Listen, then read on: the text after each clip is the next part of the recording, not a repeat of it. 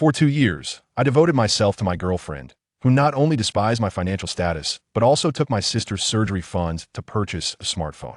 Unexpectedly, upon our breakup, I became bound to the sugar daddy system, which promised to return exponentially whatever a woman spent on me. Henceforth, I resolved to abandon my servile ways and embrace a life of indulgence. The single female CEO remarked, "Ning Fan, here's my personal supplementary card. Feel free to spend." The beautiful heiress chimed in, "Ning Fan, I bought this yacht for you. Let's go on our honeymoon." The popular actress declared, "Ning Fan, this seaside villa is in your name. I merely wish to share moments with you by the sea, as spring blossoms." Ning Fan responded, "I am merely enjoying the benefits of this system. I never intended for you to truly fall in love with me." Chapter 1. The materialistic girlfriend uses sister's surgery fund for a smartphone. Did you really use the $12,000 in my account to buy this phone? Of course. Isn't it stunning? The latest titanium alloy model. I was so lucky to snag it this morning. In a rented apartment in Shanghai City, Ning Fan gazed at his girlfriend, Su Qian, as she excitedly unboxed her new smartphone, his eyes welling with tears. "That was my sister's money for her eye treatment. Why didn't you inform me beforehand if you intended to use it?" he questioned, his voice trembling with anguish. Su Qian dismissively shrugged. "What's the big deal about using your money?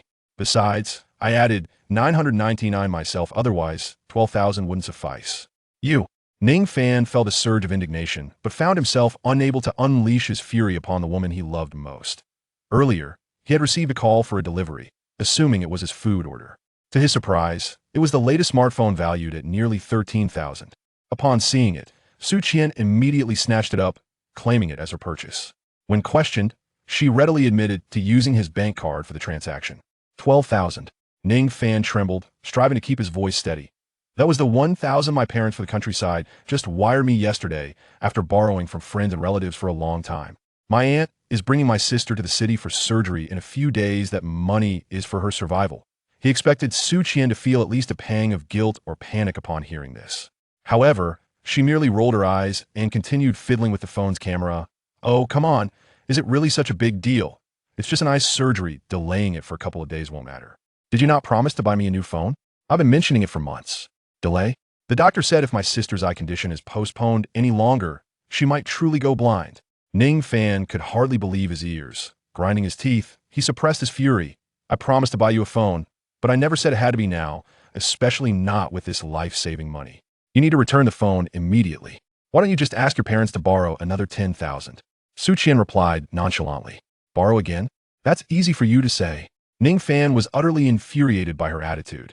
"Do you have any idea how many people my parents had to plead with to gather that 1,000? The total surgical cost is 30,000, and this 1,000 is their absolute limit. I was planning to advance them my salary this month and gather a bit more from friends, but you just went ahead and spent it without a word." Su Qian grew impatient with his outburst, tossing the phone onto the sofa, crossing her arms, and looking at him coldly. "Ning Fan, what do you mean? I've been with you for 2 years, following you after graduation, living in this shabby rental. Did I ever complain about your meager salary? Now that you've finally agreed to buy me a phone, you want me to return it? Do you even care about me? In your eyes, is my blind sister more important than I am? This isn't about who is more important." Ning Fan felt an overwhelming wave of exhaustion and disappointment wash over him. "The phone can wait. We could buy it later when we have the money. But my sister's eyesight cannot be put off. Su Qian, this is a matter of life and death." "I don't care." Su Qian shouted, "What's wrong with wanting you to buy me something after being together for so long? All my friends enjoy first-class seats and afternoon teas, but I'm the one who has been having takeout with you every day. I have never complained." Ning Fan's heart ached as if pierced by needles. "I earn 6,000 a month. Do the math. How many months have I spent less than 4,000 on you? Rent, utilities, living expenses, how many of those have I not covered?" For Su Qian, he lived frugally, wearing cheap clothes, using a phone with a cracked screen for over 3 years without replacing it. He had never guarded his bank card against her. She knew the password, yet he had never touched her phone. After 4 years, he had almost no savings. "I spend on you because I envision a future together. And you? You took my sister's life-saving funds to buy luxuries and still say such things? Su Qian, do you have no conscience?" "Conscience? Huh. I was truly blind to have chosen you." Su Qian's expression turned harsh. "What do you have besides this face? You possess no abilities whatsoever. Enough. Let's break up. I've had enough of this life." Break up. Ning Fan's heart quivered. 2 years of relationship had worn thin under the weight of life's trivialities and differing values. Yet, Upon hearing those two words, a pang shot through his heart. He cast aside his sorrow, fixating on Su Qian, the last ember of warmth in his gaze extinguished. If we were to part ways, return my money. For his sister, he had to reclaim that money. Su Qian crossed her arms, sneering, her face reflecting a defiant recklessness. Money? None. The phone is activated and cannot be returned. If you want money, there's a life at stake. You. Ning Fan trembled with rage, his clenched fists showing the strain of his emotions. He raised his hand, nearly striking her. But gazing at Su Qian's familiar face, he ultimately could not bring himself to do it. Striking her would only ensure he would never recover the money. Defeated, he lowered his hand and spoke each word clearly. Fine, the money I spent on you was voluntary. I will not pursue it. Return the 1,000 my parents borrowed. That is not my money. Why should I? Su Qian laughed scornfully. You promised to buy me a phone. This is a gift. Legally recognized. Now that we have broken up, the phone is mine. Unhappy? Take me to court. Send me a lawyer's letter. After saying this, she grabbed her bag and the new phone, not sparing him a glance, and headed for the door. Ning Fan's eyes reddened as he watched her retreating figure, feeling utterly drained of strength. What about his sister's eyesight? How would he explain to his parents? In that moment of despair, a cold, emotionless electronic voice suddenly echoed in his mind. Ding, host detected to be in extreme distress, qualifying for binding conditions. Sugar Daddy system, binding successful. This system aims to assist the host in becoming the most charming man, ascending to the pinnacle of life. Core function. Women with a charm score of 9 or above will voluntarily spend on the host, allowing the host to receive returns in multiples. Auxiliary function. Automatically identify the charm ratings of human females. Those scoring 9 or above will allow the host to selectively eavesdrop on their thoughts. Accumulate 1 trillion to unlock hidden rewards. Chapter 2. The System of Soft Rice Men. System? Ning Fan was taken aback, wondering if he was experiencing a hallucination due to his agitation. Instinctively, he glanced towards Su Qian, who was about to leave through the door. In that instant, a faint golden numeral abruptly hovered above her head. 91 points. 91 points? Does Su Qian possess such a high charm value? Is this system for real? Just as Su Qian was about to exit, a knock echoed from outside. Hello. Delivery from Sha County. Upon hearing this, Su Qian provocatively crossed her arms, casting a glance at Ning Fan. Clearly, she had no intention of helping him receive the delivery. It was also a blatant affirmation of her earlier disparaging remarks directed at him. Ning Fan, bewildered, walked over to open the door. It was from a Sha County eatery he frequently ordered from, and the delivery person was well acquainted. Here, extra chicken leg and soup combo, totaling 20 yuan. Ning Fan instinctively reached for his phone to make the payment, only to be jolted by the realization that Su Qian had emptied his bank card. Not a single cent remained. Su Qian turned to witness this scene, her face adorned with unabashed sarcasm. She retrieved her phone from her bag and scanned the delivery person's code. With a beep, she declared, "All right, payment made." Su Qian cast a disdainful glance at Ning Fan, scoffing, "Can't even pay for your own meal, you pauper." With that, she swung the door open and strode away without a backward glance. A wave of humiliation surged within Ning Fan. In the next moment, the electronic voice in his mind echoed once more. Ding. Detected that the 91-point charm female, Su Qian, has voluntarily spent 20 yuan on the host, triggering the 10,000-fold return mechanism. Congratulations to the host for receiving a return amount of 200,000 yuan. Almost simultaneously, Ning Fan's phone vibrated. Trembling, he picked it up, and the screen displayed a bank notification.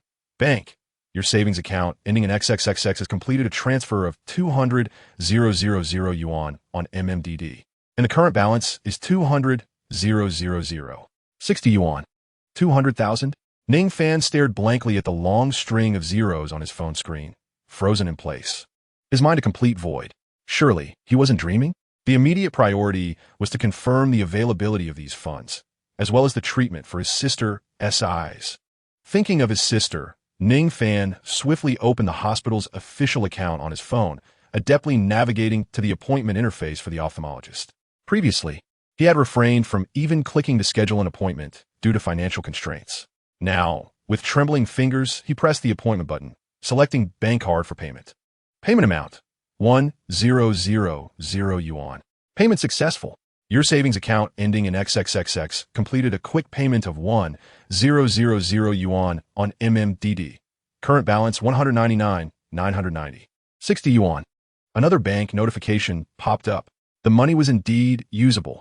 A surge of warmth rushed from his chest to his head, causing his eyes to well up with tears.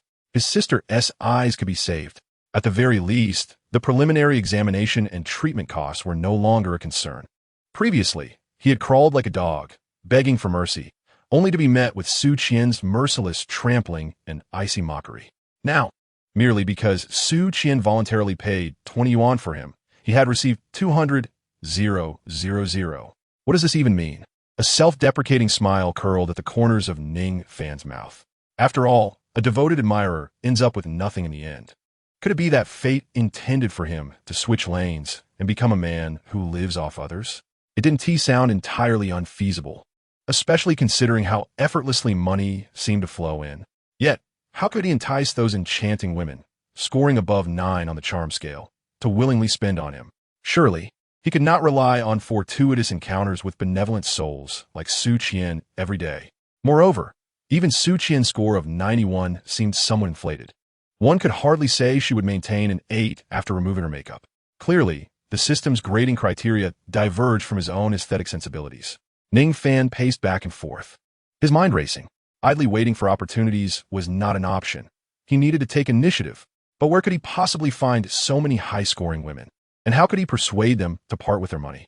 He glanced down at his faded shirt and cheap jeans, the mirror reflecting a face that appeared somewhat haggard from sleepless nights and anxiety.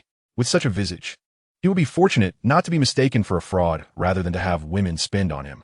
As the saying goes, clothes make the man, and a gentleman living off others ought to dress the part. Ning Fan murmured to himself. Once he acquired wealth, his first step would be to revamp his entire appearance. Where to procure such attire? Naturally, he would head to a grand shopping mall. Such places not only abound with brands, but are also likely to attract high-scoring women. Resolute in his decision, Ning Fan promptly secured his door and made his way to the largest shopping center in the city, Vientiane City. Upon entering the resplendent Vientiane City, the dazzling array of luxury goods left Ning Fan somewhat dizzy. He began to consciously evaluate the women passing by. 78 points, 82 points, 75 points.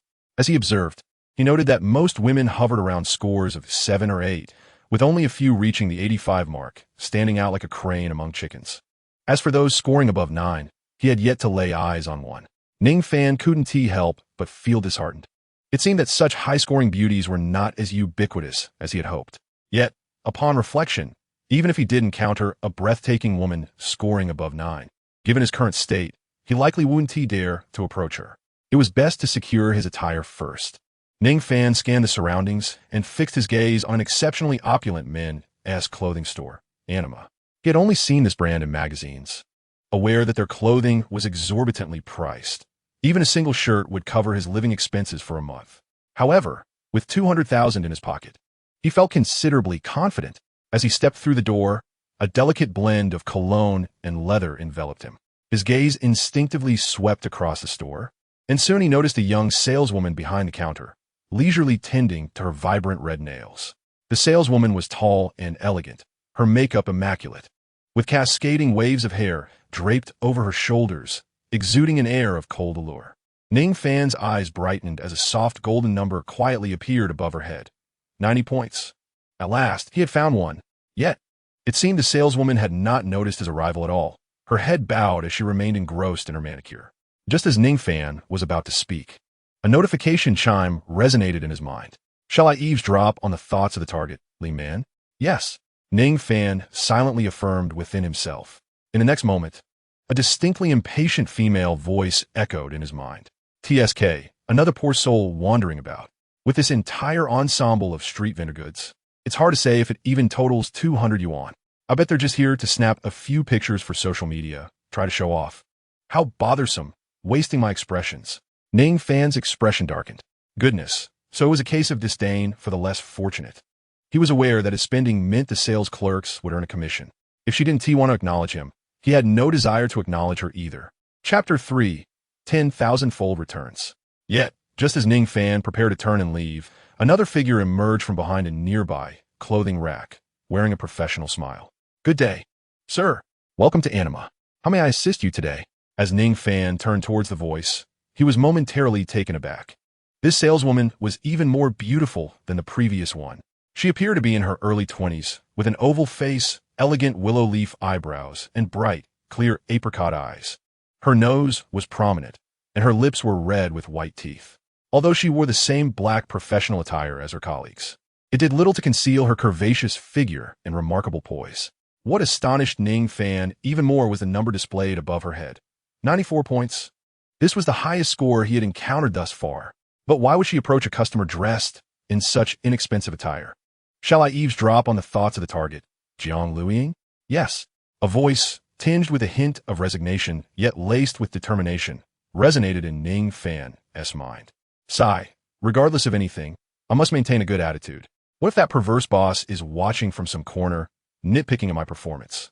This month's bonus could be jeopardized, and I might even lose my job. Last month, I was unjustly docked 2,000 yuan because of that fat man named Wang. What terrible luck. Upon hearing this, Ning Fan understood. So, she feared her boss might find fault with her. He discreetly glanced at her name tag, which read Jiang Luiying. The name sounded somewhat familiar. Oh, he recalled. He had heard from his dormmates that there was an exceptional beauty named Jiang Luiying working at Anima in the Wanxiang city, hailing from a well-off family. She usually drove a small baojun after work, and many affluent young men had pursued her, all to no avail. Would such a privileged beauty willingly spend on him? Ning Fan deemed the likelihood exceedingly slim. However, the system's notification reminded him of something. The fat man named Wang mentioned by Jiang Luiying was a suitor she had previously offended. It was said that after being rejected, this rich heir had angrily complained about her service, resulting in her receiving a hefty fine from her boss. With this thought, a slight smirk crept onto Ning Fan's lips as a plan formed in his mind. He cleared his throat, attempting to sound casual. Hello, I'd like to purchase a suit of clothes for everyday wear. Could you assist me in choosing something? Jiang Luiying smiled professionally. Of course, sir. What styles do you typically prefer? Or do you have any particular preferences? With a slight click of her tongue, she mused about his age, speculating that he must be preparing for marriage, perhaps shopping for the attire of a groom. Indeed, such a significant event in a man's life warrants a thoughtful presentation. However, judging by his attire, it seemed unlikely that his budget was exorbitant. She resolved to assist him in selecting a few reasonably priced options, ideally within a few thousand yuan, to enhance the likelihood of a purchase while saving him some money. He was rather handsome, and his fiancée, he had exquisite taste. It appeared he was marrying for love. Hearing Jiang Luiying's thoughts, Ning Fan nearly chuckled aloud. A groom? The young lady possessed quite the imagination. Yet, her kind-heartedness and consideration for his budget stood in stark contrast to the previous condescending attitude of Li Man, suppressing his amusement. Ning Fan replied calmly. No need for anything too formal. A more casual style will suffice. I prioritize comfort in my everyday wear. As for the price, it is not a concern. This statement was not entirely boastful. For luxury, ready to wear, unless it was a limited edition adorned with jewels, the cost typically ranged from tens of thousands to a few 100,000 yuan. Given his financial means, affording a suit was hardly a challenge. Jiang Luiying's eyes widened slightly in surprise, but she quickly regained her professional composure, responding with a warm smile. Very well, sir. I understand. Please follow me. She led Ning Fan to a rack adorned with new casual attire and began her patient introduction. Sir, what do you think of these options? There are featured styles for this quarter, made from comfortable fabrics with a youthful design, perfect for daily wear.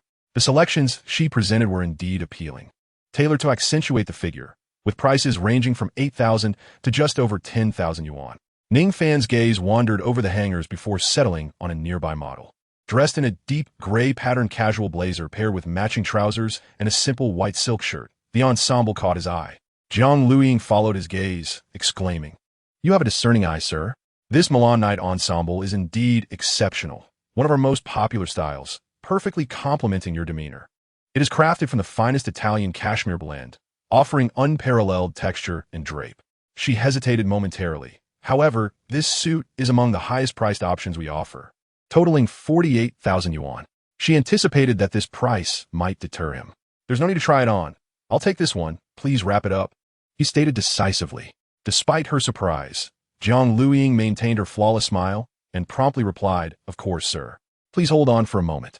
She turned to fetch a new packaging bag. As Ning Fan observed her bustling figure, He couldn't help but smile. He wasn't finished yet. Oh, and I almost forgot. Could you also help me select a casual women's outfit? Jiang Luiying paused, momentarily caught off guard as countless thoughts raced through her mind. Women's wear? Is it for his girlfriend? She pondered. After all, if he was willing to spend 48,000 on his own attire, it was only natural to purchase a nice outfit for his girlfriend as well. With a slight click of his tongue, he mused, this man is quite generous, treating his girlfriend exceptionally well. Unlike that rotund individual surnamed Wang, who, during his courtship, was miserly even with small gifts, always wearing that arrogant demeanor as if he were the king of the world. His girlfriend indeed possesses discerning taste. Having found someone both handsome and willing to spend, Jiang Luiying pondered these thoughts while outwardly inquiring, certainly, sir. May I ask what style your girlfriend typically prefers? Does she have any color preferences? And do you know her approximate size? Ning Fan surveyed the women's section of the store, his gaze landing on a lovely lavender dress not far away. That one, it looks splendid. As for the size, let us go with yours. Huh? My size? Jiang Luiying was momentarily taken aback, casting an uncertain glance at Ning Fan. How does he know my size? Did he notice when I helped him pick out clothes just now? His observational skills are rather impressive. Yet, she worried. What if his girlfriend's figure differed from hers? That could be quite awkward. Ning Fan, once again attuned to Su Qian's thoughts, raised an eyebrow. What? Is it unsuitable? And no, it's not that. Jiang Luiying quickly waved her hands, forcing a smile. I'm just concerned that there might be a discrepancy with your girlfriend's size. Don't worry, let us go with yours. I trust your judgment. Seeing his insistence, Jiang Luiying felt it best not to press further and complied, retrieving the lavender dress to package it. The total for the two outfits amounted to 76,000. Ning Fan remained unfazed as he swiped his card. Nearby, several sales associates who had previously ignored him were now wide-eyed in astonishment. They had never anticipated that this seemingly ordinary young man was, in fact, a hidden affluent heir. So lavish in his spending. Particularly, Li Man felt a pang of regret. Had she known he was wealthy, she would have showered him with her utmost enthusiasm. Perhaps this substantial sale could have been hers, earning her a commission that would cover nearly half a month's salary. Now, it seemed she had inadvertently allowed Jiang Luiying, the newcomer, to reap the benefits. Sir, here are your items, Jiang Luiying said politely, handing him two elegant shopping bags. Ning Fan accepted one containing men's clothing and, with a smile, offered her the other bag holding the lavender dress. This is for you. Huh? Jiang Luiying was utterly bewildered, her beautiful almond-shaped eyes wide with disbelief. For me? Sir, this is far too extravagant. I cannot accept it. For me. What's happening here? Wasn't he buying it for his girlfriend? This dress cost 28,000. How can I accept such a lavish gift? Why is he giving me clothes? Could it be that he has feelings for me? No way. Her heart skipped a beat, and her cheeks flushed slightly. Please take it, Ning Fan said earnestly. Consider it a token of gratitude for your assistance earlier. Frankly, the others in the store viewed me with less than friendly eyes, but you remained patient throughout. His words were a blend of truth and pretense. While his gratitude was genuine, his primary intention lay in the substantial rebate. Upon hearing Ning Fan's remarks, Jiang Luiying felt a tinge of embarrassment. She then glanced at the nearby female sales associates, their expressions fraught with discontent, especially Li Man, who appeared particularly envious. She felt a pang of regret. Had she known this young man was so generous and considerate, she would have eagerly vied to assist him. Now, she could only watch as Jiang Luiying reaped such a significant benefit. Well then, thank you, sir, Jiang Luiying said, her cheeks flushed, as she accepted the shopping bag containing the dress. Ning Fan nodded with satisfaction, a gentle smile gracing his lips. No need for thanks. By the way, as a token of my appreciation, might I have the honor of inviting Miss Jiang to share a meal with me? Huh? A meal? Jiang Luiying was momentarily taken aback, instinctively replying, but I haven't finished my shift yet. That's quite all right. I can wait, he assured her. What I ist. Jiang Luiying was a stunning beauty, scoring a solid 94 in looks. Should this meal come to fruition, the potential rebate would be immeasurable. He could hardly let this opportunity slip away.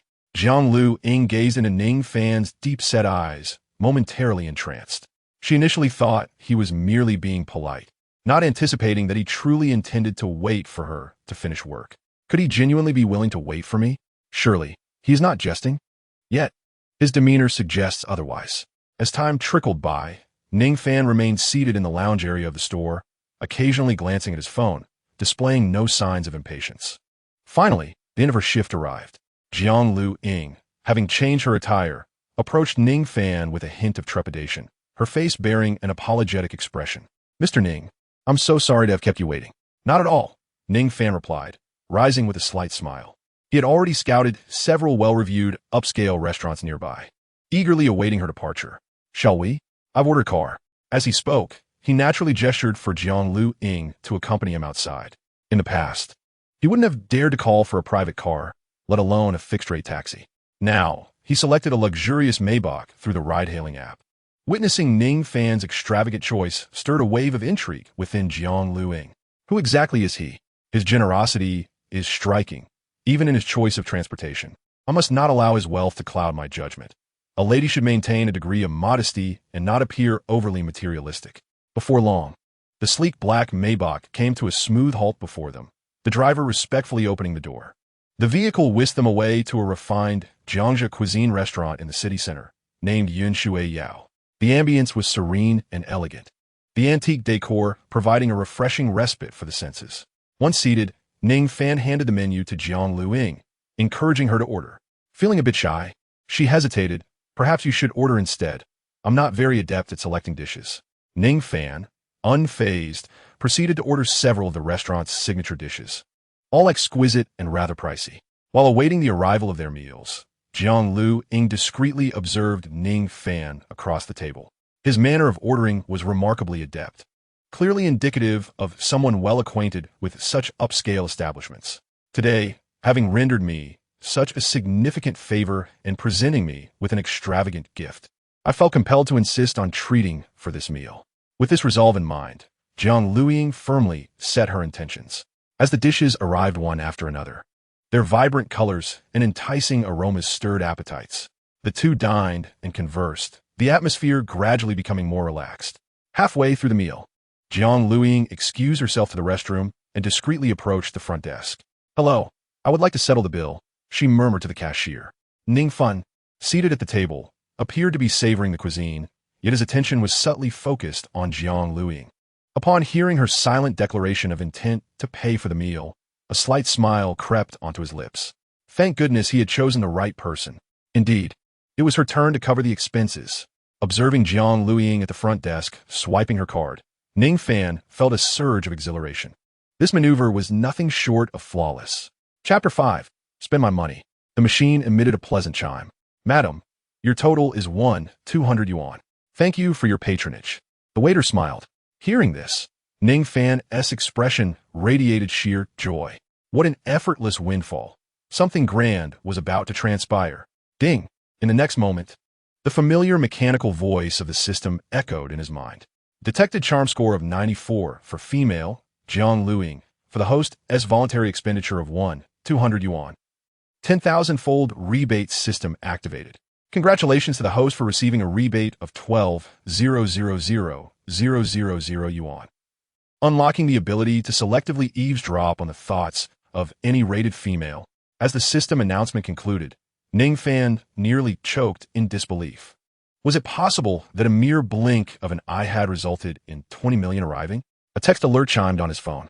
Your savings account ending in XX has received a deposit of 12,000,000 yuan on the day of the month. Current balance, 12. Ning Fan pinched his cheek hard, terrified it was all a dream, then slapped his face again. The sting was sharp, yet he was overwhelmed with exhilaration. This was no mere daydream. It was utterly delightful. Footsteps approached unknowingly. Jiang Lu Ying, curious, leaned in and asked, "Mr. Ning, what are you just doing?" Coughing, Ning Fan quickly regained his composure and lifted his glass. "Oh, it's nothing, Miss Jiang. Just a little itch on my face." "Really?" Jiang Lu Ying, momentarily puzzled, noted Ning Fan as returned to normalcy and chose not to pursue further. Could it be that Ning Fan has some ailment? Perhaps a form of mania? Hearing her thoughts, Ning Fan's expression darkened. "Miss Jiang, I assure you, I am in good health, with no ailments whatsoever." "Ah." Jiang Lu Ying was taken aback, then burst into laughter. The dinner continued, with Ning Fan engaging in lively conversation, occasionally sharing jokes. Jiang Lu Ying felt particularly at ease, emboldened by the effects of alcohol. "Mr. Ning, I must confess, I have already settled the bill," she said, hoping he wouldn't be upset. It's a minor issue. Ning Fan chuckled nonchalantly, though he couldn't help but reflect on the stark differences among women. Jiang Luiying values reciprocity in relationships, but what of his ex-girlfriend? Not only does she drain his wallet each month like a vampire, but she has never uttered a word of gratitude.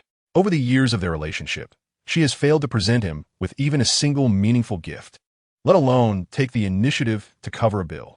Ning Fan, reflecting on this, said, Luiying, you may call me Xiao Fan from now on. Is this appropriate? Jiang Luiying's face suddenly flushed red, and she couldn't help but ponder, is he hoping to deepen our relationship with such intimate address? No, I am not ready for that yet. Sensing her thoughts, Ning Fan stifled a laugh. This young lady certainly has a vivid imagination. He is quite witty and easygoing, unlike the wealthy second-generation individuals I previously encountered, especially that rotund one. That chubby fellow really infuriated me. He insisted on giving me a ride home, and if I hadn't run quickly, who knows what would have happened? Ning Fan frowned slightly and asked, Luiying, do you often face harassment in sales? Not too frequently, perhaps a few times a month. I can manage for now. After all, as a hardworking individual, I do possess a certain level of resilience. Jiang Luiying replied, giggling.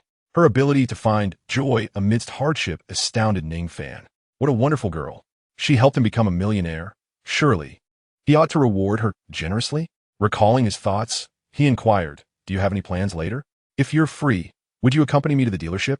Dealership? Jiang Luiying paused for a moment before quickly nodding. Of course. Are you thinking of buying a car? The mention of a car purchase sparked her excitement. I've been driving a second-hand BMW for years. When will I ever get a new one? Listening to her daydreams, Ning Fan smiled. Let us meet at your home at 8 this evening. We'll explore the dealership together. I have some matters to attend to, so I'll see you later. After the meal, Ning Fan specifically arranged for a Maybach to pick up Jiang Luiying. Xiao Fan, I'll be waiting for you tonight. Jiang Luiying waved goodbye reluctantly. Ning Fan nodded gently and strolled away, first stopping at the bank. Although he had become immensely wealthy, he chose to proceed cautiously so as not to alarm his family. Ning Fan opened his phone and called his father. Beep, beep, beep. Dad, did you receive the 100,000 I sent? Please settle the family's debts first, and use the remainder to enhance your and Mom's lives. As for my sister's surgery, I've already made the necessary arrangements. You need not worry. Ning Fan spoke. His father on the other end was taken aback. After a moment of stunned silence, he looked at the text notification and gradually regained his composure. Son, where did you get this 100,000 from? Speak honestly with your father. Have you borrowed money from someone? His father's tone was urgent, clearly associating it with loan sharks. Such things are to be avoided. The interest can be crippling. Rest assured, Dad, this is a bonus for my company. From now on, you and Mom should work less. If you need money, just let me know. All right, I must go now. When I have time, I'll visit my sister and also come home. After agreeing on a time to return home, Ning Fan hung up before his father could continue his inquiries. At that moment, he was filled with a whirlwind of emotions. Even if he spent an exorbitant amount on his ex-girlfriend, the infatuated man at that time still found no sense of fulfillment. Recollecting his thoughts, Ning Fan returned home. He pushed open the dilapidated security door and stepped into a living room resembling a dog kennel. Gazing at the chaotic mess where there was scarcely a place to stand, he resolved, it appears time to seek a new residence, one where comfort is paramount. He had heard that the spacious apartments in the northern part of the city were quite popular. He planned to visit one tomorrow. With his decision made, he was just about to leave when, click, the door swung open once more. His ex-girlfriend, Su Qian, stood at the threshold, her face a mask of astonishment. Ning-san, have you transformed from a country bumpkin into a phoenix? As she regained her composure, she sneered, that coat is a knockoff, I senti it, and those pants and leather shoes, did you buy them from Puqian? They look like the kind of cheap imitation that is utterly embarrassing. Upon seeing Ning Fan, there was not a trace of nostalgia in Su Qian's eyes, only disdain. Ning Fan's expression grew cold. What are you doing here? I'm not here to rekindle our romance. I merely came to retrieve my handbag left at your place. Ignoring him, Su Qian strode into the bedroom. After a while, she returned, clutching a designer bag, one that Ning Fan had painstakingly saved for 5 months to purchase, costing nearly 20,000. You peasant, consider this a parting lesson. If you wish to flaunt, at least don't wear counterfeit goods. It's truly beneath you. Su Qian mocked before turning on her heel and walking away without a backward glance. Ning Fan's gaze remained icy, wholly uninterested in eavesdropping on her thoughts. As he found her repulsive, Su-Chien, I hope you remember what you said today. Chapter 6. Slapping the ex in the face. Ning Fan stepped out of his home and contacted his landlord to terminate the lease. He then summoned a Maybach chauffeur. When asked for the address of Jiang Lu Ying's residence, Ning Fan gestured for the driver to proceed. Across the street, Su-Chien was still waiting for a taxi. He inadvertently glanced at the passing Maybach, envy etched across his face. Ah, I would love to sit in that, even if just for a photograph. He mused, hoping the next fool to be ensnared would be a wealthy heir. Suddenly, a figure appeared in the rear window of the Maybach, striking Su-Chien with a sense of uncanny familiarity. She rubbed her eyes, but before she could scrutinize further, the luxurious vehicle sped away. That figure, didn't it resemble Ning Fan? Surely, I must be mistaken. That country bumpkin wouldn't have the means to ride in a Maybach. With that thought, Su-Chien gradually felt reassured. Meanwhile, the Maybach raced ahead, eventually halting in front of an old residential complex. Ning Fan raised an eyebrow, peering through the car window. This neighborhood had been around for decades. The security guard at the entrance was an indication, and there wasn't even a single streetlight illuminating the area. This girl is living in rather harsh conditions, Ning Fan murmured to himself, pulling out his phone. Beep, beep, beep. Lu Ying, I'm downstairs at your place. Come down soon. Moments later, Jiang Lu Ying arrived as promised. Tonight, she had made a special effort to adorn herself, her makeup exquisitely done, leaving Ning Fan momentarily awestruck. Well done, Lu Ying. I didn't expect you to so effortlessly pull off such bold makeup. He admired her long lashes and the alluring red lips that exuded a daring sensuality, silently marveling at her transformation. Dressed to perfection, Jiang Lu Ying's appearance could easily elevate her score by a few decimal points. Upon opening the car door, she shyly entered the vehicle. Driver, to the fourth store on Commercial Street, please. 30 minutes later, they arrived at their destination. The establishment was immense, with a ceiling height of at least 6 or 7 meters. Through the display windows, a plethora of top-tier supercars graced the showroom. Lamborghinis of all varieties were on full display. Stepping out of the car, Jiang Lu Ying couldn't help but widen her eyes in awe. So many exquisite sports cars. This Ferrari is stunning. And look at that 911. Well, I suppose I shall indulge my eyes. After all, I am here to accompany someone. Jiang Lu Ying's thoughts were plentiful. Hearing this, Ning Fan, standing outside, couldn't help but smile. Little girl, soon enough you'll have your jaw dropping. Come on, Lu Ying, let's go inside. Ning Fan said with a grin as he stepped in. Jiang Lu Ying followed closely, her gaze darting around in wonder. The showroom was extraordinarily spacious, adorned with a minimalist yet grand design. That man is rather handsome. Arriving in a Maybach, he must be from a wealthy family, both handsome and affluent. I envy the girl by his side. I must find a way to get his contact information. Her inner musings echoed from the counter. Ning Fan glanced up to see a stunning saleswoman peering over. With long, jet-black hair cascading over her shoulders, her exquisite features were complemented by a curvaceous figure, particularly her enchanting hourglass waist, which left onlookers breathless. In the next moment, a golden shimmer appeared above her head. Score, 95, the golden legend. Ning Fan raised an eyebrow, realizing that this score surpassed Jiang Lu Ying's by a tenth. What a treasure he had discovered. Ning Fan's mind began to race. The alluring saleswoman approached with a bright smile. Welcome to our store. Good evening. I am the sales representative, Yu Lily. How may I assist you? Her demeanor was exceedingly warm. As she spoke, she quickly assessed the customer's attire. All designer labels. That young man's jacket is something I've seen. It must cost several tens of thousands. And his companion. That dress is one I have long coveted. Will I ever find a wealthy boyfriend like that? Yu Lily thought, feeling a pang of envy. Ning Fan quietly noted her thoughts, smiling as he said, I intend to look at some cars. The Ferrari and the 911 in your showroom are quite appealing. Could you please show us? Upon hearing this, Jiang Lu Ying was taken aback. No way. Could it be that Ning Fan is preparing? Impossible. He doesn't even know what cars I like. He must be planning to drive one for himself. Oh, Jiang Lu Ying, after only one day together. What reason does he have to buy you a car? Her inner dialogue was rife with speculation.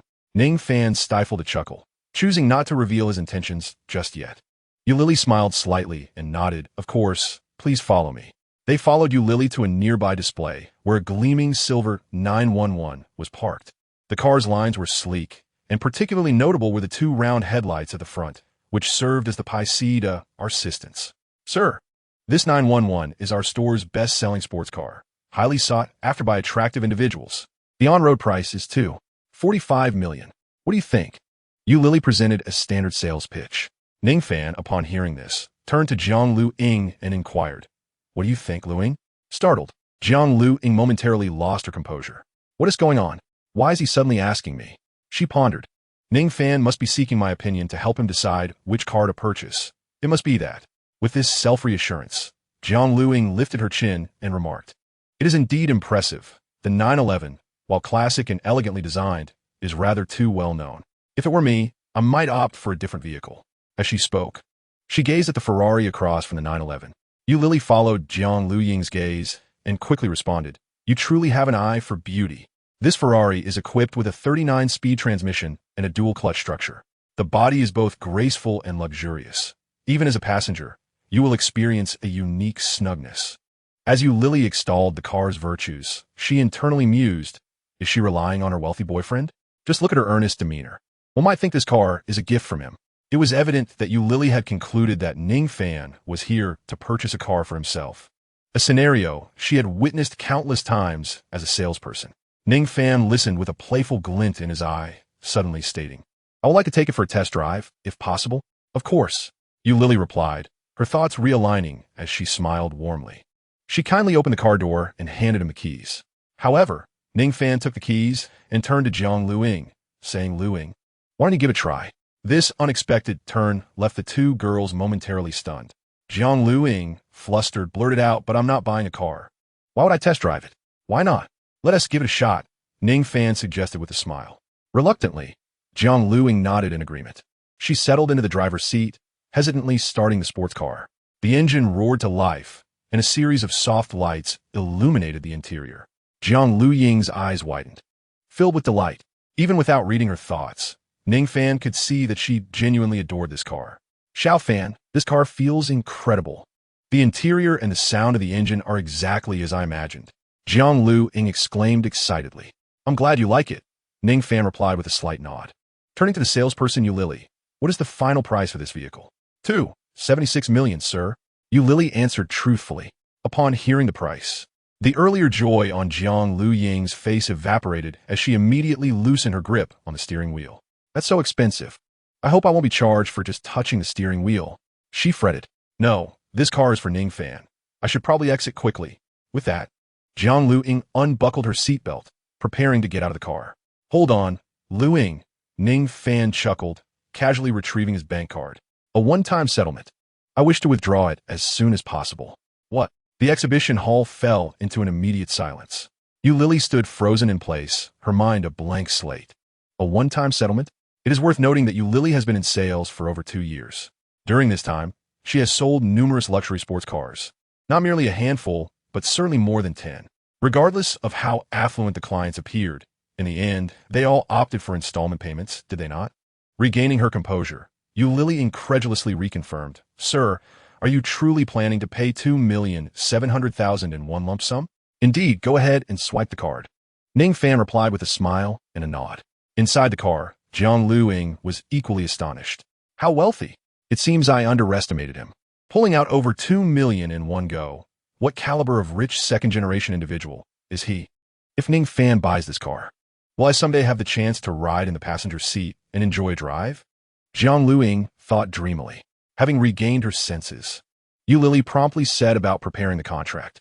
It was a rare opportunity to encounter such a significant client. Her breath quickened as she forced herself to remain calm. A few minutes later, the contract was swiftly prepared. "Sir, please present your identification. Once confirmed, you may sign. By the way, your name is Ning Fan." Ning Fan replied, but did not produce his identification. He looked at Jiang Lu Ying in the car, casually saying, "Prepare to sign, Miss Jiang. This car is a special gift for you." After a brief pause, she remained speechless. It was not until Ning Fan called her a few times that Jiang Lu Ying managed to awaken from her stupor. Dazed, she gazed at Ning Fan and then at the contract presented by the salesperson, feeling as though she were in a dream. "Is this real? Ning Fan, are you truly giving me a $2 million sports car? I must be dreaming, surely." Hearing the turmoil within Jiang Lu Ying's thoughts, Ning Fan chuckled softly. Miss Jiang, you are not dreaming. This car is indeed intended for you. She looked into Ning Fan's earnest eyes and the smile gracing his lips. In an instant, Jiang Luying's face flushed crimson, her heart racing uncontrollably. She quickly exited the car, shaking her head repeatedly. This gift is far too extravagant. I cannot accept it. Moreover, we have only known each other for a day. I'm not that kind of woman. How could I accept such a car? Jiang Luying was resolute in her refusal. At this moment, Ning Fan felt somewhat distressed. His decision to purchase a car for Jiang Luying was not solely to reciprocate her kindness. After all, she had initiated the bill during their previous meal, triggering a system reward. Thus, if he bought her a car this time, perhaps in the future, Jiang Luying would willingly spend again, activating the system mechanism anew. Luying, I am also doing this to express my gratitude. To be honest, prior to meeting you, I had just gone through a breakup and was even contemplating life as end. If it weren't for our dinner together, I wouldn't have been able to move on so swiftly. Ning Fan feigned sadness, placing a hand on his forehead. If you do not accept this token of my appreciation, I will be very heartbroken. Jiang Luying was momentarily stunned, taking a while to regain her composure. She looked at the dark red Ferrari, swallowing hard.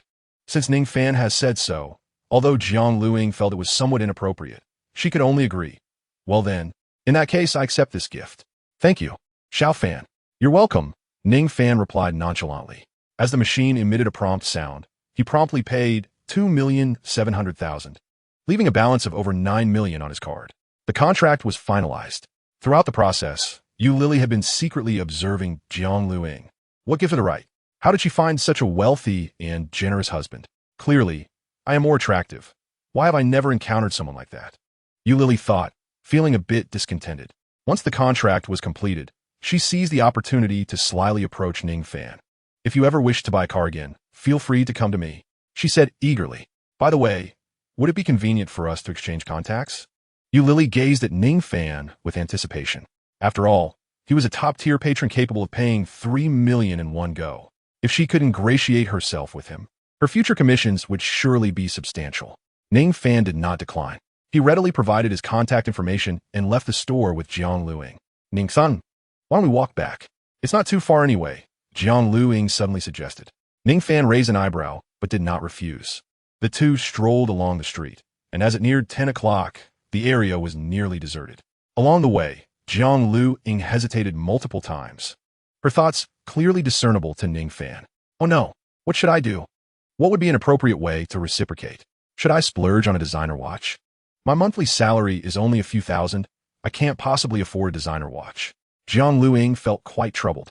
Upon hearing this, Ning Fan took the initiative to propose. Luying, how about we go watch a movie tomorrow? I've been quite busy lately, and it's been almost a year since I last saw one. It would be perfect. Ning Fan offered her a way out. Jiang Luying's eyes lit up. Great. Then I'll treat. Of course, Ning Fan replied with a calm exterior, though internally he was already elated. If Jiang Luying treated him tomorrow, wouldn't his assets double again? Chapter 8. A Gesture of Gratitude. Ning Fan was somewhat familiar with the expenditure levels at the cinema in the city center. A year ago, he had been implored by his ex-girlfriend to visit. Not only were the movie tickets over 100, but the prices for snacks were 4 to 5 times those outside. He vividly recalled that day. They merely watched one film, bought 2 buckets of popcorn and milk tea, plus some money for the claw machine. By the end of the afternoon, they had spent nearly 1,000.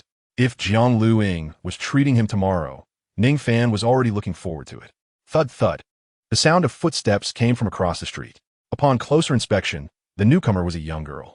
She was reasonably attractive, dressed quite provocatively, and her gaze was fixated on Jiang Luying. With a score of 1.5, she was hardly worth Ning Fan's attention. Jiang Luying, what a surprise to run into you here, the heavily made-up woman exclaimed, immediately putting on an enthusiastic facade. Oh my, we haven't seen each other in over a year. How have you been? Still working in that grueling sales job?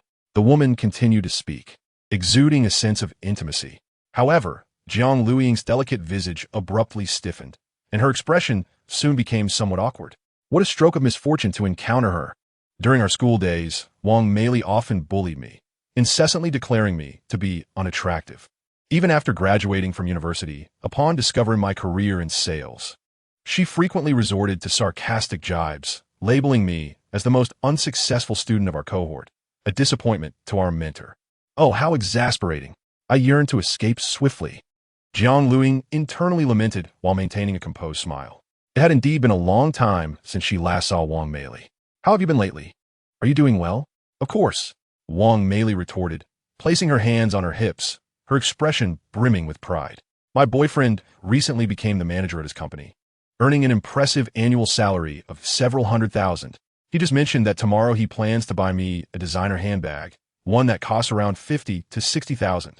As she spoke, Wang Meili scrutinized Jiang Luing from head to toe, deliberately adding, "Oh, well, yes, Luing, since you're in sales too, why not accompany me and help me select a handbag? After all, you don't have a boyfriend, so I'm sure you have the time." Wang Meili's words were a blatant mockery aimed at Jiang Luing. The atmosphere grew tense, the tension palpable. Ning Fan stood by, observing the unfolding drama.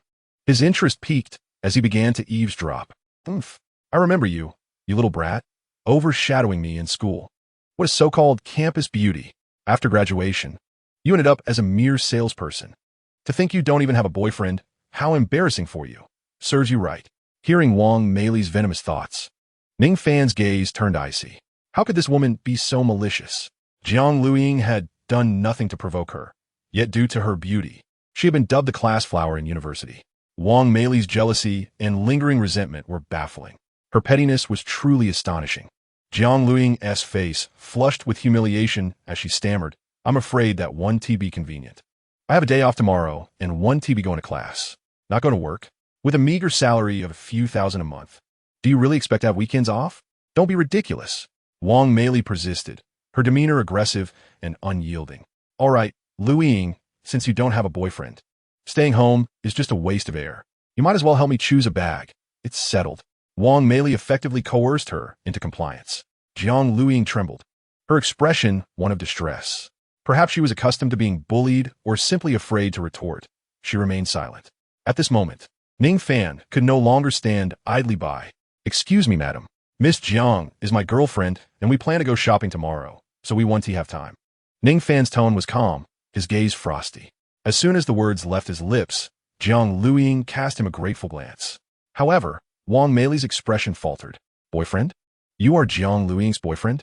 "Indeed," Ning Fan replied with a confident smile, wrapping his arm around Jiang Luing's delicate shoulder. The warm touch sent a wave of thirst through him. With his somewhat handsome features accentuated by luxurious designer attire, he radiated an air of affluence. Despite her small-mindedness, Wang Meili had an eye for quality. As she assessed Ning Fan, her surprise was evident. The gentleman appears to be adorned in garments from prestigious brands. Could it be that this scoundrel has indeed secured a wealthy patron? It seems improbable. Jiang Luing is not so fortunate. This fellow is likely to be merely indulging in amusement, and when he grows weary, he will undoubtedly cast her aside. Wang Meili pondered darkly. Upon hearing such vulgar remarks, Ning Fan furrowed his brow even deeper. Suddenly, footsteps echoed behind them. Jiang Luing looked back in confusion to see his sales representative from the store approaching. "Mr. Ning, wait. Your girlfriend's car purchase contract was left behind." Yu Lily hurried over, breathless, extending the paper contract. "Miss Jiang, this contract is of utmost importance. If it gets lost, you won't be able to prove that your boyfriend purchased that Ferrari for you," Yu Lily kindly warned. Jiang Luing accepted the contract, repeatedly expressing her gratitude. "Thank you for making the trip. No need for thanks. I shall take my leave now," replied Yu Lily, fully aware that lingering would only cast her as an unwelcome presence. With Jiang Luing securing the contract, Wang Meili observed intently, replaying the saleswoman's words in her mind. Utterly dumbfounded. "A Ferrari? Isn't that the high-end supercar priced at nearly $3 million? From the saleswoman's insinuation, could it be that Jiang Luing's boyfriend truly bought her one? Wang Meili found it hard to believe. After all, her own boyfriend had only agreed to buy her a purse worth several thousand after much coaxing. And here was Jiang Luing's boyfriend, casually purchasing a top-tier supercar. Such extravagance was simply outrageous. As these thoughts swirled in her mind, Wang Meili's face flushed with envy and indignation. "Miss Wang, why does your complexion seem so pallid?" Ning Fan inquired knowingly, a smile gracing his lips. "Could it be that you've applied some wax to ward off the chill?" He added, "One must take care of their skin. Just look at my girlfriend's delicate complexion." Each word struck a chord within her. At this moment, Wang Meili could no longer remain composed. She shot a resentful glance at Jiang Luing and turned to leave in a huff. As Wang Meili's figure faded from view, Jiang Luiying could hardly contain her laughter, her petite frame quaking with mirth. Xiao Fan, your words wield such power. Chapter 9, Flirtation. Ning Fan found himself momentarily entranced. How enchanting! Jiang Luiying noticed his unwavering gaze upon her, and a blush crept across her cheeks. I should head back now. Her voice was so soft that Ning Fan nearly missed it. Seeing her bashful demeanor, he realized how innocent Jiang Luiying truly was, pure as fresh parchment. Infinitely more so than Su Qian. As she prepared to depart, Ning Fan was determined not to miss the opportunity to escort her. It's getting late. I cannot allow you to return alone. Allow me to accompany you, he said with gentlemanly grace. Jiang Luiying nodded in silence, gradually making her way homeward. Ning Fan followed closely behind, matching her pace. For a fleeting moment, he mistakenly believed himself to be in the throes of romance. Yet, the journey was regrettably brief. In a short while, Ning Fan escorted Jiang Luiying downstairs. Just as he was about to speak, words eluded him. Jiang Luiying smiled gently and said, "See you tomorrow. Don't forget to pick me up." "Of course. I won't forget," Ning Fan replied, watching her retreating figure and shaking his head slightly. No matter how wonderful Jiang Luiying is, I must not become ensnared. What could a single Jiang Luiying offer me? I am a man who seeks to indulge in the comforts of life. Ning Fan pondered, unconsciously clenching his fists. At that moment, a honk interrupted his thoughts. Turning around, he noticed a Volkswagen with its window slowly descending. To his surprise, it was Yu Lily from the dealership. Ning Fan approached her, resting his hands on the window frame. "What a coincidence. You live here too?" Yu Lily shook her head and smiled. "Would you believe me if I said I was following you on purpose?" Stunned, Ning Fan walked around the front of the car, opened the passenger door, and took a seat. "I believe you." As he spoke, he noticed Yu Lily had donned stockings, yes, the kind with letters. Yu Lily caught Ning Fan's gaze and playfully remarked, "My Volkswagen may not have letters, but I can certainly let my stockings sport them." Her words were undeniably alluring, and Ning Fan felt himself becoming entranced. Although he had previously cohabited with Su Qian, their relationship lacked intimacy. He returned home each day utterly exhausted, with little energy left for tenderness. Most nights, it was merely a quick rinse before collapsing into bed. Even during the rare occasions of intimacy, Su Qian was often half-hearted, requiring him to promise a plethora of bags and cosmetics. He had never encountered such flirtation as Yu Lily's. With her being so forward, he saw no reason to hold back. Ning Fan extended his hand, and Yu Lily, observing his nervous demeanor, laughed heartily. "I thought you were just a naive little brother, but it turns out you're quite worldly." Her laughter felt like encouragement to Ning Fan. "Lily, I admit you are quite the seductress, but I am not so easily swayed. While you desire a Volkswagen with letters, I too wish for my stockings to bear them. Let us see how you perform tonight." Ning Fan discerned that Yu Lily was much like Su Qian, both having fallen into the allure of wealth. Nevertheless, he still hoped to extract some value from her. His words brought immense joy to Yu Lily, who suggested taking him to a hotel. Ning Fan, however, shook his head. "I'm hungry. Let's eat first." Yes. Only when full can one have the energy to enjoy my performance." Yu Lily immediately started the car, leading Ning Fan to a night market. This disappointed him, as he wondered how much one could truly spend at a night market. Oh well, a little is better than nothing. This Yu Lily is not as innocent as Jiang Luiying. She won't be easily won over, following the principle of small gains accumulating into larger ones. Ning Fan resolved to extract as much as he could, choosing a barbecue stall and ordering some pricier items. However, it was merely a few hundred yuan. Should Yu Lily take the initiative to pay, it would indeed represent a considerable sum of income. Just as Ning Fan prepared to indulge, an irritating voice pierced through the air. "Huh, you can't even afford to buy me a phone, yet you can spend money on barbecue?" Upon hearing these words, he immediately recognized the speaker as Su Qian. Ning Fan set down the skewer in his hand and turned, only to behold that face which filled him with disgust. What a stroke of misfortune! Ning Fan's expression was one of fury. "Misfortune? Ha! Encountering you is my true misfortune. You impoverished wretch. You're only worthy of eating at this roadside stall." Su Qian spoke with an air of superiority, her demeanor so regal that one might mistake her for a pampered heiress. Beside her stood a middle-aged man adorned with a large gold chain, who wore a mocking smile. "So, you are Xiao Qian's ex-boyfriend, huh? No wonder you couldn't hold on to such a fine girl.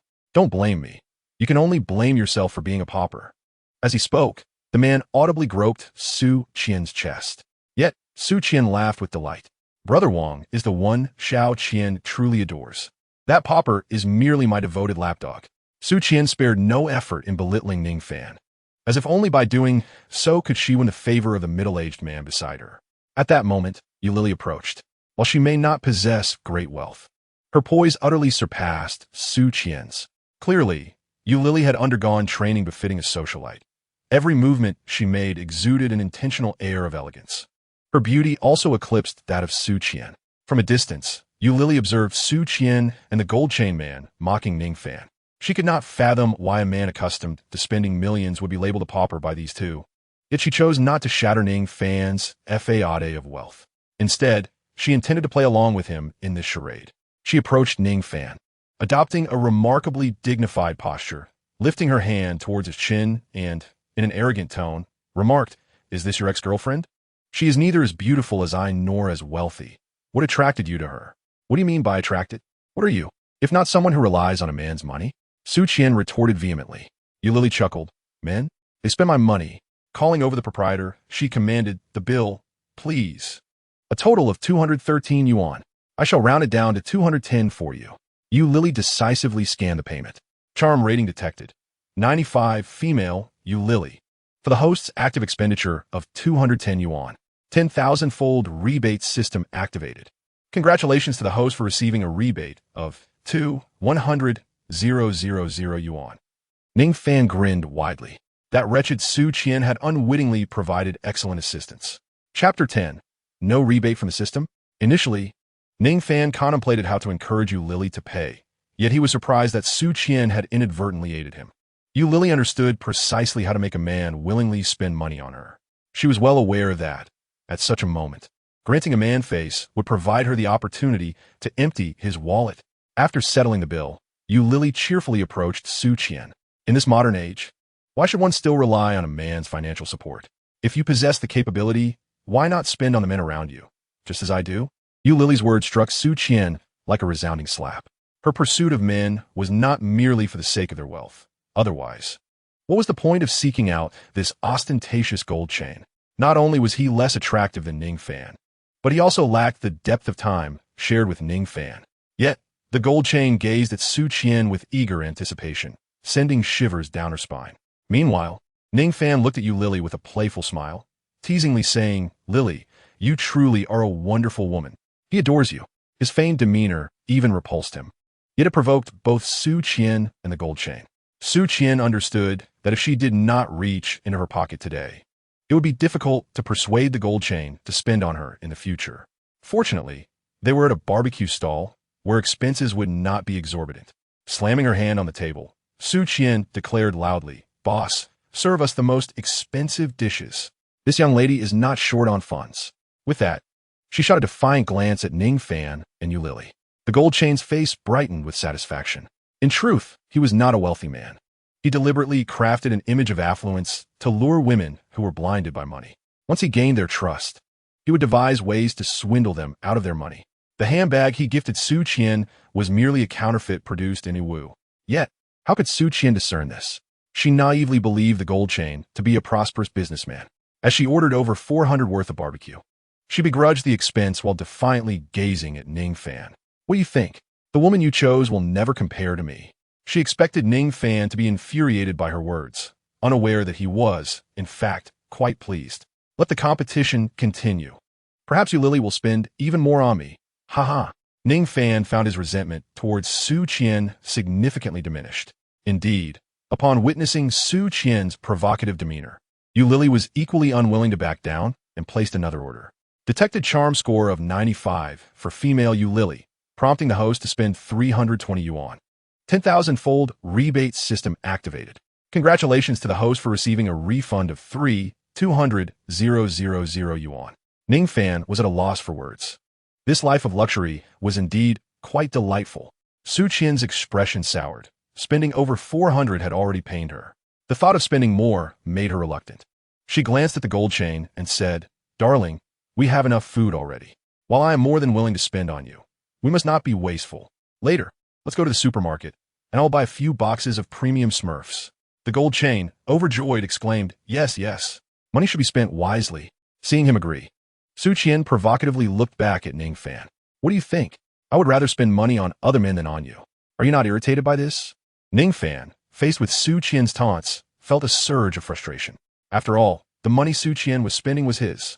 Despite the provocations from Su Qian, Yu Lily expended a considerable amount of money on him, resulting in a profit of over 5 million. However, as a man, Su Qian's actions incited his profound anger. Observing the irate expression on Ning Fan's face, Su Qian's laughter became even more alluring. She could not bear the sight of Ning Fan being pleased. How could she endure seeing a woman more beautiful than herself lavishing attention and money on him? Yet, Yu Lily's display of affection was far from over. She pulled out her phone and, with a playful smile directed at Ning Fan, declared, "Xiao Fan, I have just booked the presidential suite at the Hilton. After our meal, we shall head over.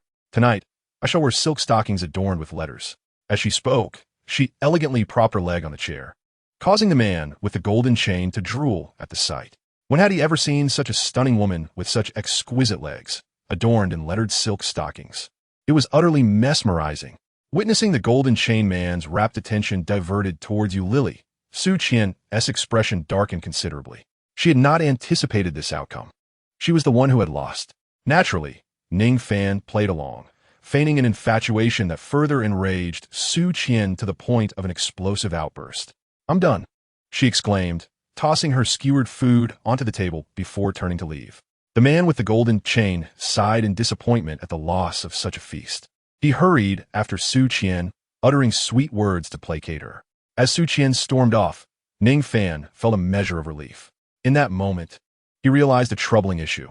Why had he not received a rebate for Yu Lily's hotel booking? Could it be that the system had malfunctioned? If the system were to fail, what would his future hold? The mere thought of a potential system failure darkened Ning Fan's countenance. Noticing his distress, Yu Lily quickly inquired, "Xiao Fan, what is the matter?" Ning Fan snapped back to reality and shook his head slightly. "It's nothing." Yu Lily assumed he was upset due to Su Qian and began to console him. "Xiao Fan, that woman is not worth your affection. She is neither as beautiful as I am, nor as lovely as your new girlfriend. Why bother with such a woman?" Ning Fan forced a smile, making an excuse about feeling a bit unwell and needing to use the restroom. Yu Lily raised an eyebrow. "Unwell? Could it be the barbecue wasn't clean?" As she prepared to call the boss, Ning Fan quickly interjected, "It's not the barbecue. It's just that I felt something immediately after eating it. Which wouldn't happen so quickly if it were unclean." Yu Lily found his reasoning valid. "Then hurry along. Don't hold it in," she teased, her laughter intensifying Ning Fan's discomfort. If the system were indeed failing, would he still have the opportunity to indulge in the charms of such beautiful women in the future? He dashed to the restroom, urgently inquiring about the system's status. The system promptly responded, "Yu Lily's expenditure does not yet count as a consumption for the host. The rebate will only be processed after the host checks into the hotel." With this revelation, Ning Fan breathed a sigh of relief. So that was the case. It had frightened him. A smile returned to his face. Chapter 11. A further invitation to Jiang Luing. After satiating their appetites, Ning Fan and Yu Lily arrived at the Hilton Hotel. With Yu Lily being so proactive, how could Ning Fan possibly let this opportunity slip away? Moreover, this presidential suite must cost at least 1,000 or 2,000 per night. So for the sake of the rebate, staying here tonight was a must. Upon entering the hotel room, the rebate finally came through, an astounding 25 million. Truly, the presidential suite at the Hilton is exorbitantly priced. With this substantial rebate, Ning Fan felt as though all his troubles had vanished from the world. He lunged toward Yu Lily and could almost hear her thoughts. Ning Fan is so eager. Should I not be a bit more reserved? Though I am quite experienced. Should I perhaps feign some innocence at this moment? Ning Fan tuklet. No need for reserve. No need for innocence. Let me indulge in this moment. He thought to himself, if you hold back, wouldn't that only disadvantage me? Yu Lily felt a jolt of surprise. How did Ning Fan know her thoughts? However, since he had already expressed himself so boldly, she decided to let go completely. That night, Ning Fan reveled in the experience. The following morning, Ning San Gentlis ho Yu Lily awake. I wish to sleep a little longer. You truly exhausted me last night, she murmured, her eyes still heavy with sleep. The implication was clear. She had given a great deal last night, and it was now his turn to reciprocate. How could Ning Fan not grasp Lily's meaning. First, the stockings with letters, and then the car with letters. Unforgettable. Ning Fan grinned widely. Lily casually rested her hand on Ning Fan's chest. He rolled over, pinning her beneath him. After a while, Ning Fan dressed himself. Your letters have been torn. I must compensate you for that letter. Now hurry and get ready. His words revitalized Lily, who had felt utterly drained moments before. At 1 o'clock in the afternoon, Ning Fan stumbled out of the hotel, his body weary. After fulfilling Lily's desire for the car with letters, she expressed her gratitude through her actions. Ning Fan leaned against his aching waist. A frown etched across his face. The system is indeed beneficial, but why can't it enhance one's physical strength? At this rate, the endeavor of relying on others may prove challenging. Just when Lily seemed to be draining him dry. At that moment, the system appeared to have caught wind of Ning Fan's complaints. Host, this system mentioned at the outset that once you achieve a rebate of 1 trillion, there will be an unexpected surprise for you. This system can divulge a hint. As long as you accomplish this system's tasks, not only will you gain physical prowess, but immortality will also be at your fingertips. Ning Fan was left speechless. 1 trillion? Is that an easily attainable goal? The voice of the system chimed in again. Is it truly so difficult? This system offers 10,000-fold rebates. As long as you have enough women spending 100 million on you, you will complete the task. Ning Fan was at a loss for words. 100 million? Is that not a substantial sum? Well, he thought, I shall persevere. Today, I must not flake on my date with Jiang Luiying for a movie. So far, only Jiang Luiying and Lily have sufficient ratings among women. He needed to maximize his rebates with them. As for Su Qian, Ning Fan had no such intentions whatsoever. Upon arriving at the place where Jiang Luiying resided, Ning Fan dialed her number. Jiang Luiying answered almost instantaneously. Xiaoing, em downstairs. Ning Fan addressed her with an affectionate nickname. Upon hearing this endearment, Jiang Luiying appeared momentarily taken aback. Her charming face flushed with a rosy hue. She had not anticipated Ning Fan would call her so intimately, which filled her with both shyness and delight. Hum, I'll be right down.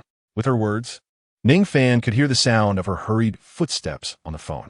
Clearly, Jiang Luiying had prepared everything and was merely awaiting his call. Ning Fan felt a surge of joy in his heart. This little girl was truly delightful. After spending years with Su Qian, he had never experienced such treatment. Each time he arranged to meet her, he would be left waiting for a considerable period. 3 minutes later, Jiang Luiying appeared before Ning Fan. Her breath was rapid, causing her chest to rise and fall enticingly. The rosy tint on her face rendered her exceedingly alluring. For a fleeting moment, Ning Fan was tempted to kiss her. Yet, he restrained himself. Having just met, such haste could easily frighten her away. Of course, he also considered Lily from the previous night. Although he had some thoughts, his desire was not intense, and he easily kept it in check. Xiao Fan, did you wait long? Jiang Luiying initiated the conversation. Ning Fan smiled and shook his head. Not at all. I just arrived. I didn't expect you to come down so quickly. Jiang Luiying chuckled bashfully. She wouldn't disclose to Ning Fan that she had been anxiously waiting by the phone. Observing Jiang Luiying's bashful demeanor, Ning Fan surmised that she had indeed been anticipating his call. Without uttering a word, he reached out and took her delicate hand. When their hands touched, Jiang Luiying felt a current of electricity surging through her body, leaving her with an indescribable sensation. Yet, she did not withdraw her hand, but allowed Ning Fan to hold it. Not far from Jiang Luiying's residence stood a cinema, albeit one that appeared somewhat dilapidated. Xiao Fan, this cinema is nearby, but the environment isn't very pleasant. Jiang Luiying's voice dwindled as she spoke. At that moment, Ning Fan caught a glimpse of her inner thoughts. Having spent quite a bit yesterday and taking a day off today, I fear my salary this month will be rather meager. I must economize. I just wonder if Xiao Fan will find this cinema unappealing. Ning Fan was slightly taken aback upon hearing Jiang Luiying's thoughts. He realized her circumstances were not particularly favorable. Although she drove a second-hand BMW, she was genuinely part of the working class. The expenses from the previous day weighed heavily on her. However, this revelation only deepened Ning Fan's appreciation for her. Despite her limited finances, she was willing to spend so much on him, which revealed her commendable character. As Ning Fan tightened his grip on her hand gently, he reassured her, it's all right. As long as our relationship is strong enough, it doesn't matter where we watch a movie. His words brought a profound sense of relief to Jiang Luiying. She led Ning Fan to the ticket counter of the cinema. Ning-san, is that really you? As Jiang Luing was preparing to purchase her ticket, a young man suddenly leapt in front of Ning Fan. I recognized your silhouette from afar. I rushed over. And lo and behold, it is indeed you. Ning Fan immediately recognized him as Zhang Chao, the roommate who had previously gossiped about Jiang Luing with him. Zhang Chao, is it you? What a coincidence. Ning Sun Eflaimet, Somelhat Surpriset. Simultaneously, a notification from the system appeared. Movie tickets were not expensive, merely 58 yuan, leading to an unexpected windfall of 580,000 yuan for Ning Fan. It is quite a coincidence. I never expected to encounter you here. And is this Su Qian? Zhang Chao inquired, glancing at Jiang Luing, who had just received her movie ticket, mistakenly assuming her identity.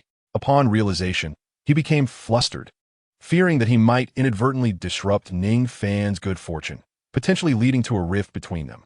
Xiao Fan, is this your friend? Jiang Luing asked, casting a glance at Zhang Chao. Ning Fan nodded. This is my university roommate, Zhang Chao. Hello. Jiang Luing greeted shyly. Zhang Chao pulled Ning Fan aside.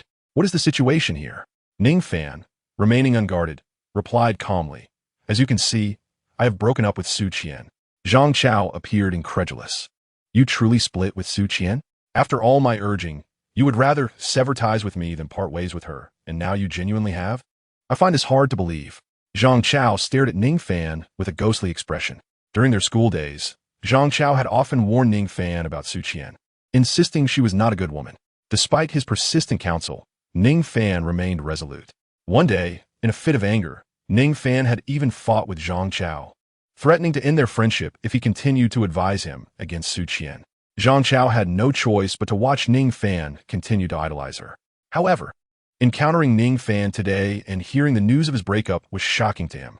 Ning Fan patted Zhang Chao on the shoulder and nonchalantly remarked, I'll come to terms with it. What is so surprising about that? Zhang Chao shook his head repeatedly. If it were anyone else, it wouldn't be astonishing, but you, the great romantic, have actually parted ways with Su Qian? That is truly remarkable. Ning Fan understood that Zhang Chao was reproaching him for his past remarks. He grasped Zhang Chao's shoulders and said with an air of calm, I was young and naive then. Sigh. Now that I've entered society, I understand everything. You are my good brother. The term good brother nearly brought tears to Zhang Chao's eyes. Wonderful. You have finally seen through that wretched woman. Without Su Qian draining you emotionally, I believe you will recover swiftly. Zhang Chao, genuinely happy for his friend, wished him well. Ning Fan broke into a grin. As you can see, I have already recovered.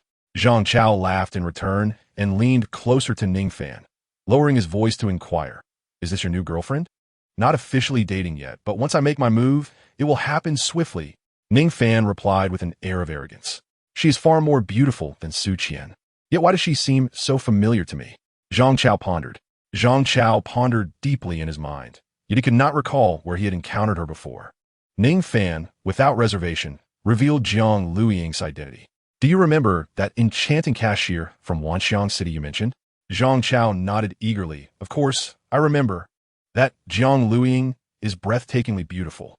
Suddenly, Zhang Chao froze, his face a portrait of astonishment as he gazed at Jiang Luiying, then back at Ning Fan. She is Jiang Luiying. A look of disbelief returned to Zhang Chao's face. Ning Fan noted naturally. You are truly impressive. Zhang Chao finally managed to articulate after a prolonged silence. This is Jiang Luiying, the most beautiful cashier in Wanxiang City. Countless wealthy heirs and officials' offspring have pursued her without success. And yet, Ning Fan managed to win her over? What could Jiang Luiying possibly see in him? A wave of jealousy washed over Zhang Chao. Noticing Zhang Chao's crumbling demeanor, Ning Fan grinned. Aren't you supposed to congratulate me, brother? Zhang Chao shot him a glare that suggested he wished to stab him. I congratulate you. What kind of luck is this? You part ways with Su Qian only to end up with Jiang Luiying. No wonder you broke up with Su Qian. Jiang Luiying is 100 times better. Zhang Chao believed it was not that Ning Fan had seen through Su Qian, but rather that Jiang Luiying had eclipsed her. Ning Fan chose not to explain. He turned to Jiang Luiying, then back to Zhang Chao. I still need to watch a movie with Xiaoing. If you're free after the film, shall we gather? Zhang Chao shook his head in refusal. No, I still need to earn my dowry. Unlike you, who attracts girls effortlessly, I must rely on hard work to find a girlfriend. You should enjoy the movie with Jiang Luiying. I have to get busy. As he spoke, a wry smile crossed his face. He was a technician at this cinema, burdened with the incessant demands of outdated equipment, working tirelessly day in and day out. The only silver lining was the decent pay. Although the cinema was dilapidated, the owner was kind and not overly demanding, as long as the work was done well. The wages were generous. Seeing that Zhang Chao had to return to work, Ning Fan said, "All right, we shall gather when you are free." Of course. Though I may not find a stunning girlfriend like Jiang Luiying, I am certain that the girls around her are also lovely. I would love for my sister-in-law to introduce me to someone. Zhang Chao smiled broadly. "You rascal." Ning Fan patted his shoulder and walked toward Jiang Luiying, while Zhang Chao headed to the control room. His phone had been buzzing incessantly. He knew without a doubt that there was an issue with the equipment. Ning Fan approached Jiang Luiying and naturally took her delicate hand. Jiang Luiying was lost in thought, wondering about Su Qian. Could it truly be as suggested? That Ning Fan ended his relationship with Su Qian because of her? Yet, when she first met him yesterday, he had claimed they had already parted ways. Jiang Luiying found this puzzling. Ning Fan, noticing her troubled expression, began to listen to her unspoken thoughts and understood what weighed on her mind. He leaned closer and whispered in her ear, "The reason I broke up with Su Qian is that she stole the money I had saved for my sister's surgery. Such a woman, I certainly cannot continue to pursue." Jiang Luiying's expression improved. Ning Fan once again heard her innermost thoughts. "So that's how it is. I always knew that Xiao Fan was not a scoundrel. I had misunderstood him." Hearing these thoughts made Ning Fan feel somewhat embarrassed. He was certainly not a scoundrel. He simply had a larger appetite and needed to indulge in more of the good life. Ning Fan thought shamelessly to himself. Chapter 13. The decision to invest in Jiang Luiying. Ning Fan knew nothing about the film being screened. His thoughts were entirely focused on Jiang Luiying. It seemed that she also had little interest in the movie, and the two of them soon found themselves locked in a gaze. Were it not for Ning Fan's concern about startling this young lady, he would have certainly relished the opportunity to taste the flavor of her lipstick today. Nevertheless, his hands are not idle. With such a splendid opportunity, it was only natural to enhance the bond between them. After all, how else could he ensure that Jiang Luiying would willingly spend her money on him? However, Jiang Luiying's financial situation was rather constrained. Even if she spent all her money on him, it would be but a meager sum. Suddenly, Ning Fan had a brilliant idea. He decided to transfer some money to Jiang Luiying. With this, she would have funds at her disposal. Just as he was preparing to make the transfer, a system notification appeared. Reminder: host should refrain from using clever tricks. Money transferred by the host cannot be refunded. Ning Fan's hand froze momentarily. This system was truly shameless. The idea he had just conceived was immediately dismissed. Oomph. The shameless one is the host. Remember, this system is the soft, rice male god system. Please do not attempt to be cunning or slippery. Ning Fan was left speechless. This system even dared to mock him. If transferring money was out of the question, how could he make Jiang Luiying financially secure? Suddenly, another idea struck him. System. If I invest in Jiang Luiying and she makes money, then she can spend it on me. That should work, right?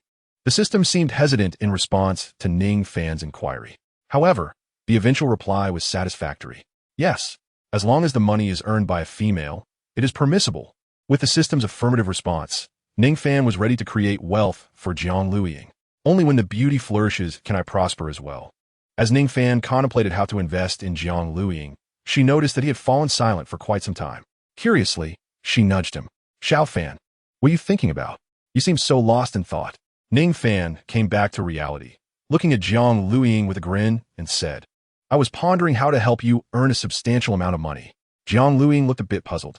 I have a salary for my job," she replied timidly. She was worried that Ning Fan would disdain her for lacking wealth. Ning Fan understood her concerns and feigned anger, saying, "My previous girlfriend only knew how to spend my money every day, and I broke up with her. I was hoping to find a girlfriend who would be willing to spend money on me. I know your finances are a bit tight. How could I bear to make you spend on me? If I were to give you money, wouldn't that make you just like my ex? I thought of investing in you, so you could earn money too. This way, I can comfortably spend your money." After saying this, Ning Fan couldn't help but chuckle at the thought. Jiang Luiying also broke into laughter, clearly surprised by Ning Fan's thoughts. However, as her laughter faded, she pouted and murmured, "But I don't have any skills. How can I earn more money?" She felt the weight of financial struggle heavily upon her. Her experience was limited to selling clothes and handling cash. She had never ventured into any other kind of work. Ning Fan reassured her, "It's all right. I have enough money. Even if we incur losses, it one team matter. I will help you purchase a shop. You can be the boss and sell clothes. Wouldn't that yield greater profits? After some contemplation, Jiang Luiying finally nodded in agreement. All right. With her consent, Ning Fan felt a surge of joy. He internally dubbed this plan the cooking rice plan. Only when the pot is sufficiently full can he enjoy a hearty meal. Upon exiting the cinema, Ning Fan did not encounter Zhang Chao. After inquiring at the front desk, he learned that the cinema's equipment was malfunctioning, and Zhang Chao was busy with repairs. Not wanting to disturb him, Ning Fan left a message for the front desk to have Zhang Chao call him once he was free. He then took Jiang Luiying out of the cinema. Since it was still early, Ning Fan intended to take her to Wanshang City to scout for shops.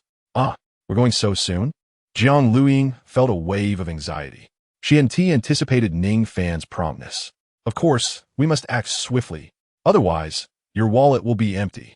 Ning Fan grinned widely. Jiang Luiying blushed and allowed him to lead her to a private car. Upon re-entering Wanshang City, Ning Fan's smile radiated with newfound confidence. Jiang Luiying, worried about encountering acquaintances, attempted to free herself from Ning Fan's grasp. However, he held on tightly, rendering her efforts futile. After several fruitless attempts, Jiang Luiying surrendered and allowed him to guide her. As they entered Wanshang City, a security guard at the entrance noticed Jiang Luiying holding hands with a man and immediately made a phone call.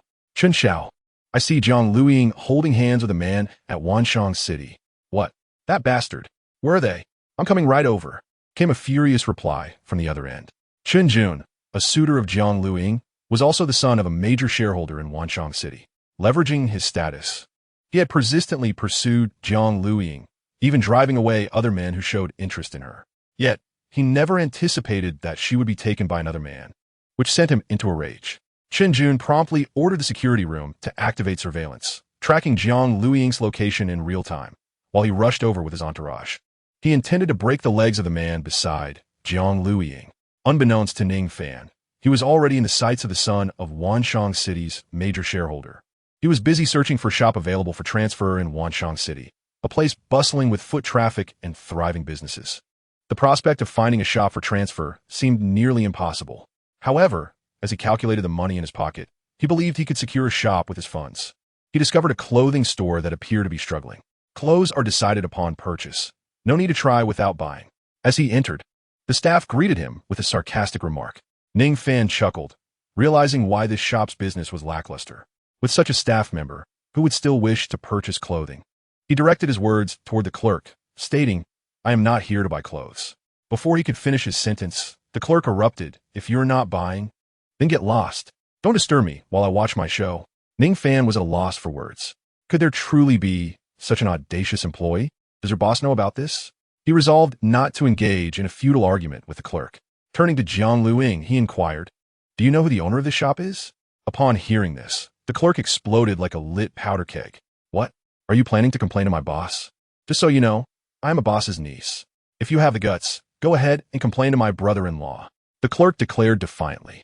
Ning Fan chose to ignore him, merely gazing at Jiang Luiying, awaiting her response. Jiang Luiying replied, The management of Wanshang City must have someone. We can go inquire there. Chapter 14. The Useless Young Master. Just as Ning Fan was preparing to head to the management office, he was obstructed by a group of people. The leader was Chen Jun. Kid, don't you know that Jiang Luiying is my woman? Chen Jun immediately asserted his relationship with Jiang Luiying. Before Ning Fan could speak, Jiang Luiying denied it first. Chen Jun, don't speak nonsense. You are merely one of my admirers. We have never had any relationship. Jiang Luiying was worried that Ning Fan would misunderstand her. Upon hearing her denial, Ning San's me that this girl is truly amusing. He looked up at Chen Jun, whose face had turned grim, and displayed a cold smirk. Oh, so you're just an admirer? I thought Luiying had done something unfaithful behind my back. Jiang Luiying naturally detected Ning Fan's teasing tone and playfully feigned a look of grievance. How could that be? My heart is entirely devoted to you, Fan Ge. One must admit, Jiang Luiying was quite clever. She had previously called Ning Fan Xiao Fan, but now she referred to him as Fan Ge, which certainly flattered him. Chen Jun observed the two laughing and joking together, and his already unpleasant expression twisted into a snarl. Very well, Jiang Luiying. I originally intended to offer you a chance to join the wealthy elite. It seems you no longer desire that opportunity. I shall make you realize how erroneous your choice was today. As he spoke, Chun-Jun pulled out his phone. I will call your boss immediately. Prepare to be fired. If you wish to keep your job, then kneel before me. Chun-Jun aimed to coerce Jiang Lu-ying into submission. Little did he realize, Jiang Lu-ying was already planning to resign, as Ning Fan intended for her to become the boss. Seeing Chun-Jun threaten her, Jiang Lu-ying laughed lightly. Go ahead and call. You think someone like you could ever catch my eye? Dream on. Her words struck a deep nerve in Chun-Jun. He hesitated no longer and dialed the boss of Anima. Once connected, Chun-Jun demanded that Jiang Lu-ying be fired. Naturally, the shop, being located in Wanxiang City, catered to the son of a major shareholder. Jiang Lu-ying was easily dismissed. However, her reaction was entirely unexpected for Chun-Jun. In his view, Jiang Lu-ying would certainly be distressed by her dismissal, perhaps even pleading with him. To his surprise, Jiang Lu-ying merely laughed. Upon receiving the call from the shop owner informing her of her termination, she calmly requested that her wages be settled before hanging up, uttering not a single unnecessary word. How would you be like this? Shouldn't you be begging me not to fire you? Chun-Jun exclaimed in disbelief. Jiang Lu-ying, somewhat disinterested, regarded Chun-Jun with a hint of disdain, perceiving a deficiency in his intellect. Fan Gu, let us go find someone from the management, Ning Fan suggested, nodding in agreement. Just as they were about to leave, Chun-Jun abruptly positioned himself in their path. Are you planning to report me to management? Don't forget, I am the son of the major shareholder of Wanxiang City. Chun-Jun boasted with a self-satisfied grin. Ning Fan glanced at Jiang Lu-ying, a trace of concern in his voice. Will we face any difficulties since our store is located in Wanxiang City? Jiang Lu-ying shook her head. Although he was the son of a major shareholder, he held no authority to interfere with any collaborations within the mall.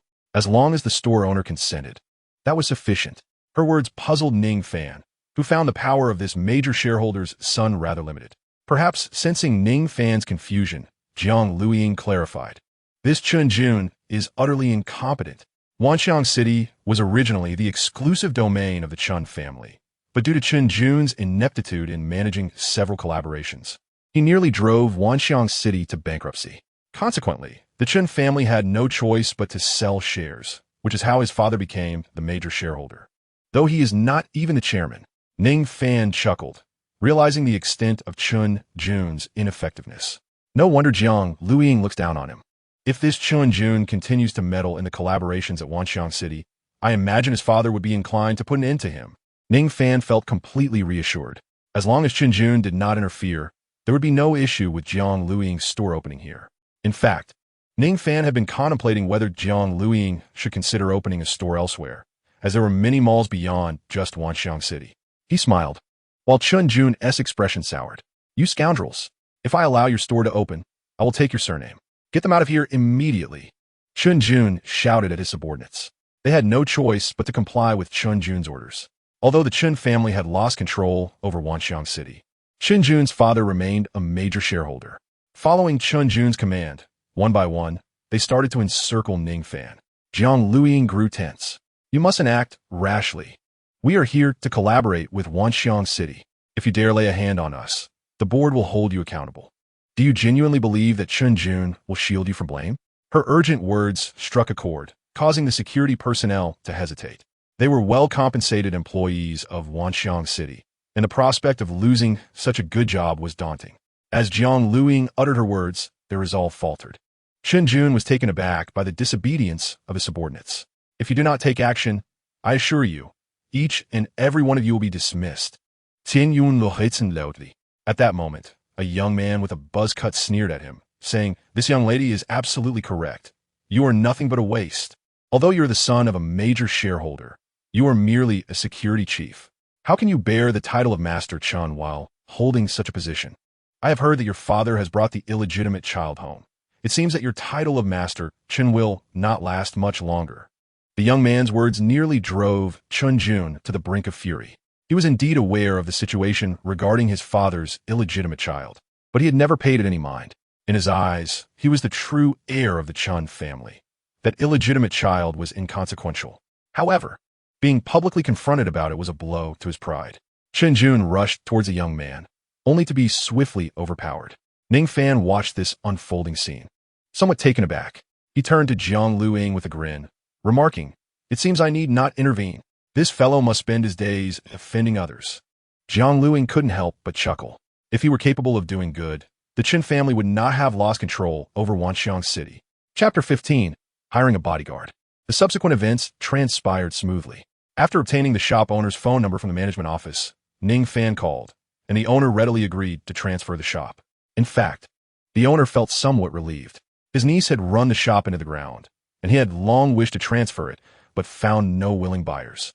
Today, he encountered Ning Fan, who was amicable and did not drive a hard bargain. He promptly stated that he would come to Wanxiang City to sign the contract with Ning Fan. All settled. After hanging up, Ning Fan flashed a smile at Jiang Luing, who returned the expression with delight. Wanxiang City attracts a vast number of visitors.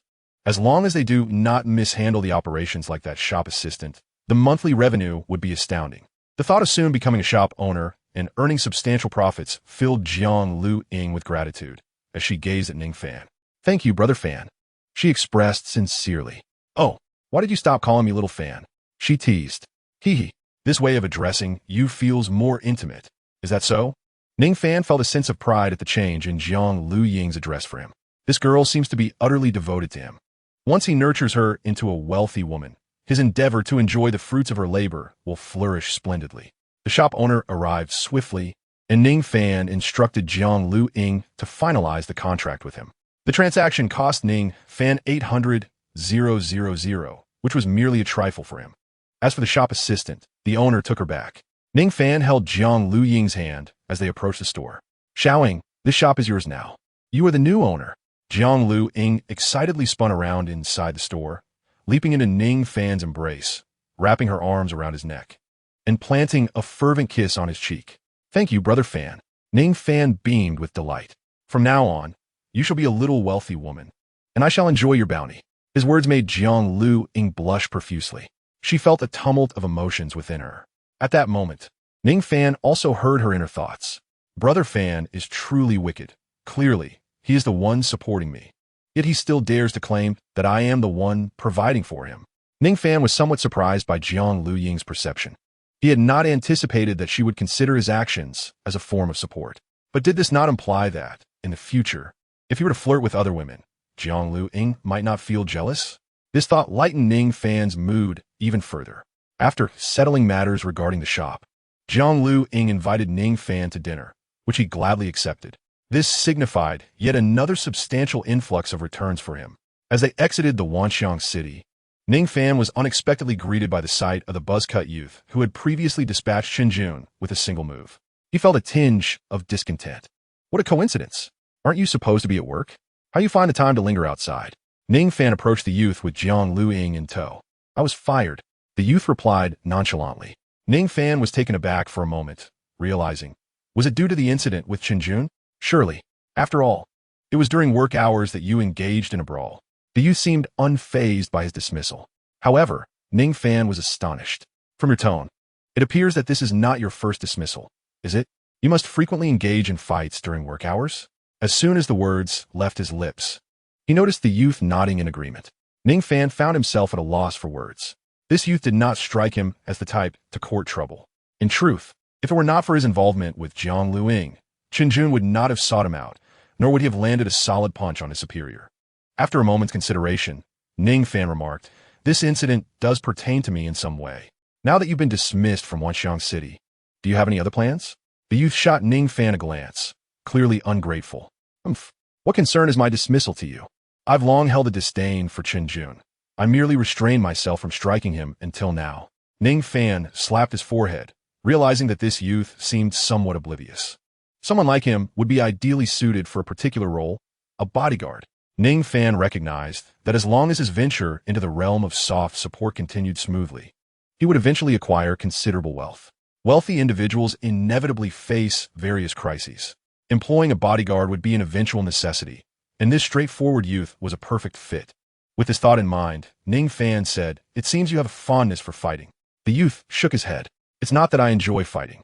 It's simply that those people deserve a beating." Ning Fan mused that, at the very least, Qinjun certainly warranted a thrashing. He nodded in agreement. "You're absolutely right. Qinjun was quite deserving of a beating today. However, Engaging in fights during work hours, no matter how deserving the individual, will not secure your job. The youth nodded solemnly in response. Indeed, this marks my 8th dismissal. Ning Fan was taken aback. 8 times? Now, that was audacious. I like it, he exclaimed. I have a job for you that will allow you to fight during work hours, and the boss won't fire you. What job? The youth immediately perked up with excitement at Ning Fan's words. It is remarkable that one can strike their employer during working hours without fear of dismissal. Such a splendid job seems perfectly suited for me. The young man, brimming with enthusiasm, was eager to seize the opportunity. Observing his reaction, Ning Fan felt a momentary hesitation, pondering whether hiring such a bodyguard would bring fortune or calamity. Nevertheless, he resolved to give it a try. Come be my bodyguard. If anyone dares to provoke me, you may deal with them. Ning Fan expressed his thoughts. The youth paused for a moment, then exclaimed with excitement, Of course.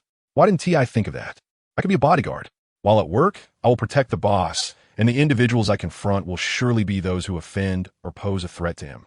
The more vigorously I deal with them, the more the boss will appreciate my efforts. The young man appeared to have gained a newfound clarity, his exuberance leaving Ning Fan momentarily bewildered. Boss, I am Feng Tao, a former soldier. I was expelled from the army for retaliating against a superior who bullied a female recruit, pushing him into a latrine. After joining the workforce, I found myself either confronting my superiors or their relatives for various reasons. As he recounted this, Feng Tao chuckled bashfully. Ning Fan regarded his robust physique with some concern, wondering if this fellow might one day turn his aggression towards him. Fortunately, Feng Tao thumped his chest, asserting, I believe you are not a bad person, boss. I doubt I will ever have the chance to strike you. Ning Fan refrained from speaking, suspecting that if he were to reject Feng Tao as his bodyguard at that moment, he would likely face a beating.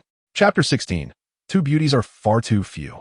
Ultimately, Feng Tao chose to accompany Ning Fan, as the latter genuinely required a bodyguard.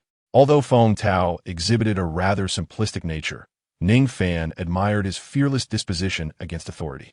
Jiang Lu Ying led Ning Fan to a fast food establishment adjacent to Wanxiang City. Initially, she intended to take him to a more upscale restaurant, but Ning Fan had already overheard her financial predicament. Although he had recently become a shop owner, the profits would not materialize immediately. To spare Jiang Lu Ying any embarrassment, Ning Fan proactively opted for the fast food venue. Feeling a bit awkward, Jiang Lu Ying glanced at Ning Fan and said, I'm sorry, Brother Fan, for making you settle for such inexpensive fast food. Ning Fan affectionately ruffled her hair and replied, It matters not. As long as I am with you, everything is delicious. His words stirred a delightful flurry within Jiang Lu Ying. Had she not been inexperienced in romance, her shyness might have compelled her to leap into his arms at that moment. Though the fast food was affordable, costing 15 yuan per meal, Ning Fan had earned 150,000. This unexpected gain surprised him. Last night, dining with Lily, the expenses incurred and his earnings were substantial. Yet today, sharing a fast food meal with Jiang Lu Ying, totaling merely 30 yuan, his rebate was only 150,000. Soon, Ning Fan grasped the essential distinction. The fast food was priced per person, distinctly calculated. He had only consumed one meal, leading to a mere 15 yuan expense on Jiang Lu Ying's part. In contrast, their barbecue outing had been billed collectively, with no division among them. With this revelation, Ning Fan resolved never again to take a female companion to buffet-style or fast food establishments where charges were per head. It was simply too burdensome, only receiving half the rebate. After just finishing a meal, Lily called to inform that the car was ready. Ning-san, accompanied by Jiang Lu Ying, went to pick up the vehicle. Jiang Lu Ying, upon sitting in the new car, was overwhelmed with excitement. Wow, I can actually own a luxury car now. This is simply incredible. The typically reserved Jiang Lu Ying exclaimed. Seated in the passenger seat, Ning Fan chuckled. In the future, you might even become a wealthy lady. Yes. Thank you, Brother Fan. When I become rich, I will buy you a luxury car too. As Jiang Lu Ying uttered these words, her face flushed with warmth, as if she could bake a pancake on it. Ning Fan felt a surge of exhilaration as well. A luxury car, surely worth over $1 million. How much would that be in rebates? Suddenly, he regretted not paying closer attention in math class, as he found himself unable to calculate the amount he might receive. There was too much money to count.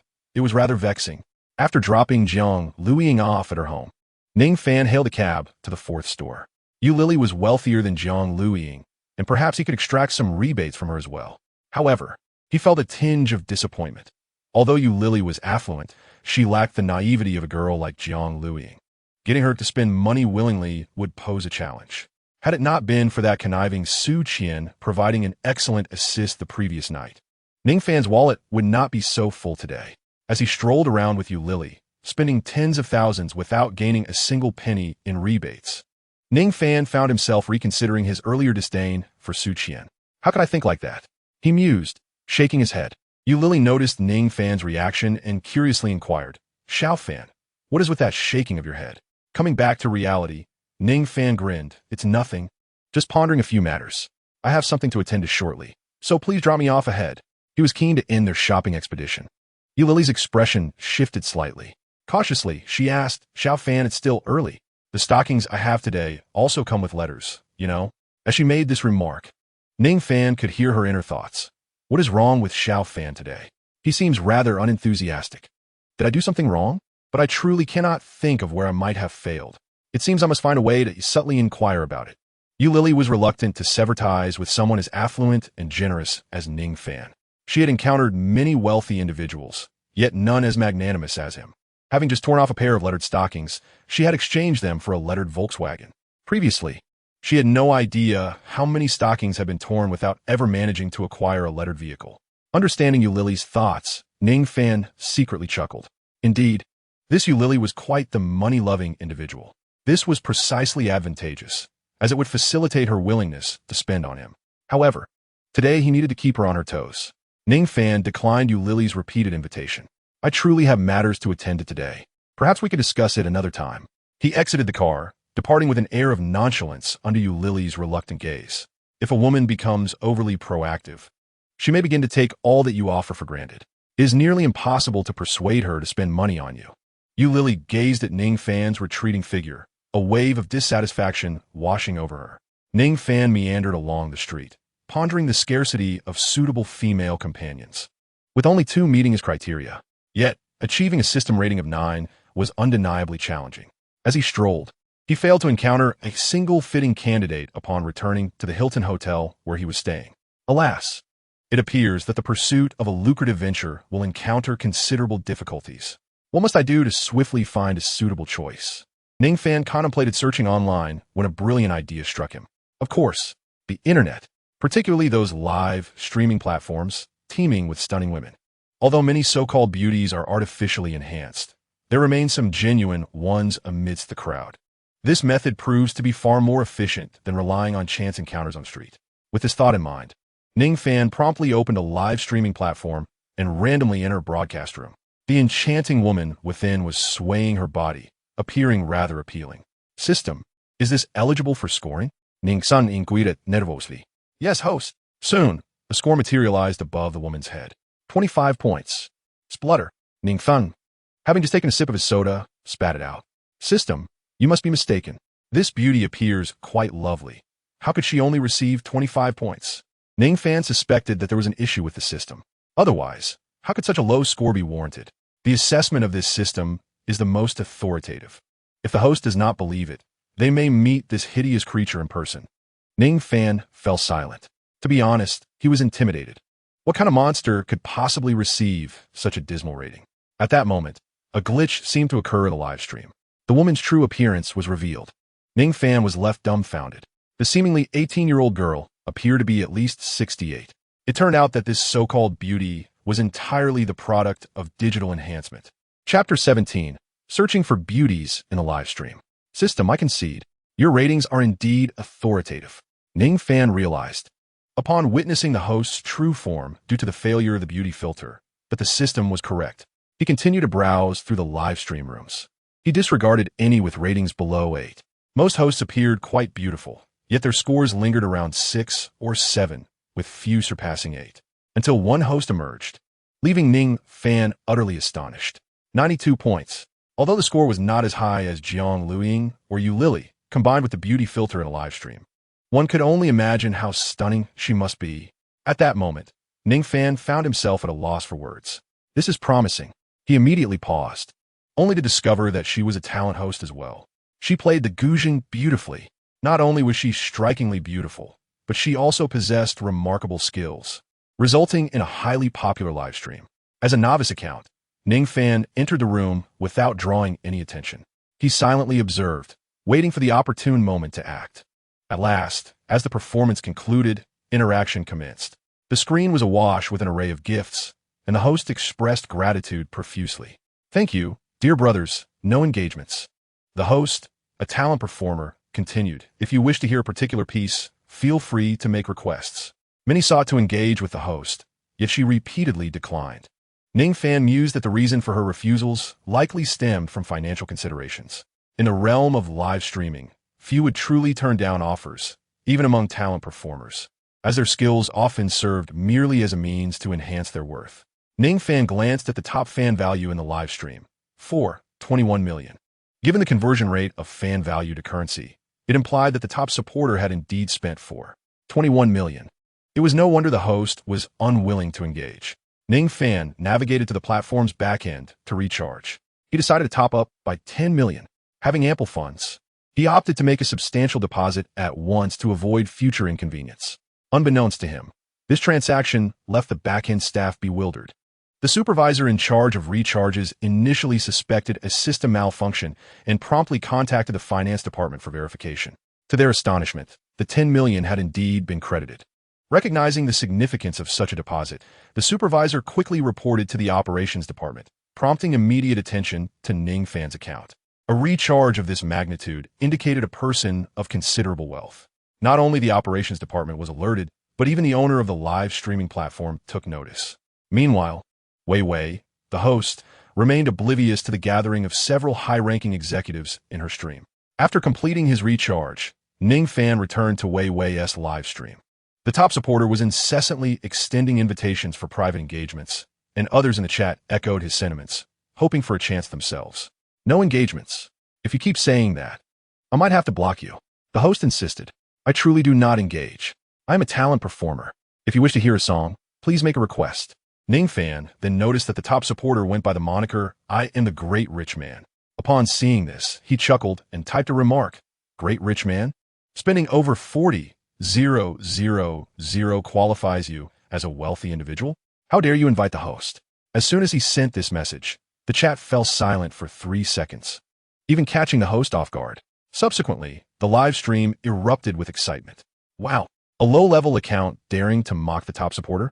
Great Rich Man. You ought to teach this kid a lesson, so he understands the honor of being a wealthy patron. What a spectacle! Is this kid a novice or merely a small-time account of a major player?" In that moment, the viewers turned to ridicule Ning Fan, while some speculated about his true identity. The top supporter, "I am the Great Rich Man," took note of Ning Fan's comment and burst into laughter upon reading his username. "Most fond of soft rice? So, you're just a man living off a woman. How dare you mock me? Don't challenge my pocket money with your meager allowance from a wealthy woman." Unbeknownst to Ning Fan, within a spacious residence, Jun was laughing maniacally while clutching his phone. Indeed, this self-proclaimed affluent individual was none other than Jun himself. Today, after enduring a beating and losing face before Jiang Luing, he was seething with frustration.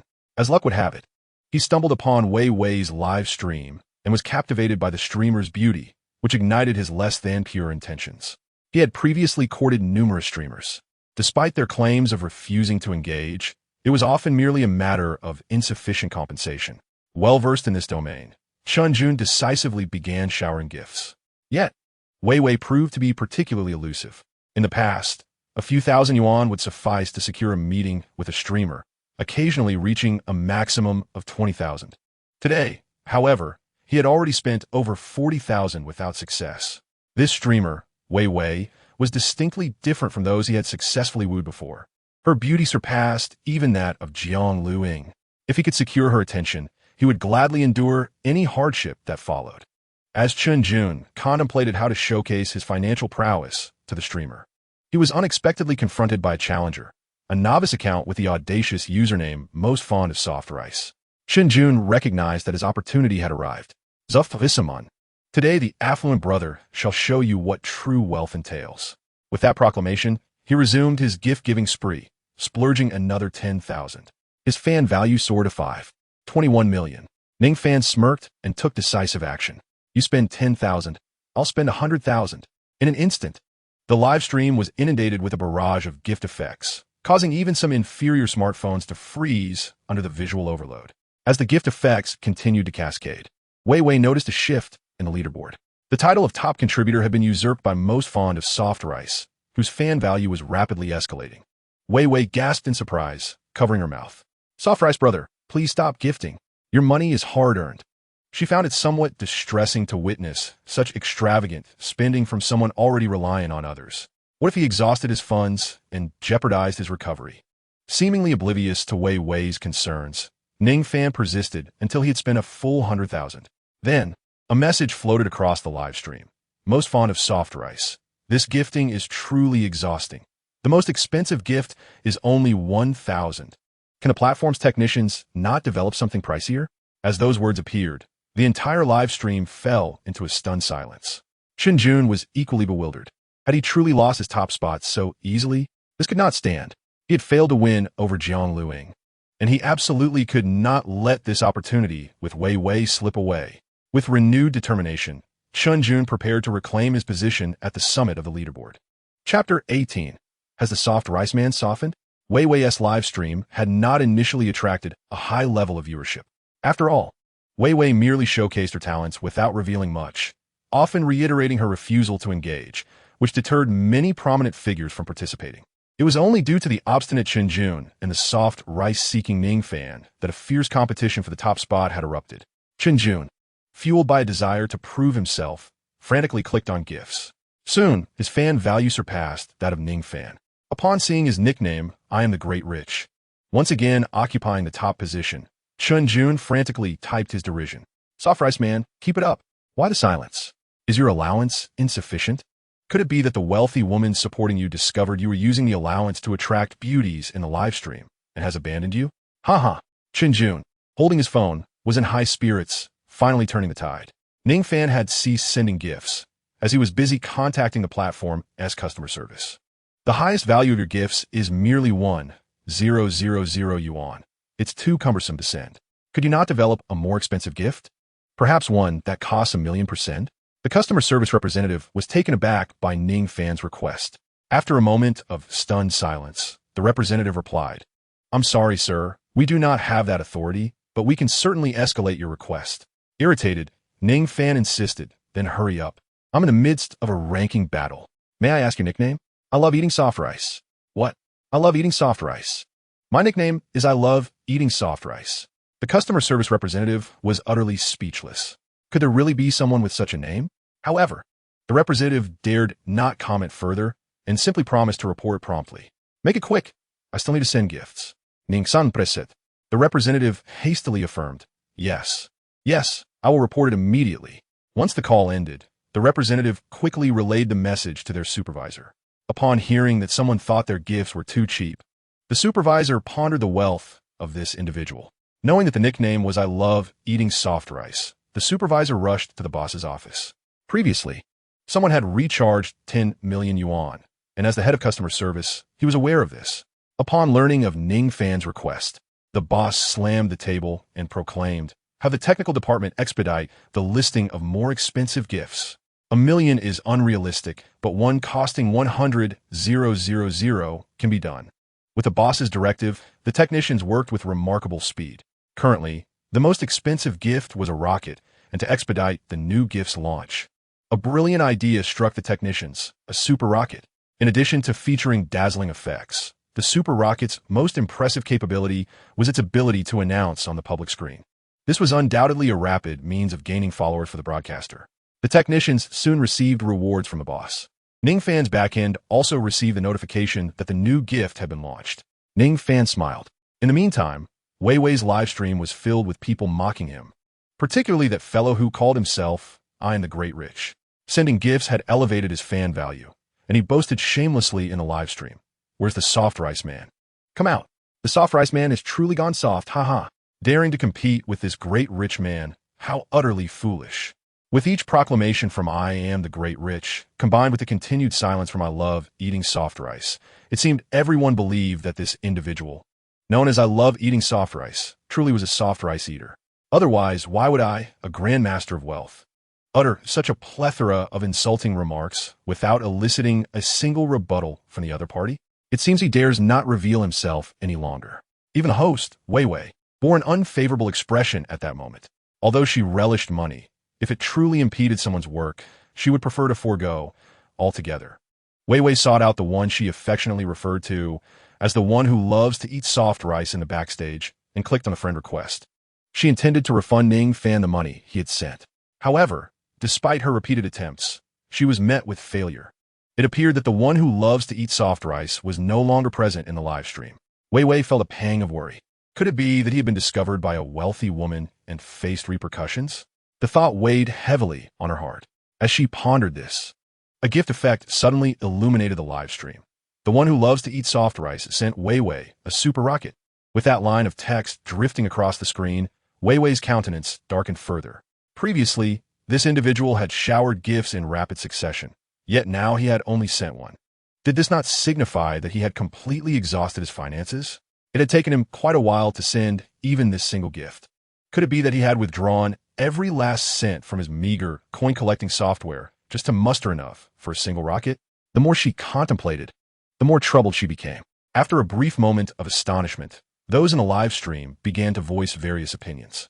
Among them, "I am the Grandmaster of Wealth," boasted the loudest. "One rocket? How pathetic. Soft Rice Man, have you truly run out of resources?" Chun Jun, clutching his phone, laughed with unrestrained glee. To have vanquished his opponent to such an extent was ample fodder for his bragging rights. At that moment, however, someone noticed a crucial detail. Wait, the top fan on the leaderboard is the one who loves to eat soft rice. What? Impossible. How could one rocket elevate someone to the top of the leaderboard? The fan value of the one who loves to eat soft rice is 21 million. Everyone fell silent, including Wei Wei. Suddenly, a group of influential figures burst into the room. This is the live stream where the platform's first super rocket was launched, hosted by Wei Wei. Indeed, she is quite beautiful. No wonder a super wealthy patron has taken action. It is said that this benefactor specifically requested the platform to list the super rocket, a gift valued at 100,000 soft currency. As these distinguished individuals entered, the viewers in Wei Wei's stream began to comprehend the unfolding situation. Some fans even ventured to the gift page to investigate. Indeed, a new gift had appeared, the super rocket, priced at 100,000 soft currency. At that moment, Wei Wei surmised what the one who loves to eat soft rice had been up to.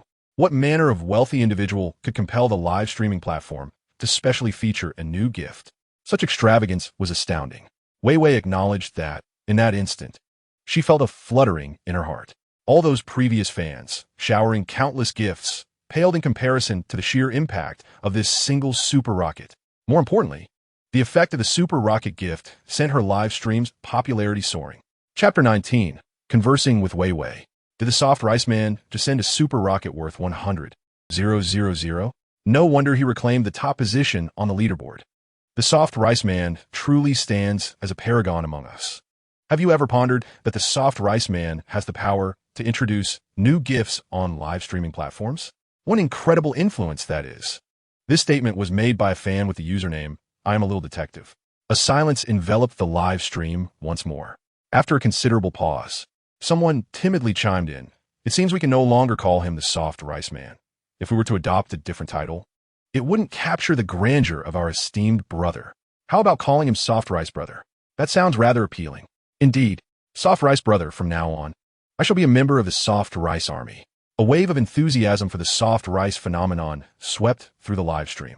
Wei Wei gazed at her fans, extolling the virtues of soft rice with a sense of amusement. She had previously thought he was merely squandering his resources, even believing he was being supported by a wealthy woman. Little did she expect that he would seek to introduce new gifts to the platform. She became the first streamer on the entire platform to receive a super rocket, signifying her impending legendary status on this platform. At that moment, Wei Wei discovered that her friend request had finally been approved. Initially, she intended to refund Ning Fan, but now she found herself at a loss for words. Clearly, he was no ordinary soft rice man. In fact, he was not a soft rice man at all. After sending gifts, Ning Fan noticed a multitude of friend requests in the back end, with Wei Wei's being the one he was most interested in. He promptly accepted it. Ning Fan then sent a message. "Hello, Wei Wei the streamer." A simple, unadorned greeting that left Wei Wei somewhat bewildered. Given the substantial amount he had spent, shouldn't he have made some extravagant request? Yet, he merely offered such a bland salutation. Wei Wei was momentarily taken aback and did not receive another message from Ning Fan. Unbeknownst to her, Ning Fan was patiently awaiting her response. He thought to himself, I must not appear too eager, lest I frighten her away. How then could I continue to enjoy the benefits of her soft rice? The live stream was filled with praises for Ning Fan, but he paid little attention to it. As for the self-proclaimed wealthy deity, he had long since departed the live stream. Chun Jun lamented to his phone, why is my luck so abysmal? I cannot attain Jiang Luing. I can't even secure a small streamer. No, I absolutely cannot let this go. I must have Jiang Luing. I must also claim this streamer. Chun Jun grimaced in frustration. At that moment, after sending a message to Wei Wei, Ning Fan quietly exited the live stream. We can chat after your broadcast ends. Ning Fan mused, thinking that this message would surely disrupt her peace of mind. Of course, the primary factor was still that super rocket. Ning Fan understood that this alone was far from sufficient. With a grin, he opened several more live streams. I must stoke the flames further. This time, Ning Fan did not concern himself with the ratings of the streamers. After all, he merely needed to capture Wei Wei's attention. He casually selected a few streams rated above 8, casually tossing a super rocket into one before departing with flair. By the time Ning Fan exited the live streaming platform, he had dispatched over 10 super rockets. Over 1 million, just like that, vanished. It is worth noting that after browsing through a dozen live streaming rooms, I encountered a host with a rating exceeding 9. After showering the streamer with gifts, I received a friend request from her, which I promptly accepted. As I exited the live streaming application, Wei Wei had already sent me her WeChat ID, and I hastily added her as a friend. Subsequently, I perused Wei Wei's moments. To my surprise, she appeared to be a student. I found myself captivated by her posts, which featured numerous photos taken at school, all dated recently. This suggested that the streamer Wei Wei was either a student or a teacher, yet her youthful features hinted that she was likely a student. Indeed, a student is preferable to a teacher. Why? Due to their naivety. It is not that they are easily deceived, but rather their innocent nature makes it simpler to navigate the relationship. As anticipated, after adding her on WeChat, Wei Wei immediately sent me a message. Hello, soft rice guy. Though it was merely a casual greeting, I couldn't help but smile. Her initiative indicated that she would be easy to engage with. I quickly responded, hello, Wei Wei. I just saw your moments. You seem to be a student. In the girls' dormitory of Yun City University, Huang Wei Wei felt a rush of excitement. Her cheeks flushed. Staring at the message on her phone, she momentarily hesitated on how to respond. After a brief pause, she steeled herself and began typing, thank you for the gifts. Soft rice guy. She pondered whether this interaction might impact his life. After sending those 2 sentences, she awaited Ning Fan's reply in silence. Upon reading her message, Ning Fan smiled slightly. This Wei Wei truly seemed delightful, far superior to that wretched Su Qian. Why did I even think of that vowel? Su Qian. Shaking his head, he continued messaging, don't worry, Wei Wei, it's just pocket change. Though I go by the name Soft Rice Guy, in reality, I am quite affluent. It's just that I once concealed my identity and entered a relationship where I bare my soul, only to be betrayed by someone who sought only my wealth. That's why I've decided to enjoy the benefits of being with a woman and spending her money. After sending the message, I mused that this would surely elicit a laugh from Wei Wei. As expected, when Huang Wei Wei saw the message, she burst into laughter. Ha! This soft rice guy is truly amusing, but his ex-girlfriend was quite short-sighted. She murmured as she continued typing, how unfortunate for soft rice guy. So wealthy yet betrayed by his ex. I feel for you, soft rice guy, for 3 seconds. Upon reading her messages, I thought, this girl is indeed quite easy to engage with. Although our conversation had not yet progressed towards a face-to-face meeting, this was truly a positive development. If it were that easy to meet offline, it would likely indicate that she was merely a gold digger. Such a proposition would undoubtedly pose a considerable challenge in extracting funds from the other party. At present, Wei Wei's demeanor has left Ning Fan quite pleased. Chapter 20. Unyielding? Delete without hesitation. After engaging in conversation with Wei Wei for over half an hour, Ning Fan has discerned her identity. She is Huang Wei Wei, a sophomore majoring in performance at the music department of Yun City University. No wonder her guzheng playing is so enchanting. Another stroke of good fortune is that they reside in the same city, facilitating the possibility of meeting Wei Wei with relative ease. Upon concluding his chat with her, Ning Fan glanced at his hotel room. Indeed, it was time to seek alternate accommodations. It would be rather awkward to bring a beautiful woman back here in the future. Ning Fan contemplated that the funds in his possession were insufficient to purchase a villa, and he found typical apartments somewhat beneath his aspirations. Alas, perhaps it would be prudent to wait a couple more days. Ideally, he should extract some soft currency from Jiang Luiying and Yulili first. Ning Fan resolved to postpone his house-hunting endeavors. Just then, his phone buzzed with new messages. It was from another popular broadcaster with a score of 9. Although he had added her WeChat ID, he had yet to message her. She had been the one initiating the conversation. While chatting with Wei earlier, she had been incessantly messaging. Ning Fan mused, "Given my insufficient funds for a house, let us see if you can provide me with some financial relief. If you can satisfy me, perhaps you may enjoy a prolonged stay on my friends list." Upon opening the chat window, Ning Fan was met with an array of messages, all proposing meetings. Feeling somewhat disinterested in typing, he opted for a voice message. "Which city are you in? If it's relatively close, I might consider it." The voice message was dispatched, and the woman responded almost instantaneously with a location. Coincidentally, she too was in Yun City. Her location was intriguingly within Wanxiang City. Ning Fan chuckled. Was this mere fortune? Following the location, she sent another voice message. "Brother, I'm from Yun City." Listening to her voice, Ning Fan felt a shiver run down his spine. He was not particularly fond of such deliberately coy tones, yet he bore it for the sake of potential gain. "You're at Wanxiang City? I'm close by, so please reserve a restaurant and let me know the location. I'll head over immediately," Ning Fan asserted, not holding back in his request for her to book the restaurant. After all, one would expect her to spend some money in this scenario. The woman replied promptly, "Wow, are you from Yun City too? I'll book a restaurant right across from Wanxiang City." Ning Fan simply typed, Subsequently, he tidied himself up and prepared to leave. At that moment, another message arrived on his phone. It was a payment code. "Brother, I don't have any money on hand. Could you assist me with the payment?" Upon hearing this voice message, Ning Fan felt a wave of revulsion wash over him. How utterly frustrating. The very reason he had asked her to book a restaurant was to encourage her to spend some money, thereby allowing him to acquire some soft currency. Yet, she sent him a payment code instead. Why would he need her to book a restaurant if he could not even enjoy the fruits of the endeavor? Disgusted, Ning Fan's interest in the woman waned entirely. Even if one possesses a score of 9, what does it matter? It cannot grant him a morsel of comfort. Even a score of 900 would be futile. Subsequently, Ning Fan resolutely deleted and blocked him. Before the counter of a Western restaurant across from the Wanxiang City, a heavily made-up woman was hurling curses. Her phone's messaging app displayed several messages, each marked with a glaring red exclamation mark. What the hell? Wasn't he just a matter of paying a bill? How dare he block me? It seems he truly is a man living off others. Zhang Ru was utterly infuriated. She had thought luck was finally on her side, encountering a wealthy benefactor. Yet this? He wouldn't even spare the money for a dinner reservation. Thankfully, she managed to snag a super rocket for free. Otherwise, she would have suffered a tremendous loss. Cursing under her breath, Zhang Ru exited the restaurant, lest the security approach her. As she left, her anger only grew. Upon returning to her residence, she immediately activated her live stream. She directed the chat records with Ning Fan towards the camera. "Dear viewers, can you believe it? This man living off others wouldn't even pay for a dinner reservation and had the audacity to delete and block me. I'm genuinely outraged. It's infuriating."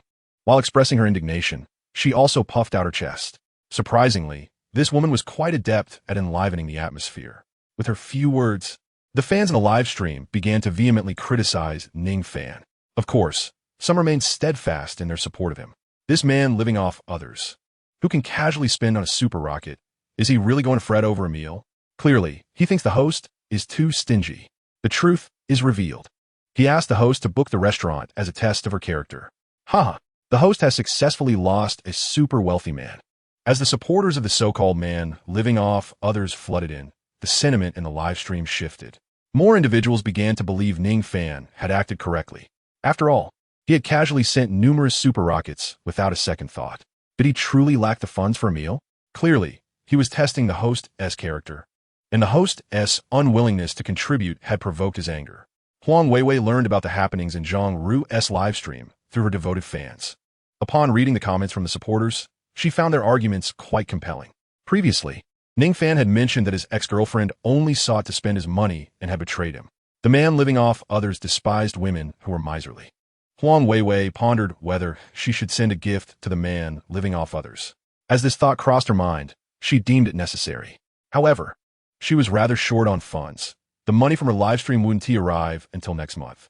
What kind of gift could she possibly send him? Huang Weiwei found herself in a quandary. Her family was not well off. She had already exhausted all their savings on her university education. She had contemplated abandoning her dreams more than once, merely aiming to obtain her diploma to secure employment. Yet, her parents and older brother were wholeheartedly supportive of her, even to the extent that her brother's girlfriend had terminated her pregnancy and ended their relationship to support his musical aspirations. At that moment, Huang Weiwei felt an overwhelming sense of distress, to the point where she contemplated dropping out of school. Fortunately, her teacher promptly recognized her plight and introduced her to the world of live streaming. After more than 2 months of practice, Huang Weiwei transformed from a timid and shy individual into a more confident and proactive persona. Nevertheless, her broadcast remained rather conventional, primarily showcasing her talent in playing the guzheng. Consequently, her earnings paled in comparison to those of more risky streamers. Yet, she managed to sustain herself and even send a little money back home. However, her desire to purchase a gift for her beloved was thwarted by her limited financial means, leaving her in a quandary. Chapter 21. Huang Weiwei's quest to gift Ning fan. Huang Weiwei's inner turmoil did not go unnoticed by her roommate. Weiwei, what are you pondering so deeply? Sun Jing inquired, approaching her with curiosity. Aware that Sun Jing had dated several boys, Huang Weiwei assumed she might possess some insight into the male psyche. With a determined resolve, she bit her lip and asked, Xiao Jing, what kind of gifts do boys generally appreciate? Sun Jing was momentarily taken aback, her expression shifting to one of astonishment. Weiwei, are you in a relationship? Huang Weiwei hastily shook her head, exclaiming no, absolutely not. Then why the inquiry about what boys like? Are you considering a gift for someone special? Sun Jing's detective instincts kicked in as she seized Huang Weiwei's arm, persistently probing for answers. Who is it? Who has captured our Weiwei's thoughts so profoundly that she wishes to present him with a gift? Is it Senior Li Tao from the student council? Or perhaps the wealthy Jiada Xiao from the 4th year? Or could it be our class president? Sun Jing scrutinized Huang Weiwei intently, observing her reactions with each name mentioned. Unfortunately for Sun Jing, Huang Weiwei's demeanor remained unchanged throughout. None of them? Then who could it possibly be? Sun Jing was left bewildered. The individuals she had named were all ardent admirers of Huang Weiwei, each hailing from affluent backgrounds. Li Tao, the student council president, was not only academically stellar, but also poised to remain at the university as a faculty member, likely to become Huang Weiwei's teacher next year. As for Jiada Xiao, his vast wealth and handsome appearance made him the object of affection for countless girls at the school, yet his heart seemed to belong solely to Huang Weiwei.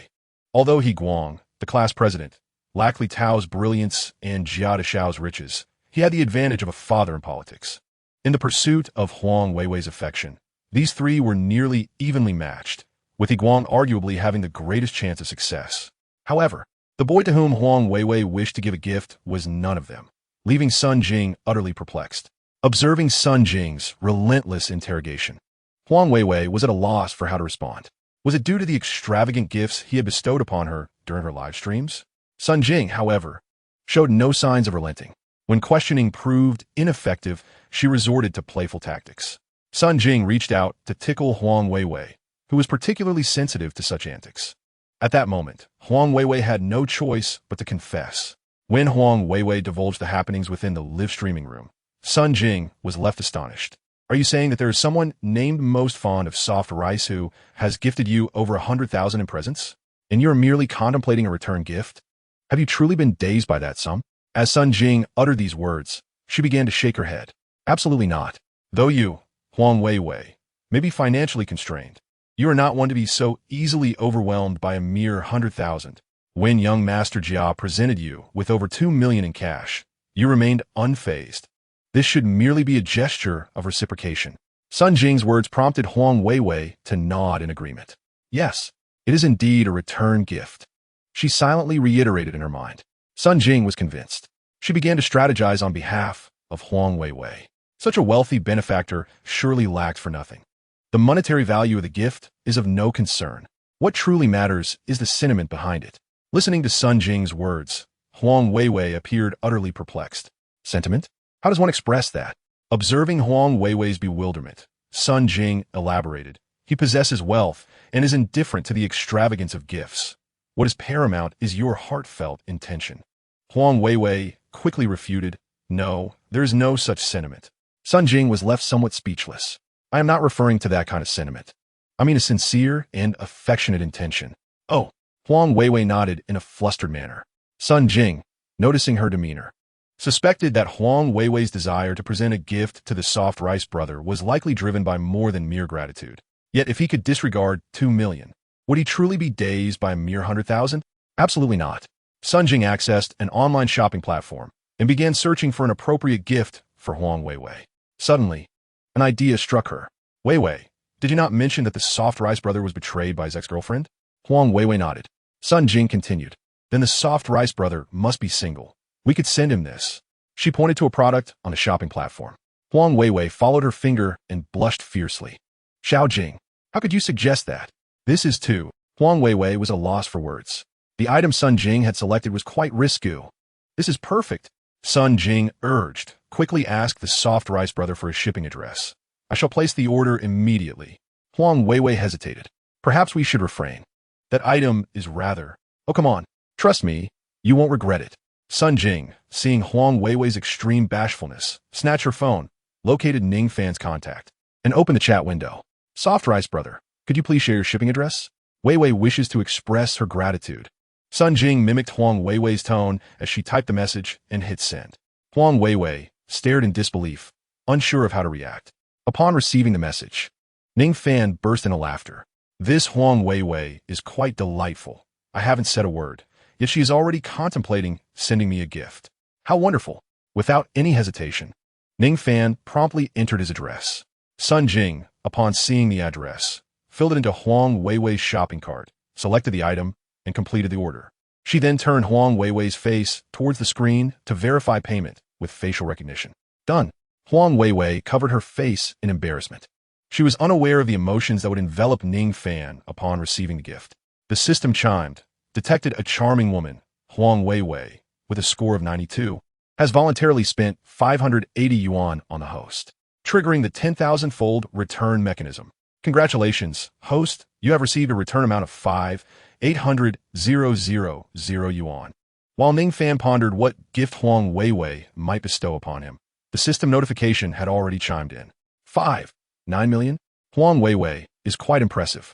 We haven't even met, and she has sent me a gift worth 580 yuan. I wonder what she has chosen for me. I am truly looking forward to it. Ning Fan beamed with joy at the prospect of effortlessly gaining 8 million. The connection with Huang Weiwei could undoubtedly continue. It was 1,000 times better than that so-called adorable streamer, Ruru. After receiving the notification of the returned funds, Ning Fan opened the chat box. Thank you for the gift, Weiwei. It brings me great happiness. Hearing the sound of a message on Huang Weiwei's phone, Sun Jing quickly urged, hurry, check. Is it a reply from your sugar daddy? Let us see what he has to say. Upon reading the gratitude message, Sun Jing immediately smiled, saying, see? I told you he would definitely appreciate it. Huang Weiwei replied softly. He hasn't even received the gift yet. Chapter 22. The Real Estate Agent. Although Ning Fan was unaware of what gift Huang Weiwei had sent, he still felt quite delighted. It indicated that acquiring virtual currency from her was relatively simple, far surpassing that Zhang Ru, who was utterly clueless. With a Jiang Luiying and Huang Weiwei in his corner, along with the proactive Yu Lily, who could also generate money, he should lack the funds necessary for purchasing a house. With this in mind, Ning Fan resolved to address his housing situation. Previously, he had never dared to consider purchasing a villa, let alone a duplex. This left him entirely uninformed about luxury properties. Perhaps it was best to seek out a real estate agent. After browsing through several promotional websites for villa districts, Ning Fan remained utterly perplexed. He selected a highly rated agency, called them to specify his requirements, and upon learning that he was interested in luxury properties, they promptly invited him to come in and sign a contract. They assured him that if they could not find a property to his liking within a month, they would fully refund the commission fee.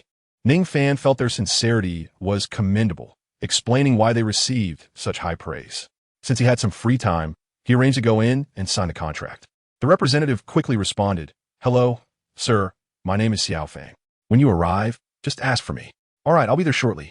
After hanging up, Ning Fan hailed a cab and made his way to the agency. Upon entering, the receptionist, noticing he had disembarked from a Maybach, promptly approached to welcome him. "Good day. Sir, are you looking to buy or sell property?" Before she could finish her sentence, Ning Fan interjected, "I'm looking for Xiao Fang." The receptionist visibly frowned. Although she was at the front desk, she would earn a commission if a deal were to be made. Observing that he was no ordinary client, she knew that whether buying or selling, it would surely be a substantial transaction. She didn't wish to see her potential commission slip away.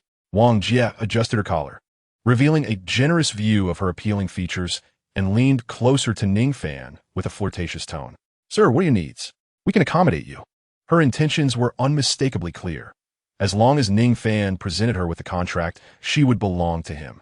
Ning Fan cast a glance her way, noting the score assigned by the system, and felt somewhat bemused. A mere 7 points? Was this the front desk? Such unattractiveness. A resounding rejection, without a hint of compassion. Ning Fan pushed Wang Jie aside and strode directly inside. Wang Jie was infuriated. She had never anticipated such a dismissal from Ning Fan. To think he would call her ugly. This was intolerable. "You scoundrel. How dare you say I'm unattractive? I shall make you pay for this." Wang Jie seethed internally. Ning Fan ventured further in, inquiring casually until he discovered the location of Xiao Fang's office. Upon arriving at the door, he announced, "I'm looking for Xiao Fang, with whom I spoke earlier on the phone." No sooner had he spoken than a young girl sprang to her feet within the office. "Is it Mr. Ning? I am Xiao Fang. I did not expect you to arrive so swiftly."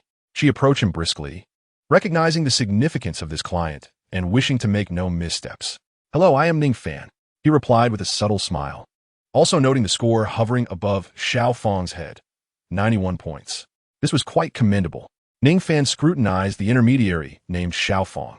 She appeared to be in her late 20s, tall, and indeed quite attractive. No wonder the system awarded her such a high score.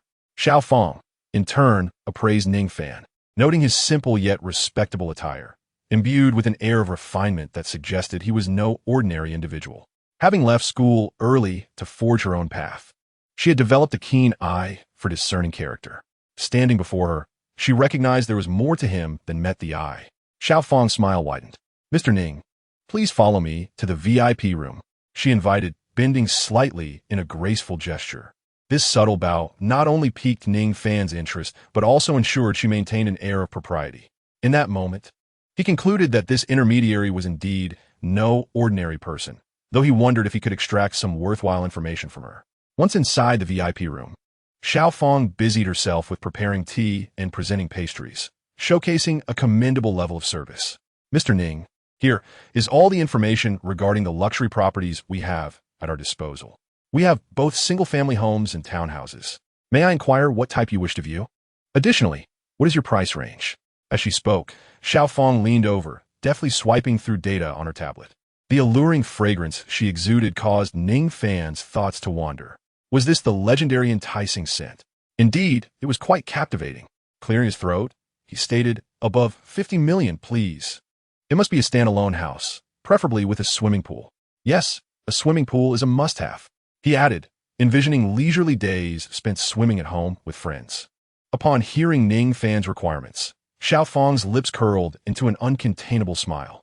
A villa priced above 50 million? He truly was a wealthy individual.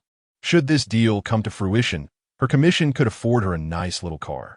With renewed vigor, Xiao Fang eagerly began her presentation. Under the introduction of Xiao Fang, Ning Fan finally identified a villa. "Mr. Ning, your discernment is truly commendable. This villa is the finest among our entire portfolio," she exclaimed. However, the owner of the villa is currently abroad, making a swift transaction unlikely. Xiao Fang gazed at the villa selected by Ning Fan, feeling somewhat helpless. Everything about the villa was splendid, yet the owner's absence from the country posed a challenge. There were also certain legal matters involved. Though Xiao Fang chose not to disclose this to Ning Fan, little did she know, Ning Fan had already surreptitiously gleaned her thoughts through the system. "I heard that the owner of this villa is entangled in some legal disputes abroad, which has resulted in repeated price reductions without a sale. He considered this Mr. Ning appears relatively young. He probably lacks understanding of such matters. If he could be persuaded to take the bait, it would be rather advantageous." Upon overhearing Xiao Fang's thoughts, Shen Mu felt a surge of irritation. How dare she perceive him as a fool? He thought, Just wait. I shall deal with you later. Although Ning Fan felt displeased, he maintained a cheerful demeanor and said, Very well, please inquire further on my behalf. I am in no rush. Xiaofang promptly nodded, Certainly, Mr. Ning. We will contact the owner to ascertain the specifics.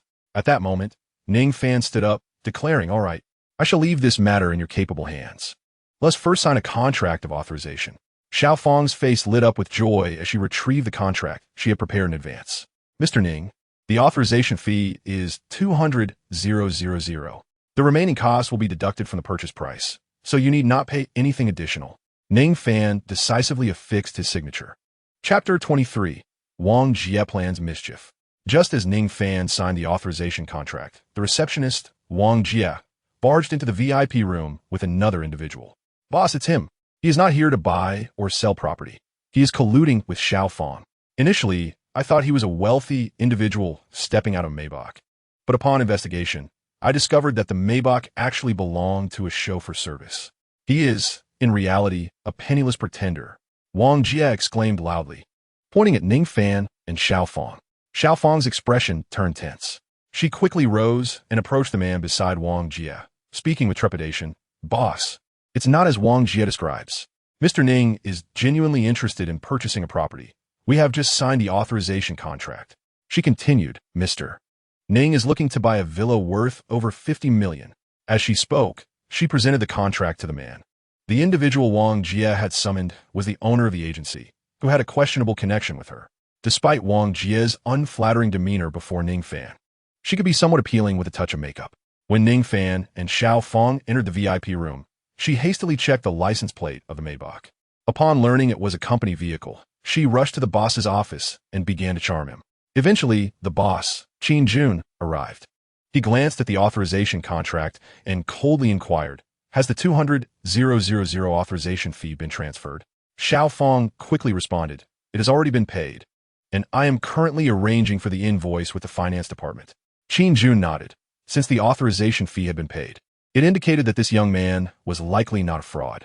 However, Wang Jie would not allow Xiaofang to simply let the matter slide. Observing her boss showing signs of leniency, she quickly interjected, Boss, it's merely the payment of a commission. Xiaofang easily produced this 200,000. This does not at all indicate that this young man is without issues. Wang Jie's relentless demeanor darkened Ning Fan's expression. He was concerned about encountering some nonsensical predicament, which was precisely why he had taken the time to review several real estate agencies' evaluations. Choosing this particular agency based on their commendable ratings, he had not anticipated being confronted with such absurdities. Casting a glance at Qin Jun, he coldly inquired, Are you the owner? If you cannot provide me with a reasonable explanation regarding this situation, you will soon discover that I am not one to be trifled with. Trust me, I possess the capability. Ning Fan's words caused a subtle shift in Qin Jun's complexion. It was evident from Ning Fan's tone that he was no ordinary individual. Should he indeed be in pursuit of a villa valued at 50 million, it would be unwise to provoke him. With this realization, Qin Jun quickly donned a conciliatory smile, saying, Mr. Ning, rest assured, we will certainly provide you with a satisfactory resolution. Following this, he turned to chastise Wang Jie. Wang Jie, you are merely the receptionist. What relevance does the contract signing have to you? Return to your station and reflect on your actions. Though Wang Jie felt greatly displeased, she had no choice but to retreat in humiliation. Yet, as she departed, she cast a venomous glare at Ning Fan. Unfazed by Wang Jie's glare, Ning Fan turned to Xiaofang, instructing, Notify me immediately if there are any updates. Certainly, Mr. Ning. Xiaofang promptly replied. Ning Fan nodded and turned to leave. Although Xiaofang's ratings were adequate, it was evidently not the opportune moment for extravagant spending. After returning from the agency, Ning Fan happened to pass by Yun City University, prompting thoughts of the gift Huang Weiwei intended to present to him. What could it be? It must be of considerable value. He would never have splurged on such an expensive gift before. Yet, when he inquired, Huang Weiwei remained tight-lipped. Responding to messages felt somewhat awkward. Never mind. In a couple of days, he would surely find out when the gift arrived. Shaking his head, he dismissed the thought. Upon returning to the hotel, he opened his phone once more, searching for qualified beauties. His previous actions had left a profound impression on everyone on the platform.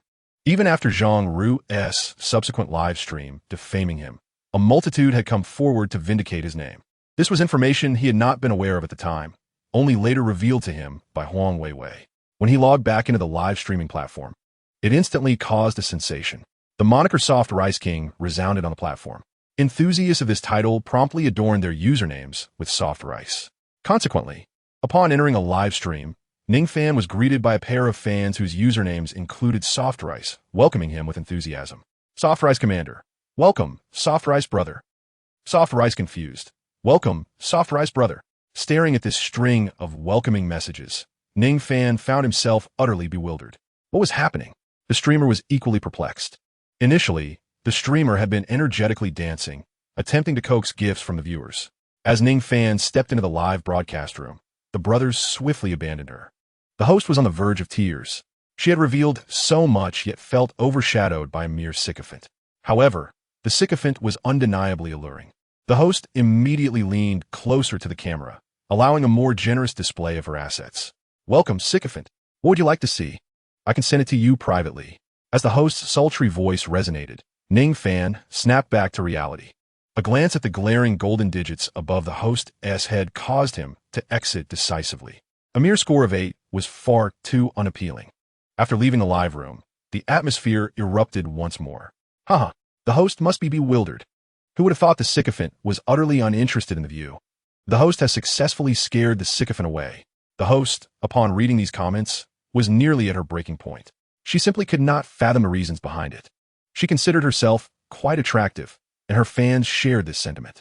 Whenever she revealed a bit more, they would erupt in ecstatic screams. Yet, why had the sycophant fled when she had unveiled so much?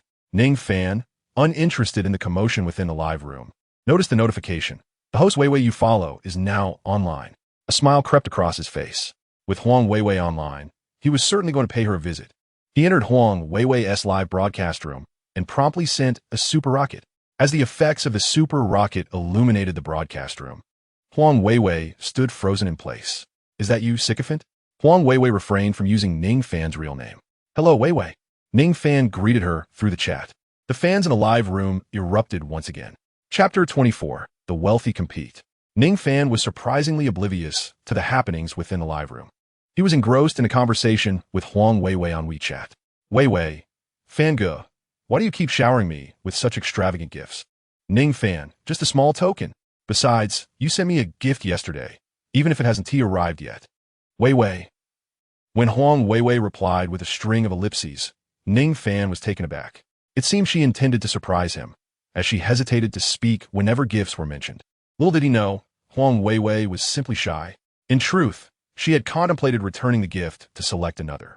However, Sun Jing had advised her that it had already shipped and that the information was linked to the sycophant. If she were to return it, the sycophant would undoubtedly receive a notification, leading to misunderstandings. It was Sun Jing's persuasive words that prevented Huang Weiwei from returning the gift. Yet, the thought of Ning Fan's reaction upon receiving it left her in a state of bewilderment. As Ning Fan broached the subject of gifts once more, Huang Weiwei found herself at a loss for words. The audience in the live room noticed her flushed cheeks. Some spectators remarked on the absence of Ning Fan after he sent the super rocket, and observing Huang Weiwei fiddling with her phone, they began to piece together the truth. Could it be that the soft rice guy and the streamer are having a private chat? It certainly seems so. Weiwei appears quite shy. Could they be discussing something scandalous? Is it possible that the streamer is about to be taken advantage of by the soft rice guy? The viewers in the live stream were filled with curiosity. Yet, Huang Weiwei remained oblivious to it all. However, others were not. The events that transpired in Huang Weiwei's live stream the previous day had naturally reached the ears of her several admirers. Today, as soon as she began her broadcast, they promptly entered the room using alternate accounts. They were determined to observe the fellow known as the soft rice aficionado and uncover his true identity. Upon seeing Huang Weiwei with her head down, fiddling with her phone, her face flushed with shyness, and reading the comments from the audience, their expressions darkened significantly. Especially for the affluent Jia Fu, who had previously attempted to woo Huang Weiwei with 2 million but failed. How infuriating it was that another had managed to captivate her with a mere $100,000 gift. Enraged, Jia Fu decisively charged 1 million into the live streaming platform, intending to shower Huang Weiwei with gifts. In his opulent villa on the outskirts of Yun City, Jia Fu's face was a mask of anger. What name should he adopt? Jia Fu pondered. It must be something that would overshadow that soft rice man. His sycophant immediately flattered. Young Master Jia, that fellow is called soft rice aficionado. Why not call yourself her soft rice husband? Upon hearing this, Jia Fu's expression soured. He retorted, I intend to pursue Huang Weiwei. You suggest I take on such a name? The sycophant quickly apologized. Jia Fu glared at them, rebuking, You lot are utterly useless. As he spoke, he changed his default nickname. Billionaire, Young Master. This was Jia Fu's moniker. He aimed to flaunt his prowess and ensure everyone recognized his might. Once the name was set, Jia Fu decisively sent out 2 super rockets. The fan leaderboard in Huang Weiwei's live stream transformed. A line of text floated across the public screen. Billionaire Young Master has gifted 2 super rockets to Weiwei streamer. This marked the first instance of a double launch since the super rocket gift was introduced. The atmosphere in Weiwei's live stream erupted with excitement. Who exactly is this billionaire Young Master?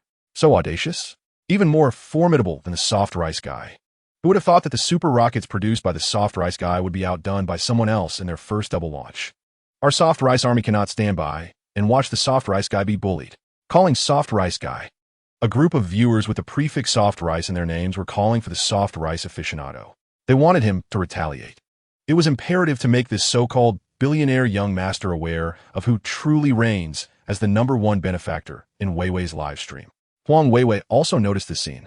Upon seeing the name of the individual who gifted the 2 super rockets, Billionaire Young Master, she naturally thought of Jia Fu, from among the wealthy individuals she had encountered. Jia Fu's family was the most affluent. Huang Weiwei's expression shifted to one of concern. She knew that Jia Fu would undoubtedly be incensed by the high-priced gifts bestowed upon her by Ning Fan. Ning Fan naturally noticed this. He understood that this billionaire was deliberately provoking him, even though the fellow had yet to utter a word. Ning San Tuklet, feeling the need to comfort his legion of sycophants. He typed a message. Yesterday, someone named I am a god of wealth was swiftly sent back home by me. Today, another billionaire appears. Such a pretentious name. I wonder how many rounds you can withstand against me. The sycophants erupted in cheers. Their excitement only grew as the super rocket effects filled the live stream, one after another, 5 in rapid succession. Ning Fan unleashed 5 super rockets. Will the billionaire join in? Or shall you return home to nurse on your mother's milk? His words dripped with provocation. Naturally, Jia Fu was not one to back down. He responded with 5 super rockets of his own. Sycophant, is that all you've got? I can match you. What will you do now? Ning Fan remained silent and unleashed a volley of 10. Everyone was rendered speechless. A tenfold display amounted to 1 million soft sister coins. Huang Weiwei was left in a state of shock, unsure of how to respond. Jia Fu, too, was momentarily stunned. While he could easily spend several million to woo women, parting with such sums in a live stream caused him considerable discomfort. Although this live stream belonged to Huang Weiwei, she would only receive a maximum of half the gift's value as her share. Jia Fu momentarily forgot to retaliate. The morale of the sycophants surged. Is this all the billionaire can muster? How cowardly. This is the most timid billionaire I've ever encountered. What a disgrace. If you're broke, don't pretend to be wealthy. Just yesterday, a pretender was taken down by the sycophant brother. And here you are today. Jia Fu gritted his teeth and once again sent 100,000 with a click of the super rocket. He gifted. He too unleashed a 10-fold barrage. Ning Fan remained silent, quietly responding with a 20-fold display. In Chapter 25, a conversation with Huang Weiwei. Huang Weiwei incessantly messaged Ning Fan on Weilian, urging him to stop sending gifts. Although she yearned for substantial wealth, she did not wish to acquire it in such a manner. Ning Fan was engrossed in his competition with Jia Fu, oblivious to Huang Weiwei's messages. As Ning Fan launched his 20-fold display, Jia Fu could no longer bear the strain. Despite his family's wealth exceeding 100 billion, the cash he could readily access was rather limited. As a young heir still in school, the amount at his disposal was even more meager. The 2 million he once spent on Huang Weiwei had required him to borrow from a bank. After all, his monthly allowance barely reached 100,000. With expenses for luxury cars and charming women, there was little left to spare. In the heat of the moment, he found it impossible to muster several million to clash with Ning Fan. All he could do was issue threats. Billionaire, sycophant, you are fortunate today. I don't have that much cash on hand. Consider yourself lucky this time. Just wait until I encounter you in Yun City. Otherwise, I shall break your legs. With that, Gia fuastidi lojedov. Ning Fan regarded the billionaire's threat with indifference. Though Jiafu has fled, Ning Fan still responded. I am from Yin City. Come and challenge me. This reply invigorated the supporters. The commander of Soft Rice, Brother Soft Rice, is valiant. Not only driving away this so-called billionaire heir, but also unafraid of his threats. Soft Rice's admirer. This billionaire heir truly suffers both in character and in battle. If I had a son like him, I would be mortified to death. While the supporters engaged in animated discussions, the live stream suddenly went dark. Wei Wei ended the broadcast. After sending numerous messages to Ning Fan without receiving a reply, she grew anxious. Hastily, she ended the stream and called Ning Fan's voice on WeChat. Ning Fan, engrossed in reading the comments in the live stream, was taken aback when the stream went dark. Noticing the notification that Wei Wei had signed off, he felt somewhat resigned. Shortly after, his phone rang. A voice call from Huang Wei Wei. Ning Fan ansvaret tekisivedi. Brother Fan, why did you send me so many gifts? I'll return them to you when my share arrives next month. However, I can only return half at most. I can't give back all the money you spent. As Huang Wei Wei spoke, her voice trembled with urgency. Sensing her distress, Ning Fan quickly reassured her, there's no need to return it. This amount is merely trivial to me. Didn't I also spend over $1 million yesterday? Today's expenditure is just a tad more. Huang Wei Wei was momentarily at a loss for words. Observing her silence, Ning Fan thought, this girl is quite remarkable. It was worth the gifts he had sent. Yet, if she returned all the money, how could he continue to shower her with gifts? As a student, how much money could she possibly have? The first step must be to ensure her prosperity. Otherwise, how could he flourish? Noticing her prolonged silence, Ning Fan chuckled. Wei Wei, this sum is insignificant to me. If you truly feel uncomfortable, how about treating me to a meal the next time I pass by your school? Without a second thought, Huang Wei Wei agreed. However, as soon as she uttered the words, she felt a wave of anxiety. Why did she agree so readily? Although Brother Fan was wealthy, she was still unsure of his character. What if he had ulterior motives? As this thought crossed her mind, she shook her head. Her intuition suggested that Ning Fan was not that kind of person. Recognizing Huang Wei Wei's hesitation after her agreement, Ning Fan understood that this young lady was rather timid. He couldn't be overly forward. It would only frighten her. Deciding to conclude the conversation, he said, Wei Wei, I have some matters to attend to, so I shall speak with you later. Hum. Huang Wei Wei responded immediately upon hearing that Ning Fan was busy. He said nothing further and ended the voice call. After the call, Ning Fan let out a long sigh. Phew, Huang Wei Wei was not so easily dealt with. Although she was pure-hearted, she was quite timid. A gradual approach was essential. With limited funds, he needed to generate more income. At present, only the enchanting Lily seems suitable. It appears that I must seek her out. Ning Fan is acutely aware of his urgent need for substantial financial resources. Today, he is vying for rankings against this billionaire heir. Both parties hail from Yun City, and it is inevitable that they will cross paths. This individual likely comes from considerable wealth, certainly far surpassing the so-called god of wealth from yesterday. Such affluence is beyond his capacity to contend with. With this thought in mind, Ning Fan decisively sent a message to Lily. Within the confines of the Yun City University girls' dormitory, Huang Wei Wei, having concluded her call with Ning Fan, was immediately approached by Sun Jing. Wei Wei, you can't possibly have developed feelings for the soft rice guy, can you? Sun Jing inquired, curiosity evident in her expression. Fortunately, their suite was private, housing only the two of them. Otherwise, they would surely be embroiled in gossip at this moment. Huang Wei Wei hastily shook her head. No, absolutely not. Don't say such things. Her vehement denials only served to suggest otherwise. Sun Jing wore an expression of knowing amusement and remarked, Wei Wei, this soft rice guy is no slouch. Today he managed to compete with that billionaire heir for the top ranking, which is no small feat. But speaking of which, who exactly is this billionaire heir? Wei Wei, do you know? Sun Jing appeared quite intrigued by the identity of the billionaire heir. Huang Wei Wei pouted and replied, who else could it be? It's that scoundrel Jiafu. Jiafu? Sun Jing paused for a moment, contemplating, and concluded that it indeed made sense. In Yun City, there are only a handful of individuals bold enough to be called billionaire heirs, and only Jiafu would be willing to lavish wealth without hesitation. Jiafu is known for his vindictive nature. Having been slighted by the soft rice guy today, he is unlikely to let it go unpunished. As Sun Jing finished her thought, Huang Weiwei suddenly became anxious. What should we do? The Jia family is so wealthy. Could the soft rice guy possibly stand a chance? Her concern was unmistakable. Sun Jing observed her. Smirking, Weiwei, you claim to have no feelings for the soft rice guy, yet look at you, fretting over his potential misfortunes. Are you worried for your beloved? Huang Weiwei felt utterly mortified. Oh, stop it. I'm not. It's really nothing. Her explanations appeared feeble to Sun Jing. Chapter 26. The gift arrives. Upon learning the identity of the billionaire heir he had bested, Ning Fan, while verbally professing calm, felt an undeniable tension within. He was well aware of the Jia family's standing in Yin City. Though not the richest, they are certainly among the top 10 wealthiest families. The Jia group boasts a market value in the billions. Jia Fu, as the sole heir, is also notorious as a flamboyant playboy within Yin City. Just $1 billion group. I possess a system, destined to become a trillionaire. Ning Fan scoffed, dismissing the matter. While he currently lacked the means to confront the Jia group, he believed that given a little time and an influx of soft currency, he could easily handle a mere billion-dollar corporation. A couple of days later, Huang Weiwei's gift finally arrived. After receiving the package from a courier and weighing it in his hands, Ning Fan noted it was quite substantial.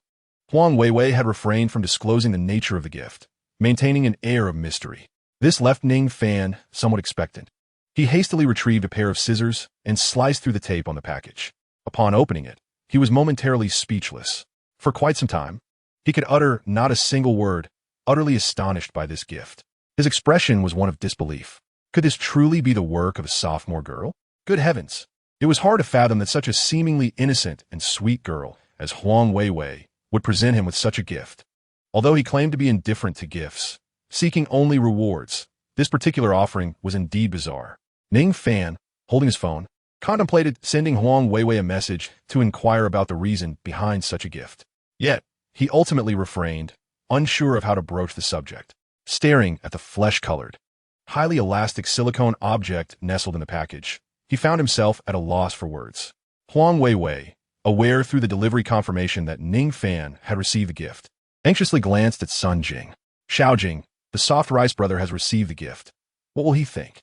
Her face was fraught with tension, deeply concerned that Ning Fan might misinterpret her intentions. Sun Jing, however, chuckled dismissively. What is there to ponder? He will surely be grateful. Huang Weiwei chose silence. Yet Sun Jing seized her phone. You know you're not good with words, so let me assist you. Sun Jing unlocked Huang Weiwei's phone and navigated to the chat with Ning Fan. Huang Weiwei attempted to reclaim her phone, but her efforts were futile.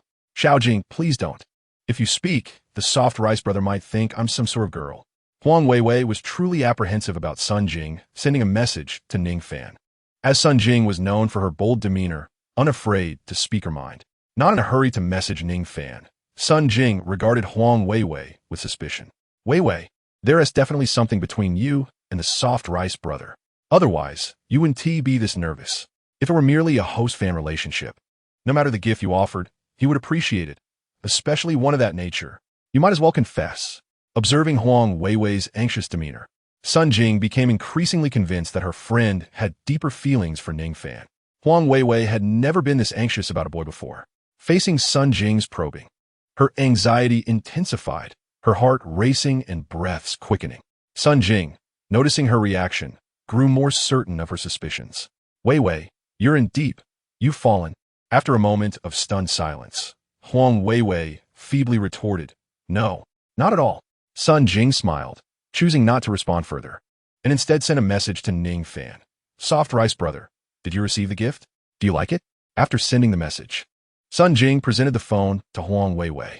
Huang Weiwei gazed at the message and buried her head deep into the blankets. She felt certain that Ning Fan must have misunderstood her. Yet, it was too late to explain. Ning Fan, holding his phone and unsure of what to say, was momentarily taken aback by the sudden message. The tone was uncharacteristic of Weiwei. She always addressed him as Brother Fan on WeChat. The moniker Soft Rice Brother was what she called him during live streams. Upon reading the message, Ning Fan was initially shocked. It was hard to believe that such words had come from Huang Weiwei. Although they had never met in person, he had seen her demeanor in their online interactions. She struck him as a pure and shy girl. Their recent conversations further revealed her innocence. Yet, she had sent him such a gift and uttered these words? As Ning Fan pondered this, he sensed something was amiss. Finally, he recognized a significant inconsistency in how she addressed him. He concluded that the person who had messaged him was not Huang Weiwei. But who could it be? The individual must be someone close to her, perhaps a roommate? Ning Fan felt he was on the brink of uncovering the truth.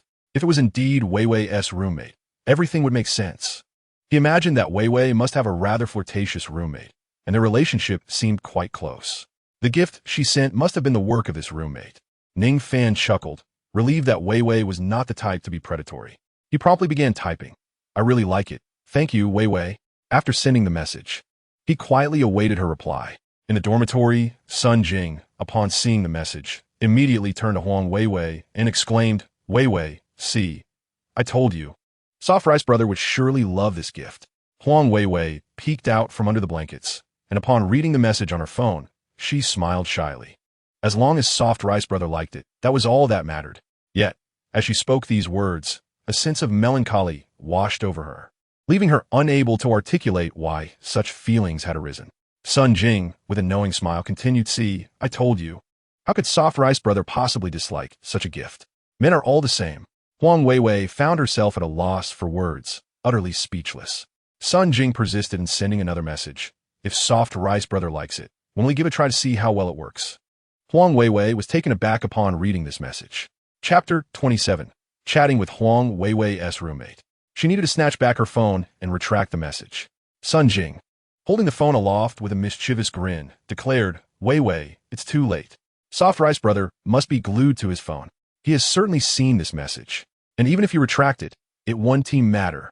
Huang Weiwei cried out in frustration, Sun Jing, I'm going to get you, and lunged towards Sun Jing, the two of them engaging in a playful scuffle. Upon receiving this message, Ning Fan became increasingly convinced that the sender could not possibly be Huang Weiwei. How audacious to suggest he try it out. Good heavens, what brazen words. Moreover, did he truly require such a contraption? With just a casual wave, he could summon countless beauties. Why would he become enamored with silicone when he could indulge in the company of real women? Ning Fan curled his lip, swiftly typing a response and clicking send. It worked splendidly, I've tried it. A playful spirit overtook Ning Fan. Since the person he was conversing with was not Huang Weiwei, but rather a bold and audacious young woman, he felt no compunction about teasing her. Yet, he regretted not knowing her rating. If it exceeded 9 points, that would be even better. Her roommate, he mused, could hardly be unattractive, right? She might not surpass Huang Weiwei in beauty, but she surely must be close. Surely, she would rate at least a 9, he muttered to himself. Unbeknownst to him, Huang Weiwei, upon receiving the message, was thoroughly disheartened by his response. However, Sun Jing found herself intrigued by him. My dear Ning Fan, you are quite amusing, she giggled. It seems you are so enamored with watching me in the live stream daily, yet unable to have me, that you must resolve your frustrations with the gifts I bestow upon you. Sun Jing's words only deepened Huang Weiwei's unease. Could it be that Ning Fan truly was that kind of person? Had she misjudged him? Sun Jing, oblivious to Huang Weiwei's distress, continued her conversation with Ning Fan, who was more than willing to engage. Knowing the individual he was chatting with was not Huang Weiwei, he felt free to indulge in more risky topics. As for whether Huang Weiwei might misconstrue the situation, Ning Fan felt no anxiety. He could always send her a message later, clarifying that it was her roommate he had been conversing with, and that his previous comments were merely in jest.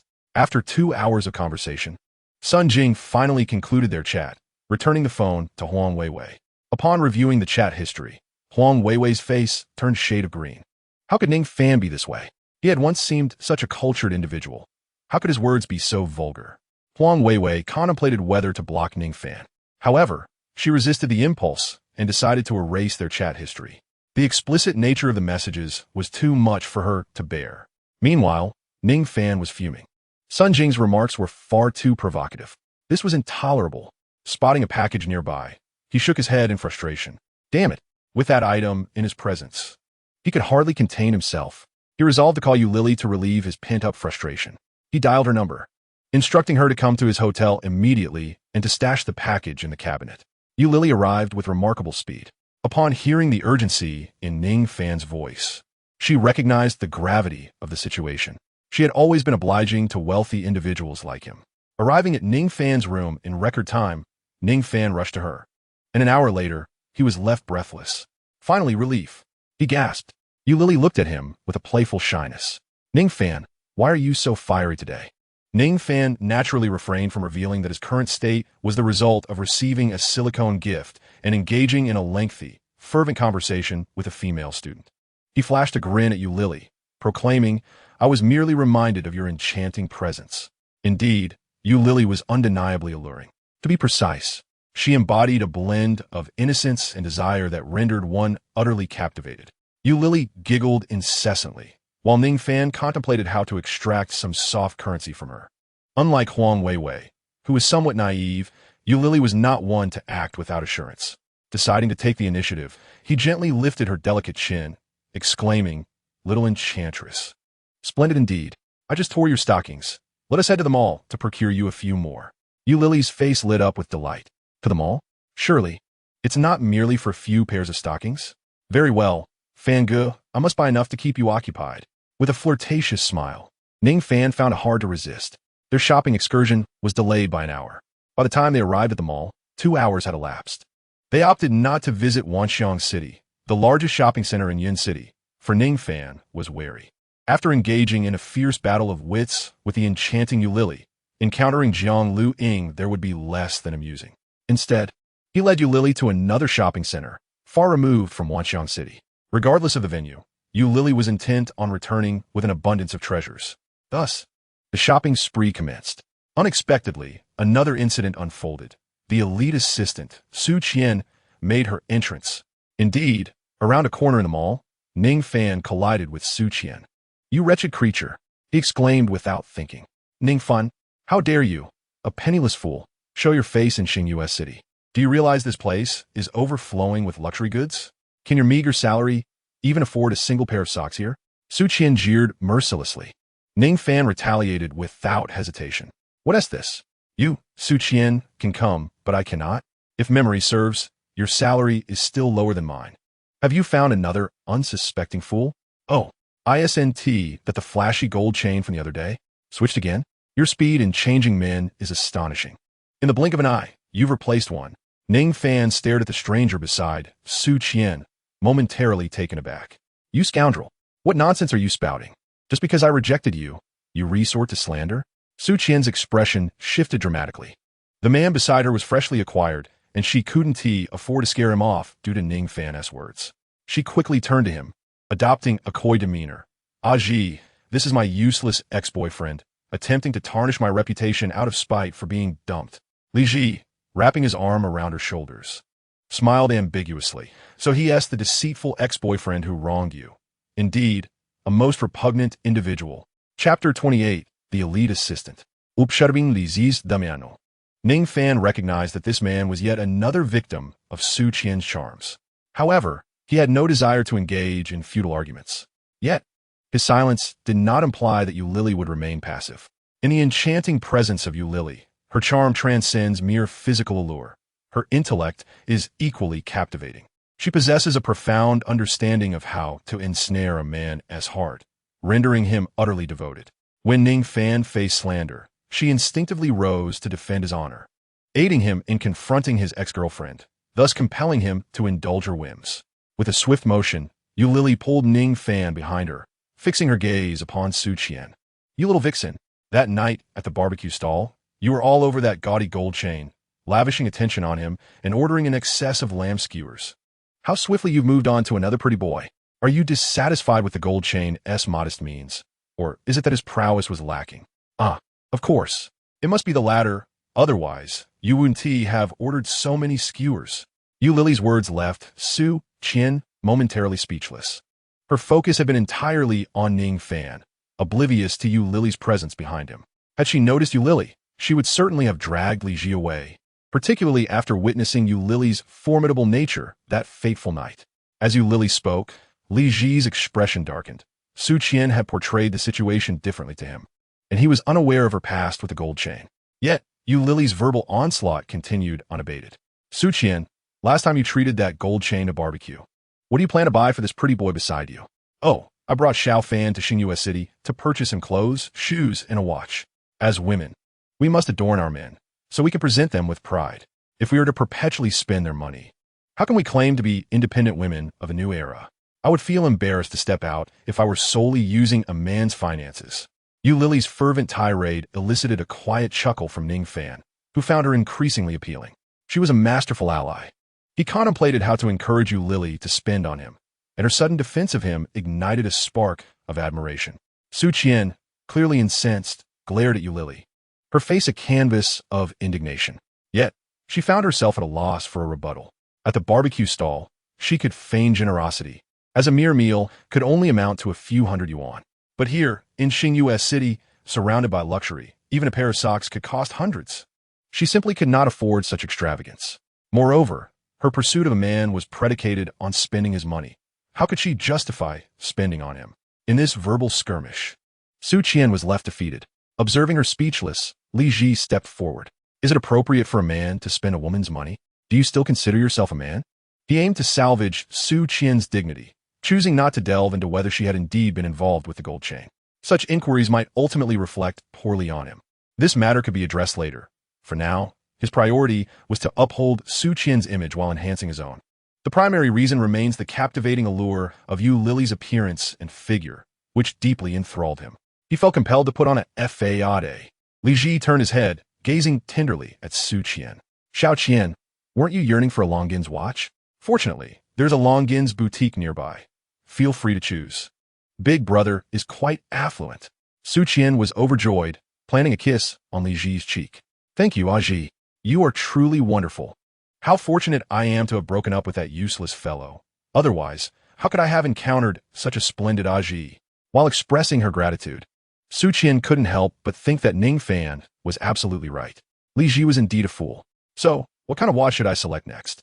If it's too extravagant, it might turn out to be a one-time purchase.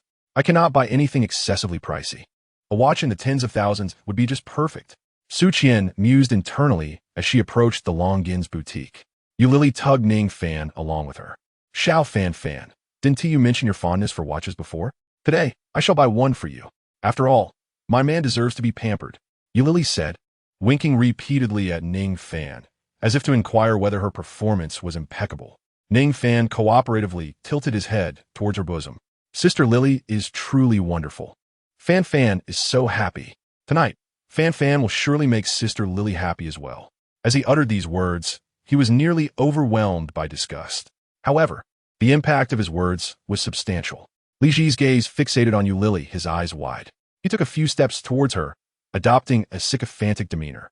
Miss, someone like him, living off others, I fail to comprehend what you see in him. Spending money on him? I'm not trying to sow discord between you two, but honestly, a beauty like you should be with a high-quality man like myself. Li Ji's implication was unmistakable, urging Yu Lily to swiftly discard the pretty boy and be with him instead. Yu Lily cast a disdainful glance at Li Ji. You? A high-quality man? If you could be attracted to someone like Su Qian, it's evident that you are merely of the same lowly caliber. Yu Lily's skill in retorting was indeed remarkable. Her words immediately planted the idea in Li Ji's mind to sever ties with Su Qian. The lady is correct. A woman like her does indeed diminish my stature. Conversely, the pretty boy beside you also lowers your standing. I believe we are the most suitable pair, Li Ji said, pointing at Su Qian while grinning at Yu Lily. Yu Lily rolled her eyes and pulled Ning Fan in front of her. Do you think you are more handsome than my Xiao Fan? With that one remark, she inflicted a devastating blow. Li Ji was nearly driven to the brink. He had anticipated that his words would lead Yu Lily to dismiss Ning Fan, but he was met with an unexpected outcome. Ignoring him, Yu Lily led Ning Fan to the counter, casually pointing at a watch. This one, please. Simple and straightforward. Her actions astonished Ning Fan. If he hadn't known Yu Lily's background, he might have genuinely believed she was a queen-level wealthy woman. With Yu Lily's decisive actions, Ning Fan's surprise was indeed reciprocated. Ding! Detecting that the charming woman, Yu Lily, had actively spent 54,000 yuan. The system triggered a 10,000-fold return mechanism. Congratulations to the host for receiving a refund amount of 540,000 yuan. In the 29th chapter, Huang Weiwei invited Ning Fan to dinner. The system's alert left Ning Fan momentarily speechless. How much was that? With so many zeros, it was impossible to count. Ning Fan felt an overwhelming urge to shout. Was this a fortune exceeding 100 million? Was it truly this simple? Yu Lily was indeed a remarkable cash machine, and Su Qian was also an excellent support. With Yu Lily and Su Qian combined, could Ning Fan be wealthier than a nation? For the first time, Ning Fan did not find Su Qian annoying. In fact, he thought she was somewhat adorable. No, no, no. How could he think like that? Su Qian was still that insufferable woman. He must not harbor any sympathy for her. Yu Lily placed a watch on the bewildered Ning Fan's wrist. Xiao Fan Fan. How do you like it? Seeing the surprise on Ning Fan's face, Yu Lily thought to herself that this Fan Ge was quite the actor. His performance was truly impressive. So lifelike. This expression of surprise was something that even 1,000,000 or 10,000,000 could not evoke. Ning Fan finally snapped back to reality. He embraced Yu Lily and planted a kiss on her cheek, leaving her with a face full of saliva. Huh, thank you so much. His actions and expressions left Yu Lily momentarily stunned. Nevertheless, she insisted that it was merely Ning Fan's acting prowess. Su Qian also selected a watch, which turned out to be a couple's edition that matched Ning Fan's. The clerk was left dumbfounded. What was happening? Just moments ago, this innocent yet alluring beauty had bought a watch for the man, and now this woman was purchasing a couple's model? Li Ji also noticed this scene, feeling utterly humiliated. Wretched woman, he spat, turning to leave immediately. Su Qian snapped back to reality and rushed after him, but the clerk stopped her. I'm sorry, miss. You haven't paid yet. You cannot leave. Su Qian felt as though she would explode with anger. In the end, she could only watch helplessly as Li Ji's figure disappeared. Reluctantly, she returned the watch. At this moment, Yu Lily gleefully mocked her. A woman must have her own wealth. Relying solely on men won't do. Su Qian was infuriated, yet faced with Yu Lily's taunts, she found herself at a loss for a retort, glaring at Ning Fan in frustration before hastily leaving. Once Su Qian was gone, Yu Lily set aside her queenly demeanor and became somewhat demure. Fan Ge, how did I perform just now? In response to Yu Lily's delicate posture, Ning Fan playfully patted her backside and grinned. Quite well. I'm very satisfied. As a reward, he suggested she select a watch for herself. She had enabled him to receive such an impressive rebate, propelling him into the realm of billionaires. He certainly could not be stingy. Yu Lily immediately requested the clerk to retrieve the watch that Su Qian had just returned. Fan Ge, I want this one. Ning Fan was slightly puzzled as to why Yu Lily did not choose something more expensive, as he was prepared to splurge generously. The watch is quite inexpensive. Why not choose a more expensive one? Ning Fan inquired with curiosity. Yu Lily replied effortlessly, I simply adore this one. Besides, Brother Fan, you are wearing the same model. Upon hearing her words, Ning Fan refrained from further comments and merely took out his phone to make the payment. The sales clerk was once again bewildered. What's happening here? Isn't it supposed to be a wealthy woman supporting a pretty boy? How is this pretty boy purchasing a watch for the wealthy woman? And complaining about her choice being too cheap? What on earth is going on? The clerk pondered endlessly but could not decipher the situation. Subsequently, Ning Fan accompanied Yu Lily to buy numerous items. Whenever Yu Lily expressed a desire, Ning Fan complied without hesitation. This display of generosity led Yu Lily to make a resolute decision. Henceforth, she would belong solely to Brother Fan. She wished to become his personal possession. After returning Yu Lily, Ning Fan opened his phone, intending to send a message to Huang Weiwei to explain. He contemplated for a moment, but ultimately accessed the back end of the live streaming platform to find Weiwei's private message. Weiwei, the person I was chatting with earlier must be your roommate, right? My remarks were intentionally directed at her. After sending the message, it wasn't long before he received a notification from his WeChat account. It was a message from Huang Weiwei. Brother Fan, you actually knew it wasn't Timmy? No way. Following this message were several emojis adorned with large question marks. Ning Fan grinned, swiftly typing a response. Take a look at how you addressed me during our conversation, and compare it to how you referred to me in our previous chats. Upon reading this message, Huang Weiwei immediately grasped the situation. So that's where the misunderstanding arose. Brother Fan, you are truly astute, discerning that the person chatting with you was not me merely from a title. The person you spoke with this morning was my roommate, Sun Jing. She is quite boisterous and speaks like a boy. I was worried Brother Fan might misunderstand me. Huang Weiwei exhaled in relief. It turned out that Brother Fan was not that kind of person. His words were merely in alignment with Sun Jing's remarks. Brother Fan had not misconstrued her intentions. He had already seen through the ruse. The more she pondered, the happier she became. Brother Fan, that gift was actually Sun Jing's idea. Ning Fan had already surmised. How could such a pure and adorable Huang Weiwei possibly present such a gift? It seemed her roommate was quite an intriguing character. Ning Fan composed his text. I figured it out. Wei Wei, you could never give such a gift. In my memory, you are the pure and lovely college girl, Wei Wei. Upon receiving this message, Huang Wei Wei's face flushed with embarrassment. She bit her lip and made a decision. Brother Fan, I would like to invite you to dinner. I genuinely wish to express my gratitude to you, Brother Fan. The two messages were sent in succession. Ning Fan, after reading the latter message, felt a sense of underlying meaning. It seems that Wei Wei's interest could indeed flourish further. How delightful! Ning Fan beamed with joy. Today his spirits were exceedingly high. He picked up his phone to reply. Sure, when will you be free, Wei Wei? I'll come to pick you up. After a long pause, Huang Wei Wei finally replied, this weekend. All right, I'll come to fetch you then. As their conversation concluded, Ning Fan pondered how he could best approach picking up Huang Wei Wei on the weekend. How could he make this pure-hearted girl feel a spark? He must acquire a car swiftly, ensuring she is the first to occupy the passenger seat. What a splendid idea. Ning Fan quickly devised a plan.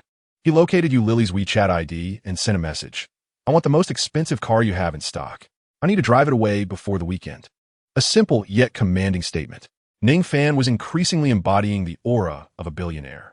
Chapter 30. A pre-owned car. The weekend arrived in the blink of an eye. Ning Fan first visited the dealership, seeking out Yu Lily. Brother Fan, the car is ready. You can take it whenever you like. Upon seeing Ning Fan, Yu Lily rushed over to greet him. She thought to herself that Ning Fan would likely take her for a drive after picking up the car, and perhaps engage in some indescribable activities. Then they could indulge in some shopping, right? Following Yu Lily into the showroom, Ning Fan's attention was immediately captured by a luxurious car that exuded opulence. Noticing Ning Fan's fascination, Yu Lily eagerly introduced, Brother Fan, this is a pre-owned car. Before she could finish her sentence, Ning Fan furrowed his brow. What's going on? Didn't I ask you for the most expensive car? Why have you brought me a used one? Ning Fan was evidently displeased. He desired a luxury vehicle that would reflect his status. Seeing Ning Fan's displeasure, Yu Lily quickly realized he had misunderstood her. She promptly clarified, Brother Fan, this is the only available pre-owned model. Acquiring a new one is nearly impossible. Ning San Frobnet. Explain this car to me. Isn't this a Ferrari? Why isn't there a new model? Ning Fan clearly did not recognize the true identity of the car. He only recognized it as a Ferrari. Realizing Ning Fan was unaware of the car's actual status, Yu Lily hurriedly explained, this is a Ferrari LaFerrari, limited to only 499 units worldwide. All of them have already been sold. This particular car, though labeled as pre-owned, has only a few thousand kilometers on it.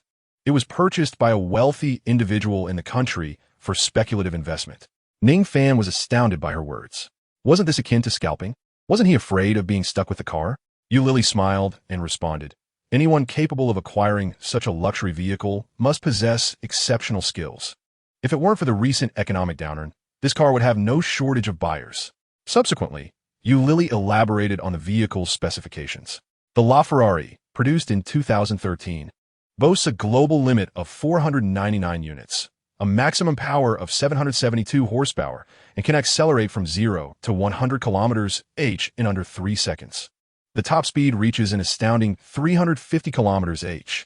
As Yu Lily detailed the features of the car, Ning Fan felt an exhilarating thrill. This was the fabled limited edition supercar.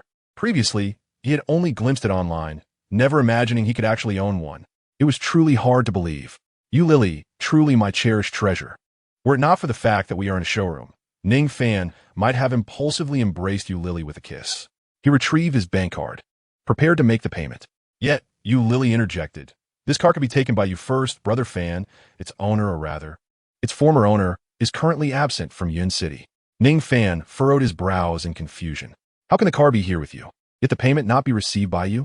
Yu Lily smiled and clarified. Because, Brother Fan, you desire the most extravagant vehicle. And our boss happens to have connections with the car's owner, young Master Wong. He will arrange for the car to be airlifted here. The payment can be made directly to young Master Wong when he arrives. With this explanation, Ning Fan quickly grasped the situation. The car was not from the dealership. He took the keys from Yu Lily and decisively entered the vehicle. However, upon observing the interior, which was entirely distinct from ordinary cars, he felt a bit flustered. Although he possessed a driver's license, he had never actually driven a car, let alone such a luxury vehicle. Fortunately, he was quick-witted and soon learned how to maneuver the extravagant automobile. The accelerator should not be pressed too forcefully. Starting off too quickly is undesirable.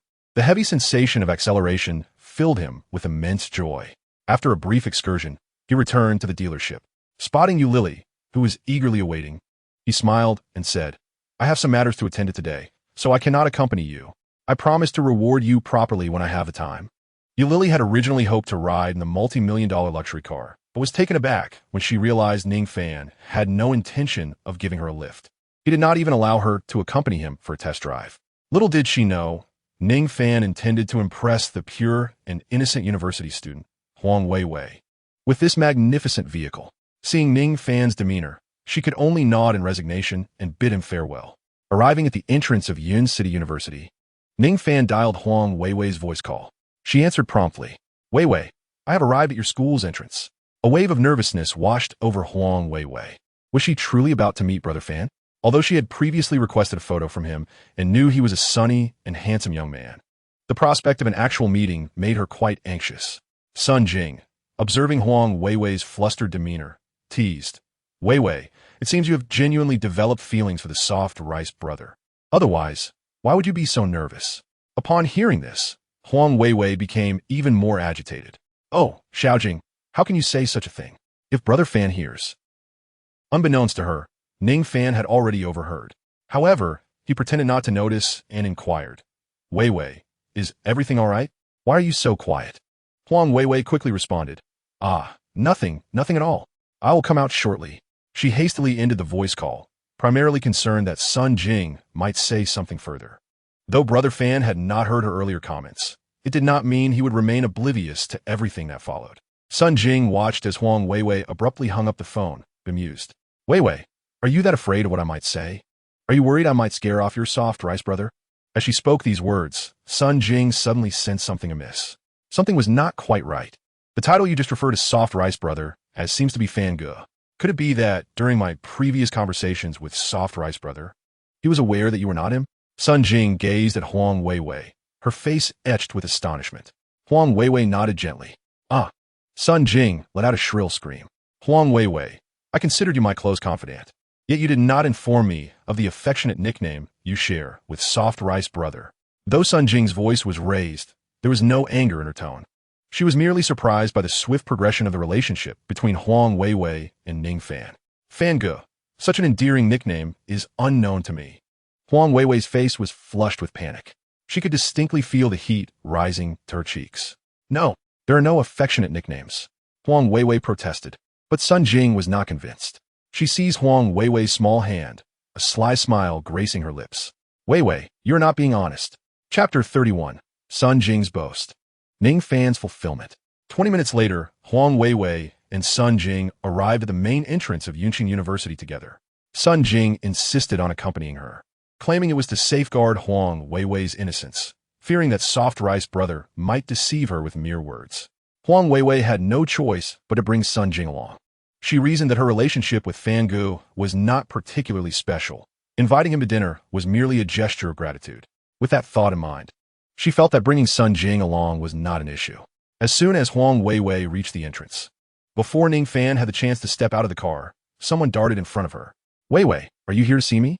The young man's smile was uncontrollable upon seeing Huang Weiwei. She regarded him with evident displeasure. "Li Tao, you're blocking my way," Huang Weiwei said coldly. She harbored a strong aversion towards Li Tao for a simple reason. He was excessively pretentious, even more so than Jia Fu.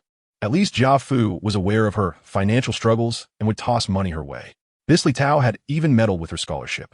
Had it not been for the teacher's intervention, she would have never received it this semester. Her disdain for Li Tao was palpable. The sight of him obstructing her path made her want to kick him aside. Li Tao, however, seemed oblivious to the impropriety of his actions. He extended his hand to block Huang Weiwei as she attempted to maneuver around him, a facade of phony smiles plastered across his face. "Weiwei, regarding the scholarship matter, I truly overlooked it. I thought, since you were destined to be my girlfriend, you would never lack for money with me around." Before Li Tao could finish his sentence, Sun Jing interrupted him. "Li Tao, must you be so insincere? Are you attempting to use the scholarship to coerce Weiwei? Do you even consider yourself a man? Honestly, you are even inferior to Jia Fu. At least he recognizes Weiwei's urgent need for money and offers assistance. And you? You dare to threaten Wei Wei with her own scholarship. Do you realize that she almost missed out on her tuition because the scholarship was delayed? Sun Jing was genuinely infuriated. It was her first encounter with such a shameless man. Huang Weiwei's face was equally filled with fury. She glared at Li Tao and said with fierce determination, Li Tao, relinquish any hope. I shall never consent to be your girlfriend, for you are far too hypocritical. Li Tao's countenance turned exceedingly grim, utterly unprepared for such public denunciation by these two women. The facade of his smiling demeanor gradually faded away. Huang Weiwei, Sun Jing, you are truly overstepping. Upon hearing Li Tao's clearly threatening words, Sun Jing laughed derisively. What are you even worth, Li Tao? If Wei Wei wishes to see your downfall, she need only accept the advances of either young Master Jia or young Master He. Do you truly believe that being the student council president bestows you with any significance? Outside the confines of this school, you are nothing. She continued with a warning. I advise you to keep your distance from Wei Wei. She already has a boyfriend, one far more formidable than young Master Jia or young Master He. With just a word, her boyfriend could ensure that your entire family vanishes quietly from this world. Sun Jing's words sent a wave of shock through the crowd. Huang Weiwei has a boyfriend? A super rich one? Impossible. Could her luck be so extraordinary? The three suitors at Yun Chung University were already impressive enough. Huang Weiwei looked at Sun Jing with surprise, evidently taken aback by her declaration. Where had this powerful boyfriend come from? Sun Jing, noticing Huang Weiwei's bewilderment, gestured for her to remain silent. After a moment's contemplation, Huang Weiwei acquiesced to Sun Jing's ruse, allowing her to continue, as it would save her some trouble. After a brief moment of distraction, Li Tao regained his composure, regarding Huang Weiwei with disbelief. Weiwei, I know you truly harbor feelings for me, which is why you permitted Sun Jing to utter such words. Observing his obliviousness, Sun Jing scoffed. Li Tao, you truly are shameless. What do you possess that could possibly endear Wei Wei to you? You lack wealth, you lack power, and let us not forget, you are rather unattractive. Do you think you can charm her despite your plain appearance? Sun Jing's merciless taunts pushed Li Tao to the brink of fury. Noticing the anger etched on his face, Huang Weiwei felt a twinge of concern. What do you intend to do here at the school gate? Her voice trembled slightly. Ning Fan sensed it was time for him to intervene. The man blocking Huang Weiwei's path was evidently one of her suitors, whom she found utterly distasteful. Ning Fan revved the engine, producing a deep rumble. Suddenly, a luxurious car appeared before Huang Weiwei. The onlookers were taken aback by the sudden arrival. A Ferrari? It seemed to be no ordinary model. Hadn't it just been parked across the street? Hadn't a few girls approached it earlier? Why had it suddenly come over here? Huang Weiwei, too, gazed curiously at the supercar. At that moment, the window rolled down. Fan, is that you? Huang Weiwei exclaimed in surprise, clearly not expecting the car to belong to Ning Fan. Sun Jing, too, wore a look of astonishment. She instantly recognized that this vehicle was no ordinary Ferrari, but rather the legendary Ferrari LaFerrari. Was this the so-called sugar daddy that Huang Weiwei fancied? Indeed, he possessed remarkable capabilities. To own such a globally limited edition supercar speaks volumes about his extraordinary status. It seemed her earlier remarks were not mere boastfulness after all. Sun Jing was the first to react, turning to Li Tao with a cold sneer. Li Tao, did you see that? This is Wei Wei's boyfriend's car. Li Tao clearly failed to grasp the true identity of the vehicle, immediately donning a mocking smile. Oof, it's just a Ferrari. Sun Jing burst into laughter. Just a Ferrari? Li Tao, I can only say that poverty restricts your imagination. This car is named LaFerrari, with only 499 units manufactured globally. The most crucial aspect is that wealth alone cannot secure one. Those who possess this vehicle are undoubtedly the elite of the world. Li Tao was visibly skeptical. Could such prominent figures truly exist in a small town like Yin City? And a global limited edition at that. Just then, someone nearby exclaimed, "It really is a LaFerrari. My goodness, this car costs several million. What kind of tycoon could own such a divine vehicle?" Chapter 32. Huang Weiwei's Dilemma. Li Tao, feeling utterly humiliated, lowered his head and slipped away. He feared that Ning Fan would remember his appearance. He had always been one to bully the weak and cower before the strong. With Huang Weiwei lacking power and influence, he could exert his petty authority over her without hesitation. Yet upon encountering the likes of Jia Fu and He Guang, he immediately bowed his head in submission.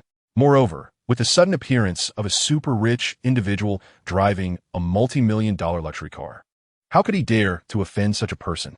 He couldn't afford to do so, as Sun Jing had pointed out. This individual could make his entire family disappear quietly from this world. Seizing the moment before Ning Fan could exit the vehicle, he hurriedly made his escape. Observing Li Tao's hasty retreat, Sun Jing felt a sense of triumph. What a petty person. He runs off so quickly when faced with someone formidable. Sun Jing rolled her eyes and glanced at Ning Fan, who had already stepped out and approached Huang Weiwei. Weiwei, you look truly stunning today. Ning Fan admitted he was captivated by Huang Weiwei's beauty. In that instant, he felt that the system's rating was undoubtedly flawed. How could Huang Weiwei possibly have only a score of 92? She exuded an allure that surpassed even that of Yu Lily by a margin. He resolved to inquire about the system's scoring criteria later. Huang Weiwei shyly lowered her head, having dressed with great care that day, with numerous suggestions from Sun Jing. However, she never anticipated that Ning Fan would so candidly praise her beauty, leaving her momentarily flustered. Meanwhile, Sun Jing, witnessing this scene, quickly nudged her. Weiwei, why are you shy? Speak up.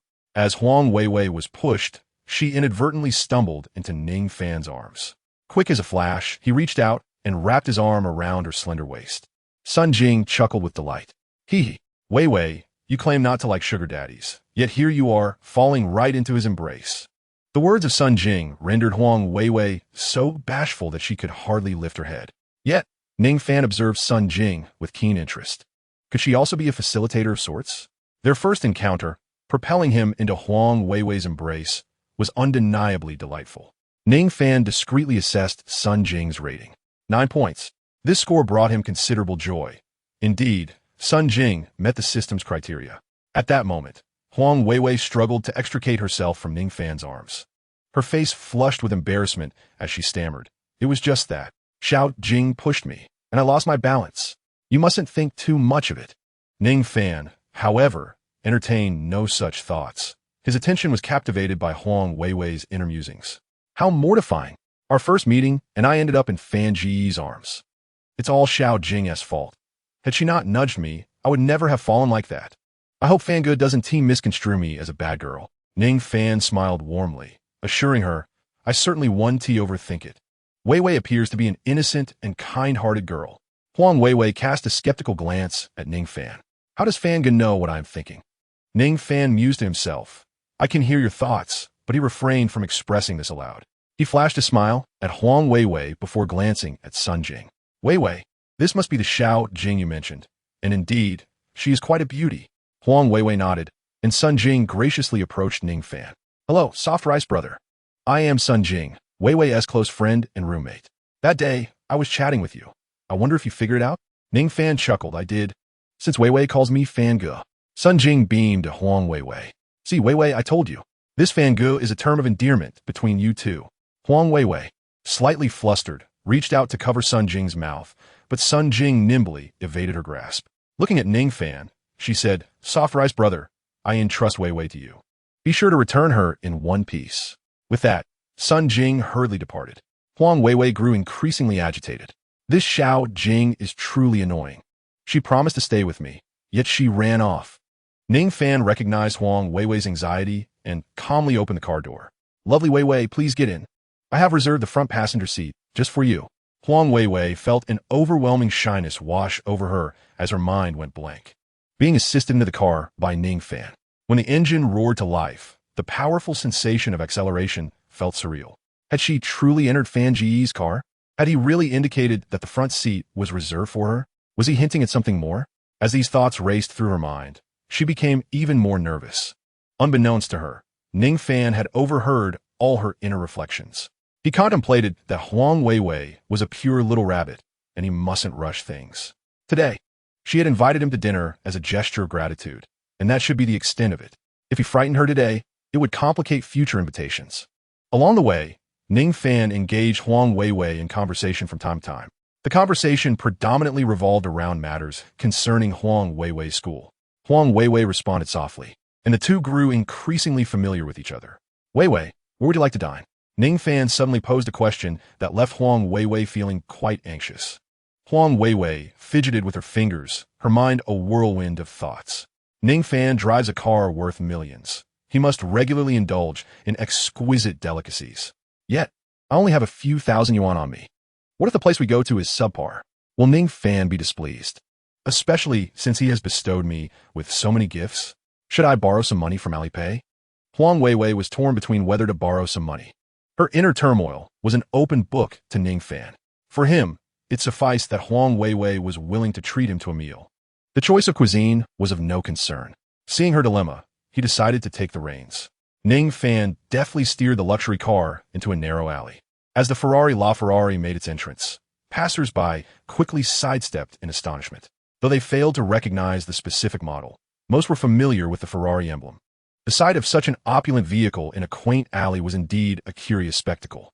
Soon enough, the luxury car came to a halt in front of a small eatery. Weiwei, I used to frequent this place with my classmates. The food is remarkably good. Ning Fan beamed to Huang Weiwei. She was taken aback, never having anticipated that Ning Fan would bring her to such a modest establishment. Chapter 33. A Mind in Turmoil. Ning Fan, do you really come here often? Huang Weiwei looked at him skeptically. Could someone as affluent as Ning Fan truly dine at such a humble eatery? It seemed unbelievable. Ning Fan chuckled. I assure you, I genuinely frequent this place. If you doubt me, you may ask the owner. I believe he still remembers me. Upon hearing this, Huang Weiwei felt somewhat reassured and followed Ning Fan into the small restaurant. However, before she could voice her inquiry, the owner excitedly regarded Ning Fan and exclaimed, Is that you, Ning Fan? I haven't seen you in years. Is this your girlfriend? Her name is Su Qian, right? The owner's words cast a shadow over Ning Fan's expression. He had merely hoped the owner would recall him, but he had not anticipated such clarity, even remembering his ex-girlfriend Su Qian's name. Alas, he could not recall Su Qian's appearance. Meanwhile, Huang Weiwei's expression dimmed slightly. So, Ning Fan already has a girlfriend. Ning Fan quickly interjected to the owner. Su Qian is a thing of the past. That woman is not my match. Upon hearing this, Huang Weiwei felt a surge of joy. So, Ning Fan has broken up. The owner, realizing he had misspoken, promptly donned a conciliatory smile and remarked, I once mentioned that Su Qian was rather materialistic. If you were wealthy, she would stick by you, but the moment you fell from grace, she would abandon you and stab you in the back. It's unfortunate that you were so infatuated. No amount of persuasion could sway you. Your awakening is indeed a cause for celebration. The words of the boss made Ning Fan secretly raise his thumb in admiration. The boss, as ever, possessed a remarkable gift of gab. However, Huang Weiwei grew increasingly delighted with each passing moment. It seems that Brother Fan is indeed a sentimental person. That woman named Su Qian must be quite detestable, perhaps even having caused him pain. Otherwise, why would he have broken up with her? If Brother Fan is single, could I perhaps have a chance? Oh dear, Huang Weiwei, how could you entertain such thoughts? How embarrassing. Ning Fan gleaned Huang Weiwei's innermost thoughts with ease. This young lady appeared to be rather easy to handle. After all, she was a pure-hearted college student. Ning Fan mused mischievously. After exchanging a few pleasantries with Ning Fan, the boss finally allowed him to order. Ning Fan handed the menu to Huang Weiwei. Weiwei, I am unsure of your culinary preferences. Why don't you choose? Huang Weiwei held the menu, feeling at a loss. After a considerable pause, she timidly replied, I am not familiar with the flavors of these dishes. Perhaps you should order, Brother Fan. I'm not picky. Observing Huang Weiwei's timid demeanor, Ning Fan decided against placing an order himself and turned to the boss, saying, Boss, please bring a few of your signature dishes. Do not overdo it, as there are only 2 of us. Excess would be wasteful. The boss grinned and assured, Rest assured, I will serve you the most delectable offerings. Once the boss departed, the small private room was left with only Ning Fan and Huang Weiwei. Huang Weiwei felt a wave of nervousness wash over her. What will Brother Fan say next? Will he confess his feelings to me? Moreover, did Brother Fan hear when Xiao Jing mentioned that he is my boyfriend? What if he takes it seriously? What should I do? If Brother Fan were to confess, should I accept? While Huang Weiwei pondered these thoughts, Ning Fan gazed at her intently. This young lady was truly adorably innocent. A girl like her was a treasure to be cherished.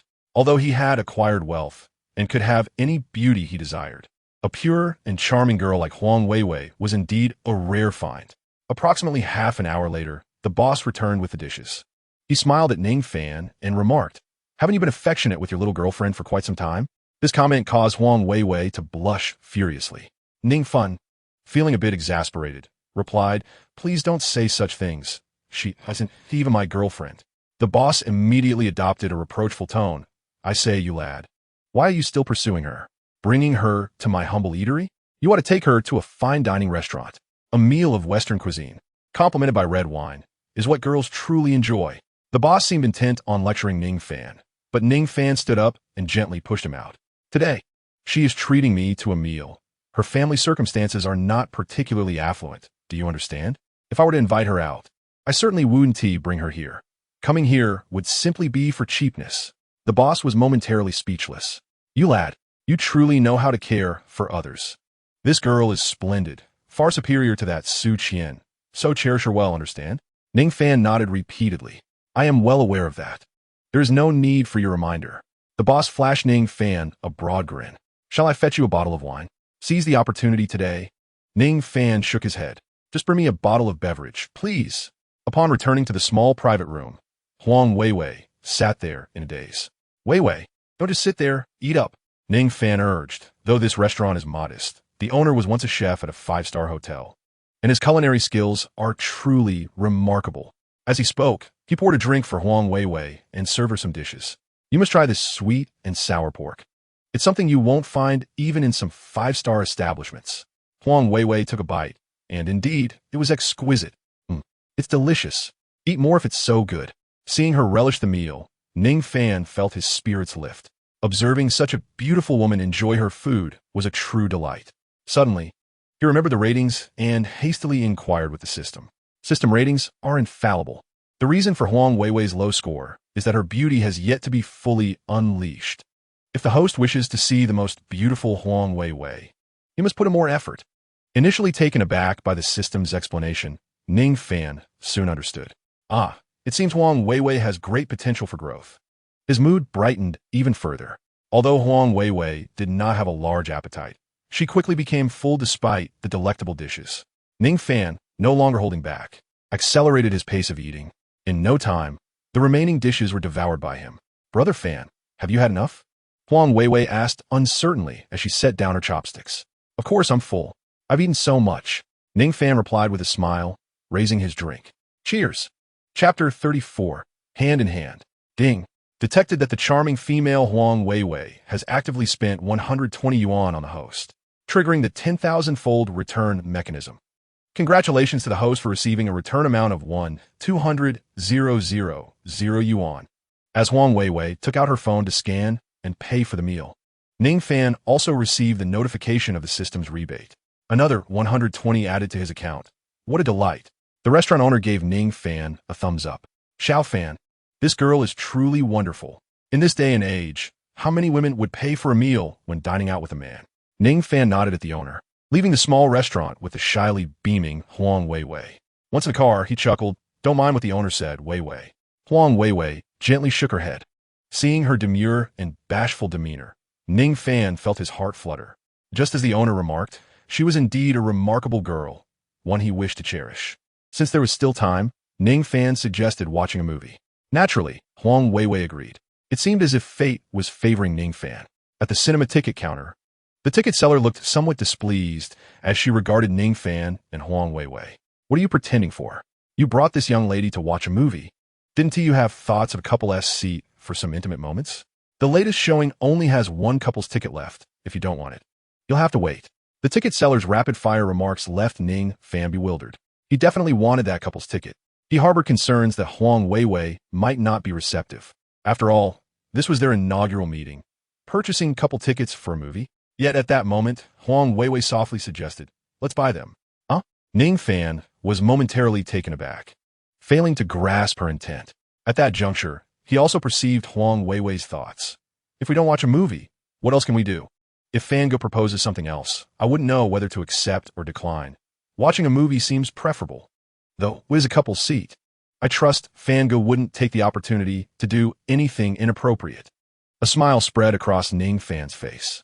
It turned out this little girl was concerned he might engage in some other activities. Indeed, winning over such a girl required a gradual approach without haste.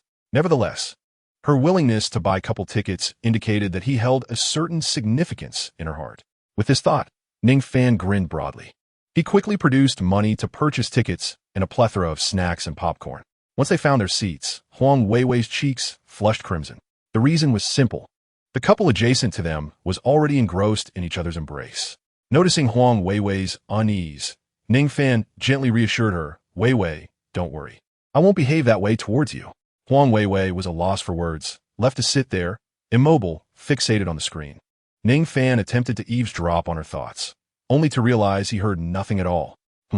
This little girl seems completely bewildered at this moment. No inner musings? With this realization, Ning Fan entertained a mischievous thought, reaching for her delicate hand and gently intertwining his fingers with hers. Strangely, Huang Weiwei remained oblivious to it all. Holding her soft hand, Ning Fan felt a sense of pride. It appeared that this girl was quite easy to handle. Given this, he couldn't be blamed for his actions. Time passed, and eventually, Huang Weiwei sensed an unusual feeling in her hand. She attempted to withdraw it, but Ning Fan applied a gentle pressure. Unable to succeed, she ultimately surrendered. Ning Fan, fully aware of her thoughts, noticed she was not upset and intentionally held on tighter. As for any further actions, he refrained. Throughout the hour and a half of the movie, Ning Fan continued to hold Huang Weiwei's hand. It was not until the film concluded that she weakly murmured, Fan, go, we should leave. We should leave. Oh yes, the movie is over. Ning Fan did not release her delicate hand, but instead led her out of the cinema. Fango is so annoying, persistently holding my hand. This is the first time a man has held my hand. Hearing Huang Weiwei's thoughts, Ning Fan breathed a sigh of relief. It seemed she was not angry. Rather, she was simply overwhelmed and shy due to the novelty of holding hands. As they drove to return Huang Weiwei to her school, Ning Fan spotted a lottery shop. He knew her financial situation was not particularly favorable, but this little girl was far too innocent. If he offered her money, she would likely refuse it. An idea struck him. Weiwei, wait for me in the car for a moment. I'm going to buy some lottery tickets. Ning Fan parked the car in front of the lottery shop. Huang Weiwei murmured, Fangu, the lottery is a deception. One cannot earn any money from it. Ning Fan unexpectedly reached out to stroke her silky hair, chuckling, I have no intention of profiting from the lottery. It is merely a form of amusement. Huang Weiwei was momentarily lost in thought. Did he just touch my head? He quietly caressed my hair? While she was in a daze. Ning Fan had already stepped into the lottery store. Boss, I would like to purchase all the unopened scratch-off tickets. Please package them together. Ning Fan's words startled the shopkeeper. What did you say? All the unopened, complete books of scratch-off tickets. Please package them. Ning San reiterated. This time, the shopkeeper finally comprehended the magnitude of the request. He realized that this was indeed a significant transaction. With a beaming face, the shopkeeper exclaimed, No problem. I will get them for you immediately. As he spoke, the shopkeeper fetched a box to begin packing the entire collection of scratch-off tickets. Wait, Ning Fan interrupted him. Is there anything else, sir? The shopkeeper's heart skipped a beat, fearing that his esteemed customer might be having second thoughts. Please place the tickets with higher prize amounts in a small box, and the rest can go in this large box. Ning Fan advised. The shopkeeper sighed in relief. Understood. Please hold on. The shopkeeper promptly followed Ning Fan's instructions, placing the higher-priced tickets in a small box while packing the remaining ones into the large box. It was filled to the brim. A total of 128,920. May you prosper, boss. Ning Fan scanned the payment and carried the box to his vehicle. Huang Weiwei gazed curiously at the sizable box in Ning Fan's arms. Fango, how many lottery tickets did you buy? Ning Fan replied with a smile. Not too many, just for fun. By the way, here are some for you. Let us see how lucky you are. To be honest, I've never won a grand prize with these things. Chapter 35. An Unconventional Gift. As Ning Fan handed a small box of scratch-off tickets to Huang Weiwei, she appeared bewildered. Is this a gift from Fangu to me? Shouldn't one give flowers on a date?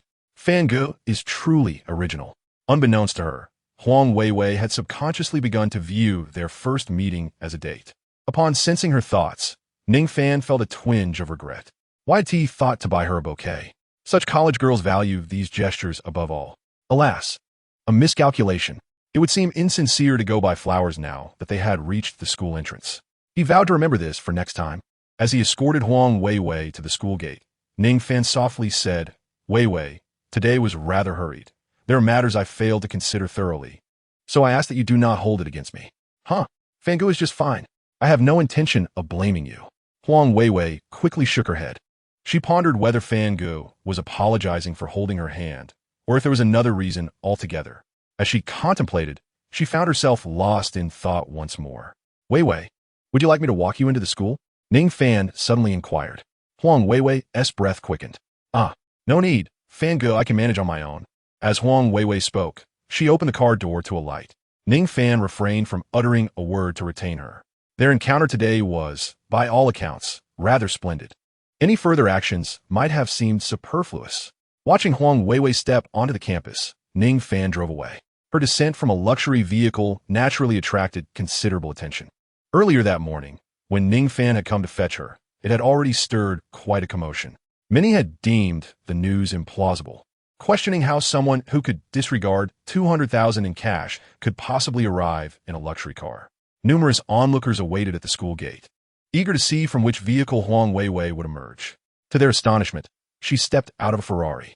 Was it possible that Huang Weiwei had succumbed to the allure of the affluent? My goodness, I had previously asserted that she was not a superficial girl. It seems I was mistaken.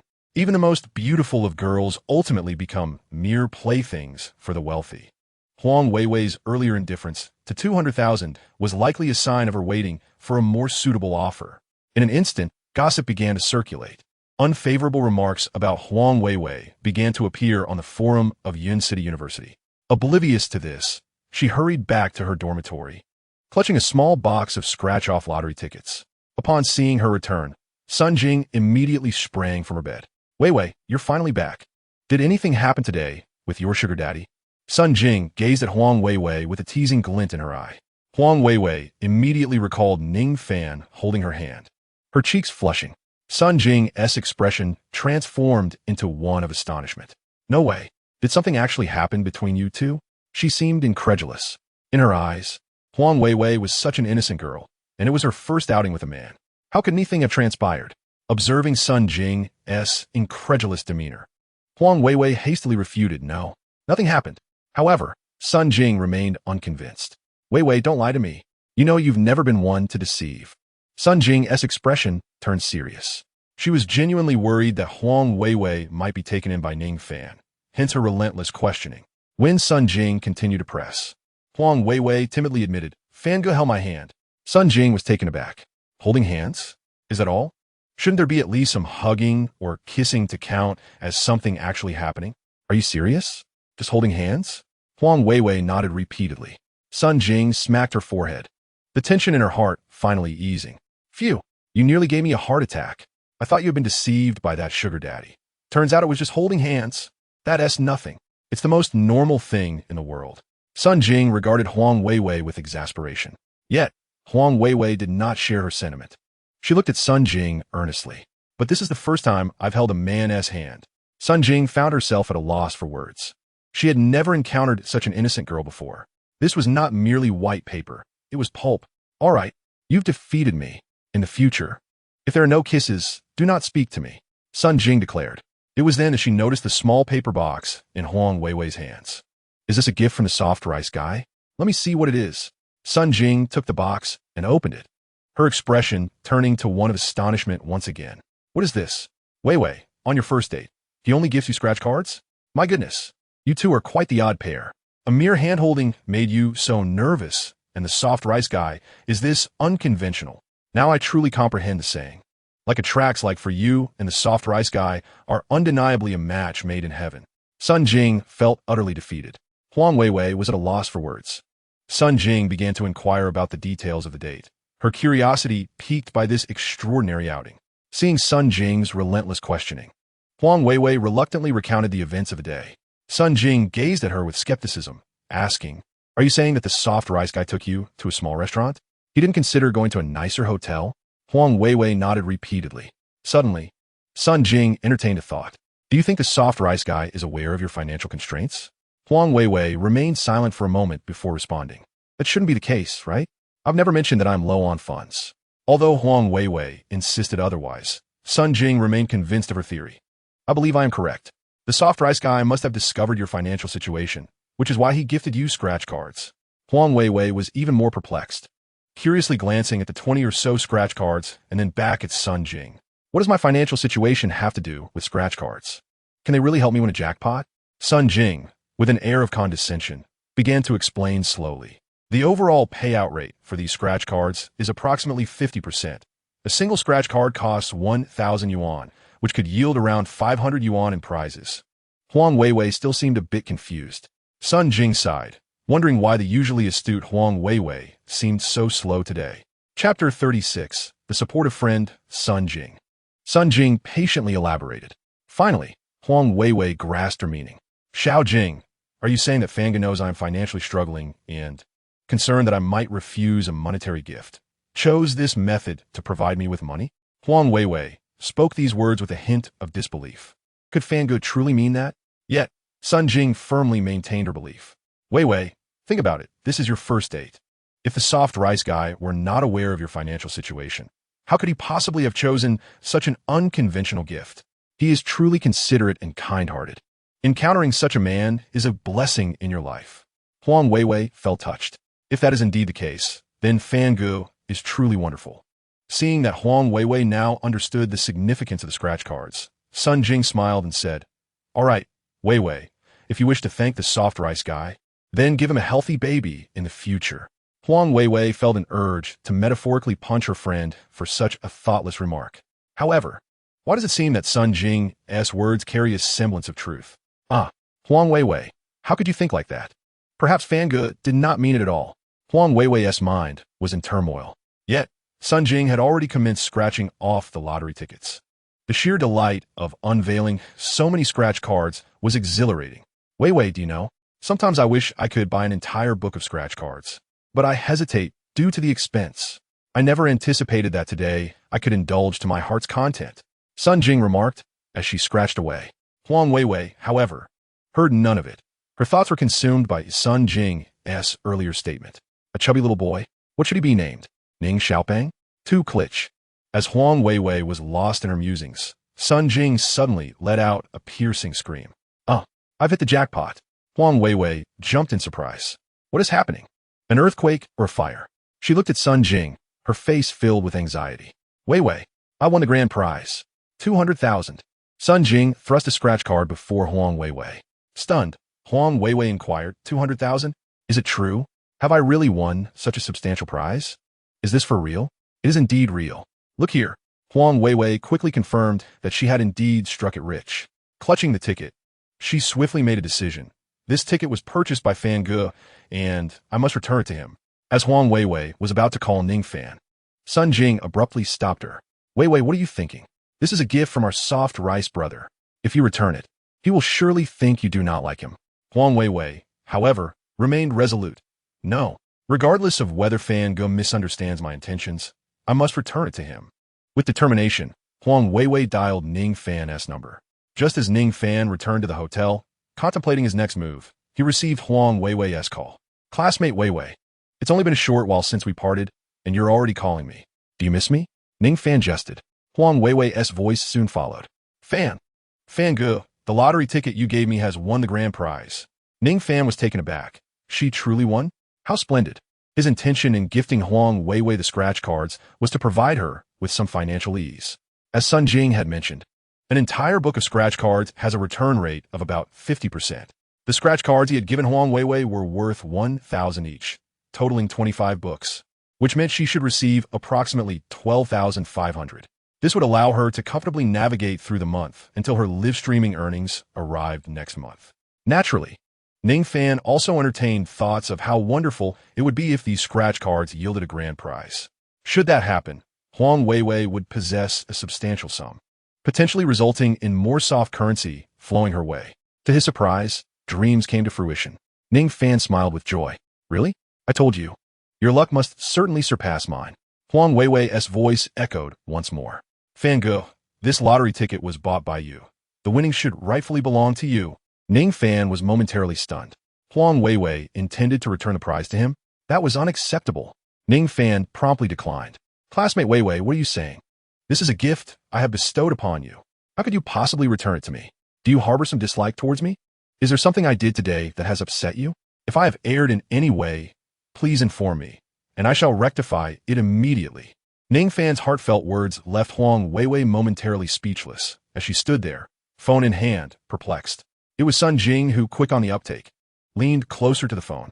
Soft rice guy, Weiwei does not mean to offend. It is simply her first encounter with such a substantial sum, and she's a bit overwhelmed. Ning Fan chuckled, appreciating Sun Jing's supportive nature. So that is the case. Do relay to Wei Wei that regardless of the prize amount, it rightfully belongs to her. Simply take her to claim it later. I have matters to attend to, so I shall take my leave. With that, Ning Fan ended the call, concerned that Huang Weiwei might insist on returning the lottery ticket. In the girls' dormitory, Huang Weiwei stared at the disconnected call, then turned to Sun Jing. What are you looking at me for? This is a gift from your boyfriend. Sun Jing remarked playfully, her gaze laden with implications. What boyfriend? Xiao Jing, do not speak carelessly. The more Sun Jing teased, the more flustered Huang Weiwei became. Observing her friend's nervousness, Sun Jing placed her hands on Weiwei's shoulders. Weiwei, honestly, what are your thoughts on Soft Rice Guy? Do you wish to see him again? Huang Weiwei was puzzled by Sun Jing's inquiry. Understanding that Weiwei might not grasp the underlying meaning, Sun Jing stated bluntly, if you insist on returning this lottery ticket, then it is clear that there is no hope for you and Soft Rice Guy. However, if you desire to continue with him, then keep it. A wealthy individual like him will not miss a trifling sum. By returning this ticket, you are essentially conveying to him that you disdain him and wish to sever all ties. Do you comprehend my point? As Sun Jing spoke, Huang Weiwei listened intently, finding her reasoning quite persuasive. So, did she truly wish to pursue a relationship with Fan Ge? He was genuinely kind, handsome, and considerate. Yet, how could she accept money from him without reason? Huang Weiwei found herself in a deep quandary. Ultimately, however, she chose not to return the lottery ticket, for she did not want to part ways with Ning Fan. Sun Jing, witnessing Weiwei's decision, smiled in approval. That's more like it. Your boyfriend is wealthy, so indulge a little. Huang Weiwei pouted, thinking to herself, but Fan Ge is not even my boyfriend yet. Chapter 37. Young Master Wang arrives. Just as Ning Fan was feeling bored, a call from Yu Lily interrupted his reverie. Young Master Wang has arrived. Ning Fan found himself intrigued by this young Master Wang, whose real name was Wang Xiaozong. His father had once been a tycoon. Unfortunately, due to a decline in fortunes, he had to sell some of his prized luxury cars. Wang Xiaozong had initially believed it would be challenging to sell his vehicle. In recent years, not only had his family faced near bankruptcy, but many wealthy individuals had also found themselves in increasingly difficult circumstances. The number of individuals capable of affording extravagant luxury cars worth millions is dwindling. When he made contact with him in Yun City, he promptly arranged for the vehicle to be airlifted. Should a deal be finalized, his circumstances would undoubtedly improve. Moreover, should someone lavishly purchase this car, it would signify that the individual possesses substantial idle funds, paving the way for potential collaboration. Perhaps he could assist that person in making a remarkable comeback. Upon learning of the prospective buyer, Wang Xiaozong swiftly traveled to Yun City, eager to meet the enigmatic figure behind such a grand expenditure. Unexpectedly, young Master Wang arrived so swiftly. I am at the hotel. Please have him come to see me. Understood, Brother Fan. I will inform young Master Wang. After addressing the matter at hand, Yu Lily found her restless heart hard to contain. Brother Fan, I also wish to sit in the passenger seat of a luxury car. Despite her charming appeal, Ning Fan resolutely declined, stating, this car is not suitable. When I acquire another, I promise you can sit in the passenger seat.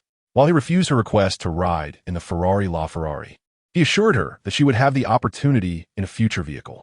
Yet, Brother Fan, I really want to sit in the passenger seat of this one. It's a globally limited edition. Ning Fan, however, remained unwavering. No, this car is not an option, but I can certainly procure another global limited edition for you. Her spirits lifted by his words. Yu Lily merely desired to experience the thrill of a limited edition luxury car's passenger seat, rather than being fixated solely on the Ferrari LaFerrari. Brother Fan, you are wonderful. Young Master Wang must possess similar vehicles. Even if he doesn't, he surely knows someone who does. Upon hearing this, Ning Fan readily agreed. All right. Once I meet young Master Wang, I will inquire, provided you satisfy me. Not only can you sit in the passenger seat of a luxury car, but even the driver's seat shall be yours. Yu Lily, somewhat uncertain, inquired Brother Fan. What do you mean by that? What you think is correct. I shall gift you the vehicle. With Ning Fan's affirmative response, Yu Lily was exhilarated, nearly leaping in joy. Brother Fan, I adore you. Rest assured, I will ensure your satisfaction. Regardless of my past, I shall remain loyal to you alone from now on. I will be your personal pet. Her excitement was palpable. Excellent. Your words please me greatly. Now, let us see your actions. With that, Ning Fan concluded the call. Such talk of being a personal pet was quite explicit. Did she desire his affections? What truly intrigued him was her extraordinary capabilities. So far, Yu Lily had proven invaluable. Whenever she encountered the elite support, Su Qian, Yu Lily transformed into a veritable cash tree. Ning Fan contemplated how to further leverage this elite assistant. Sometimes, he needed to take the initiative himself. Relying solely on serendipitous encounters and relinquishing control to others was not a viable strategy. With this thought, Ning Fan began to devise plans in his mind. Just as he was formulating his ideas, an unfamiliar call interrupted him. Ning Fan proactively hung up the phone, only to call back and hang up once more. Finally, he received a text message. Ning Xiao, this is Wang Xiaotsong. Ning Fan paused for a moment. Wang Xiaotsong? Ah, indeed. He quickly returned the call. The phone was answered almost instantly. Wang Xiaotsong's voice came through, sounding quite anxious. Ning Xiao, you finally answered. I nearly thought I was dealing with a scammer. Wang Xiaotsong's words filled Ning Fan with a twinge of guilt. I truly apologize. I saw an unfamiliar number and assumed it was a telemarketer. I never expected it to be you, Wang Xiao. Wang Xiaotsong sighed in relief and continued. I was genuinely frightened. The way you hung up repeatedly made me suspect a scam. If I had been deceived regarding my car, it would have been disastrous. Even if I reported it, what good would that do? I need cash immediately. Fortunately, after he sent his message, Ning Fan called back shortly, alleviating the false alarm. Ning Fan requested the hotel to prepare a private room, complete with fine wine and exquisite dishes. Wang Xiao, witnessing Ning Fan's warm hospitality, felt a sense of joy. Ning Xiao, I never anticipated that in this small Yun city, there would be such a magnanimous figure like you. My car has been on the market for quite some time, with many inquiries, yet as soon as they heard the price, they vanished. You are the only one who didn't even question the price before wanting the car. Wang Xiaotsong reminisced, in my heyday, I was just like Ning Xiao, but alas, my family has fallen into decline, and I find myself resorting to selling cars. As he spoke, his expression turned melancholic. The Wang family's downfall had left him accustomed to the harshness of reality. The beautiful women who once surrounded him had distanced themselves, and none of his former friends remained in contact. He yearned to secure funds to make a comeback. Observing Wang Xiaotsong's despondent demeanor, Ning Fan smiled and said, Wang Xiao, having once stood at the pinnacle, your insights are remarkable. If given a chance, I am certain you will rise again. Wang Xiaotsong instantly brightened. I think so too. Ning Xiao, could you lend me some money? Not much, just 500 million. At that moment, Ning Fan understood why Wang Xiaotsong's former friends had distanced themselves. Who wouldn't run from someone asking to borrow 500 million? Coughing lightly, he replied with a resigned tone, Wang Xiao, in these times, investments are challenging, and I believe it's prudent for you to plan carefully. Wang Xiaotsong hurriedly insisted, I have already devised a plan. Currently, the community has strict environmental regulations. Bulk cement and sand are prohibited, and even in large cities, on-site mixing is not allowed. Only commercial mixing is permitted. However, using commercial mixing for renovations is impractical, which is why I have conceived a lucrative opportunity, pre-mixed mortar. Wang Xiaotsong animatedly waved his hands, enthusiastically sharing his vision for wealth. Ning Fan finally comprehended why the once mighty Wang family had fallen so swiftly. Chapter 38. The Humble Wang Xiao. Observing Wang Xiaotsong's exuberance, he felt compelled to offer one last piece of advice. Wang Xiao, I believe it would be more fitting for you to enjoy life as a young master. Perhaps indulge in some leisure, rather than pursue such ventures. Upon hearing this, Wang Xiaotsong's expression darkened. Do you also believe that I am ill-suited for business? Wang Xiaotsong gazed at Ning Fan with a look of deep grievance. Ning Fan nodded earnestly. As you mentioned, premixed mortar is quite unsuitable. While you are not entirely mistaken, most residential communities prohibit the entry of bulk sand for environmental reasons. How much does bagged sand actually cost? No one would ever purchase pre-mixed mortar. The expenses are simply exorbitant. As for constructing houses, that is even less feasible. Would you use it? Wang Xiaotsong shook his head repeatedly. Though his entrepreneurial ventures had failed, it was merely a stroke of bad luck, not an indication of foolishness. He had never intended to use pre-mixed mortar for construction. Hearing Ning Fan's words, he realized he had overthought the matter. Ning, must I resign myself to inaction? Wang Xiaotsong's face fell as he looked at Ning Fan. He was reluctant to accept defeat. He still harbored hopes of a resurgence. Observing Wang Xiaotsong's unwillingness, Ning Fan sighed. I believe your financial fortune has yet to arrive. It would be wiser not to engage in reckless endeavors. When I have a promising project, I will surely collaborate with you. Although the Wang family had fallen from grace, they still held a certain prestige, and their background was not insignificant, qualities that Ning Fan found lacking in himself. He was eager to forge a friendship with Wang Xiaocong. Wang Xiaocong wished to retort, but upon reflection found himself at a loss for words. He could only gaze at Ning Fan with hopeful eyes and lament. If you come across a good project in the future, please do not forget me. Ning Fan replied with a smile. I will certainly remember. The two raised their glasses, engaging in a toast. After a satisfying meal, Ning Fan took the initiative to inquire about the price of the Ferrari LaFerrari. Wang Xiaocong remarked, that you have taken a liking to this vehicle speaks volumes about your taste. The price has become quite inflated. If you desire it, I would not let you spend such ludicrous amounts. Based on the previous pricing, Wang Xiaocong's words were interrupted by Ning Fan. The previous price is no longer applicable. Upon hearing this, Wang Xiaocong's expression soured. He assumed Ning Fan was attempting to haggle, considering it was, after all, a second-hand vehicle. The Wang family's decline had stripped him of his dignity. In that moment, Wang Xiaocong resolved to make a comeback. Ning Fan continued, How about this? I won't let you suffer a loss, and you need not force me to pay an unreasonable price. A flat rate of 30 million. What do you say? Wang Xiaocong was taken aback. Had he misheard? Was this not supposed to be a negotiation? How had the price increased? While 30 million was indeed significantly lower than the inflated price, it exceeded his expectations. He had merely wanted to sell at cost. Was he unwilling? Ning Fan furrowed his brow, observing the stunned Wang Xiaocong. No, I am certainly willing. Thank you, Ning. If you ever require my assistance in the future, do not hesitate to ask. Wang Xiaocong exclaimed, his face alight with excitement. Ning Fan smirked. Is this truly the infamous young Master Wang? Wasn't he supposed to be quite arrogant? Now, a mere slap results in a 2 million loss? How remarkably humble. Little did Ning Fan know that circumstances had compelled such humility. The former Wang Xiaocong had indeed been quite audacious, but at this juncture, he can no longer afford to be so. The fall of the tree scatters the monkeys, and with the decline of the Wang family, he naturally finds himself devoid of status. Otherwise, he would not have descended to the level of selling cars. When Ning Fan transferred 30 million for the vehicle, Wang Xiaocong's face was alight with excitement. Thank you, Ning Xiao. Ning Fan waved his hand with a smile, saying, You are too kind, Wang Xiao, but I have another matter to trouble you with. Please, Ning Xiao, go ahead. After a brief pause, Ning Fan continued, I would like another car, one of a similar caliber to this one. Upon hearing this, Wang Xiaocong gasped in astonishment. This Ning Xiao indeed possesses the charisma of his former self. A vehicle like the Ferrari LaFerrari, even owning one is hardly satisfying. Is there no source of supply for you, Wang Xiao? Ning Fan inquired, noticing Wang Xiaocong's silence. In his view, despite the Wang family's considerable decline, Wang Xiaocong should still have access to certain resources. Wang Xiaocong hastily replied, Such cars are not easily found. If only you had approached me sooner. I had one in my possession, but it has already been sold.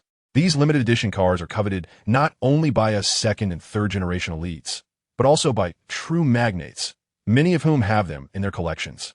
Acquiring such vehicles is not merely a matter of wealth. Wang Xiaocong's words failed to astonish Ning Fan. If these cars were readily available, they would not truly be considered limited editions. However, he feared that fulfilling the promise made to Lily might prove challenging. Noticing Ning Fan's unsatisfactory expression, Wang Xiaocong quickly added, If you wish, I can inquire on your behalf. The economic climate has not been favorable in recent years. Many former affluent individuals are facing difficulties. Perhaps they possess such cars. Ning Fan nodded slightly in response. Thank you, Wang Xiao. You are too courteous, Ning Xiao. It is my duty. As Wang Xiaocong spoke, he lifted his wine glass. After drinking to the point of inebriation, Ning Fan assisted Wang Xiaocong in securing a suite before returning to his own room to prepare for rest. It is said that a full belly ignites desires, and after indulging in food and drink, one often finds themselves with a fervent yearning. Ning Fan decisively dialed Lily's number. While at work, Lily answered Ning Fan's call and grabbed her bag to leave. Coincidentally, her supervisor spotted her. Lily, where do you think you're going during working hours? Supervisor song and shouted at her, his face contorted with anger. In his 40s, with a beer belly and an unappealing appearance, he harbored delusions of grandeur. Since being transferred to this dealership, he had set his sights on Lily, the most beautiful woman in the establishment. Others' advances did not interest him.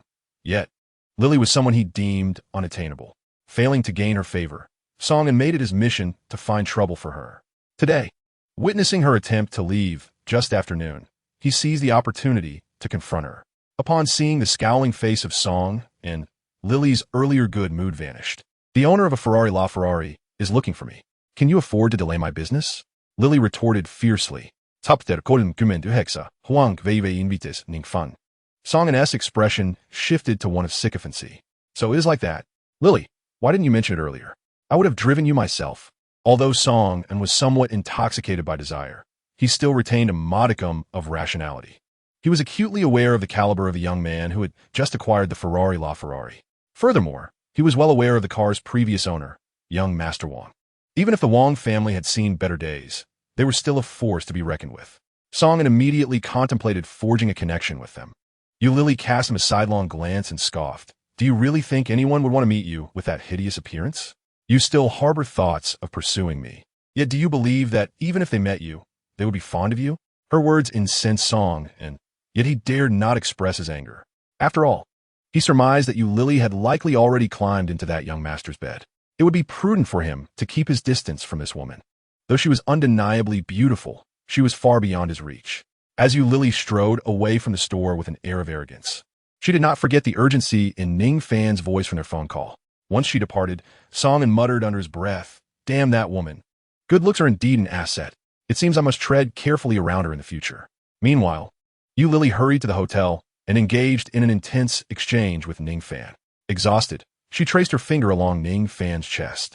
He wrapped his arm around her shoulders and smiled. "We'll need to wait a bit longer regarding the car. Young Master Wang is helping me gather information."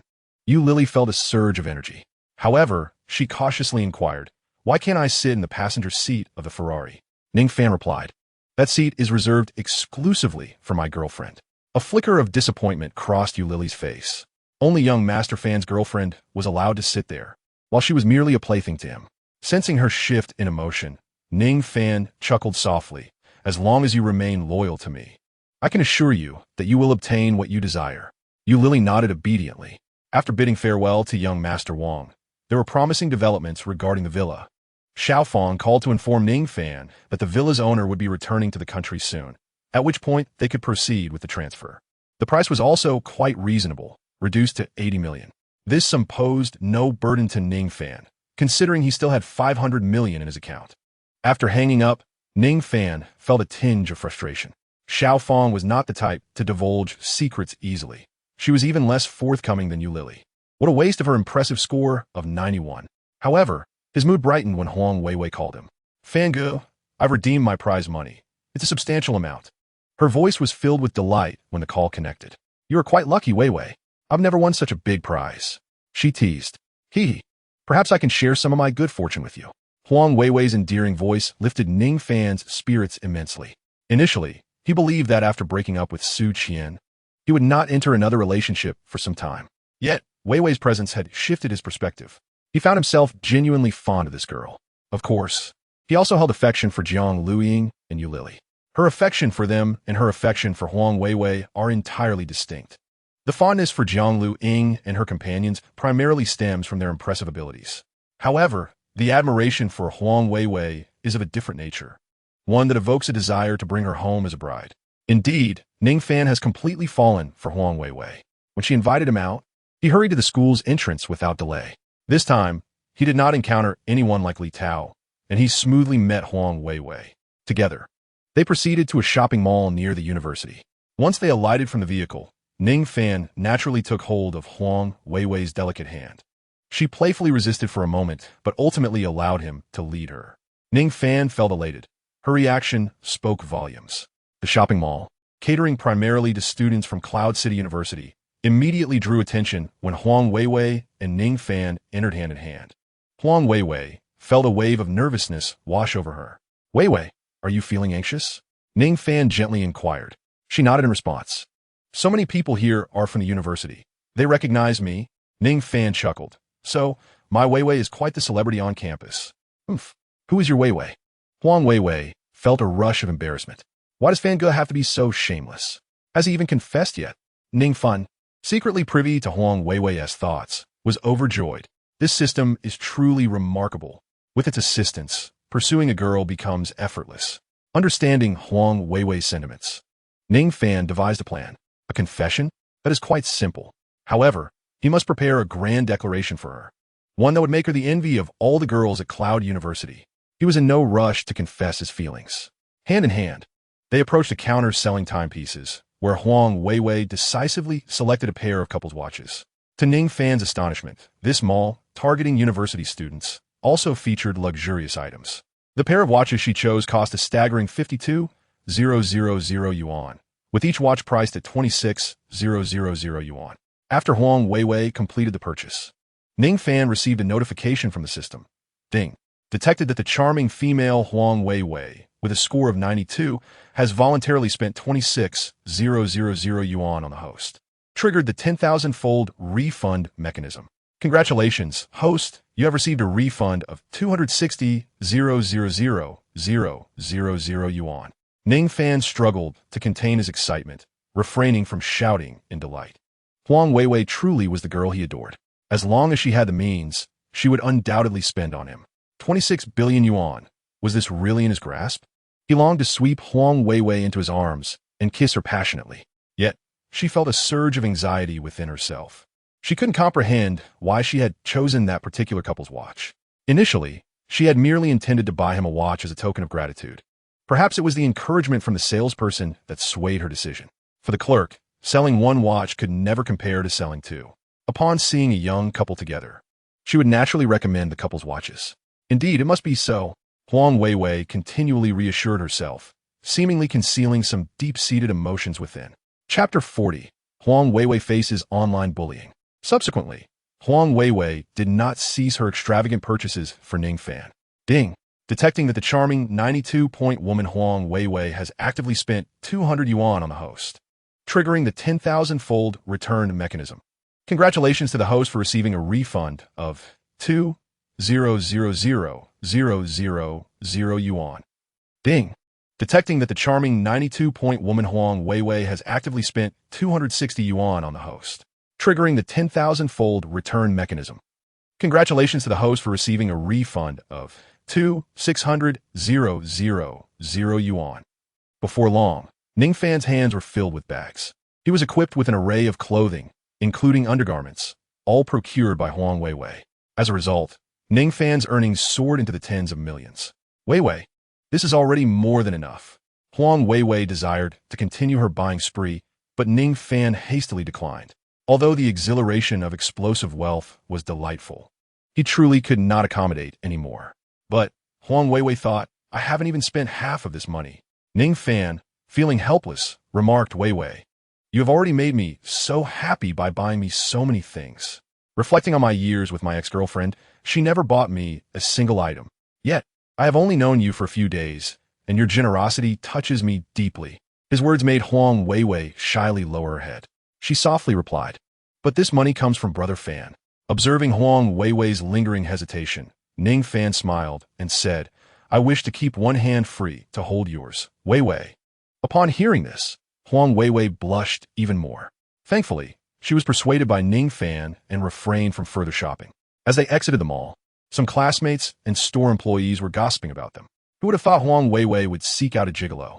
What a pity. I heard Huang Weiwei's family isn't well off. How could this man bear to spend her money? Isn't Huang Weiwei live streaming? Did she catch the eye of some big shot, ending up in his bed to maintain this pretty boy? These comments shared a common thread, a palpable hostility towards Huang Weiwei. Both boys and girls expressed envy and resentment toward her, particularly the boys. Huang Weiwei's extravagant spending amounted to tens of thousands, while Ning Fan, the pretty boy, had not contributed a single cent. These students not only voiced their derogatory remarks, but also posted about the incident on the school forum. Huang Weiwei, who earns money as a mistress, is supporting a pretty boy. The impoverished Huang Weiwei spends tens of thousands in the mall simply for a pretty boy. How fortunate that pretty boy is to win the affections of the campus belle and have her spend on him. In an instant, Huang Weiwei's name echoed throughout the campus. Unbeknownst to her, she was enjoying exquisite cuisine with Ning Fan at a Western restaurant. This marked Huang Weiwei's first visit to such an establishment. Gazing at the scant offerings and the exorbitant prices, she exclaimed that it was not worth it. This Western cuisine is truly not worth the expense. I believe I would prefer the hearty dishes of a farmhouse, Huang Weiwei remarked with a hint of regret. Just moments ago, she had spent a considerable sum in the mall without a second thought, yet the few thousand yuan spent on the Western meal weighed heavily on her conscience. Ning Fan gently interjected, Western dining is, in essence, an ambience. Young couples often choose restaurants of this sort for their dates. Huang Weiwei replied with natural ease. I would rather indulge in hot pot. Very well then, next time, I shall take classmate Weiwei for hot pot. Ning Fan noted her preference for the dish. As they savored their meal, a message from Sun Jing arrived. Weiwei, there's trouble. Quickly check the school forum. They are criticizing you. I cannot explain everything alone. The post had been buried. Upon reading Sun Jing's message, Huang Weiwei paused and opened the school forum, her expression darkening. Classmate Weiwei, what has transpired? Ning Fan inquired, noticing her distress. Huang Weiwei shook her head. I am fine, Fan Ge. Yet, despite her words, her expression betrayed her true feelings. Ning Fan leaned closer, catching a glimpse of some messages before Huang Weiwei could put her phone away. Fan Ge, truly it's nothing. Huang Weiwei attempted to reassure him. However, Ning Fan's countenance hardened. These individuals are utterly outrageous. How could they behave in such a manner? I shall confront your principal. He was genuinely incensed. Having already considered Huang Weiwei as his girlfriend, he could not tolerate such derogatory remarks directed at her and felt compelled to ensure those responsible face severe consequences. Huang Weiwei restrained Ning Fan. Fan Ge, it truly is nothing. The innocent shall vindicate themselves. These individuals are merely envious of me. Although Huang Weiwei was indeed upset, her composure surpassed that of Ning Fan. She believed that a proper explanation would suffice, as most students were simply misled. Those people certainly deserve a reckoning. Ning Fan resolved to secretly seek out the principal. While it was unlikely for an average person to gain an audience with the principal, Ning Fan was confident he could. With his resources, which principal could withstand such pressure? He also contemplated orchestrating a grand confession to Huang Weiwei at Yun University, which would necessitate an audience with the principal. Thus, he decided against mentioning his plans to Huang Weiwei, instead sitting across from her as she composed her message. Huang Weiwei intended to post an explanation regarding the situation, but soon realized that her efforts were in vain, as the disparaging remarks continued unabated. Ning Fan seized her phone and typed a new post. In light of the numerous classmates who have distorted the truth and fabricated lies, which have severely tarnished my reputation, I will be reporting this matter to the authorities. Within 1 hour, those who fail to delete their posts and apologize should await legal repercussions. I shall not show leniency to these classmates. Huang Weiwei watched as Ning Fan sent such a resolute message, feeling a warmth in her heart, yet concern lingered.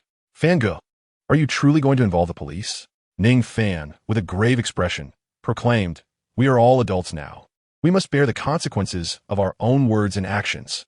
Huang Weiwei wholeheartedly agreed with Ning Fan's astute observation. Subsequently, Ning Fan led Huang Weiwei to the police station near their school.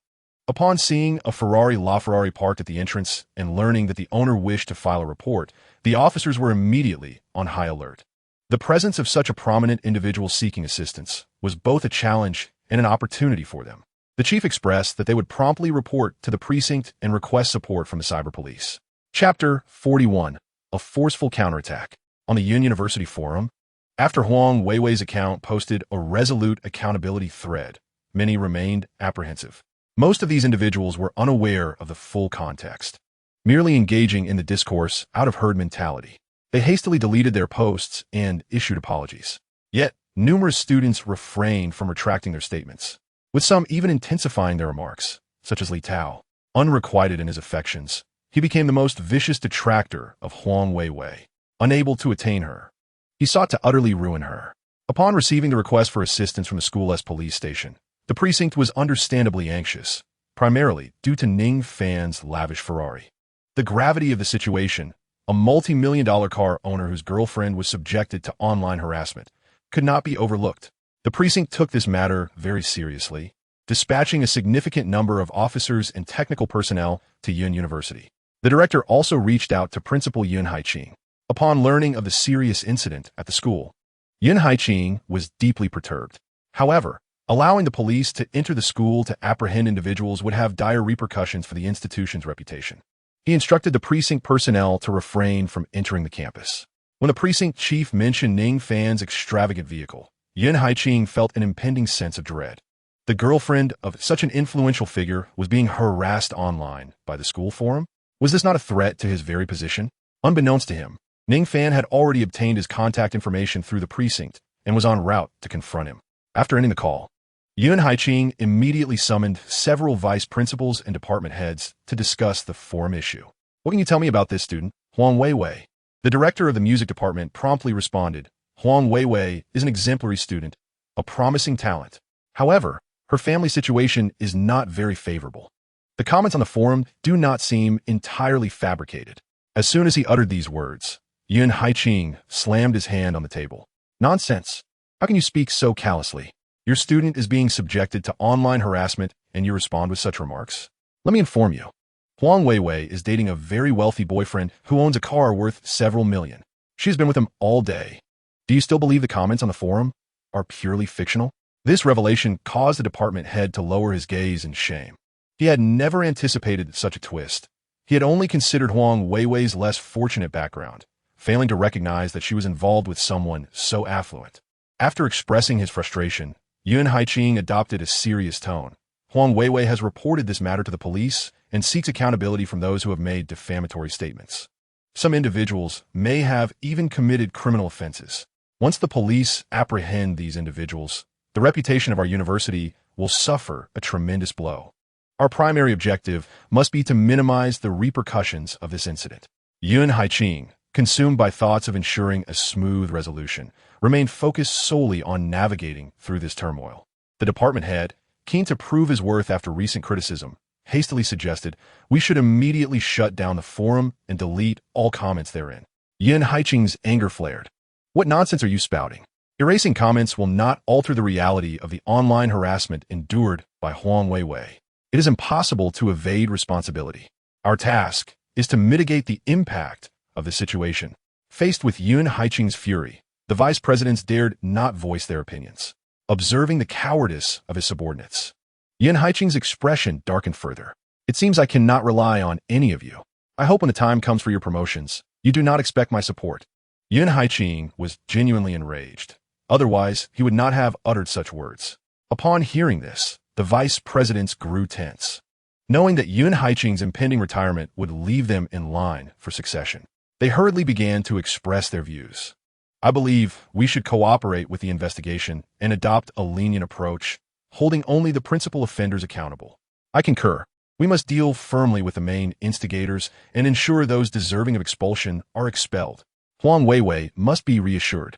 Perhaps we should appoint her as the vice president of the student council. The vice presidents, speaking in a flurry, finally proposed suggestions that Yun Haiqing found acceptable. Very well. Let us proceed with this plan. Huang Weiwei had mentioned that if the posts were not deleted within an hour, accountability would follow. Thus, we shall issue a statement on the school forum, urging those students who should confess to do so, and those who owe apologies to extend them. Yun Haiqing swiftly made the decision. Subsequently, an announcement appeared on the school forum. Upon investigation, the statements regarding Huang Weiwei on the school forum are entirely unfounded. Huang Weiwei has already filed a report, and the school will impose severe penalties on the principal offenders. Once this announcement was released, all who had posted were left dumbfounded, unable to comprehend the turn of events. Was it not claimed that Huang Weiwei had engaged in an affair, using money earned from such relations to support a younger man? Why was the school stepping in to vindicate her? Some students who had merely shared the posts hurriedly deleted them and offered apologies, fearing repercussions. At that moment, Li Tao grew anxious. Many of the rumors were fabrications of his own making. If the school were to enact severe penalties, would he face expulsion? The thought sent him into a frenzy. He quickly deleted all of his posts and deactivated his account. After completing these actions, he exhaled a sigh of relief. Phew, surely, they won't trace this back to me now. What Li Tao did not realize was that the technical team at the precinct had already pinpointed his computer. Just as Li Tao began to relax, the dormitory door was kicked open. As he was about to express his frustration, he found several firearms pressed against his forehead. Don't move. Li Tao, your actions have been discovered. Handcuffed, Li Tao was led away. Certainly, the individuals taken away were not limited to just him. A teacher was also among them. A multitude of people had been apprehended, and if this were to reach the media, it would spell disaster for the university. Yun Haiqing promptly sought out the director, urging that interrogations be conducted within the school to identify those truly implicated in criminal activities. He insisted that students not severely implicated should not be removed from the campus. The Bureau considered this and acquiesced to Yun Haiqing's request. Recognizing the gravity of apprehending dozens of students at once, Ning Fan was already seated in Yun Haiqing's office. Chapter 42. The Capture of Li Tao. He intended to donate 100 million. Such a straightforward proclamation left Yun Haiqing momentarily speechless, instinctively suspecting Ning Fan of being a fraud. It was only when Ning Fan mentioned that his girlfriend was Huang Weiwei that Yun Haiqing realized he was genuine. He quickly instructed his secretary to escort Ning Fan into his office. As Yun Haiqing gazed at Ning Fan, he mused about the young heir's remarkable generosity. 100 million. With such a sum, many projects at the university could commence, particularly the long-sought physics laboratory that had been clamoring for funding. However, with so many financial demands upon the university, how could they possibly manage it all? If Ning Fan truly could contribute such a substantial amount, it would indeed alleviate their pressing needs.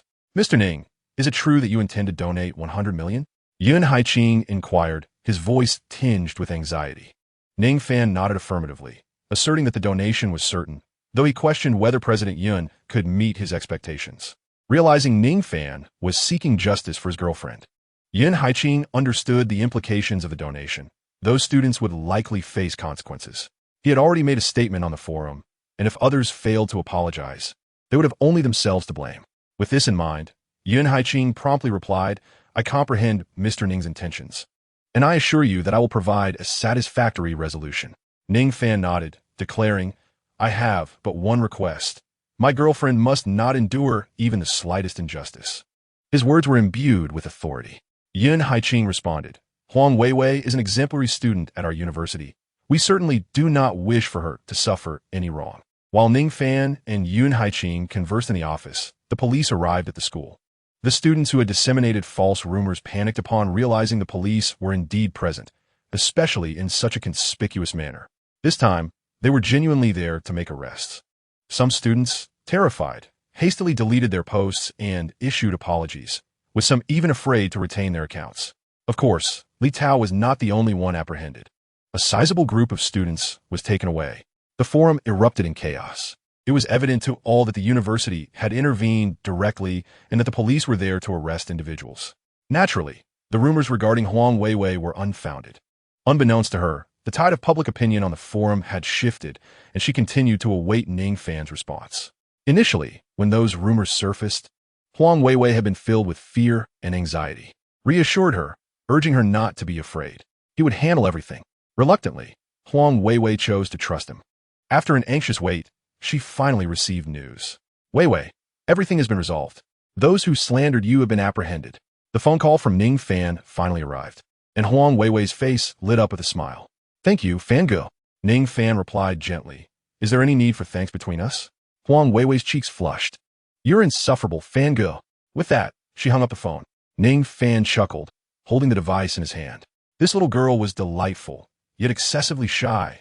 Clearly, he had to make more effort. Yunda acted swiftly. Immediately after Li Tao and his accomplices were apprehended, the university announced their expulsion.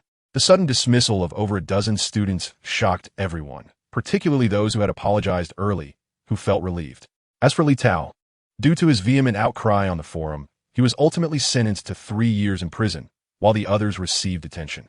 Nonetheless, being expelled from Yunda would forever mark their lives. Upon leaving the principal's office, Ning Fan sought out Huang Weiwei. At that moment, Sun Jing was also calling Huang Weiwei, heading towards the school gates.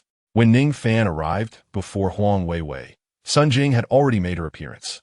Oh, soft rice brother. I didn't expect to see you here. Sun Jing exclaimed, surprised to find Ning Fan. I certainly couldn't stand by while Weiwei is in trouble. Ning San repliet naturally. This response instantly made Sun Jing laugh. Hee. Soft rice brother, you're not being honest. With a playful expression, Sun Jing looked at Ning Fan, prompting him to inquire, and how am I being dishonest? Sun Jing pouted. What is your relationship with Weiwei? If she is in trouble, you can't just ignore it, right? After saying this, she tilted her head, silently urging Ning Fan to provide a reasonable explanation. Ning Fan turned to Huang Weiwei, who was bashfully tugging at Sun Jing's sleeve, contemplating, "I wonder how Fan Ge will respond. If he says something ambiguous, Jing will surely tease me. Had I known, I would have let Jing come out." Ning Fan, eavesdropping on Huang Weiwei's thoughts, couldn't help but smile. "Sun Jing, you see, Weiwei was my very first female streamer whom I supported. What would you say our relationship is?" Ning Fan said cheerfully. Hearing this, Huang Weiwei sighed in relief, though a hint of disappointment lingered within her. As for Sun Jing, she was momentarily taken aback. She hadn't anticipated Ning Fan's response. However, her quick wit kicked in as she replied, "So, soft rice brother, you've given your first to Weiwei." The implication was as suggestive as it could be. Huang Weiwei, upon hearing this, became even more flustered. Ning Fan was momentarily surprised as well. This Sun Jing, so bold yet observant, played a great supporting role. Truly a wonderful friend. Chapter 43. Words of Sun Jing. Although the issues concerning the forum have been resolved, Huang Weiwei continues to feel the repercussions at school. Firstly, it is widely known that she has a very affluent boyfriend. Rumors have circulated that it was her boyfriend who made a substantial donation to the school, prompting the institution to take serious measures against the students involved. Particularly, the student council president, who had a promising future, has seen it all come crashing down. Huang Weiwei, having heard of this, immediately called Ning Fan. "Fan Ge, I heard you donated a significant amount to the school. Is that true?" she asked anxiously. Ning Fan chuckled and replied, "It's not much, really. After all, this money serves little purpose in my hands. At your school, it can contribute to scientific research." Huang Weiwei understood that he was merely trying to alleviate her worries. "I know all about it. I will keep it in mind," she whispered. Ning Fan intended to say that their relationship did not necessitate such formality, but recalling how she had shyly hung up the phone the last time he said something similar, he refrained from doing so this time. Instead, he lightly remarked, "Donating this money to the school is beneficial for me." Huang Weiwei pursed her lips. She was fully aware that his words were intended to be playful. How could such a tangible donation possibly be of use? Ning Fan chose not to dwell on the topic any further, and, seizing the moment as mealtime, invited the two women to a restaurant. Sun Jing did not refuse this time, not because she wished to play the third wheel, but out of concern that her absence would allow Ning Fan to take advantage of Huang Weiwei. After all, with so much having transpired today and Ning Fan spending real money, Huang Weiwei would undoubtedly be touched if he were to make any unreasonable requests at that moment. With Huang Weiwei's innocent nature, she would likely not know how to refuse. Thus, she felt compelled to accompany them throughout. When Ning Fan overheard her silent thoughts, he found it both amusing and perplexing. This Sun Jing, while skilled at facilitating, was now exhibiting a counterproductive behavior. The stark contrast left him somewhat bewildered. Nevertheless, it indicated that Sun Jing truly cared for Huang Weiwei. Otherwise, she would not have been so protective. Although Ning Fan was aware of Sun Jing's intentions, he had no desire to send her away, as he had no plans to fully pursue Huang Weiwei. Their interactions would remain merely affectionate. After dinner, when Sun Jing expressed her wish to return to school, Ning Fan did not object. "Take your time returning. It's only a couple of steps to the school, so I want to accompany you," he said, retreating strategically. Huang Weiwei nodded. Sun Jing took her by the hand, and they walked back to the dormitory.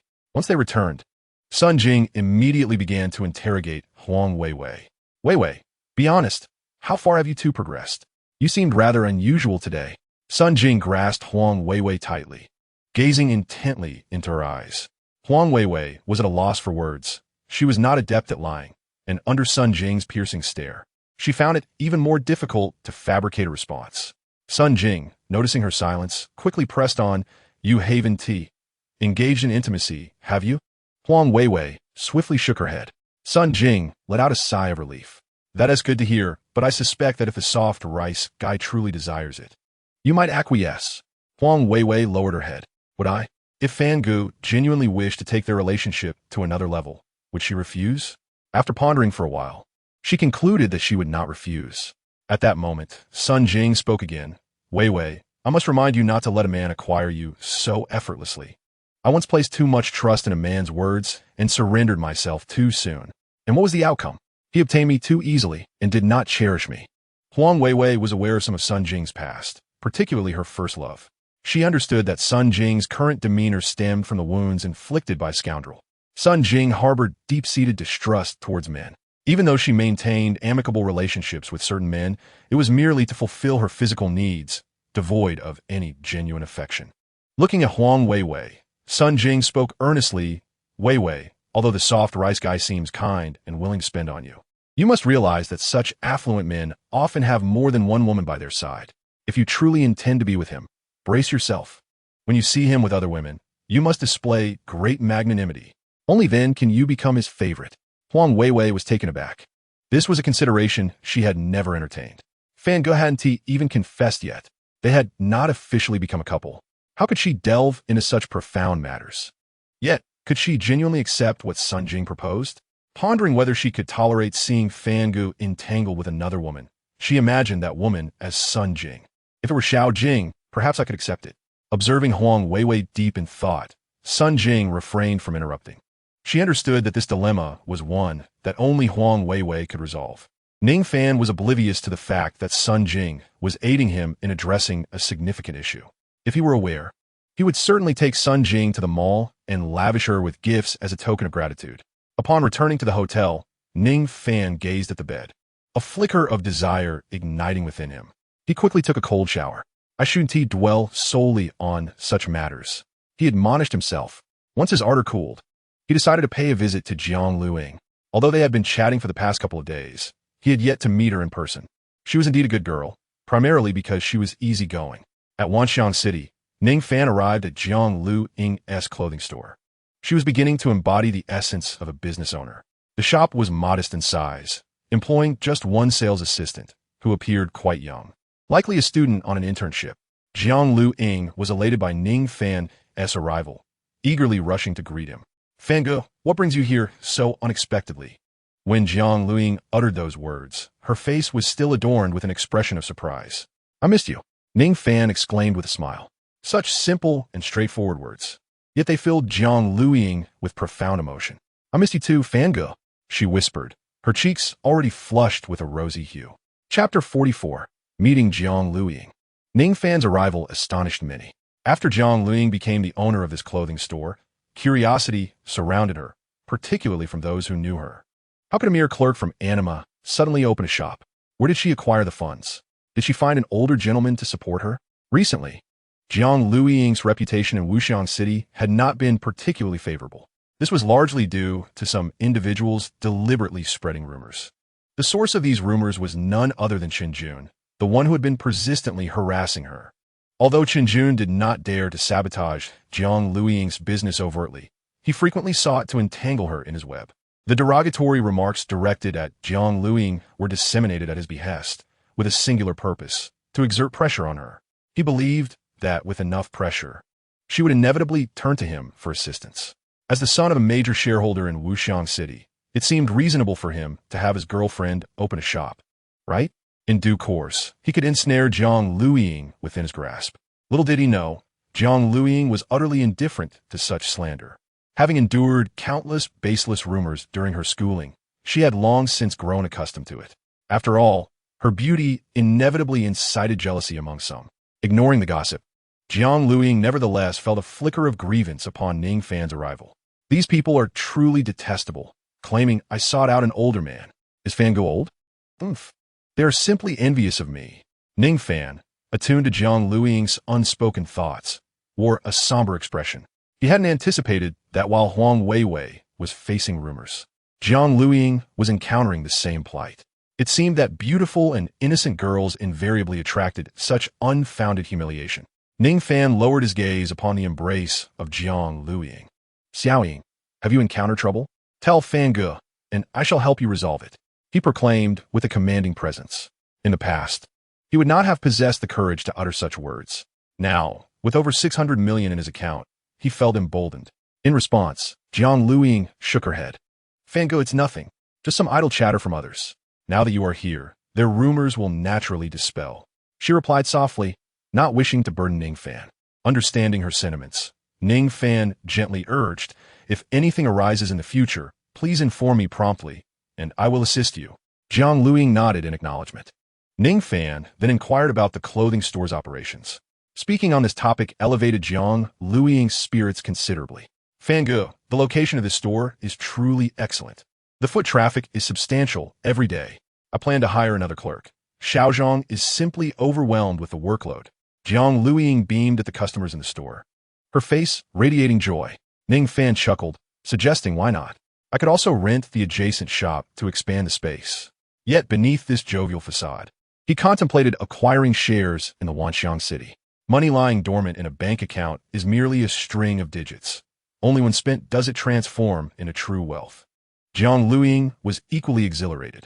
Had she known of Ning Fan's intention to purchase shares in Wanxiang City, even potentially acquiring the entire establishment, her excitement would have reached unparalleled heights.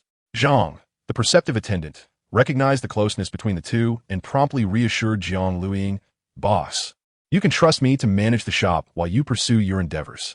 He flashed a friendly smile in her direction. Jiang Luiying smiled back, amused by Zhang's playful banter. His words held truth. She turned to Ning Fan and said, "Fangu, shall we take a stroll?" Naturally, Ning Fan would not decline her invitation. "All right, let's wander about," he replied, taking her hand in his. Jiang Luiying did not resist, and together they departed from Wanxiang City, hand in hand. Meanwhile, Tian Yun, who observed this scene through the surveillance cameras, seethed with frustration. "Jiang Luiying, you belong to me. I must have you," he fervently vowed within himself, determined to employ every means at his disposal to win her over. Once outside, Ning Fan and Jiang Luiying ambled aimlessly, engaging in light-hearted conversation about mundane matters. Ning Fan learned that Jiang Luiying's family circumstances were less than affluent. She had previously driven a second-hand BMW, merely to cultivate an image of a wealthy heiress, complemented by her aloof demeanor to keep suitors at bay. Upon hearing that this was her father's strategy, Ning Fan chuckled. "Your father is quite astute. No wonder I heard rumors of you being a rich girl back in school. We boys dared only to discuss you in hushed tones, too intimidated to act before you." Jiang Luiying laughed. "That was merely a facade. Little did I know you were the true affluent one." This revelation intrigued her. As students of Yun City Business School, albeit a year apart, she found it hard to believe that if a true wealthy individual existed within their ranks, she would have been unaware. Perhaps Ning Fan had simply been too discreet. Hearing her thoughts, Ning Fan mused, "Discreet? More like sometimes going hungry. Without this system, when I broke up with Su Qian, I would have surely starved." He silently praised the system, feeling a gentle squeeze from Jiang Luiying's hand. "Xiaoying, I must confess, I am actually from a wealthy lineage. Do you believe me?" Ning Fan inquired softly, anticipating a shake of her head. To his surprise, she nodded earnestly. "Of course I believe you. Whatever Fan Gu says, I will trust." Her words deeply touched Ning Fan's heart. The young lady appears to have developed profound feelings for him. At this moment, Jiang Luiying noticed an ice cream vendor ahead and immediately desired a treat. Ning Fan hurriedly dashed over to make the purchase, only for Jiang Luiying to end up paying. "Hee, brother Fan, allow me to treat you to ice cream," Jiang Luiying playfully remarked. Ding! Detected that the charming woman Jiang Luiying has actively spent 8 yuan on the host, triggering the 10,000-fold return mechanism. Congratulations to the host for receiving a refund of 80,000 yuan. Ah, even the smallest mosquito is still a morsel. At the moment Jiang Luiying paid, the system's prompt echoed. "However, can you believe this ice cream costs 8 yuan? What a ripoff." Ning Fan took the ice cream, took a bite, and found it tasted no different from those priced 2 or 3 yuan. Chapter 45. Encountering a fairy unbeknownst to Ning Fan, the instant Jiang Luiying paid. Countless men were struck with envy. Heavens, is there any justice left? Such a beautiful girl is willingly spending money on a man. They were truly envious of that fortunate fellow, wondering how he could possess such extraordinary luck. The male compatriots were genuinely envious of Ning Fan. They knew that whenever they went out with their girlfriends, their partners would invariably devise ways to empty their wallets. They had never encountered a scenario where their girlfriend paid. In stark contrast to the envy of the men, some women found this situation unacceptable. A stout woman, with a robust gait, approached Ning Fan. "How can you do this? Taking a girl out and letting her spend money on you?" The hefty woman began to berate him. Ning Fan was momentarily taken aback, pondering where this gas canister had emerged from. It could talk. He quietly took out his phone, preparing to call the police. It was said that after the establishment of the nation, one was not allowed to become a spirit. How could this gas canister have transcended? "Hello, police. I have a talking gas canister in front of me." "What? You say I'm making a false report? I assure you, this gas canister is right here. It's even cursing at me. Oh, you won't handle the gas canister, but you will intervene in cursing? Well then, whether you come or not is irrelevant. Just show up. Ning Fan felt quite vexed that the officers didn't believe in the sentient gas canister. Fortunately, the officers were still on their way. The stout woman grasped that Ning Fan was indeed mocking her by likening her to a gas canister. Enraged, she shouted, "How dare you insult this fairy as a gas canister? I shall make you pay." The hefty woman lunged at Ning Fan. Goodness, is this gas canister about to explode? Everyone step back. Ning Fan shouted as he dodged. While evading, he discreetly extended a foot. Suddenly, there was a loud thud, and the ground trembled violently. The gas canister-like woman fell flat on her face. This gas canister is terrifying. Everyone, keep your distance to avoid being blown up. Ning Fan kindly advised those nearby. The stout woman was furious, but unfortunately, having landed hard, she struggled to rise for a while without success. She cried out for assistance, yet not a single person was willing to help. Who will lend this fairy a hand? As long as you assist this celestial being, she shall bestow upon you the opportunity to treat her to a meal. Yet the surrounding individuals, regardless of age or gender, quietly took a few steps back. This celestial being? To grant him the chance to dine with her? With that money, one might as well purchase some cat and dog food to nourish the stray animals in the neighborhood. At least those little creatures are far more comforting to touch than this gas canister. Jiang Luiying pouted in disdain. What manner of people are these? Truly, it is nauseating. Initially, Jiang Luiying was perplexed about the situation. It was only after she grasped what had transpired that she realized the absurdity. Why should her expenditure on Ning Fan concern her? This corpulent creature dares to call herself a celestial being? If celestial beings were indeed like this, the heavens would surely collapse under such weight. The police arrived promptly, as patrol officers are ubiquitous within the city, and a brief notification to the dispatch center sufficed. Upon their arrival, the officers quickly grasped the unfolding events. Observing the plump woman on the ground, struggling and seemingly devoid of strength, one officer could not suppress a chuckle. "Sir, I kindly suggest that you pay closer attention when making a report next time," remarked an elderly officer to Ning Fan with exasperation. A gas canister come to life? What a fitting description. He would hardly consider it a false alarm. Ning Fan noted repeatedly. Yes. I was startled at the time and couldn't see clearly. He grinned. Meanwhile, a young officer sought out several bystanders and the ice cream vendor to gather a detailed account of the incident. "Master, here's the situation. This gentleman's girlfriend bought him ice cream, and then this hefty woman came over to stir up trouble," the young officer explained. The elder officer's countenance darkened. "So, it appears to be a one-sided provocation?" He immediately categorized the plump woman's actions as such, harboring a deep disdain for these so-called celestial beings. The rotund woman attempted to defend herself, but alas, her strength was utterly spent from her struggles, rendering her incapable of articulating a rebuttal. Ning Fan, however, gave a thumbs up to the elder officer. "This officer is impressive," he mused, though he wondered what troubles might ensue once the officer took the woman into custody. Such erratic individuals are often a source of chaos. The young officer was currently calling for backup, as their patrol vehicle appeared ill-equipped to accommodate the hefty woman. After a span of over 10 minutes, she was finally taken away. While this incident seemed to have concluded, it was merely the beginning.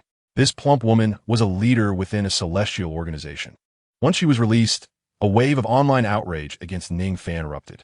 After signing the statements, Ning Fan and Jiang Luiying continued their leisurely stroll. During this time, Jiang Luiying indulged Ning Fan with various small trinkets. Though each item returned a modest sum, Ning Fan felt a sense of satisfaction. Even the smallest mosquito is still a morsel. Little by little accumulates to a greater whole. Jiang Luiying refrained from further discussing her family circumstances, prompting Ning Fan to take the initiative to learn more. He surmised that her familial situation must be somewhat complex, as her demeanor and speech suggested she was not the daughter of an ordinary household. Jiang Luiying possesses an air of aloofness that seems innate rather than feigned, exuding a certain nobility. Could it be that her family was once affluent, but has since fallen into decline? Ning Fan's thoughts drifted to Wang Xiaozong. Even a formidable entity like the Wang family had begun to wane. Thus, the likelihood of Jiang Luiying's family experiencing a similar fate seemed even greater. With this notion in mind, Ning Fan resolved to investigate further. Regrettably, he had only Feng Tao at his disposal. After escorting Jiang Luiying home, he summoned Feng Tao. Upon hearing that Ning Fan intended for him to delve into Jiang Luiying's family circumstances, Feng Tao scratched his head awkwardly. Boss, if I investigate, what will happen to your safety? I am more suited for combat than for inquiry. Listening to Feng Tao's words and observing his conflicted expression, Ning Fan quietly inquired, do you have any comrades who could assist? Feng Tao immediately brightened. Yes, indeed. I have several. Ning Fan nodded. Call them all here. I shall assess them. If suitable, we shall retain them. The following day, after Feng Tao's comrades arrived, Ning Fan conducted a brief evaluation and accepted them all. Each of Feng Tao's friends exhibited commendable combat prowess, indicating that the unit they once belonged to was quite distinguished. With their presence, his safety was assured. In times of financial struggle, such considerations had not crossed his mind, but with newfound wealth, prudence became imperative. To fall victim to an untimely demise would be a grave misfortune indeed. Feng Tao brought 4 comrades, making a total of 5, which was ample for alternating protection. Subsequently, Ning Fan tasked Feng Tao with investigating Jiang Luiying's family. In just one day, Feng Tao had gathered substantial information. Of course, certain intricate details remained unexamined. Boss, Miss Zhang's family hails from a county below. They originally operated a hotel and were quite prosperous in the area. However, they incurred the ire of certain individuals, leading to the forced transfer of their establishment and the loss of their savings and compensation. Feng Tao continued, after relocating to Yun City, their lives have become quite strained. Upon hearing Feng Tao's account, Ning Fan's expression turned grave. Do you know the specifics of what transpired? Feng Tao replied, the Jiang family was framed. Their rivals, unable to compete, bribed officials to pressure them into relinquishing their hotel. Fearing escalation, the rivals refrained from direct confrontation. Otherwise, the Jiang family might not have survived. Feng Tao's tone conveyed anger. The situation was evidently more complex than it appeared. Ning Fan pondered. How much wealth could a wealthy family from a county possess? Upon his return, he resolved to exact vengeance with monetary force. Yes, this is the course of action, he thought. Enacting retribution for Jiang Luiying could also yield greater rewards. With renewed enthusiasm, Ning Fan declared, Feng Tao, you need not proceed. Zhang Hu, take Song Kai and Zhao Fei to Qingyang County and ensure this matter is thoroughly investigated. No sooner had Ning Fan spoken than Feng Tao expressed his discontent. He gazed at Ning Fan and asked, Boss, why can't I go? Ning Fan, feeling helpless, replied, Look at your expression. How could I possibly entrust you with this task? Your vehement disposition needs to be tempered. Feng Tao, embarrassed, scratched his head. Ning Fan, not granting him the opportunity to speak further, decisively stated, Thus, it is settled. Feng Tao, you shall remain by my side as my bodyguard. As soon as Ning Fan's words fell, Zhang Hu and the others erupted into laughter. Feng Tao, scratching his head, wore a look of frustration. Yet, with the boss having made a pronouncement, what could he do? He couldn't very well resort to violence against his employer, especially given that Ning Fan had not committed any egregious act deserving of such a response. Meanwhile, Jiang Luiying remained unaware that Ning Fan had already begun investigating matters concerning her family. Upon returning home that evening, she found her parents had also just come back from work. Her father, Jiang Dehai, wearily sank into the sofa, while her mother, Lu Mei, appeared equally despondent. Jiang Luiying observed her parents and, filled with unease, inquired, Mom, Dad, what troubles you? Jiang Dehai looked up at his daughter and said, Your third uncle's daughter is to marry the son of Wu De. What? Jiang Luiying's complexion shifted dramatically. How could this be possible? Did he not know about our family's history with the Wu family?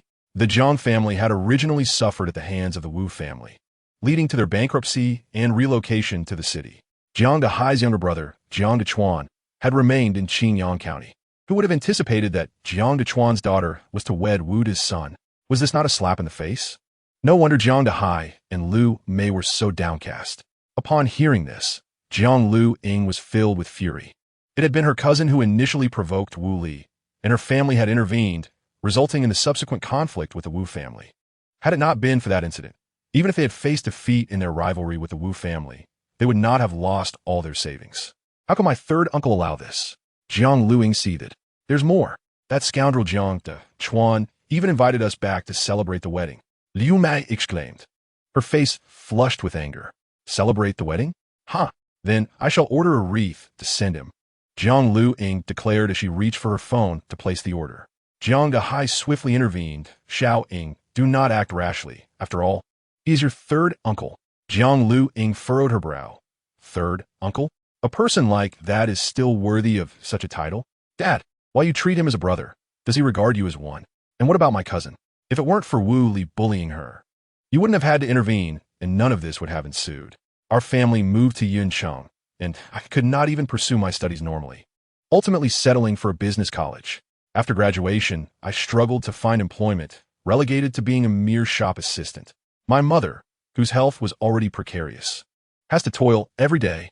My younger brother is still in school, passionate about music, and he lost the last competition simply because he couldn't afford to hire someone to write a song. Have you ever considered any of this? Jiang Lu Ying vented her frustrations in a single breath.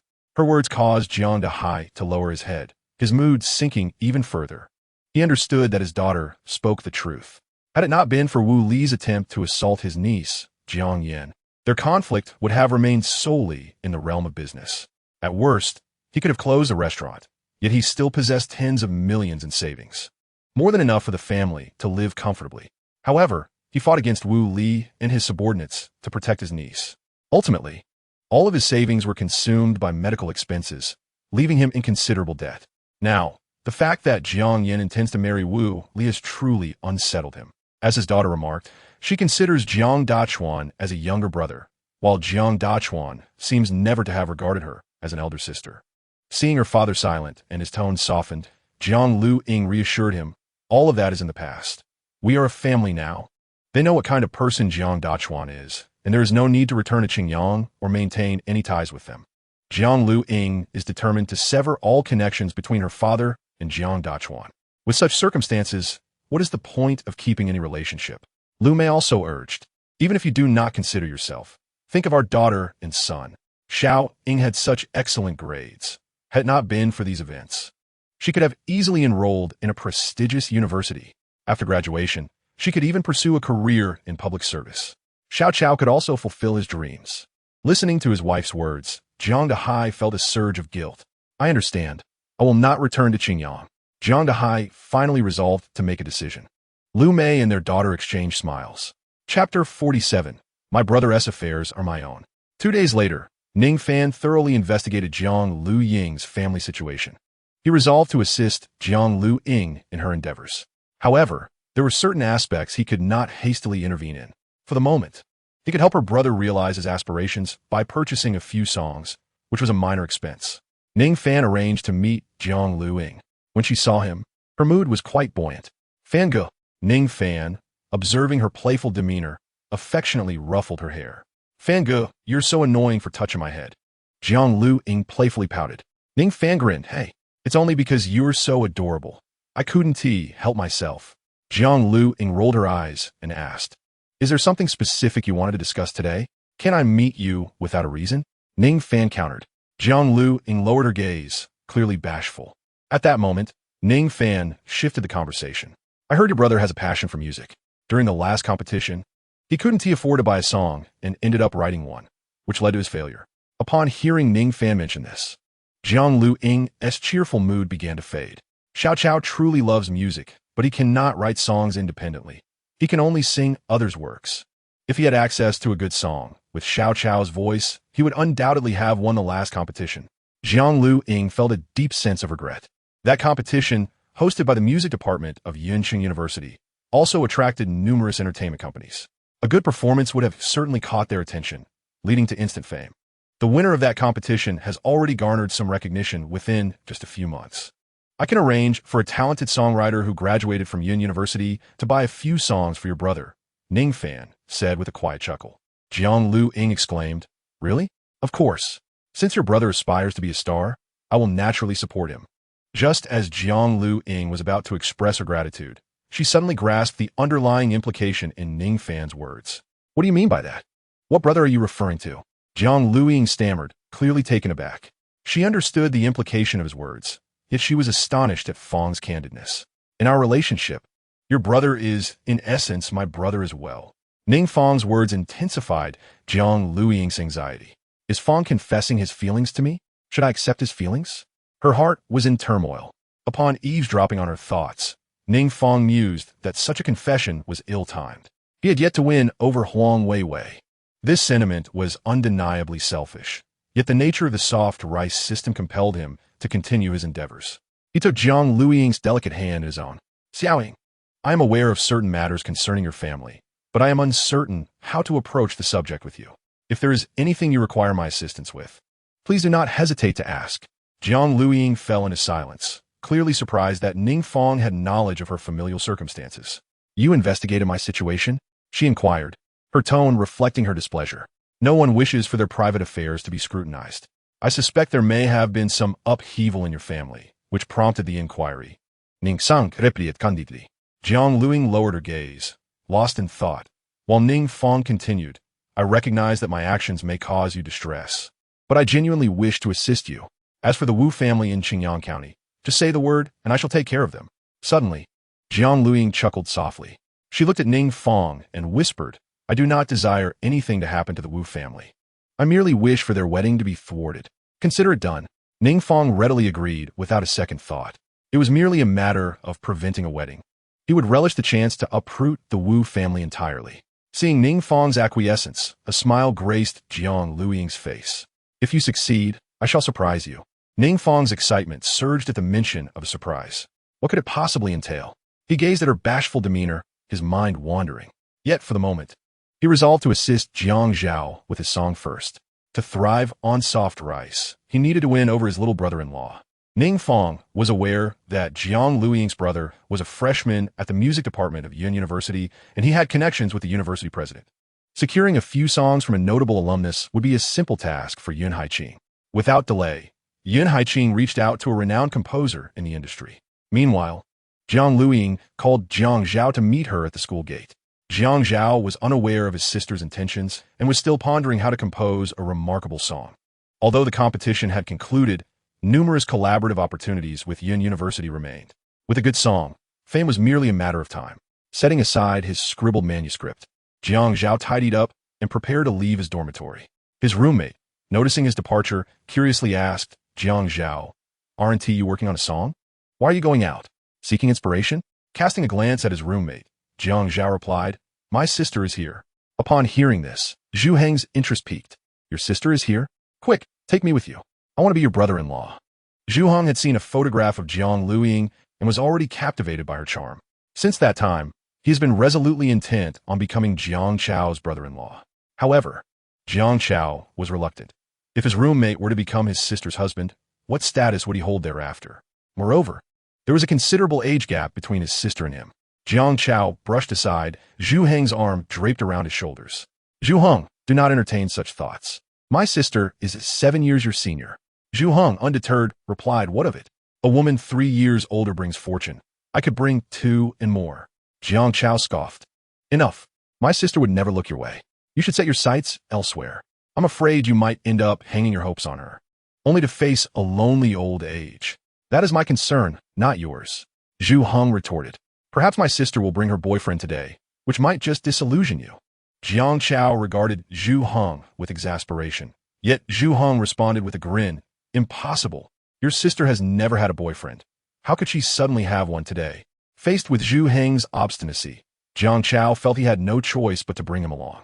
At the school gate, Jiang Chao spotted his sister's vehicle. He strode over and opened the passenger door. Sister, bang. Jiang Chao, with a look of utter shock, slammed the passenger door shut.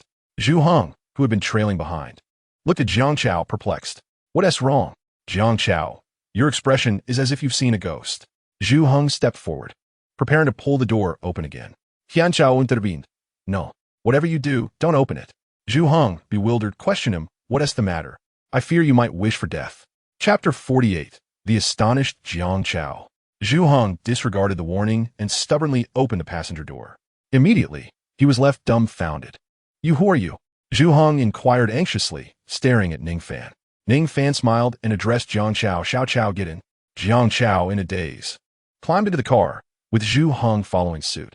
Jiang Luiying cast a glance at Zhu Heng, recognizing him as the roommate her brother had mentioned. She felt no interest in such a young pup. You must be Zhu Heng. Thank you for always looking out for my brother. Her polite words caused Zhu Heng to blush profusely. Seated in the passenger seat, Ning Fan noticed Zhu Heng's flustered demeanor. He turned to Jiang Chao, saying, "I've heard you enjoy singing. Brother-in-law, I can connect you with a talented songwriter. Whatever song you desire, just let him know, and he will tailor it for you." Upon hearing this, Jiang Chao's face lit up with excitement, while Zhu Heng appeared utterly despondent. Could it be true that Jiang Chao's sister had genuinely found a boyfriend? Was this the end after harboring a secret affection for so long? Jiang Chao's ominous words had come to fruition.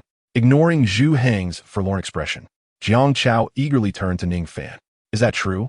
Brother-in-law, have you really found a skilled songwriter for me?" Jiang Lu Ying's expression bore a hint of reproach. Ning Fan had yet to confess his feelings to her, yet he referred to himself as brother-in-law in front of Xiao Chao. To make matters worse, Xiao Chao, upon hearing that Ning Fan had someone to write a song for him, had the audacity to call him brother-in-law. This boy was truly indulged beyond measure. Observing Jiang Chao's exuberance, Ning Fan chuckled.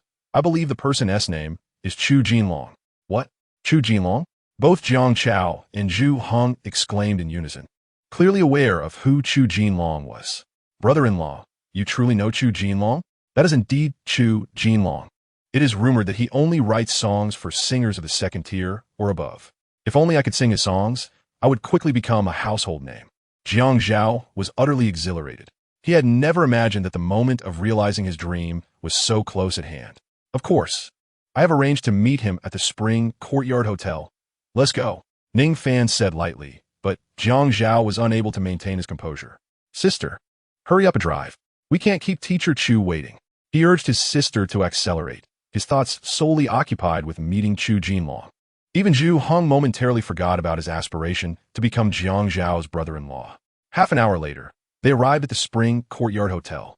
Chu Jinlong had already arrived at the reserved private room. Since he was personally contacted by the president of Yun University, he naturally did not dare to be negligent. However, Jiang Zhao felt a surge of anxiety.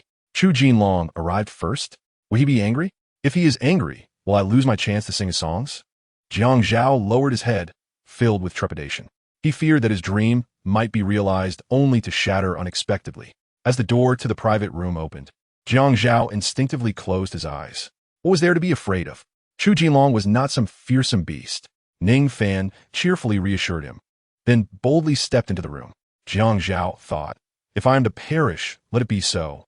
If he did not enter, would that not infuriate Chu Jinlong even more? What unfolded next left him utterly astonished. Upon seeing them enter, the person in the room immediately rose to greet them. "Mr. Ning, greetings. I did not expect you to be so young." The subservient demeanor of Chu Jinlong made Jiang Zhao feel certain that this could not be the illustrious figure he had imagined. When had the esteemed Chu Jinlong ever been so humble? Ning Fan smiled as he shook hands with Chu Jinlong and brought Jiang Zhao forward. "Teacher Chu, this is my brother-in-law, who has a profound passion for singing but is currently unable to write songs. We hope you might extend your guidance." Jiang Zhao was pushed in front of Chu Jinlong and timidly called out, "Teacher Chu." Chu Jinlong grasped Jiang Zhao's hand warmly and laughed. "Young Master Jiang, you certainly have the makings of star. With your external attributes already in place, all you need are a few good songs, and debuting will be a mere formality." Jiang Zhao was taken aback. He had not anticipated that the renowned Chu Jinlong would be so affable towards him. Noticing Jiang Zhao's palpable nervousness, Ning Fan turned to Chu Jinlong, saying, "Teacher Chu has traveled a long way. I imagine you must be quite hungry. Let's eat and converse." "Indeed, Mr. Ning, I do feel a bit peckish," Chu Jinlong replied promptly. Ning Fan called for the waiter. "Bring us your signature dish, the most expensive items, in quantities sufficient for our party." Such a lavish ordering style astonished the waiter. Chu Jinlong was also impressed, realizing that this was indeed a man worthy of praise from the president of Yun University, unrestrained even in his ordering choices. Soon, a feast of delicacies filled the table. Jiang Zhao and Zhu Heng, holding their chopsticks, were at a loss as to where to begin. "Let's all dig in. Do not be polite." Ning Fan initiated the meal, his appetite piqued by the abundance of delicious food. Often, matters are settled over a banquet. As the wine flowed, the conversation began to flourish. Chu Jinlong, of course, did not forget his purpose. He engaged Jiang Zhao in continuous dialogue. Jiang Chao was not overly anxious. At the request of Chu Jinlong, even sang a few lines. Chu Jinlong continuously corrected him and offered suggestions. By the time Ning Fan had his fill, Chu Jinlong had discerned the unique qualities of Jiang Chao's voice. Mr. Ning, Jiang's vocal talent is exceptional, particularly suited for youthful songs. I happen to have a theme song for a film that I would like Jiang to perform. Chu Jinlong's words held little significance for Ning Fan. Their relationship was straightforward. He paid, and Chu Jinlong delivered results. As for anything beyond that, he neither understood nor cared to ponder. Jiang Chao, however, was different. Aspiring to become a star, he was somewhat acquainted with the industry.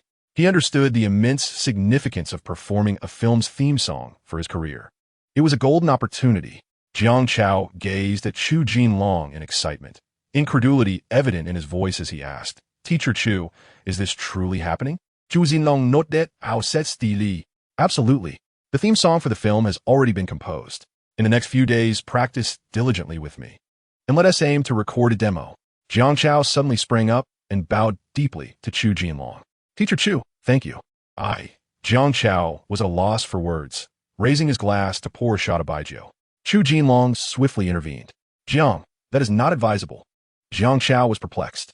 Did teacher Chu harbor some dissatisfaction towards him? Why else would he prevent him from toasting? Recognizing the misunderstanding in Jiang Chao's expression, Chu Jinlong clarified. "Your strength lies in your voice. Baijiu is too harsh and should be avoided." Upon hearing this, Jiang Chao finally understood. "Teacher Chu, I apologize. I did not consider that." Chapter 49. The Interrogation by Jiang's Mother. Chu Jinlong departed with Jiang Chao in tow. Ning Fan requested Yin Haiqing to issue a leave note for Jiang Chao. Jiang Chao was once again astonished by his brother-in-law's capabilities. As for Zhu Heng, he felt like an invisible onlooker throughout the proceedings. He realized that he could never again aspire to be Jiang Chao as brother-in-law. With such an impressive brother-in-law, Jiang Chao's future was undoubtedly limitless. Zhu Heng quickly formulated a plan. He would become Jiang Chao as manager. Jiang Chao naturally welcomed the idea. Having a good friend as his manager was the best arrangement possible. With Jiang Chao as matters settled, Ning Fan prepared to escort Jiang Luing home. As they entered the car, Jiang Luing suddenly lunged at Ning Fan. He barely had time to react before his lips were silenced by hers. It was an unexpected yet delightful kiss. After the kiss, Jiang Luing appeared flustered. Please don't misunderstand. I'm just grateful for your tremendous help with my brother." Though she spoke those words, her thoughts betrayed a different sentiment. Ning Fan could hear her inner voice. "I wonder if Fan Ge will think I'm a promiscuous woman. After all, this is my first kiss. Fan Ge is helping Xiao Chao with such a significant favor. As a sister, I must express my gratitude. But Fan Ge is so wealthy. How can I repay him? Perhaps this is the only way." Jiang Luing's emotional turmoil was palpable, and Ning Fan, unable to resist, embraced her and kissed her back. "Xiaoying, you're truly sweet." Jiang Luing was left feeling shy. After watching her ascend the stairs, Ning Fan finally departed. He smacked his lips, reflecting on the delightful sensation he had just experienced. However, upon returning home, Jiang Luing was taken aback to find both her parents present. Liu Mai, noticing her daughter's bashful demeanor, immediately sensed something amiss. "Xiaoying, what have you been up to?" Liu Mei called out to her daughter, who was attempting to retreat to her room. "In nothing." Jiang Luing dared not elaborate, her heart racing uncontrollably. Liu Mei soon noticed the remnants of lipstick on her daughter's lips. You kissed someone?" Liu Mei exclaimed, grasping her daughter firmly. Jiang Luing froze. Had she been discovered? What to do now? Liu Mei's apprehension deepened as she observed her daughter's evasive behavior. "Xiaoying, are you in a relationship, or what is going on?" Her greatest concern was that her daughter might be straying down an improper path. Upon seeing her mother's worried expression, Jiang Luing nodded shyly. "I have a boyfriend." Although Ning Fan had yet to confess his feelings, in Jiang Luing's heart, he was indeed her boyfriend. Liu Mei let out a slight sigh of relief. Meanwhile, Jiang Dehai, who had been eavesdropping, felt his anger dissipate. He pondered, unaware of which scoundrel had laid claim to his precious daughter. Liu Mei and Jiang Luing entered the room, where Jiang Luing shared the details of her relationship with Ning Fan, including how he had invited the renowned composer Chu Jinlong to assist Jiang Zhao in writing songs. "In my excitement, I took the initiative to kiss him," Jiang Luing murmured, her voice barely audible. Liu Mei's face betrayed no trace of worry. Instead, she beamed at her daughter. "From what you've said, This Ning Fan seems quite remarkable. When will you bring him home for your father and me to meet? If possible, perhaps you two should consider marriage. After all, you're not getting any younger. Upon learning of Ning Fan's character, Lu Mei even began to encourage marriage. Jiang Luiying found herself at a loss for words. Would Brother Fan agree to come home? Unbeknownst to Jiang Luiying, her mother was eager to meet him. After escorting Jiang Luiying home, Ning Fan returned to the hotel, where a call from Zhang Hu came in. He had uncovered information regarding the Wu family and Jiang Dachuan. Jiang Yin. Boss, Jiang Yin is truly despicable. After being rescued by Jiang Dahai, she not only showed no gratitude, but ended up entangled with Wu Li. She is now pregnant with his child and intends to marry him. Jiang Dachuan is eager to associate with the powerful Wu family. And the most alarming part is that Jiang Yin is willing to offer her sister to Wu Li, which is a significant reason why Wu Li is willing to marry. After hearing Zhang Hu's report over the phone, Ning Fan was filled with rage. If Jiang Luiying's family were to return to Qingyang for this wedding, the outcome would be dire. This scoundrel, they cannot be allowed to live in peace. Ning Fan inquired about the collection of dirt on Wu Li. Is there any evidence of illegal activities by the Wu family? He sought to ensure that they faced utter ruin. Boss, the Wu family is indeed a malignant tumor in Qingyang. Their hotel is notorious for its chaotic services, and they even use poppy seeds in their dishes. Wu Dijing, amidst fierce commercial rivalry, resorted to hiring individuals to eliminate his competitors, and Wu Li has been implicated in the assault of numerous women. Zhang Hu exposed a multitude of criminal activities associated with the Wu family. The Wu family holds an unchallenged dominance in Qingyang, with no one daring to file charges against them. Although the local police have conducted investigations, they ultimately faltered due to insufficient evidence and the withdrawal of complaints by victims, leaving the Wu family unscathed. Ning Fan realized that such local tyrants were indeed formidable adversaries. Their extensive network likely permeated all local departments. Officials might hesitate to act against the Wu family out of economic concerns. Nonetheless, Ning Fan was confident he could handle the situation. After all, they were merely wealthy figures within a county. Zhang Hu, take a trip to the county and inform them that I intend to invest in Qingyang, starting with 500 million, with no upper limit for subsequent investments. To contend with the Wu family, one must pave the way with finances. He further pondered that his available funds would only increase, and he could not allow them to remain stagnant in his account. Investing in tangible enterprises was imperative. All right, I shall negotiate with the relevant departments. After ending the call, Ning Fan calculated his current funds. An initial investment of 500 million posed no pressure whatsoever. With the month nearing its end, Jiang Luiying and Huang Weiwei's financial situations would soon improve, allowing him to effortlessly acquire substantial returns. Unbeknownst to Ning Fan, Jiang Luiying had already begun planning the perfect gift for him. Although her clothing store opened relatively late, it attracted a commendable foot traffic. Despite limited operating days this month, her revenue soared to 500,000. This impressive figure was largely attributed to the new store opening and some marketing strategies Jiang Luiying had implemented. From this revenue, she could secure a tidy profit of several tens of thousands. As she meticulously calculated with her calculator, she deliberated on what gift to purchase for Ning Fan with the funds at her disposal. Boys generally adore watches. I shall buy Brother Fan a watch. With that, Jiang Luiying swiftly made her decision. In Chapter 50, Chen Jun returned to harass Jiang Luiying. Suddenly, while Ning Fan was engrossed in a lengthy phone conversation with Huang Weiwei, he heard the system's voice. Ding. Female with a charm score of 94, Jiang Luiying has actively spent 82,000 yuan on behalf of the host, triggering the 10,000-fold return mechanism. Congratulations to the host for receiving a return amount of 820,000 yuan. Ning Fan was momentarily taken aback. What is happening? Jiang Luiying spent 82,000 yuan on me? My heavens! What on earth is this? Before he could comprehend the sudden influx of information from the system, Huang Weiwei, concerned by his prolonged silence, inquired Brother Fan, "What is wrong? Why haven't you spoken for so long?" Regaining his composure, Ning Fan hastily replied, "It's nothing. A cockroach scurried out, and I was about to catch it, but it vanished." Huang Weiwei found this strange. Is there really a cockroach in the hotel's presidential suite? Ning Fan was once again taken aback. Indeed, one should never weave lies, for a single falsehood necessitates an endless web of deceit to sustain it. However, Ning Fan, being rather thick-skinned, insisted, There should be some. After all, those cockroaches vanish without a trace. Huang Weiwei, of course, did not believe his nonsensical words. Yet she chose not to linger on the topic. Brother Fan, tomorrow is the weekend. I wonder what plans you have? Huang Weiwei timidly inquired. Upon hearing this, Ning Fan's heart stirred. Could it be that this girl wishes to invite me? Even if I had plans for the weekend, they must be non-existent.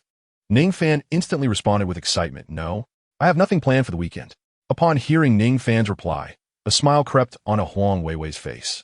Brother Fan, will you accompany me to the Qingyang Mountain scenic area tomorrow? I wish to take some ancient costume photos there. Qingyang Mountain? Ning Fan was taken aback. Was that not in Qingyang County, the hometown of Jiang Luiying? The day after tomorrow was the Wu family wedding, and Ning Fan had initially intended to make a trip there. Huang Weiwei's desire to go there for photos was perfectly aligned with his route. Noticing Ning Fan's prolonged silence, Huang Weiwei pouted. Is Brother Fan unwilling? Sensing the hint of sorrow in her voice, Ning Fan promptly replied, No, not at all. I was just momentarily lost in thought about where Qingyang Mountain is. Then it's settled. I will pick you up tomorrow. Huang Weiwei beamed with joy. Then, she posed another question. Brother Fan, please don't drive the Ferrari LaFerrari to pick me up tomorrow. Why? Is there something wrong with the car? Ning Fan was puzzled. Huang Weiwei explained. I also need to bring along my guzheng and some costume props. There's no room in your car. Ning Fan understood and assured her, no problem. I will purchase a suitable vehicle. Huang Weiwei was deeply touched by his words and gently suggested, Brother Fan, perhaps it would be better to rent a car. It's fine. This car will certainly be useful in the future. Besides, I'm not short on money. Ning Fan replied with a grand gesture. Huang Weiwei could only nod in agreement. After chatting for a while longer, they ended the call. As soon as the phone hung up, Ning Fan immediately dialed Yu Lily's number. Brother Fan, Yu Lily began, only to be interrupted by Ning Fan. Spare me the pleasantries. Find me a spacious vehicle with good off-road capabilities, one that can accommodate a guzheng. I need to take it tonight, so have all the paperwork ready. Ning Fan's demands left Yu Lily in stunned silence for quite some time until he spoke again. Did you hear me? Hearing a hint of impatience in Ning Fan's voice, Yu Lily quickly reassured him. Don't worry, Brother Fan. We have a suitable vehicle at our shop. It's spacious and meets all your requirements. You can take it anytime. Hearing that there was an available vehicle that met his needs, Ning Fan felt a sense of envy. He had long admired such a robust vehicle with its towering frame and powerful horsepower, the ultimate dream for any man. What was once only a fantasy was now within his grasp. How delightful. All right, I'll have someone retrieve it immediately. Ning Fan concluded the call and dialed Feng Tao to instruct him to bring the car back. Next, he asked Qianjun to purchase some supplies for their nighttime activities. Everything was set. He merely awaited the opportunity to pick up Huang Weiwei the following day. At that moment, however, Jiang Luiying called. Brother Fan, where are you? I wish to see you. As soon as the call connected, Jiang Luiying's voice came through. At that moment, Ning Fan recalled that while he was chatting with Huang Weiwei, the system had indicated that Jiang Luiying had spent a considerable sum on him. 82,000. A 10,000-fold return. How much could that be? This girl was subtly making a bold move. Ning Fan, brimming with excitement, exclaimed, I'm fine. Where are you? I'll come find you. I'm still at a store in Wanxiang City, she replied. Then I'll head to the store. After hanging up, Ning Fan hastened towards Wanxiang City. Without driving his Ferrari, the passenger seat was reserved for Huang Weiwei, so he had Qianjun drive him instead. Qianjun's vehicle was the Tank 500, a car he had arranged for his bodyguard, chosen for its durability. In case of any unforeseen events, this vehicle might prove to be a lifesaver. Upon arriving at Wanxiang City, Ning Fan navigated effortlessly to find Jiang Luiying, only to unexpectedly encounter Qianjun. Jiang Luiying's face was filled with fury as she faced Qianjun's incessant harassment. She genuinely felt the urge to slap him. However, the shares of Wanxiang City had recently undergone changes. Qianjun's father, Qin Dong, acquired another shareholder's stake, regaining the position of the major shareholder. Consequently, Qianjun began to harass Jiang Luiying without restraint. Seeing Ning Fan approach, Jiang Luiying hurried towards him. Brother Fan, you finally arrived. Everyone has been waiting anxiously. She linked her arm with Ning Fan's in a manner that was unmistakably affectionate. Qianjun, witnessing this scene, was incensed. You scoundrel. You think you can compete with me for women? Do you even have a right? Let me tell you, I'm not the same as before. Wanxiang City belongs to my Chun family. Qianjun glared at Ning Fan, his expression brimming with arrogance. Ning Fan cast a disdainful glance at him. completely dismissing him. He was merely a spoiled rich kid, and the Chun family was hardly formidable. Turning to Jiang Luiying, he asked, "Is he bothering you again?" Jiang Luiying nodded, saying, "Chun Dong's acquisition of another shareholder's stake has made him the largest shareholder again, and he's becoming increasingly arrogant." Ning Fan chuckled. "I see. It seems Chun Dong's position as the major shareholder is about to become precarious. How dare he harass my woman, thinking I am inconsequential. Besides, Jiang Luiying just helped me receive a rebate of 2 billion. I shall use this money to deal with Chun Jun." Chapter 51. Chun Jun Kneels. Ning Fan turned to Jiang Luiying and inquired, "What's the total value of Wanxiang City?" Jiang Luiying looked at him quizzically and replied, "The total value is 300 million. Over the years, due to the troubles caused by Chun Jun, Wanxiang City's value has significantly depreciated." Ning San smilet. "Just 300 million? Chun Jun's father is Chun Dong, right? If he doesn't sell Wanxiang City to me, I shall crush his business with my wealth." A sinister smile spread across Ning Fan's face. "Chun Jun sneer, kid. Aren't you afraid of biting your tongue with such grandiose claims? Just 300 million? Have you ever seen 300 million? Chun Jun certainly did not believe that Ning Fan could purchase Wanxiang City. Yet, Ning Fan had already begun to take action. He dialed Feng Tao's number, instructing him to investigate the information of the other shareholders of Wanxiang City and to acquire their shares at a premium. He also informed Feng Tao that if they refused to sell, he would employ every means possible to diminish the value of Wanxiang City. Upon hearing that Ning Fan intended to acquire Wanxiang City, Feng Tao felt quite eager. Although Ning Fan's methods were underhanded, the shareholders of Wanxiang City were hardly virtuous. Feng Tao was more than willing to act as an accomplice. After picking up a vehicle from a fourth store, Feng Tao leveraged some of his connections to delve into the shareholders' information. When he reached out to the shareholders with a proposition to buy their shares, they all agreed with astonishing swiftness, leaving Feng Tao utterly bewildered. He later discovered that Chun Dong had once again become the major shareholder of Wanxiang City. While Chun Dong was indeed formidable, he had a son who was exceptionally wasteful. The shareholders were apprehensive that their assets would depreciate once more, which prompted their hasty agreement. There was no need for a premium at all. In a matter of just a few phone calls, Feng Tao successfully negotiated for 36 of the shares. Subsequently, Ning Fan arranged for the transfer of funds, and the shareholders gradually made their way to Jiang Luiying's clothing store. Chun Jun was left dumbfounded as he witnessed the shareholders. He had never anticipated that Ning Fan could indeed afford to purchase shares in Wanxiang City. "Don't think that purchasing a few shares makes you impressive. My father holds 60 of the shares." Chun Jun exclaimed anxiously, his facade crumbling. He was terrified. Ning Fan was brandishing 100 million. Who possesses such a liquid cash flow? His family would struggle to produce just 10 million. After signing the contract, Ning Fan turned to Chun Jun with a smile, saying, "Young Master Chun, how about that? I am also a shareholder of Wanxiang City. However, I harbor no fondness for it. Tell me, if I were to invest this 100 million and leverage this 36 stake to stir up some trouble, how long do you think your family could endure?" Ning Fan's words instilled dread in Chun Jun. Was 100 million so trivial to him? What kind of terrifying existence was this? Chun Jun understood that if his father discovered he had provoked such a formidable entity again, he would surely face dire consequences. After all, he had once committed a similar folly, resulting in the Chun family's loss of Wanxiang City. His father had worked tirelessly to regain control of the majority of the shares, only for him to once again attract the ire of a fearsome presence. He could not fathom how his father would deal with him once he learned the truth. In a state of utter panic, Chun Jun dropped to his knees. Ning Xiao, I was wrong. Please, have mercy and let me go," he pleaded, yielding under pressure. There was no other option. Ning Fan looked at Chun Jun in surprise. Shouldn't he be threatening me now? Bringing his father into the conversation? Chun Jun forced a smile. "I dare not." Ning Fan was left speechless by Chun Jun's unexpected behavior. What could he do now that the man was kneeling? If he were to retaliate, it would be utterly inhumane. Ning Fan gazed at him and asked, "Will you still dare to bother Xiao Ying in the future?" Chun Jun hastily shook his head. "I dare not. I will never dare again." Seeing his terrified demeanor, Ning Fan waved his hand dismissively. "Fine. As long as you don't trouble Xiao Ying, I have no desire to deal with you. At Wanxiang City, I hold a 36 stake. Your knack for causing trouble is quite formidable. Should you provoke any further disruptions that jeopardize my investment, what course of action would you suggest I take?" Chun Jun felt utterly despondent. Was this not a matter of life and death? Henceforth, he would have to tread carefully. Confronted by Ning Fan's imposing presence, he could only bow his head and stammer, "I promise, I will not cause any more trouble." Ning Fan nodded, saying, "Let us see how this unfolds. However, should you ever irk me again, I will ensure you understand my true capabilities." After this warning, Ning Fan turned and departed with Jiang Luiying. Chun Jun exhaled a sigh of relief, grateful that they were finally gone.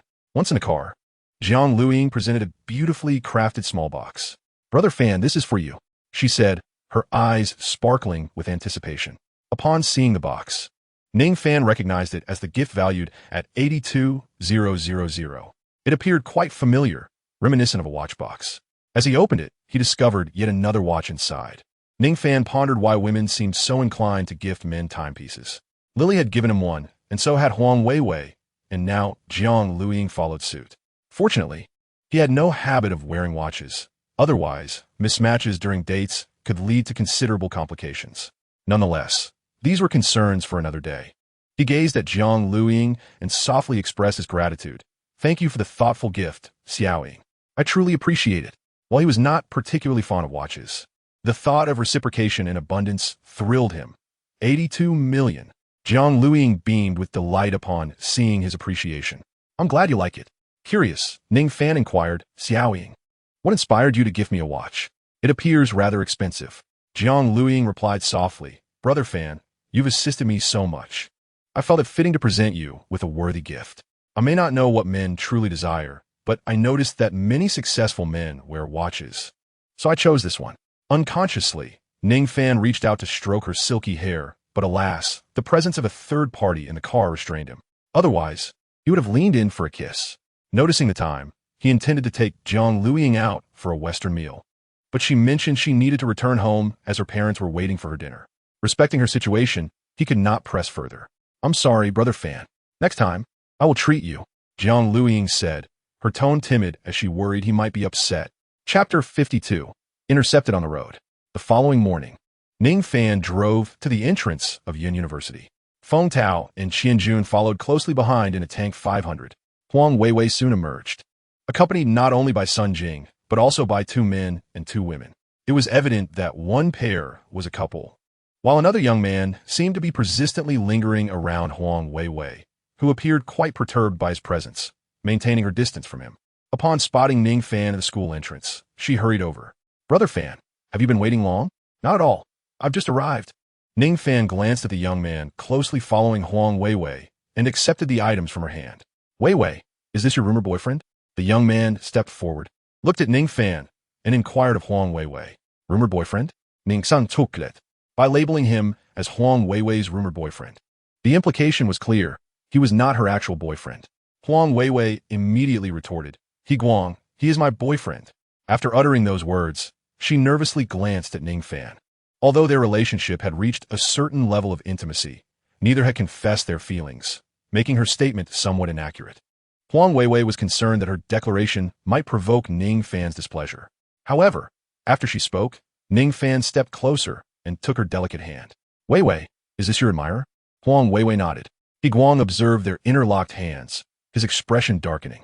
He refrained from reacting immediately, knowing his father held a position of authority in Xinjiang County. Once there, it would be easy for him to manipulate Huang Weiwei. While he wished to avoid confrontation, Feng Tao, as a bodyguard, could not allow anyone harboring hostility towards his employer to approach. Feng Tao positioned himself in front of Ning Fan. He Guang shrank back slightly. Sensing a chill emanating from Feng Tao, he realized that this imposing figure would be difficult to contend with. Deciding to retreat for the time being, he nonchalantly walked toward the car parked nearby. Ning Fan glanced at He Guang, knowing full well that this young man would not simply let things go. He was unconcerned. Although the space was vast, they had many items to transport, making it impossible for everyone to fit. "Sun Jing, you'll ride with me, and the other 3 classmates. Please take the car behind." Ning Fan promptly made arrangements.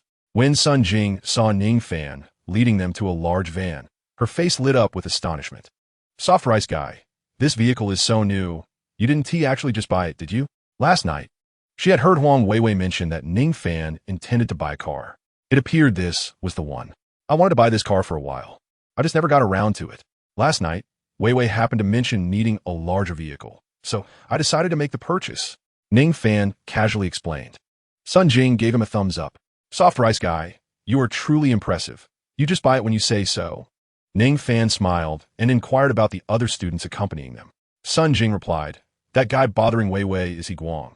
It said his father is an official, but we don't know how high up he is. Another girl named Qi Ling is a classmate of ours. She's skilled in makeup, and many times Wei Wei's livestream looks are done by her. The other couple consists of a boy, namely Xin, and a girl named Wang Yu. They are both working to support their studies. When Wei Wei became the vice president of the student council, she discovered they both come from underprivileged single-parent families and decided to hire them. Sun Jing quickly relayed the information about the group. Ning Fan nodded in acknowledgement. Indeed, Wei Wei has become a prominent internet celebrity, and it is only natural for her to assemble a complete team around her. Ning Fan understood perfectly well that Sun Jing was right. As they continued their leisurely conversation, they soon entered the territory of Qingyang County. He Guang began to plot his schemes. He dialed a number, stating, Sun Qing, this is He Guang. I have a vehicle that I need you to intercept.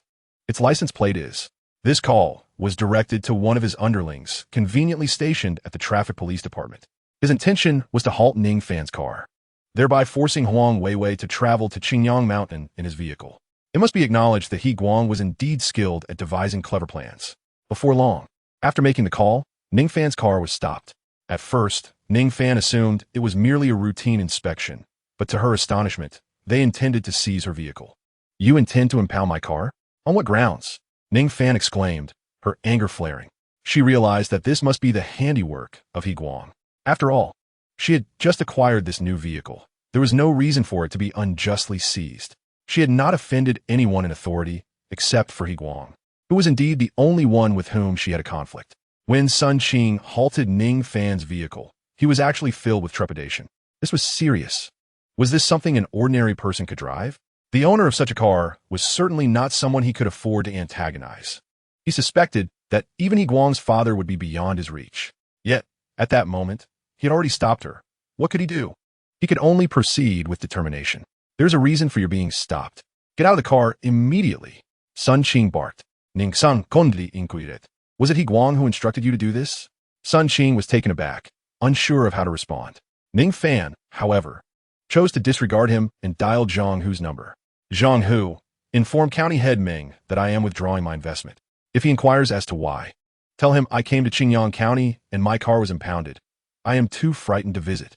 I will also share my experience with all my colleagues, warning them that Qingyang County is a den of danger, not to be approached. In a single statement, Sun Qing was left speechless. There was only one County Head Ming in Qingyang County. More importantly, this individual had the standing to converse with County Head Ming. It was evident that the owner of this vehicle was not someone he could afford to offend, including He Guang's father, who was also beyond his reach. Sun Qing stood there, frozen in place, when his phone rang again. He Guang, noticing that Ning Fan and her companions had not exited the vehicle, grew increasingly anxious. Seeing that the call was from He Guang, Sun Qing was reluctant to answer, but Ning Fan urged, I believe you should take this call. Reluctantly, Sun Qing answered. Sun Qing, what are you doing? Why haven't you gotten him out of the car yet? Sun Qing hesitated, looking at Ning Fan for guidance. Ning Fan instructed him to bring the phone closer. He Guang, you think you're quite impressive, but I wonder if your father is as formidable as you are. On the other end of the line, He Guang was taken aback. He never anticipated that Ning Fan would utter such audacious words. Chapter 53. Arrival at Qingyang Mountain. He Guang berated Sun Qing over the phone, leaving Sun Qing's countenance grim. He could only place all his hopes on Ning Fan. Hoping that Ning Fan can indeed have a conversation with County Chief Ming, he remains unaware of the storm brewing within Meng Zhonghai, whose countenance is as dark as thunder.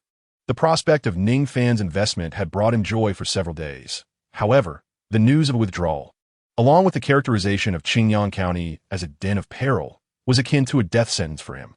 In a fit of urgency, Meng Zhonghai inquired of Zhang Hu to ascertain the unfolding events. Zhang Hu recounted the attempted interception of Ning Fan's vehicle, which was intended to forcibly detain it. Meng Zhonghai's fury knew no bounds. He had envisioned that a successful investment from Ning Fan could propel his own career further. Yet, the folly of his subordinates had thwarted such aspirations. After concluding his call with Zhang Hu, Meng Zhonghai promptly made another call. Investigate the circumstances surrounding the detention of Mr. Ning's vehicle in Qingyang County. Whoever is responsible shall face the consequences. His anger was palpable. Soon after, Sun Qing received a call from his superior, who immediately unleashed a torrent of reproaches upon him. Ultimately, he weakly revealed that He Guang had ordered the actions taken. This information gradually made its way back to Meng Zhonghai. He Guang? Who is he? Meng Zhonghai was momentarily taken aback. He did not recognize the name. His secretary quietly reminded him. He must be the son of the deputy director, he from the Development and Reform Commission. Meng Zhonghai slammed his hand on the table. A mere deputy director's son wielded such influence. This indicated just how formidable deputy director he truly was. Instruct the Disciplinary Inspection Department to conduct an immediate investigation. Any violations must be dealt with swiftly, Meng Zhonghai declared, determined to hold accountable anyone involved, particularly a minor figure like Deputy Director He. Meanwhile, Deputy Director He was engaged in ambiguous phone calls with various investors in his office when a group burst in and apprehended him. Sun Qing also received a call from his superior, commanding him to arrest He Guang without delay. From the moment Ning Fan was intercepted to He Guang's capture, merely half an hour elapsed. This left Ning Fan astounded. Wealth truly possesses its advantages. Huang Weiwei looked at Ning Fan in shock. Brother Fan, you had He Guang arrested? Isn't his father a high-ranking official? To the eyes of an ordinary person like Huang Weiwei, He Guang's father was indeed a prominent figure. In reality, the deputy director's position held considerable weight, as county-level development and reform roles could be equivalent to deputy county magistrates. He Guang's father was of that rank. Ning Fan's single phone call led to such a downfall. Of course, the crux of the matter lay in the fact that this deputy director's hands were not clean. Had he conducted himself with integrity, even Meng Zhonghai's ire would not have prompted the arrest of an official of such standing merely due to a phone call from an investor. Upon uncovering He Guang's illicit activities, Meng Zhonghai immediately contacted Zhang Hu. Mr. Zhang, please convey to Mr. Ning that we in Qingyang County will not tolerate officials like Deputy Director He, who engage in unlawful conduct, and we are committed to fostering a conducive business environment. Dear Mr. Ning, please rest assured in your investment in Qingyang County. I have already made it known that anyone who dares to trouble investors, regardless of who they may be, will face the full consequences of their actions. Additionally, I would like to invite you to a meal, so I can properly introduce you to the charms of Qingyang County and facilitate a deeper understanding of our locale. Meng Zhonghai speaks with great sincerity. Ning Fan would never truly withdraw his investment. After all, he must assist Jiang Luiying in seeking vengeance. Zhang Hu, convey to Meng County that I hold a deep fondness for Qingyang County. Ning Fan has instructed Zhang Hu to relay this message. Meng Zhonghai finally feels at ease. Meanwhile, Ning Fan and Huang Weiwei are heading towards Qingyang Mountain. The expressions of Qi Ling and others sitting in Feng Tao's car are filled with astonishment. How could He Guang have been captured? Weiwei's boyfriend seems quite formidable. Indeed, previously, when Li Tao slandered Weiwei, it appears her boyfriend was responsible for his capture. Not only was Li Tao apprehended, but Weiwei has also ascended to the position of vice chairperson of the student council. It is said that the current chairperson is a senior, on the verge of graduation, and once he departs, the position will rightfully belong to Weiwei. How impressive! We must support Weiwei diligently. Perhaps we may share in her glory. The three of them, Qi Ling and others, engage in hushed conversation. Feng Tao listens to their dialogue without interjecting. They can sense Ning Fan's formidable presence, and thus would naturally refrain from any duplicity towards Huang Weiwei. Feng Tao ponders who the boss will ultimately choose as the mistress of the household. When he went to retrieve the car, it seemed that Yu Lily also had a connection with the boss. As for Jiang Luiying, the boss has invested $500 million in Qingyang County for her benefit, particularly in the early stages. Huang Weiwei appears to be the boss's favored choice. This question perplexes Feng Tao, leaving him in contemplation. Qingyang Mountain soon comes into view. Huang Weiwei is set to shoot a series of ancient-style photographs for promotional purposes. Recently, there's been a resurgence of interest in traditional aesthetics online. Moreover, Huang Weiwei, being a Guzheng performer, is exceptionally suited for such attire. She has long desired to create a collection of ancient-style photos, but was previously hindered by financial constraints. Now that her live-streaming dividends have been received, she intends to proceed with this promotional photo shoot. The environment of Qingyang Mountain is exquisite, boasting numerous ancient structures. In ancient times, it was a fiefdom of a prince, and the preservation of his royal residence makes it a renowned local attraction. Huang Weiwei has arranged with a local travel company for the venue, and upon arriving at Qingyang Mountain, they immediately begin setting up the props. Guilin, Li Xin, and Wang Yu bustle about, allowing Huang Weiwei to relax. Weiwei, as our esteemed boss, how can we let you work? Wang Yu quickly intervenes as Huang Weiwei offers to lend a hand. In the past, she would not have stopped her from helping. After all, less work for her would be advantageous. However, now she dares not. Meanwhile, the tent has been erected and a temporary makeup area has been established. Boss, we can begin changing and applying makeup. Qi Ling approaches Huang Weiwei. Weiwei shoots her a glance. Even you have begun to tease me. Hee, you are paying them. After all, you are their boss. Qi Ling replies with a straight face. Huang Weiwei prefers to remain silent. She sensed a significant change in the three classmates today. Sun Jing discerned the reason, but chose not to speak of it. Some truths are best left unspoken. Acknowledging them can often complicate matters.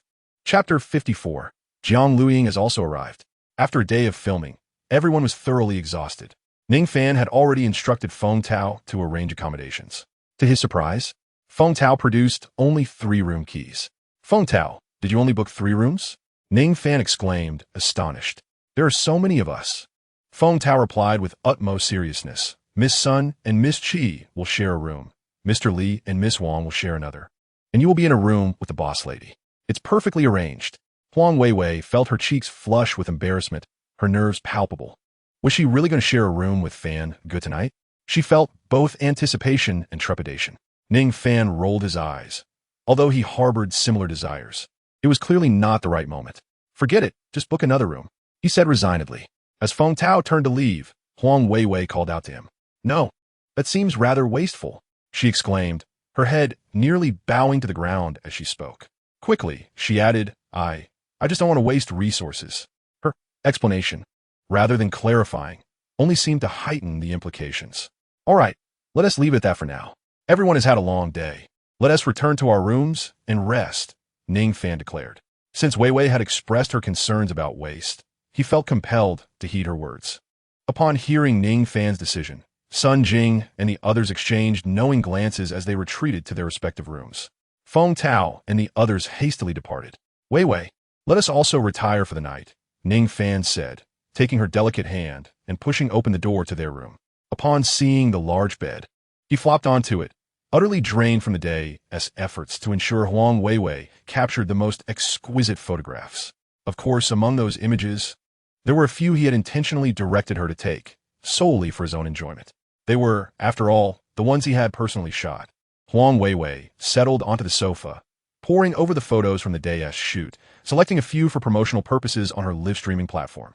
After a brief respite, Ning Fan noticed her still engrossed in her selection and quietly approached her. Weiwei, what are you so earnestly examining? He inquired with a smile. Huang Weiwei quickly hid her phone, realizing she had been looking at the very photos Ning Fan intended to take. Observing her reaction, he understood precisely what she had been viewing. He sat beside her and casually wrapped an arm around her slender waist. As the fragrant scent emanating from her enveloped him, Ning Fan could no longer restrain himself. Instead of leaning in gently, he assertively pushed Huang Weiwei back against the sofa, pressing his lips firmly against hers. Huang Weiwei shivered, her eyes widening in surprise. She had never anticipated that Ning Fan would choose such a domineering approach to claim her first kiss. Yet, she found herself rather enamored by it. Before long, she became lost in the moment. After what felt like an eternity, Huang Weiwei sensed a slight ache in her lips. Seizing the opportunity as Ning Fan loosened his hold, she whispered, Fan Ge, you've kissed me too hard. Ning Fan simply laughed. He did not expect that the first words from her lips would be this. Ning Fan reached out to caress her silky hair and inquired, So, Weiwei, do you like it? Huang Weiwei felt a rush of shyness, but nodded nonetheless. Observing her delicate demeanor, Ning Fan felt an overwhelming urge to devour her entirely. Yet, he restrained himself, wrapping his arms around Huang Weiwei. Just as he was about to speak, his phone rang. Upon glancing at the screen, he was taken aback. It was a call from Jiang Luiying. Ning Fan released Huang Weiwei and stood up. Weiwei, I need to step outside to take this call, he said, heading towards the door. Huang Weiwei noticed the troubled expression on Ning Fan's face and began to speculate, though she felt no anger. Sun Jing had previously mentioned that a man like Fan Ge would surely have many admirers around him. She accepted that being with him came with such challenges. However, she couldn't help but wonder if the girl calling him was more beautiful than herself, and if Fango would prefer her. Huang Weiwei fidgeted with her fingers, her heart in turmoil. Ning Fan hurriedly exited the room and answered Jiang Luiying's call. Fango, I have arrived in Qingyang. Where are you? I will come find you. Ning Fan was at a loss. Jiang Luiying had come much sooner than he anticipated. He had expected her to arrive the following day. He had already prepared an excuse to dine with Meng Xian and discuss investments, intending to let Huang Weiwei and the others enjoy themselves in Qingyang. But now, Jiang Luiying had arrived. This was a disaster. Fango, why are you silent? Is it inconvenient for you to talk? Jiang Luiying, noting his long pause, asked with concern. It's nothing. I just didn't expect you to arrive so quickly. By the way, have you booked a hotel? If not, I can ask Feng Tao to help you with that. As soon as he said this, Ning Fan wanted to slap himself. Asking Feng Tao to book a hotel? That single-minded fellow would surely book a room in the same hotel, which would only exacerbate the situation. Jiang Luiying, please do not agree to that. Ning Fan silently prayed. Then, Jiang Luiying's voice reached his ears, leaving him even more stunned. I'm at Qingyang Hotel, and I haven't checked in yet. Ning Fan was shocked to find out that Jiang Luiying had come to the same hotel as him. What should he do? He felt a wave of anxiety wash over him. If the two of them were to cross paths, it would be catastrophic. Luiying, I have something to attend to. I'll send Feng Tao over to find you. Please wait at the hotel for a while, and I will come to see you shortly. Ning Fan hurriedly hung up the phone and sent a message to Feng Tao, instructing him to find Jiang Luiying and secure a room far from theirs. Ensuring he did not mention that Ning Fan was in the hotel, Feng Tao quickly complied. Ning Fan rushed back to the room, where Huang Weiwei leaped into his embrace. Weiwei, what is the matter? Ning Fan looked at her in confusion. Her reaction seemed off. Fan Yi, will there come a day when you grow tired of me and no longer want me? Huang Weiwei asked softly. Ning Fan quickly shook his head. How could that be? I want to be with my Weiwei for a lifetime. Huang Weiwei's face was adorned with a radiant smile. Though uncertain of the truth behind her words, I still felt a surge of happiness. Ning Fan's heart sank with a sudden jolt, realizing that perhaps this little girl had uncovered something. Classmate Weiwei, everything I said is undoubtedly true. Ning Fan hastily replied. Huang Weiwei remained silent, instead leaning in to kiss him. Fango, I love you. Ning Fan's spirit trembled. His suspicions were confirmed. Huang Weiwei must have discovered his duplicity. Chapter 55. Abandoning Huang Weiwei, seeking Jiang Luiying. Ning Fan wrestled with his thoughts before ultimately deciding to confess. Classmate Weiwei, there's something I wish to share with you. Huang Weiwei shook her head. Fango, I already know.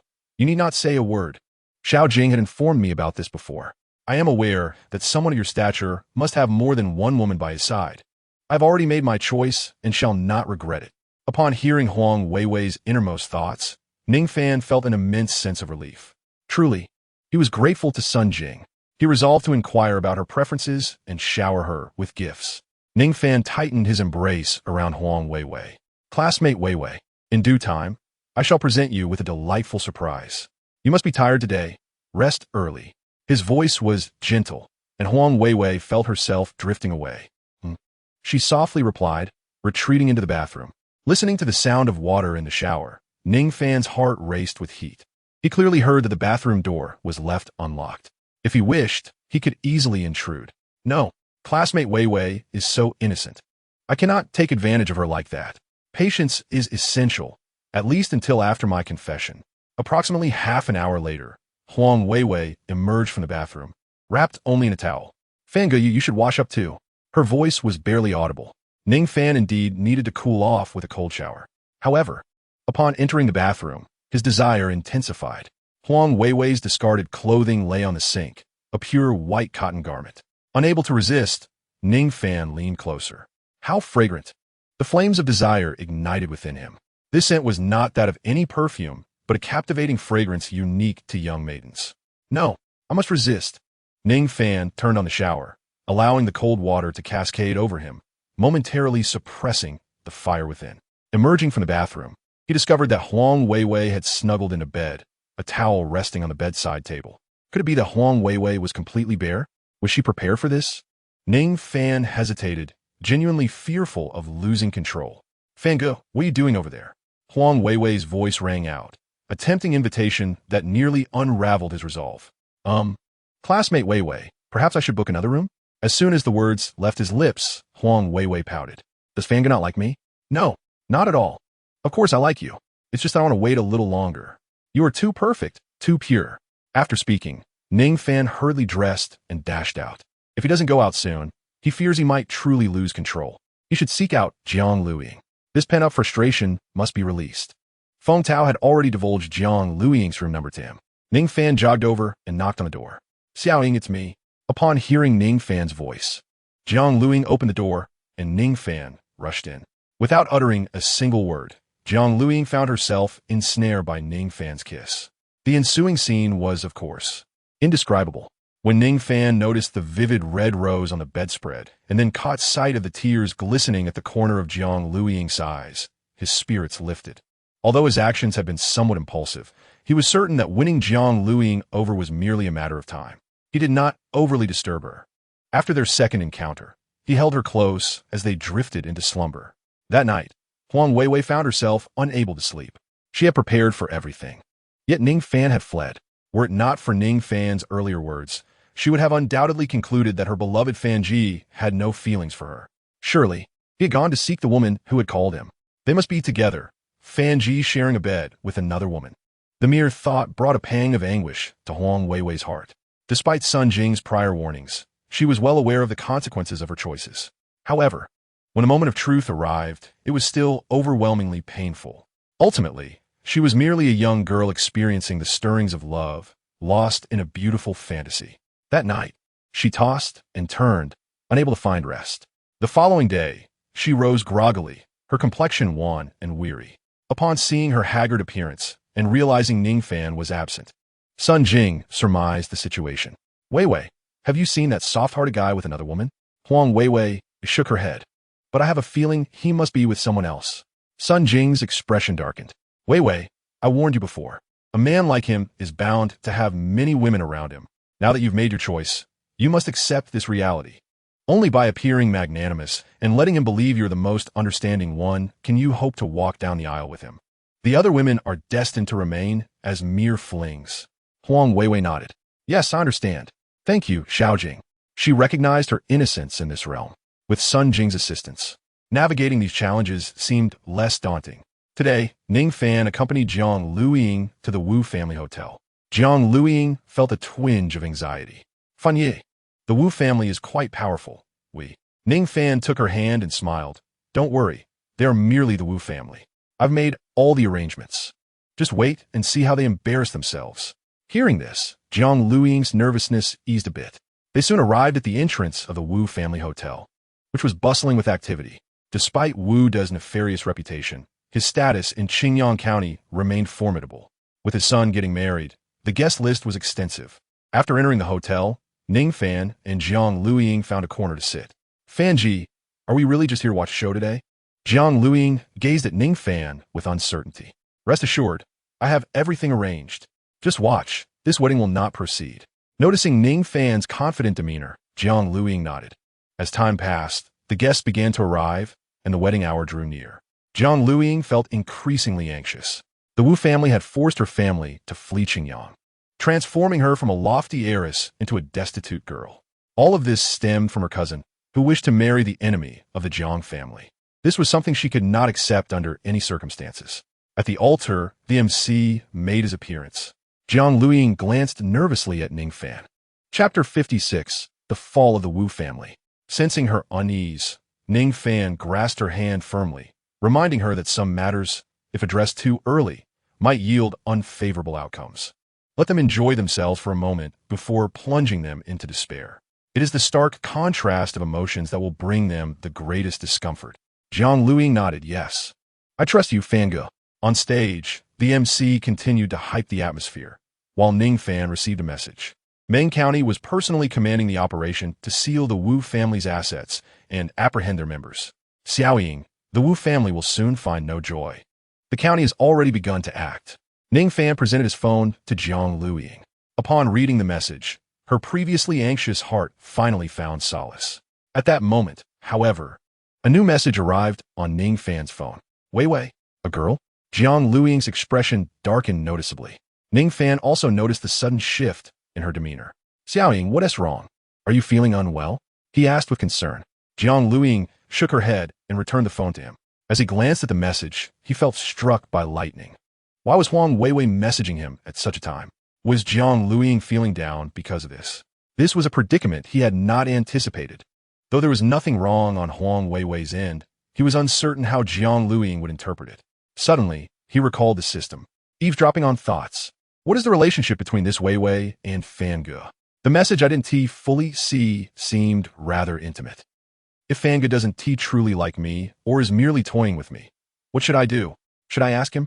Jiang Luiying was deeply conflicted and troubled. After overhearing her thoughts, Ning Fan immediately leaned closer and whispered, Xiaoying, are you worried that I am just playing with you? Jiang Luiying was taken aback. How did Fangge know what she was thinking? Ning Fan continued, don't worry, Xiaoying, I would never abandon you unless you choose to leave me. Her heart felt somewhat relieved, yet she still looked at Ning Fan with unease. It is said that wealthy men often have many women around them. Could Fangge be the same? He claims he would not abandon me, but over time, as I age, might he not develop an attraction to younger girls? Like that Weiwei, she must still be in school. As Jiang Luiying's innermost thoughts were incessantly eavesdropped upon, Ning Fan spoke to her with pointed intent. Xiaoying, since you are my woman, I shall undoubtedly treat you well. Jiang Luiying merely nodded slightly. Ning Fan was aware that, for the time being, Jiang Luiying might continue to be stubborn. He deftly shifted the topic.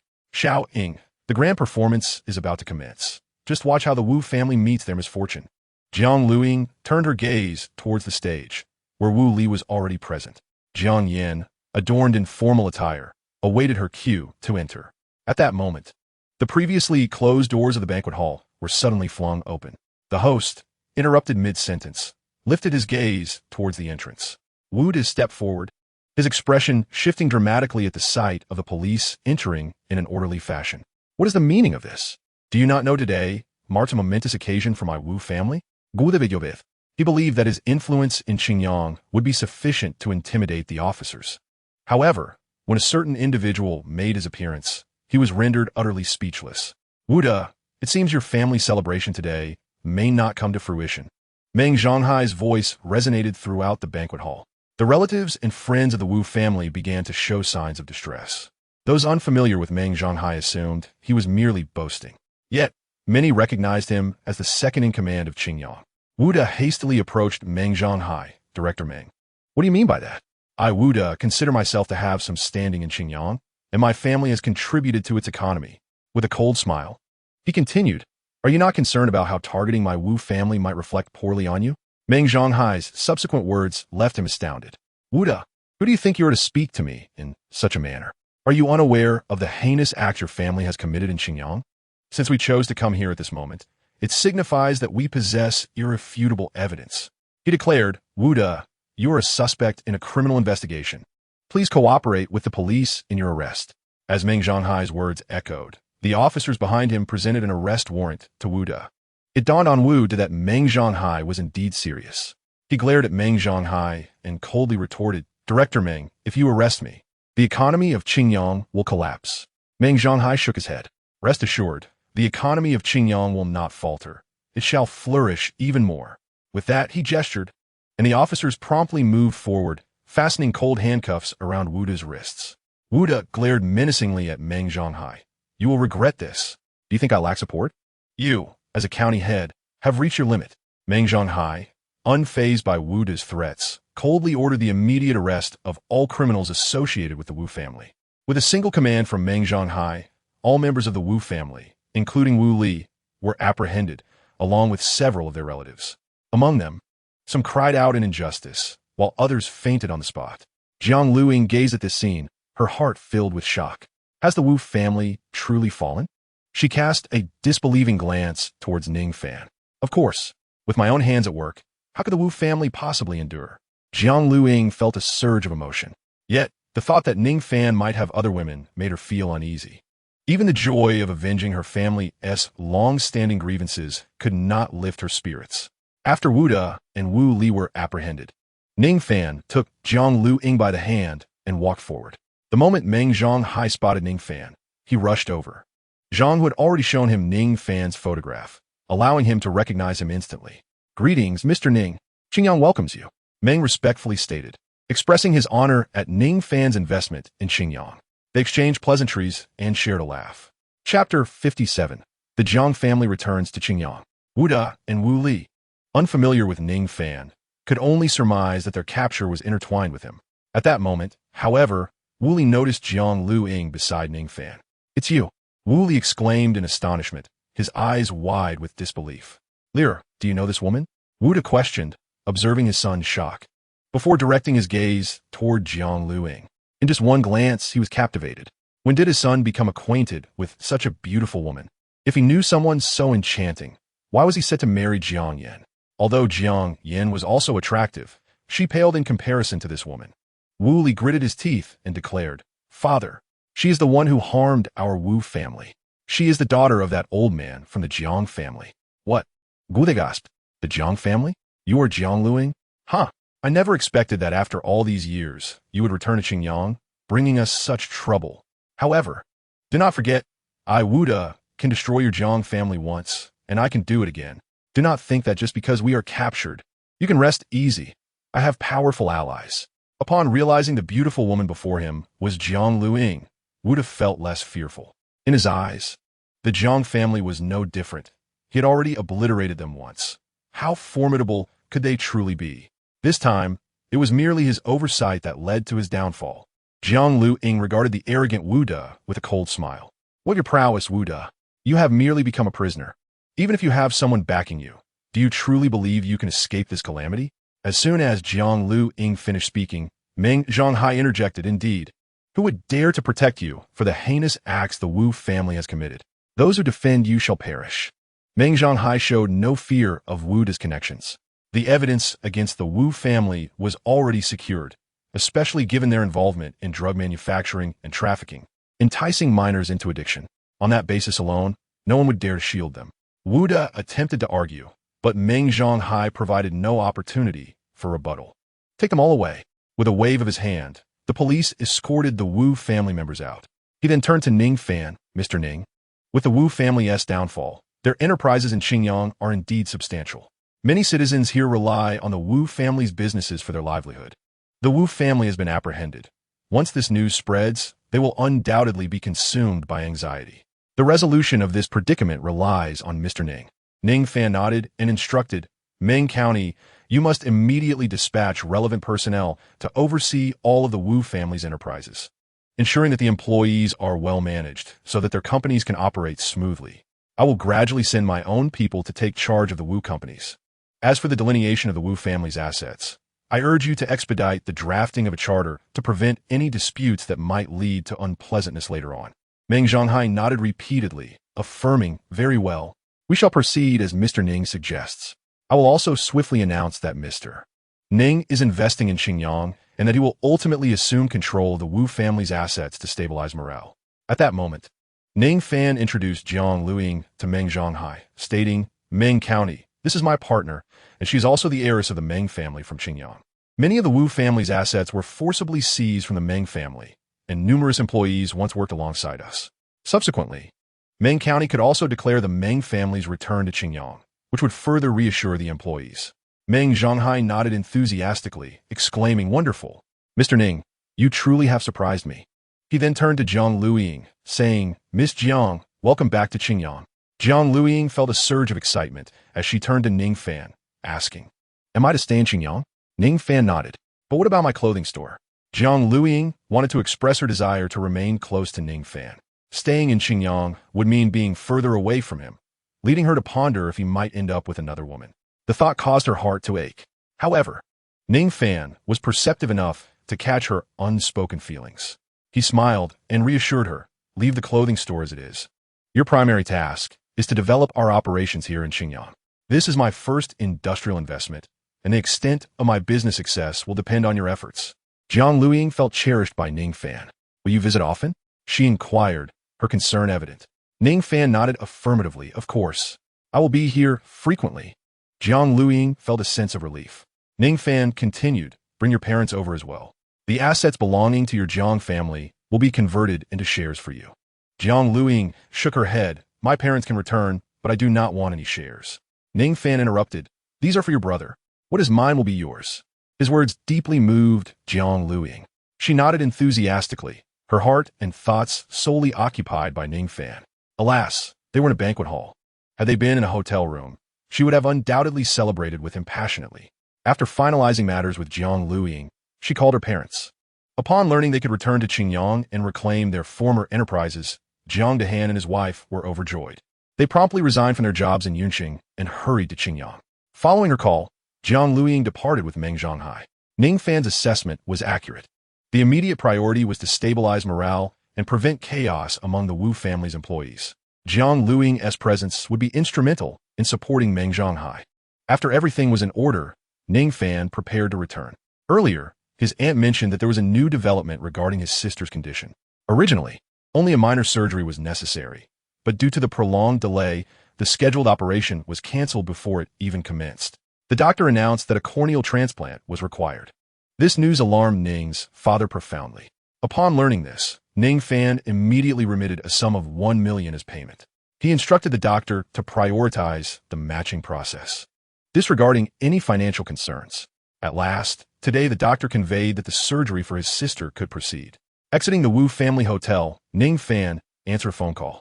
"Excellent. Dr. Li, I have but one request. Ensure that my sister's eyesight is restored." He reiterated, "If it concerns money, that is of no consequence." A voice slightly sweet resonated from the other end. "Mr. Ning, please rest assured. Your sister's condition is relatively stable, and the cornea has been secured. The transplant surgery is scheduled for this afternoon. Given our hospital's expertise, the success rate is exceedingly high. Splendid. Should the surgery succeed, I shall reward you handsomely." In Chapter 58, Ning Fan used Huang Weiwei as a shield. Instead of returning to the hotel, he headed back to Yun City. "Weiwei, my sister is undergoing surgery, so I must leave now. I've asked Feng Tao to stay at the hotel. Please return with him." Upon hearing this, Huang Weiwei had no objections, but pondered whether she should visit the hospital to see his sister after returning. At Yun City Hospital, when Ning Fan arrived, his sister Ning, she had already been taken into the operating room. Their parents waited anxiously outside. "Mom, Dad." Upon hearing Ning Fan's voice, his father turned to him, his expression grim. Ning Fan understood that it was due to the medical expenses. After he had paid 1 million to the hospital, his father had called, demanding to know the source of the funds. At that moment, he was at a loss for words. All he could say was that the money was legitimate, and if his father doubted it, he could involve the police for verification. His father had refrained from further comment, but insisted on an explanation later. After all, this sum was critical for restoring his sister's sight. Now, facing his father once more, Ning Fan realized that he was expected to provide an account. Dad, I must confess, I have found a very wealthy girlfriend. Do you believe me?" As these words escaped his lips, his father's countenance darkened. "Are you living off a wealthy woman? Where does that leave my dignity?" Ning Fan's father, red-faced, glared at him, his rough hands slowly raised, seemingly poised to deliver a sharp slap. Yet he ultimately restrained himself. "It is my fault for being inept. My daughter is gravely ill, unable to afford treatment, and my son resorts to courting a wealthy woman. Oh dear." Unable to suppress his tears, Ning Chuan lamented. He bore no grudge against his son. Rather, he lamented his own inadequacy. Ning Fan was bewildered. What was his father thinking? "I have indeed benefited, but I am not relying on a wealthy woman. I am supported by the system. Even Huang Weiwei, Jiang Luiying, and you Lily could be considered minor affluent ladies, but I have nurtured them myself."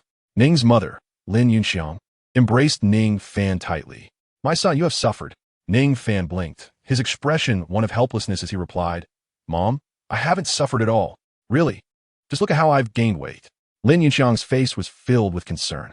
Surely, her son must have endured hardships while serving a wealthy woman who fed him copious amounts of tonics. Though he seemed to have gained weight, it was merely superficial. Over time, how could her son endure such treatment? Might he even be exploited to the point of infertility? With this thought, Lin Yunxiang wept as she said, "Son, we must not depend on wealthy women. We must find a way to repay her." Ning Fan quickly shook his head. "Mom, there's no need for that. She will be your daughter-in-law. The money of family should not require repayment." Upon hearing this, Lin Yunxiang was taken aback, her expression shifting dramatically. I do not wish to have a daughter-in-law who may be older than me. If you dare bring her home, I will sever ties with you," Lin Yunxiang declared. Ning Chuan, his father, chimed in loudly. Exactly. I am not your father. Ning Fan looked at his parents in bewilderment, finally grasping the source of their dramatic reaction. They had misunderstood, thinking the wealthy woman he referred to was significantly older. Ning Fan hastily clarified, Mom and Dad, you are mistaken. Although she is wealthy, she is actually quite young and still in university. Indeed, Ning Fan intended to attribute the source of his newfound wealth to Huang Weiwei. He believed that with her looks and character, she would surely win over his mother's affection. In his view, concocting some plausible explanation regarding the origins of his money would convince them. Yet, discussing such matters with his parents risked falling on deaf ears. As the saying goes, too much talk leads to missteps, and he feared complicating matters further. Sure enough, upon hearing her son's explanation, Lin Yunxiang's expression softened considerably.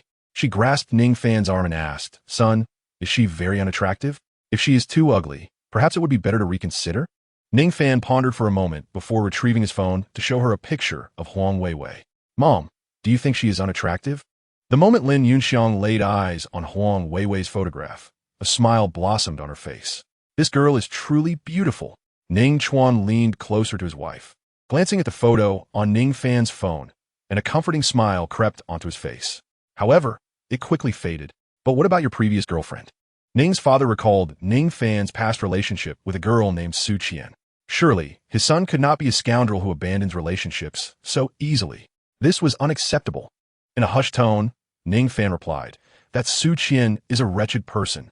When I was broke, she took all the money I had painstakingly saved, nearly putting my sister's treatment in jeopardy. It was precisely because of this that I met my current girlfriend. She is beautiful and kind-hearted. Upon seeing my struggles, she immediately offered 1 million to help treat my sister's eyes. Ning Fan spoke as though it were the absolute truth, and both of his parents believed him, especially Lin Yunxiang, who, while gazing at Huang Weiwei's photograph, felt an overwhelming fondness. What a wonderful girl. Xiao Fan, you must treat her well. Do you understand? If you dare to let her down, I will ensure you regret it. Ning Fan nodded repeatedly, finally managing to navigate the situation. He planned to speak with Huang Weiwei later, intending to instruct her on how to communicate more effectively. This girl gets anxious when she lies, displaying an overwhelming honesty. It seems necessary to guide her meticulously, otherwise she will undoubtedly struggle to learn. At that moment, the operating room door swung open. The two elders and Ning Fan immediately approached. Doctor, how did my daughter's surgery go? Doctor, what about my sister's operation? Both elders and Ning Fan inquired in unison. The doctor removed their mask, revealing a stunningly beautiful face. The surgery was exceedingly successful. All that remains is for her to rest and recover. The doctor's words were monumental news for the family. That's wonderful, Ning Chuan exclaimed, producing a red envelope. Judging by its thickness, it must contain several thousand yuan. Li Xinran quickly waved her hands in refusal. Uncle, healing the sick is my duty. The red envelope is unnecessary. Ning Chuan was momentarily taken aback, at a loss for words. Observing the enchanting Dr. S. rejection and his father's bewilderment, Ning Fan took the envelope. Dad, please accompany Mom and my sister to the ward. I will speak with the doctor. Ning Chuan nodded in agreement. Ning Fan turned to Li Xinran, and the system's rating dazzled him. 95 points. It was the same score as you, Lily. Chapter 59, Li Xinran's Admirers. Hello, Dr. Li. Ning Fan raised the red envelope with a smile, declaring, as I mentioned earlier, if my sister's eyesight is restored, I will certainly give you a generous red envelope. Li Xinran promptly declined, saying, No, that's not necessary. As I already stated, I am a doctor. Healing the sick is my primary responsibility. I have other matters to attend to, so I must take my leave. With that, she turned and walked away, leaving Ning Fan no opportunity to speak further. Watching her retreating figure, a joyful smile spread across his face. What extraordinary luck! 95 points. He must not let this opportunity slip away. He then entered the hospital room. His sister was still under the effects of the anesthesia and had not yet awakened. Their parents sat quietly by the bedside, waiting patiently. Upon Ning Fan's arrival, Lin Yunxiang inquired about Huang Weiwei. Xiao Fan, what is your girlfriend's name? She has done so much for our family. We must express our gratitude. When will you bring her home? Lin Yunxiang was convinced that Huang Weiwei was Ning Fan's girlfriend. Ning Fan, feeling helpless, replied, Mom, her name is Huang Weiwei. She is still in school. Once the holidays come, I will see if she has time and then bring her home. All right, please let me know in advance so I can prepare, Lin Yunxiang said eagerly, her face brimming with anticipation. She was quite fond of Huang Weiwei's appearance, and the thought of such a beautiful girl potentially becoming her daughter-in-law made her even more delighted. She glanced at a jade bracelet on her wrist, contemplating that it could finally be passed down. Ning Fan did not linger in the room for long, fearing his mother would continue to ask countless questions. He excused himself under the pretext of buying some nutritional supplements for his sister and left the ward. Just as he exited the hospital, a message from Huang Weiwei arrived. Fange, how is your sister's condition? Ning Fan immediately replied. The surgery was remarkably successful, and though the anesthesia still lingered, she would awaken shortly. However, her eyes must remain shielded from light as she embarked on her gradual journey to recovery. Which hospital are you at? May I come to visit? Upon receiving this message from Huang Weiwei, Ning Fan was momentarily taken aback. Huang Weiwei wished to visit his sister? He recalled she had mentioned her studies and a lack of time, yet here she was, intent on coming. He had not even aligned their narratives. With this thought, Ning Fan promptly sent a response. Perhaps in a few days, my sister cannot see yet. Once she is able to bear light, I shall take you to see her. If she sees you, such a stunning sister-in-law, she will surely be overjoyed. Huang Weiwei's cheeks flushed with a delightful embarrassment upon reading this message, especially the term sister-in-law, which sent her heart racing. Did this imply that Fange intended to marry her? Was he not involved with other women? What would become of them if Fange chose to wed her? In that moment, Huang Weiwei fell into silence. Noticing her prolonged lack of response, Ning Fan speculated she might be shy, thus refrained from further comments. He ventured to a nearby supermarket to procure some nutritional supplies. Upon returning to the hospital room, he found his sister had awakened. Brother, Ning, she called softly. Ah, Xiaoxi, you're awake. Ning Fan hastened to her side, grasping her hand. Thank you, brother. Ning, she clearly understood that her successful surgery was solely due to her brother's efforts. Why would she be formal with him? Ning Fan beamed at her. At that moment, Li Xinran entered the room. You all need to leave. The patient requires tranquility for her recovery. Her tone towards Ning Fan was frosty and unyielding. Ning Fan rubbed his nose, acknowledging her irritable demeanor. Although undeniably beautiful, her temperament required some refinement. Otherwise, he would struggle to endure it in the future. Just as he was about to speak, Lin Yunxiang pulled him aside and insisted, we must leave immediately. Their parents, confronted with Li Xinran's reprimand, exhibited not anger, but rather an accommodating demeanor. Witnessing this, Ning Fan felt a profound sense of helplessness. After all, his parents were deeply grateful to Li Xinran. His thoughts wandered to how he might successfully partake in the benefits she could provide. To spare his parents any discomfort, Ning Fan arranged a premium health checkup package for them, knowing many tests would require more than a single day to complete. He secured an additional room adjacent to his sister's for their stay. Naturally, his parents were reluctant to squander such funds. However, Ning Fan was resolute. Xiao Fan, this money belongs to Weiwei. You must not waste it, Lin Yunxiang admonished with a stern expression. Ning Fan quickly retorted, Mother, this is Weiwei's intention. Huh? Lin Yunxiang was momentarily taken aback. Ning Fan continued, Weiwei is concerned about your well-being and requested that I arrange a room for you. As for the health check, that was also her suggestion. Lin Yunxiang fell silent thereafter. Ning Fan remained in the hospital until closing time, parking his car at the entrance. Soon, he spotted Li Xinran exiting the building. Just as she stepped out, a young man emerged from a BMW parked not far from Ning Fan. Xinran, off work now? Your mother asked me to pick you up. The young man, upon catching sight of Li Xinran, immediately approached her with fervor. Li Xinran responded with an icy tone. Bai Chun, I have made it abundantly clear that I do not harbor any feelings for you. Please refrain from pursuing me. Furthermore, keep your distance from my mother. Your actions will only serve to deepen my disdain for you. Her words rendered Bai Chen's expression dark and brooding, yet he concealed his discontent. Adopting a gentler demeanor, he gazed at Li Xinran with earnest affection, saying, Xinran, my feelings for you are genuine. Both your parents and mine hope for our union. If our marriage receives the blessings of our elders, our future will undoubtedly be filled with happiness. Xinran, I implore you to reconsider. Your persistent rejections will only upset your parents further. Li Xinran's previously indifferent countenance grew even colder. With a piercing glare at Bai Chun, she retorted frostily, Bai Chun, I have reiterated that your behavior only intensifies my aversion to you. Let me be perfectly clear. I will never be with you, even if my parents were to compel me. Bai Chen's expression darkened further. He had not anticipated Li Xinran's obstinate temperament. Aware that she was not easily won over, he had opted for the strategy of winning over her parents. Despite his efforts to gain their favor, Li Xinran remained resolute. Even under pressure from her parents, she would not yield. This realization caused Bai Chen's patience to wane gradually. Chapter 60. Ning Fan takes action. Observing this scene, Ning Fan wore a relaxed smile. Fortune had smiled upon him. Li Xinran's evident disdain for Bai Chen presented an opportunity for him to intervene. With a quiet chuckle, he maneuvered his vehicle forward a few meters and lowered the window. Dr. Li, where are you headed? I happen to be free and would be delighted to give you a ride.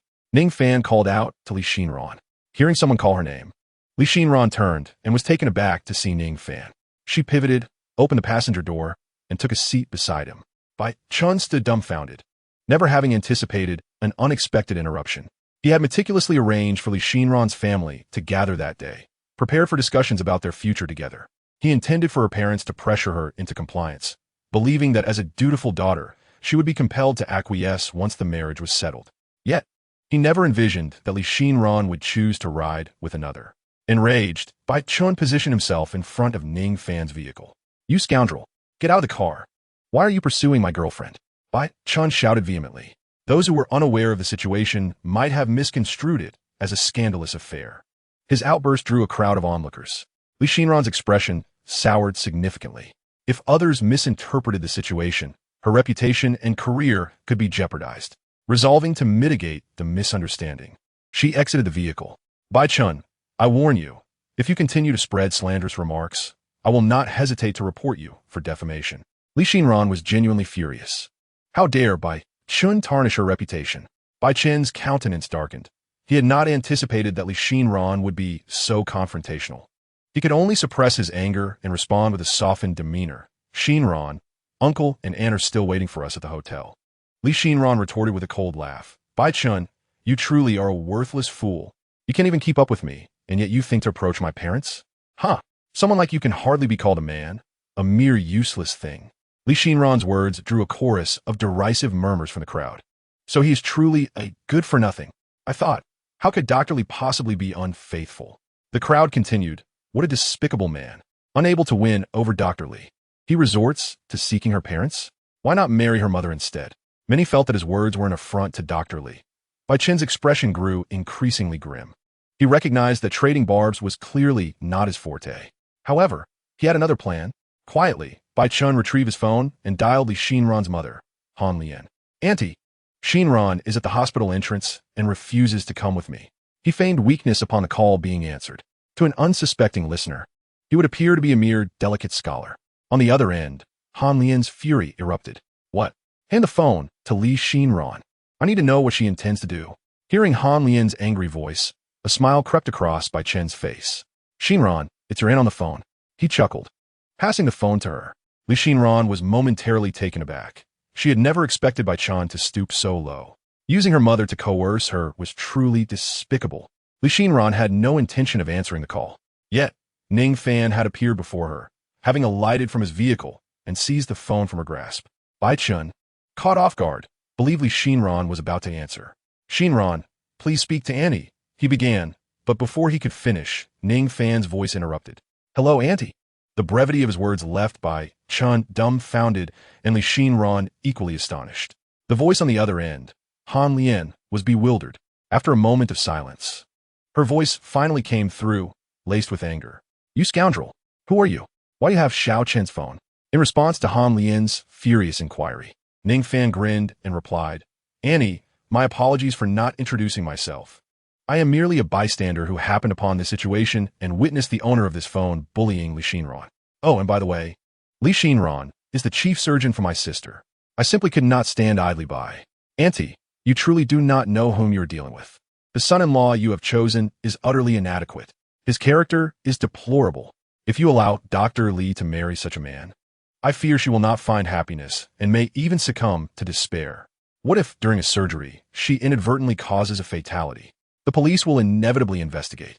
Should they discover that her depression stems from your belief in such a man, Both you and he may find yourselves facing dire consequences.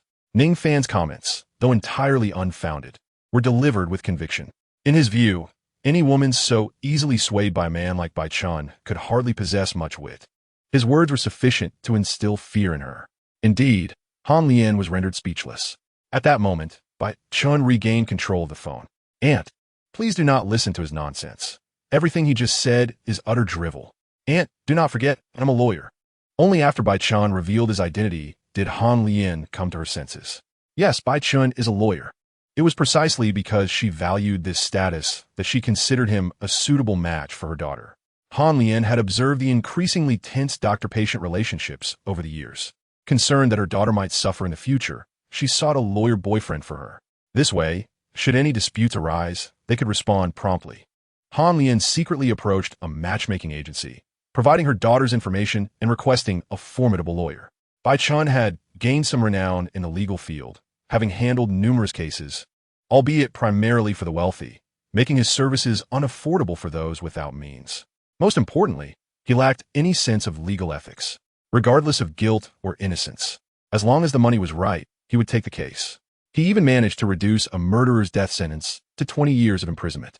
When Li Xinran learned of Bai Chen's actions, her disdain for him grew immensely. However, from the moment he laid eyes on Li Xinran, Bai Chun was utterly captivated. Upon realizing that Li Xinran was not interested in him, he began to court Han Lian, and he succeeded. Han Lian wholeheartedly supported his relationship with her daughter, continually pressuring Li Xinran to marry him swiftly. This only fueled Li Xinran's aversion to Bai Chun. When Ning Fan appeared, Li Xinran already had a plan in mind. Mom, this is my boyfriend. Please refrain from introducing me to any random person. Chapter 61. Ning Fan's Strategy. Li Xinran's words darkened Bai Chen's expression, but delighted Ning Fan. Could it be that Bai Chun was an unexpected ally? He had been searching for a way to connect with Li Xinran, and now Bai Chun had unwittingly provided him with the perfect opportunity. With Bai Chen's support, he now had a reason to appear before Li Xinran. The critical point was that it seemed Bai Chen's earlier call had not yet ended, implying that Li Xinran's mother had overheard everything. As expected, Han Lian's voice came through. What? You have a boyfriend? Did I not tell you? Bai Chun is the perfect match. We are currently at the Spring Court Hotel with Bai Chen's parents, discussing your marriage. I do not care what kind of boyfriend you have. Come to the hotel immediately to discuss an auspicious date for your wedding. Han Lian spoke in a commanding tone. Li Xinran was furious. She never anticipated that her mother would be so easily swayed by Bai Chun. This man was utterly devoid of morals. There was no way she could be with someone like him. Meanwhile, Bai Chun wore a smug grin. He turned to Ning Fan with a sneer. How about it, kid? Even if you make Xinran like you, she will still end up marrying me. Rest assured, on our wedding day, I will invite you. I want you to witness the woman you adore marry me. Bai Chen's words did not disgust Ning Fan. Instead, they repulsed Li Xinran. She had no desire to engage with him further. She turned to Ning Fan and said softly, let us depart. I fear that if I linger here any longer, I may succumb to nausea. At that moment, Ning Fan playfully inquired, Xinran, are you feeling queasy? Could it possibly be because we neglected to take precautions that fateful night, inadvertently placing you in a delicate situation? Upon hearing those words, Li Xinran's expression darkened with annoyance. However, upon noticing Ning Fan winking at her, she grasped his intent and adopted a playful demeanor. It's all your fault. Were it not for you, we wouldn't be entangled in such matters. I had intended to enjoy a drink later, but alas, it seems that shall not be. She spoke with a seriousness that was almost comical. Wang Chuan felt a deep pang of distress within him. The thought that such a beautiful woman as Li Xinran might have been taken by another filled him with despair. The very notion of her possibly being with child intensified his anguish. Han Lian, having overheard the exchange between Ning Fan and Li Xinran, exclaimed, What? Xinran, how could you commit such a grievous act? Are you not aware that we are currently negotiating your marriage with the Bai family? How dare you bring such scandal upon us? You have brought shame upon the Li family. Her fury was palpable. She could hardly fathom that her daughter would engage in such behavior, leaving her at a loss in front of the Bai family. At that moment, the Bai family was scrutinizing her with expressions akin to daggers. Bai Chen's father, slammed his hand upon the table, roaring, What does your Li family mean by this? To allow a fallen flower to wed my son? This is an affront to the Bai family. His fury was uncontrollable. He had initially believed Li Xinran to be an accomplished individual, well regarded in her profession and striking in appearance, only to discover her to be of questionable character. Such a person could never be welcomed into his family. Dear in-laws, there must be some misunderstanding. Hon Leon hastily attempted to clarify. Yet Bai Chi waved his hand dismissively, coldly asserting, "What misunderstanding? And do not refer to us as in-laws. I cannot accept such a title." Han Lien, with a humble demeanor, offered apologies and insisted on foregoing any bride price. Only then did Bai Chi relent. Meanwhile, at the entrance of the hospital, Li Xinran entered Ning Fan's car once more. Drive. Clearly, she wished to avoid any further conversation with Bai Chun, longing to distance herself from that scoundrel. Ning Fan, eager to oblige, started the vehicle and prepared to leave. Bai Chun attempted to intervene again. Ning Fan shot him a cold smile and warned, "Stay right there, do not move." With that, he shifted into reverse and backed up a considerable distance, making a slashing gesture across his throat toward Bai Chun. Then, gripping the steering wheel tightly, he pressed down hard on the accelerator. Bai Chun, petrified, stammered, "What are you doing?" His legs trembled as he looked at Ning Fan. Ning Fan accelerated rapidly toward him, causing Bai Chun to flee in terror, narrowly evading the oncoming vehicle and leaving a trail of yellow liquid on the ground. He was frightened into submission. Ning San, noticing Bai Chun had moved aside, did not halt, but instead sped away into the distance. Bai Chun collapsed on the ground, his legs still shaking. Inside the car, Li Xinran, trembling with fear, asked, "What if that scoundrel hadn't moved? Were you truly going to run him down?" Ning Fan shook his head. "How could that be? How could I possibly exchange my life for that piece of trash?" Li Xinran's curiosity dapanat. She gazed at Ning Fan and, puzzled, inquired, "How do you know he is trash?" "I merely surmised," he replied. "Surmised?" Ning San noted vigorously. "Given your evident disdain for him, and considering he is not unattractive with a seemingly substantial income, I deduce that he must possess some moral deficiencies. Otherwise, your aversion would not be so pronounced." Li Xinran nodded in agreement. "You are correct. This person is named Bai Chun, a lawyer. However, he only represents the wealthy in court and never fights for justice. The individuals he defends are either murderers, rapists, or bullies. Essentially, they possess either wealth or power. I hold a deep disdain for such a morally corrupt lawyer. How could I possibly be with him? Yet, he has bewitched my mother, who is adamant about marrying me off to him." As she spoke, her face flushed with fury. She harbored a strong dislike for Bai Chun, while he, the scoundrel, charmed her mother. Ning Fan furrowed his brow and remarked, "It seems you must find a boyfriend to counter this situation, and it would be prudent to choose a formidable one. Otherwise, you must devise a plan to expose Bai Chen's fade and reveal his true nature to your mother." Upon hearing this, Li Xinran nodded, acknowledging the wisdom in his words, though she lamented, "Both tasks are quite challenging. I have no desire to pursue a relationship." Ning Fan pondered for a moment and stated, "In truth, these two matters may not be insurmountable. For instance, I could assist you in either regard." Li Xinran turned to Ning Fan, clearly skeptical. "You? I find it hard to believe you can manage." Chapter 62. Startling Li Xinran. Ning Fan grinned. "Let us set aside my capabilities for now. In fact, I possess a modest fortune, sufficient to easily acquire your hospital." Li Xinran scoffed. "You? Purchase our hospital? Your sister has spent considerable time there.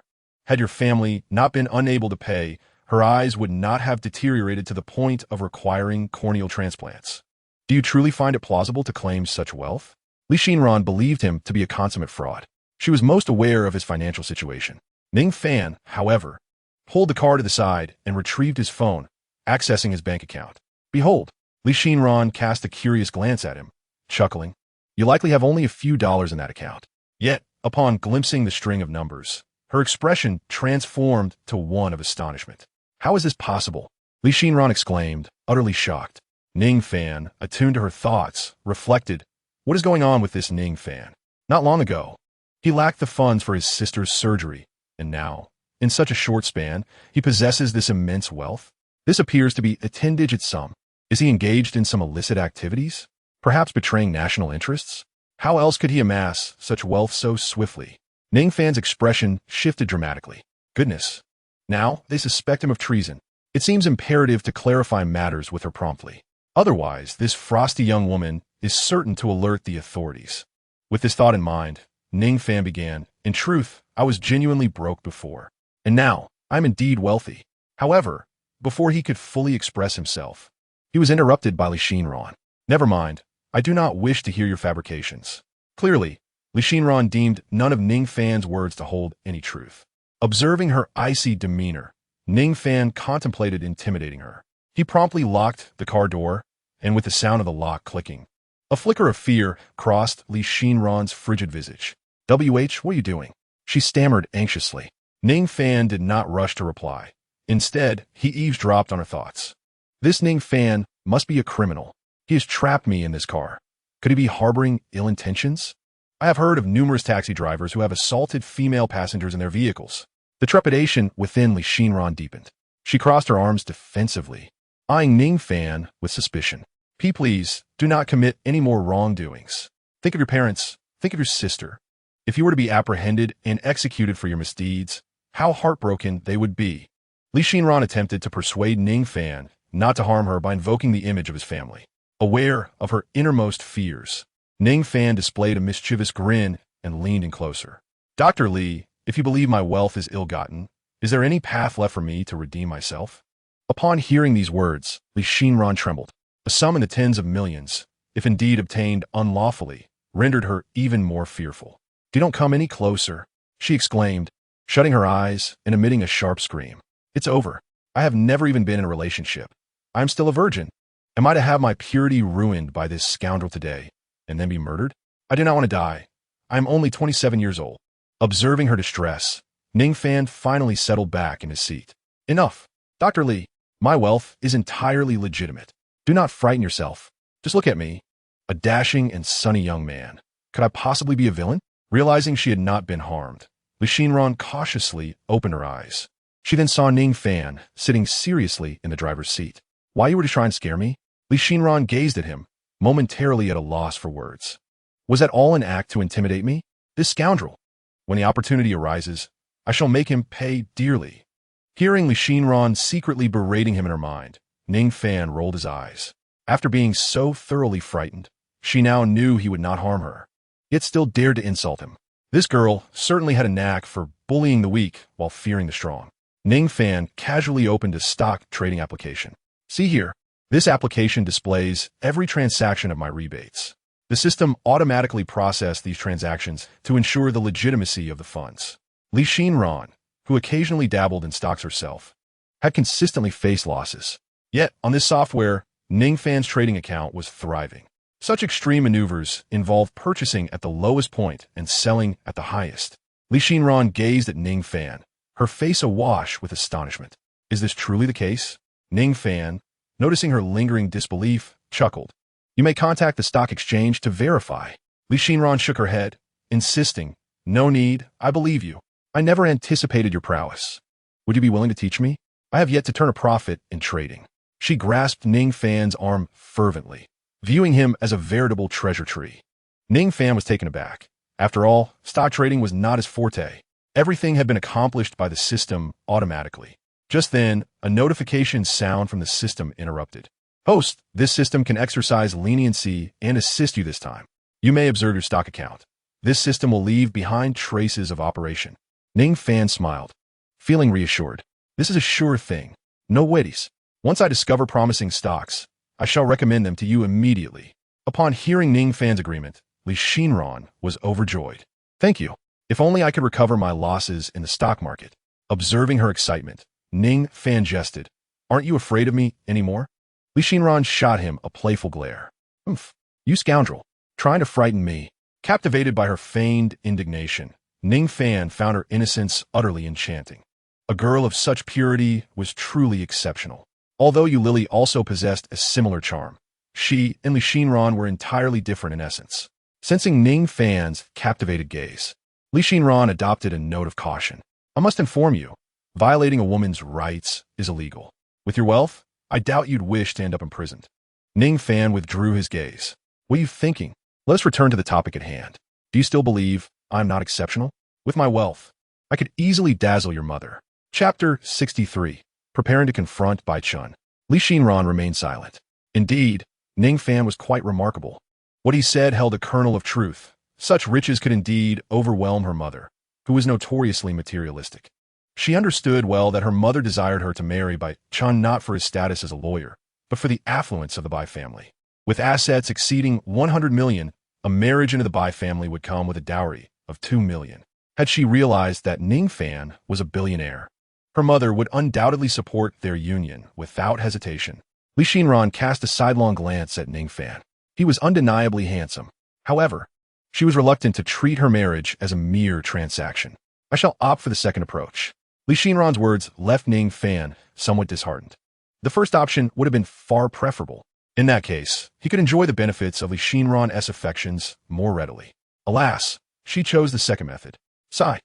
At least one option was not selected, and they could go their separate ways. As long as Li Xinran allowed him to assist her, their bond would deepen, making it easier to win her over. With this thought in mind, Ning Fan murmured, "The second method is quite simple. Actually, Bai Chun aids many wealthy individuals in evading the law and leaves countless victims in his wake. We could exploit that." Li Xinran gazed at Ning Fan in perplexity. What are we to do? Bai Chun is quite adept at litigation. Ning Fan grinned. He may be skilled, but there are countless lawyers far more formidable than he. We can hire these attorneys to refile those cases. Furthermore, we can even petition to revoke his law license on grounds of his utter lack of legal ethics. A spark of realization ignited in Li Xinran's eyes. You are absolutely right. Ning Fan, I never anticipated your brilliance. Once more, she excitedly grasped his arm. Ning Fan felt a twinge of regret for sharing these thoughts with her in the car. Had they been outside, she would likely be embracing his arm instead. Observing her figure, Ning Fan mused how delightful it would be to be enveloped in her embrace. Alas, Ning Fan, can you reach out to those exceptionally skilled lawyers? Li Xinran asked impatiently, her thoughts consumed by the despicable Bai Chun, whom she longed to see defeated. Her animosity towards him stemmed not only from his incessant harassment, but also from a former patient of hers, a charming young woman who had tragically been transformed by Chin's actions into a victim of slander. Ultimately, she succumbed to depression, and in the hospital took her own life by strangling herself with a band. That day, Li Xinran fell on the brink of collapse. Soon after, her mother insisted on a match between her and Bai Chun. In a fit of rage, she denounced Bai Chun, branding him a murderer. Yet her mother paid no heed, relentlessly attempting to pair them. Now that she finally had an opportunity to confront Bai Chun, how could she not feel elated? Observing her fervor, Ning Fan replied with a smile, "Of course. I will have my associates contact those exceptional lawyers." He dialed Zhang Hu. "Zhang Hu, locate a lawyer who can uncover all the cases handled by Chin's law firm in Yun City. Seek out formidable lawyers who can overturn these cases and prepare for a countersuit. Additionally, find the victims and encourage them to refile their cases." Once he had relayed the instructions, Ning Fan turned to Li Xinran. "We need only to wait, although this may take some time. What will you do in the meantime?" Li Xinran pouted. "I don't know. I certainly want to return home." Just then, her phone rang. It was her mother. She hesitated to answer. However, Ning Fan took the phone from her hand and pressed the answer button. As the call connected, the voice of Li Xinran's mother, Han Lian, echoed through. "Where are you?" "Hurry to the Chun Ting Hotel. I swear if you don't come today, you are no daughter of mine, and you needn't return." As Li Xinran opened her mouth to respond, Ning Fan silenced her with a gesture, mouthing, "I'll handle it." Li Xinran regarded him with suspicion. "Why are you silent? Don't think you can evade responsibility by not speaking. Even if you don't come, starting today, you are Bai Chin's fiancé." At this moment, Ning Fan interjected. "Auntie," before he could utter more, Han Li interrupted. "Who are you? How do you have my daughter's phone? Are you coercing her? I must inform you that my son-in-law is the renowned lawyer Bai Chun. Prepare yourself for imprisonment. Just a glance at my daughter could lead to a conviction for a heinous crime, sentencing you to 3 years." Han Lian berated incessantly, while Ning Fan remained silent. Li Xinran's expression was one of distress. She never anticipated that her mother could be so obstinate. Once Han Lian grew weary of her tirade, Ning Fan smiled and remarked, "What I wish to convey is that the cases handled by Bai Chun are under renewed investigation. The upcoming legal battle will be fought by the most formidable lawyers in the nation. Our objective is to assist the innocent individuals wronged by Bai Chun, to overturn their unjust convictions, and to see Bai Chun imprisoned. Oh, and what of the Bai family? I have heard whispers of assets exceeding $1 billion. One wonders how well you can withstand the blows from someone like me, who possesses $10 billion in liquid assets. I shall ensure the Bai family faces imminent bankruptcy." With that, Ning Fan terminated the call. He had no desire to engage in further debate with such a woman, as it would only diminish his lifespan. Li Xinran, witnessing Ning Fan in the call, could surmise that her mother was undoubtedly furious. She was indeed correct. In a private room at the Chuning Hotel, Han Lian was fuming. Opposite her, Bai Qi wore a grim expression. Although he was unaware of the specifics discussed over the phone, Han Lian's furious demeanor led him to make certain assumptions. After some contemplation, Bai Qi rose and stated, "Since you lack sincerity, let us consider this matter concluded." He aimed to retreat strategically. Naturally, Han Lian would not accept Ning Fan's assertions. Seeing Bai Qi preparing to leave, she hastened forward. "In-laws, although Li Xinran is absent, I shall take full charge of her marriage. I hereby declare that Li Xinran is Bai Chen's betrothed. I consent to this union." Han Lian would not let go of such a golden son-in-law. The Bai family was wealthy, and Bai Chen's capabilities were formidable. Such a son-in-law would undoubtedly elevate her status. Upon hearing her proclamation, Bai Qi smiled. Yet, without Li Xinran present, words held little weight. Her absence is inconsequential. We shall simply sign the marriage contract. Chapter 64. The intern senior is Zhang San. Unbeknownst to Li Xinran, her mother had already finalized the marriage contract with the Bai family. She was currently dining with Ning Fan. Meanwhile, Zhang, who had dispatched individuals to investigate all the cases handled by Bai Chun, even sending a lawyer to relevant institutions to obtain documents. They were in the process of consolidating the Wu family's assets, employing a legal team. So dispatching a couple of lawyers to investigate Bai Chen's matters was certainly feasible. Before long, hundreds of cases overseen by Bai Chun were retrieved. The lawyer glanced through the details of the cases and was incensed. This Bai Chun is utterly reprehensible. Such blatant cases, and he managed to obscure the truth, transforming victims into perpetrators. Moreover, in one instance, a young woman was assaulted, and he twisted the narrative to depict her as the seducer. My heavens! This Bai Chun deserves to be executed 100 times over. The lawyer's fury left Zhang, who bewildered. Is Bai Chun truly so vile? Vile. Infinitely vile. The lawyer gritted his teeth. This cannot stand. I must summon my senior. Such a scoundrel must not be allowed to continue his reign of terror. The young lawyer stated that he would make a phone call. May I ask, who is your senior? Zhang San. Zhang, who inhaled sharply. The seemingly youthful lawyer's senior was none other than the illustrious Zhang San. Good heavens! No wonder some of the senior lawyers in this team treated him with such respect. It turned out his mentor was indeed Zhang San. Zhang, who glanced at his nameplate. The intern lawyer, Qin Yan. One must never underestimate an intern. You can never tell what formidable figures lie behind them as teachers or mentors. Upon connecting the call, Qin Yan recounted the events. Senior, this Bai Chun is truly wicked. I hope you can assist these victims and ensure that Bai Chun faces legal retribution. Please, senior, will you help me? At this moment, Zhang Hu quietly interjected. Our boss is quite wealthy. As long as it pertains to finances, it should not pose a problem. Qin Yan immediately replied. An appearance fee of 200,000. Zhang Hu fell silent. It was said that money was not an issue. Yet 200,000? Thank you, senior. Qin Yan had already hung up the phone. It's settled. My senior will be here shortly. Qin Yan grinned at Zhang Hu. Zhang Hu, perplexed, remarked, Can 200,000 really summon Zhang San? Qin Yan laughed. My senior is not a money grubber. 200,000 is quite generous for him. Often, he takes on cases without charging a fee. He just happens to need money lately due to his son's upcoming wedding. Zhang was taken aback. The renowned lawyer Zhang San was in need of funds? Yet with Zhang San's involvement, this matter was secured. Zhang Hu promptly called Ning Fan. Boss, we are prepared. Zhang San will be joining us. Ning Sun, who had just started enjoying hot pot with Li Xinran, exclaimed, What? Lawyer Zhang San? Is that for real? Oh, the intern senior? Ha! Truly, fortune smiles upon us. Tell that intern that if lawyer Zhang San comes, I will offer him 50 million. What? 200,000?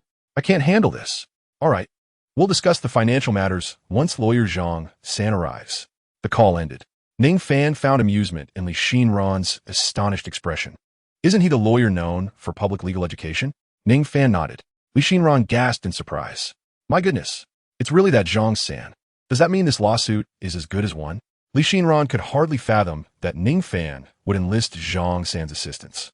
Of course, a scoundrel like Bai Chun must be thoroughly eradicated. It is infuriating that he would bully someone as beautiful as you. Such a wretch must be dealt with, or else my heart will remain heavy with resentment. A rare blush appeared on Li Shinran's face, though it was unclear if it was from the spiciness of the hot pot or some other reason. Gulme, no need for formality. Our primary mission is to indulge. Ning Fan offered Li Shinran a meatball. Li Shinran hesitated, glancing at the meatball in her bowl. Did Ning Fan just use his chopsticks to pick that up? If I eat it, wouldn't that mean? But if I don't eat it, will it make him uncomfortable? At last, Li Shinran consumed the meatballs.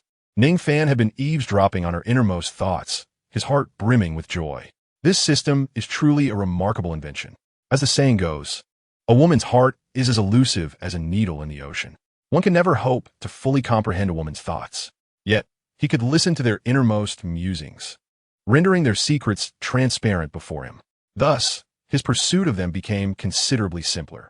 Before long, the two had their fill. Li Shinran proceeded to the counter to settle the bill. Ning Fan grinned broadly. This girl was indeed delightful, so proactive. Ding. Detected that the charming female Li Shinran has made a payment of 320 yuan for the host, triggering 10,000-fold refund mechanism. Congratulations to the host for receiving a refund of 200,000 yuan. Wonderful. Another 2 million has been credited.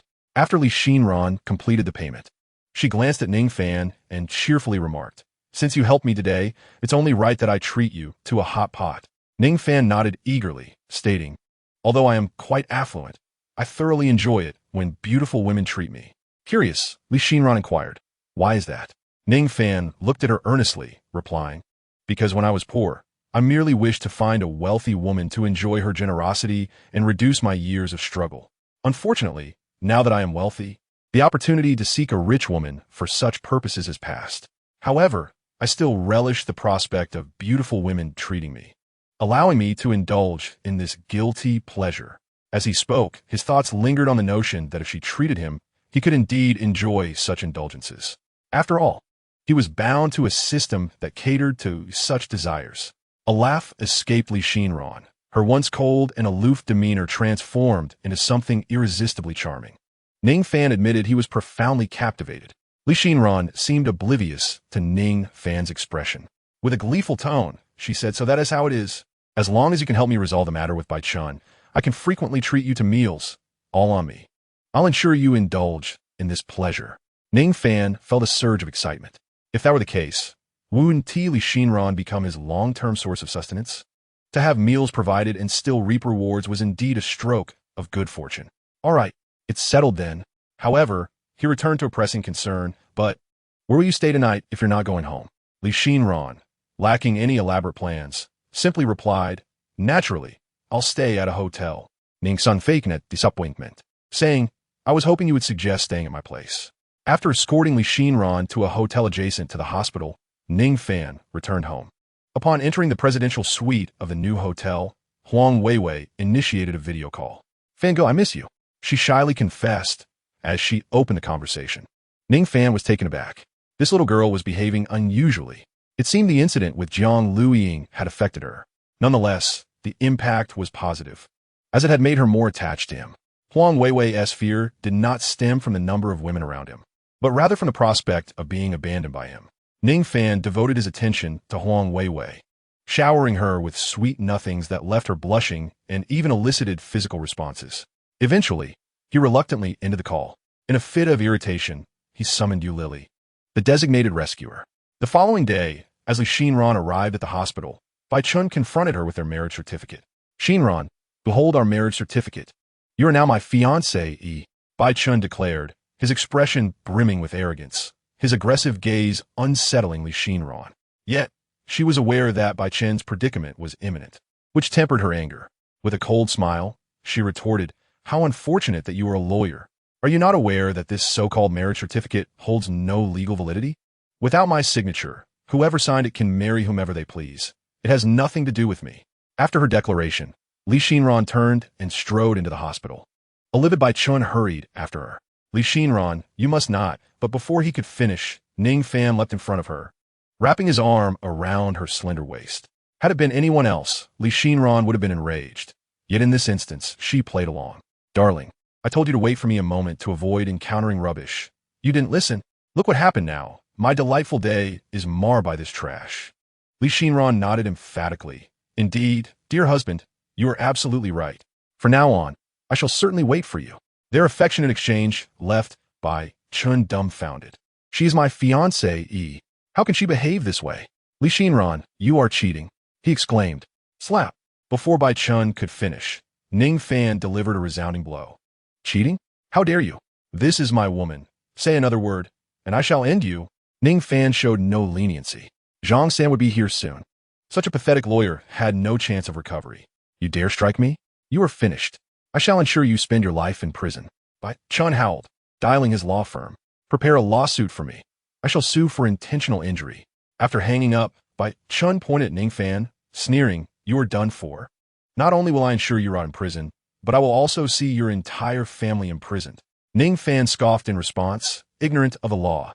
This remark struck a nerve with Bai Chun, who erupted into a torrent of vile curses. Li Xinran was taken aback. Was this truly the high-caliber talent her mother had spoken of? Thankfully, she possessed her own discernment. Otherwise, her life would be irrevocably ruined. As Bai Chun continued his tirade, Ning Fan remained unfazed, quietly recording the incident on his phone. He suspected that this so-called lawyer, Bai Chun, had procured his license through dubious means. Just then, Feng Tao rushed over. Boss, the person you requested has arrived in Yun City. What? So soon? Ning Fan was astounded. He had not anticipated Zhang San's prompt arrival. Did this mean Bai Chun was about to face his reckoning? Ning Fan felt a surge of anticipation for the unfolding scene. If Bai Chun doesn't end up with a death sentence, it would mean he has wasted all these years studying law. Feng Tao chuckled. Ning Fan raised his thumb in admiration. Truly impressive. This is Bai Chun. I leave him in your care. After speaking, Ning Fan took Li Xinran and walked towards the hospital. Bai Chun wanted to chase after them, but was grabbed firmly by Feng Tao. Scoundrel! Degenerate! Beast! Feng Tao unleashed a series of harsh insults, lifting Bai Chun and heading outside. Li Xinran, after a few steps, forcefully broke free from Ning Fan and shyly dashed ahead. Ning Fan watched her retreating figure, a satisfied smile on his face. Then he raised his hand to touch his nose, and a delightful fragrance wafted into his nostrils. How enchanting! Ning Fan felt somewhat entranced and stepped forward. Upon arriving at the ward, Ning Fan saw Ning, she leaning against the head of the bed, engaged in a lively conversation with their mother. Sister, how are you feeling? Ning Fan inquired with concern. Brother, I'm doing great. The doctor said the bandages can be removed in half a month, and I will gradually be able to see light. Ning she beamed with joy upon hearing her brother's voice. She knew that if it weren't for him, she would never have the chance to see again. Wonderful! Ning Fan exclaimed excitedly. At that moment, Li Xinran entered. Upon seeing Ning Fan, she suddenly felt a flutter of nervousness. However, her years of medical experience quickly steadied her. Little sister, come, let us check your temperature. Are you still in pain? Do you feel any discomfort? Li Xinran asked earnestly. After receiving Ning Shi's responses, she nodded in agreement. It seems all right. If you feel any discomfort, do let us know promptly. Ning Shi obediently nodded. Li Xinran, almost unconsciously, reached out to pat her head. Such a good girl. Ning Fan found Li Xinran's behavior somewhat peculiar. After giving Lin Yunxiang some instructions regarding Ning Shi's diet and rest, Li Xinran departa. Once she left, Lin Yunxiang turned to Ning Shi and said, Little Shi, you should rest for a while. After Ning, she settled down to sleep. Lin Yunxiang pulled her son aside to the next room. Xiao Fan, Ning Shi will not be able to see light for half a month. Does that mean I have to wait that long to meet Wei Wei? Lin Yunxiang was clearly eager to meet her future daughter-in-law. Seeing his mother's anxious expression, Ning Fan chuckled. I was just thinking of having you meet Wei Wei along with my sister. Whether my sister meets her or not is irrelevant. I want to see her. Lin Yunxiang declared with determination. All right. I'll ask her when she is free. Is that acceptable? Ning San replied helplessly. His mother's eagerness to meet Huang Weiwei surely stemmed from her concern about being deceived. It seems he must first have a word with Huang Weiwei.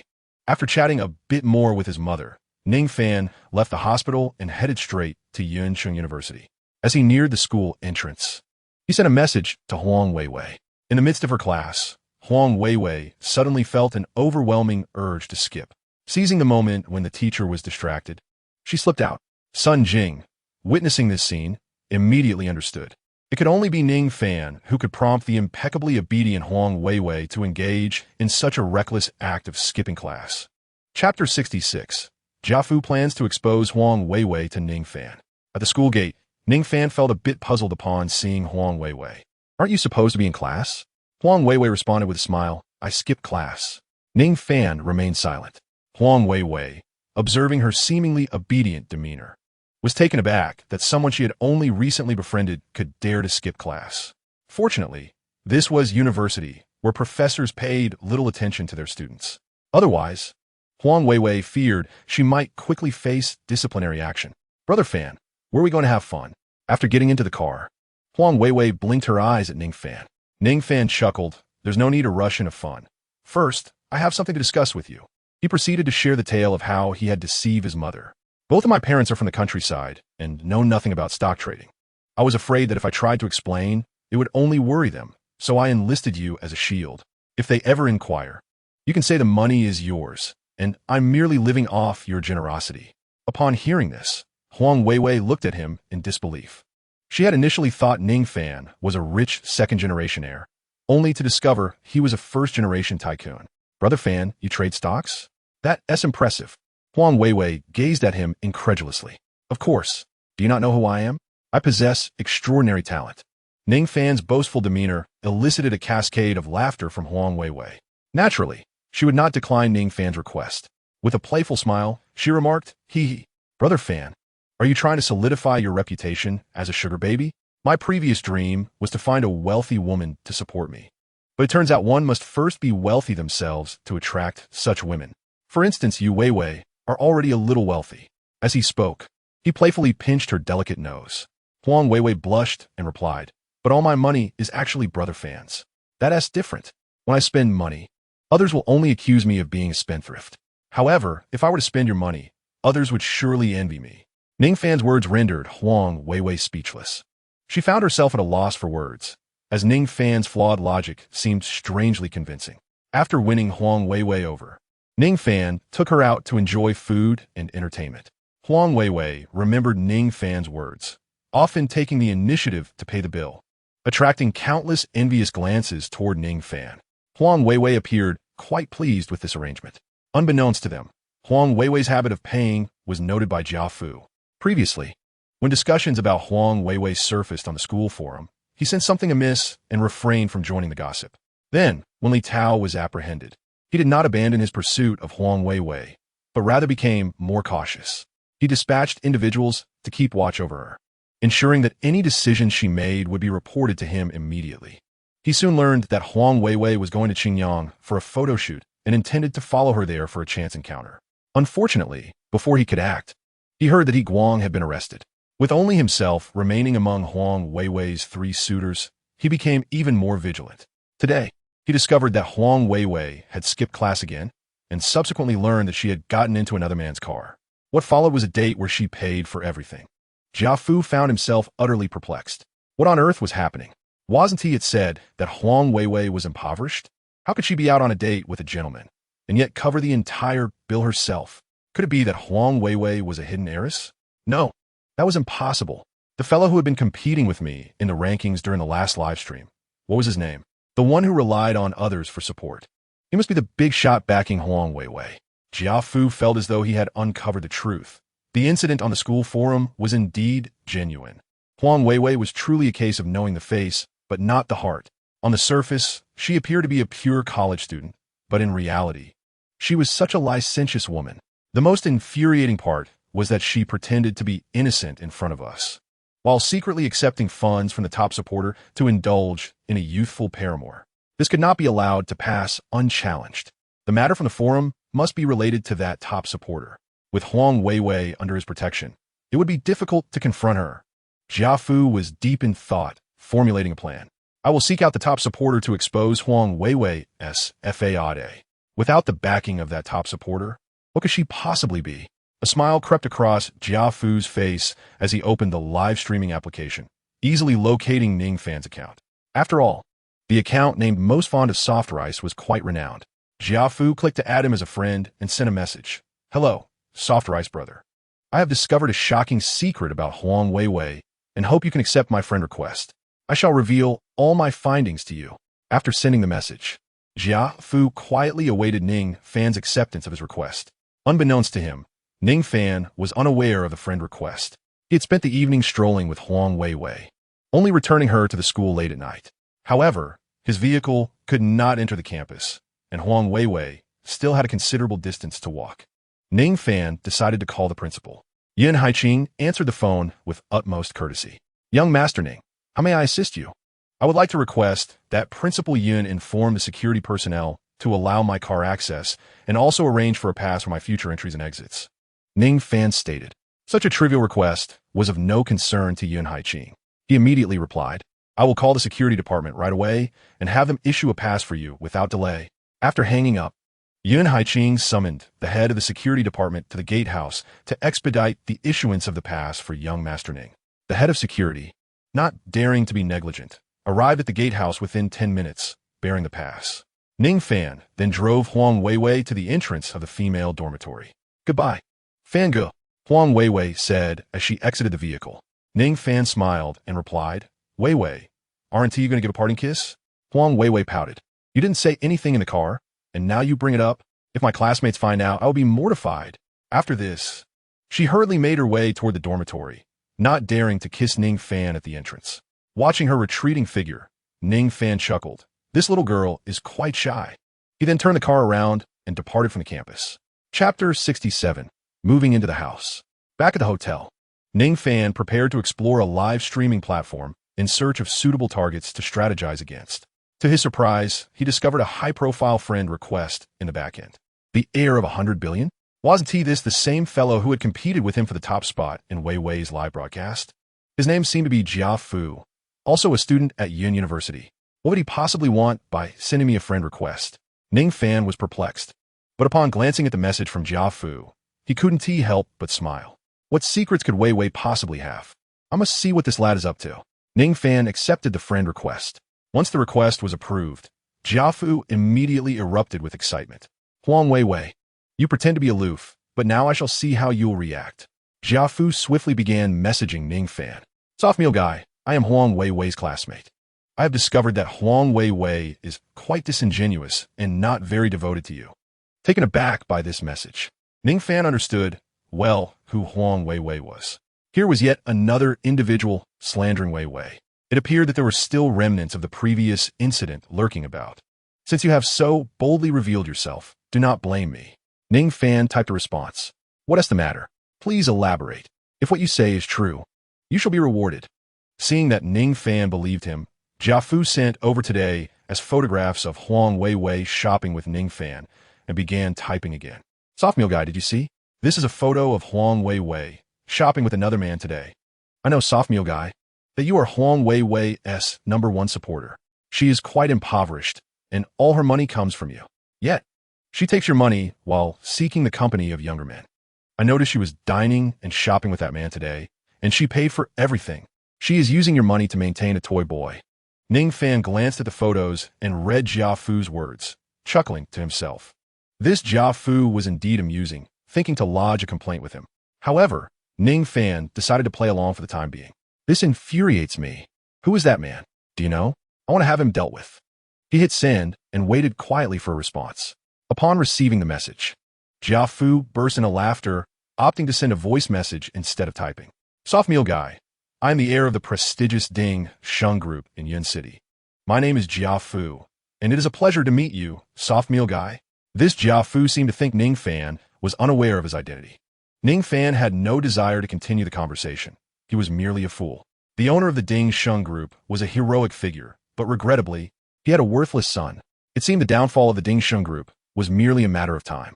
Noticing Ning Fan's prolonged silence, Jia Fu incessantly bombarded him with voice messages and texts. Growing somewhat agitated, Ning Fan decided to block him. When Jia Fu realized his messages were no longer going through, he became infuriated. This soft meal guy is truly a scoundrel. He blocked me, the nerve. Yet, given his wealth, I can only assume his backing is formidable. I cannot afford to offend him. Alas, if only my family's Ding Sheng Group were a trillion-dollar enterprise, how splendid that would be. Jia Fu felt a deep sense of frustration. After Ning Fan blacklisted Jia Fu, he promptly took screenshots of the information and sent them to Huang Weiwei. Her phone rang immediately. Fangge, if Jia Fu discovers you are the soft rice brother, he will likely be infuriated. Indeed, he He was planning to malign you in front of me. Wei Wei, you are the vice president of the student council. So have the council keep an eye on him and create some trouble for him. Ning Fan said with a mischievous grin. Huang Weiwei thought this was an excellent idea. All right, I'll follow your lead, and soon he will know what discomfort truly means. Hee hee. After chatting for a while longer, they hung up and went to bed. The next day, a message arrived from Xiaofang. The villa had been renovated according to Ning Fan's previous requests and was ready for occupancy at any time. Ning Fan decided to move into his own space. He did not have much luggage, just 2 large suitcases, which he brought to the villa. Xiaofang was already waiting there. Mr. Ning, please let us know if there is anything you're dissatisfied with, so we can make adjustments promptly. Ning Fan surveyed the villa and was very pleased with the transformation of the backyard. It featured a chicken coop, a vegetable garden, and more.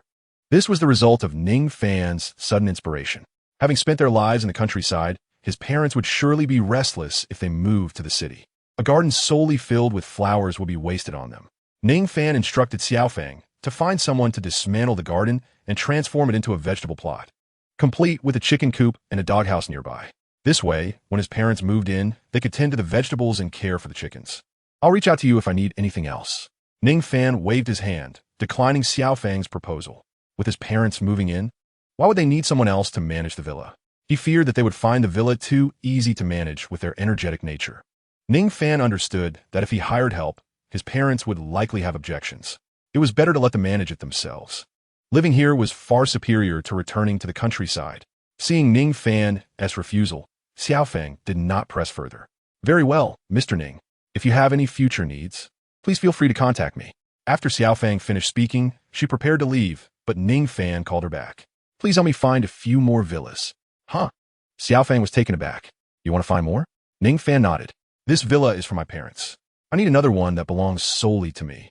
I'll set a target for you. The most luxurious villa in Yunqing. Money is not an issue. As for the other villas, they should be standard single-family homes. But the environment must be exceptional. By environment, I mean the cultural setting as well. Do not place me among a crowd of nouveau riche. Xiaofang was utterly astonished. The value of this villa was already at its peak, and he wanted something even more luxurious, and several ordinary ones as well. Was he truly wealthy enough to buy multiple villas?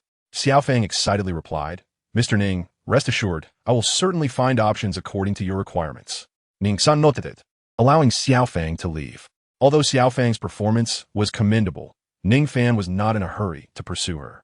He knew that women like Xiaofang should not be rushed. Their objectives are quite explicit, either to marry into a wealthy family or to extract sufficient funds from one. It is challenging to persuade them to spend money on you. Chapter 68. Li Xinran first settled into the villa. This residence was intended for his parents, and he disclosed this information solely to Huang Weiwei. As for Jiang Luiying, she was still in Xingyang and would not be returning anytime soon. By the time she returns, Xiaofang should have already arranged a suitable villa for him. At that point, whether to gift her a villa or reside with him would be entirely feasible. Of course, the same applies to you, Lily. After rising, Ning Fan went to the Chunding Hotel to meet Zhang San. Zhang San had already perused the case files, although he had not finished all of them. He had scrutinized those with egregious misjudgments. Mr. Ning, the lawyer named Bai Chun, is devoid of any moral integrity. He employs a myriad of tactics to achieve his ends in these cases. Moreover, I have uncovered suspicions of Bai Chun being involved in organizing and leading a gang within these documents. Ning Fan chuckled, realizing that Zhang San was indeed formidable. His actions were leading Bai Chun down a path of ruin. Zhang San donned a righteous smile. It is not my intention to ruin Bai Chun. Rather, the law does not permit such individuals to continue wreaking havoc upon society. Ning Fan gave Zhang San a thumbs up, acknowledging him as the embodiment of justice. Then I shall entrust this matter to you, Lawyer Zhang. Zhang San nodded with a smile. When I take action, there will be no surprises. We simply need to await the victims to file their lawsuits again, rectify the erroneous judgments, and deal with Bai Chun. Ning Fan agreed. Then all depends on you. Lawyer Zhang. Suddenly, the door of the private room was forcefully flung open, and several police officers rushed in. Ning Fan, we've received a report alleging intentional harm. Please come with us. The officers approached to place Ning Fan in handcuffs. Ning Fan immediately understood that this was Bai Chen's retaliation. He was preparing to present the recording from yesterday when Zhang San interjected. I am Mr. Ning's attorney, Zhang San. Do you possess a summons? Do you have evidence of Mr. Ning's intent to harm, or do you intend to convict him based solely on someone else's word? Upon hearing Zhang San's words, the officers appeared bewildered. They clearly recognized his reputation. Lawyer Zhang, what are you doing here? Zhang San replied with a cold smile. Why shouldn't I be here? The officers were at a loss for words. Until an older officer finally spoke, there may have been some misunderstanding. Our investigation was rather hasty. We will have the victim provide evidence. If no evidence exists, we will penalize the act of false accusation. After this statement, the older officer quickly led his colleagues out. Once outside the private room, they realized their backs were drenched in sweat. It was terrifying. They had not anticipated that Ning Fan had engaged Zhang San. Although Bai Chun was a formidable lawyer, he was certainly insufficient in the face of Zhang San. It seemed this time Bai Chun was destined to fail.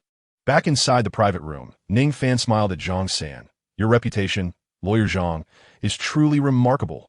Just mentioning your name was enough to intimidate those officers. Zhang San adjusted his glasses and remarked that their handling of the case was not in accordance with proper procedures. After conversing for a while, Feng Tao received news that a victim had refiled a lawsuit in court, with more than 10 others following suit. To mitigate any significant repercussions, the court decided to expedite the hearings. The opposing counsel for these cases was Bai Chun, and the court planned to conduct hearings without interruption, addressing one case after another in a bid to resolve them within the shortest time frame possible. This aligned perfectly with Ning Fan's intentions. The hearing was scheduled for 3 days later, and Bai Chun was naturally informed. The perpetrators contacted him immediately, assuring him, Mr. Wang, rest assured, your case is secure. Even if they file 120 lawsuits again, it will remain unchanged. Captain Liu, don't worry. You could trust my capabilities. Bai Chun received call after call, yet his demeanor remained devoid of panic. In his eyes, these established cases and their victims had no chance of redemption. After ending a call, a cold expression crossed Bai Chun's face. These societal lowlifes still harbored thoughts of appealing. It seemed I had been too lenient with them.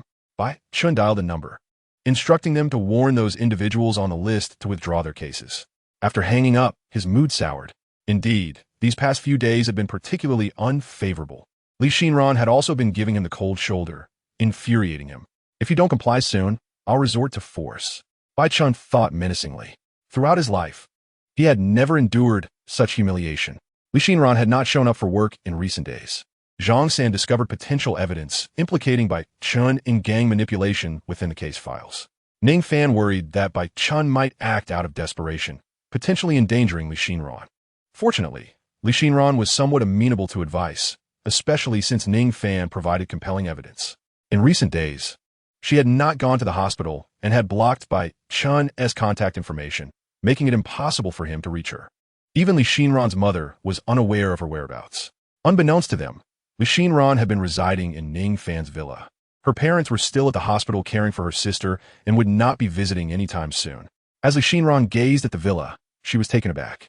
The most astonishing aspect was how the garden had been transformed into a vegetable patch and chicken coop. This looks so out of place, she remarked, rendered speechless by the sight. I plan to have my parents and sister live here. They've always been in the countryside, and I worry they might get bored. With these vegetable plots, they have something to do. Ning Fan replied earnestly, leaving Li Xinran at a loss for words. However, she felt there was some merit to Ning Fan's reasoning. Elderly individuals from rural areas typically find it hard to remain idle. Otherwise, there would be so many windowsills turned into vegetable gardens. Ning Fan gave Li Xinran a tour of the villa, inviting her to choose a room to stay in. She opted not to select a room on the upper floor. She feared that in the stillness of night, Ning Fan might succumb to temptation. After overhearing Li Xinran's innermost thoughts, Ning Fan felt an awkward smile creep across his face. This icy woman certainly harbored a significant degree of wariness. It seemed unlikely that, in the near future, he could extract a substantial amount of soft sister coins from her. However, once the Bai Chun incident came to light, he would have effectively saved her. In the future, when it came time to settle the bill for a meal, he might be able to procure a few coins. Although not a considerable sum, it was certainly better than nothing. Chapter 69. Bai Chun receives the death penalty. 3 days slipped by in a flash. At the Yun City Court, Ning Fan arrived early. Just as he reached the courthouse entrance, Bai Chun appeared as well. Upon seeing Ning Fan and Li Xinran together, Bai Chun nearly erupted with rage. Adulterous scoundrel. Li Xinran, do not forget, you are my fiancé. He bellowed at her. Ning Fan stepped protectively in front of Li Xinran, sneering by, the illustrious lawyer. I hope you can maintain that bravado for a while longer.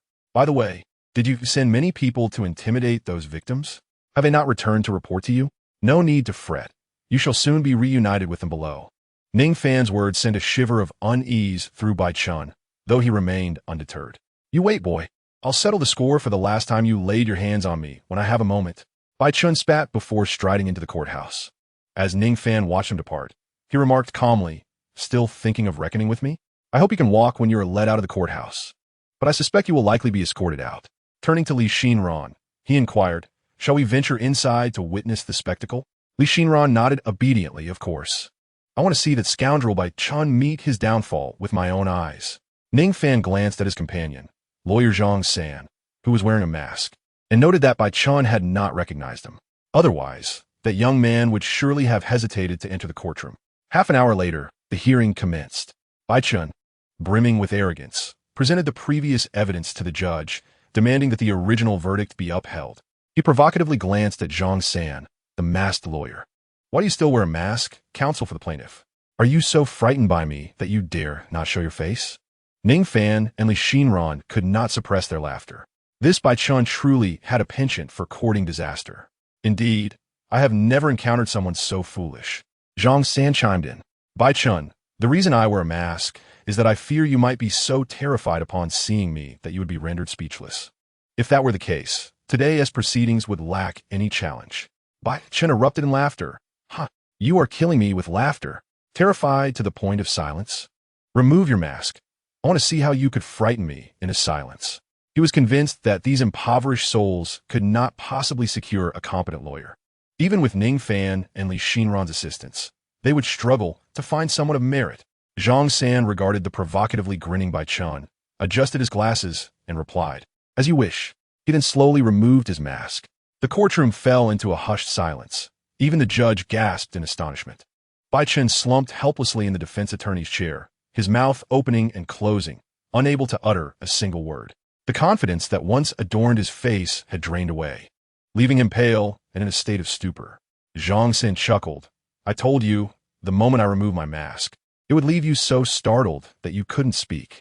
Indeed, you seem petrified. I wonder how you intend to defend yourself in this lawsuit. He cast a piercing glance at the judge, causing an involuntary shiver to run through the judge's spine. Zhang San's most audacious achievements were not merely sending opposing lawyers to prison or even judges, but also ensuring that spectators in the courtroom face consequences. The judge trembled, thinking to himself that he must uphold justice today, lest he become the one on trial in the future. The proceedings that followed were straightforward. Zhang San methodically tackled case after case, presenting irrefutable evidence and articulating his arguments with clarity. With each case he handled, he secured the victims the justice they rightfully deserved. Meanwhile, the defendants appeared ashen-faced. Bai Chun, thoroughly shaken, found that his fellow attorneys dared not take on their cases, especially against someone as formidable as Zhang San.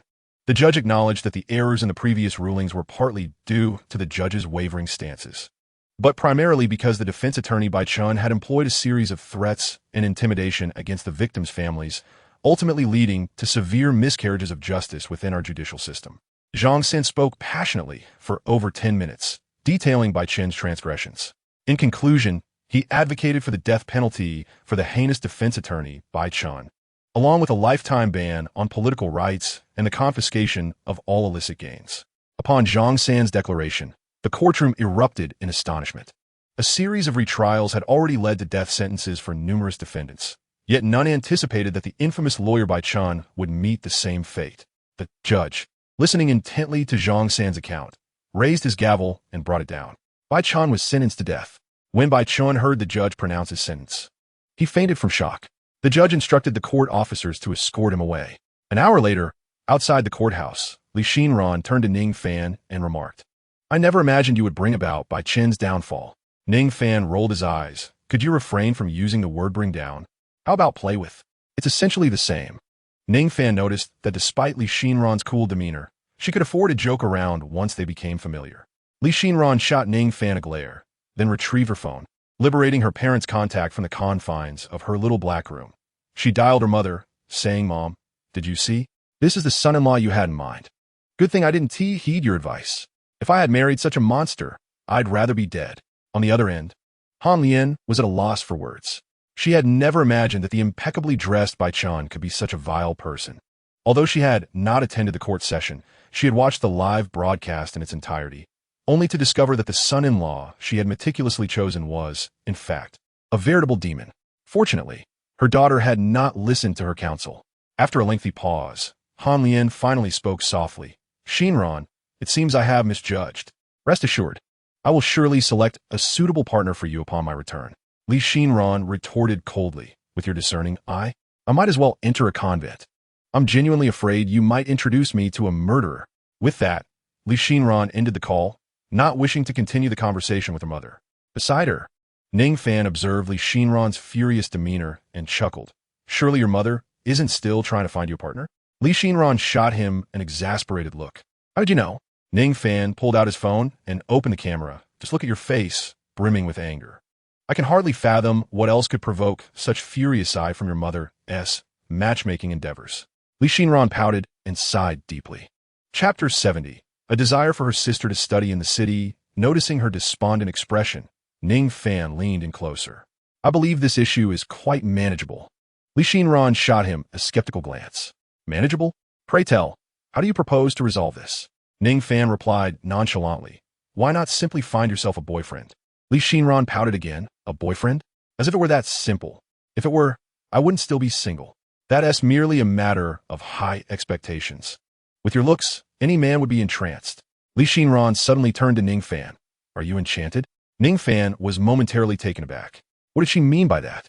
Could it be that she had feelings for him? No, he needed to eavesdrop on her thoughts to ascertain her true feelings.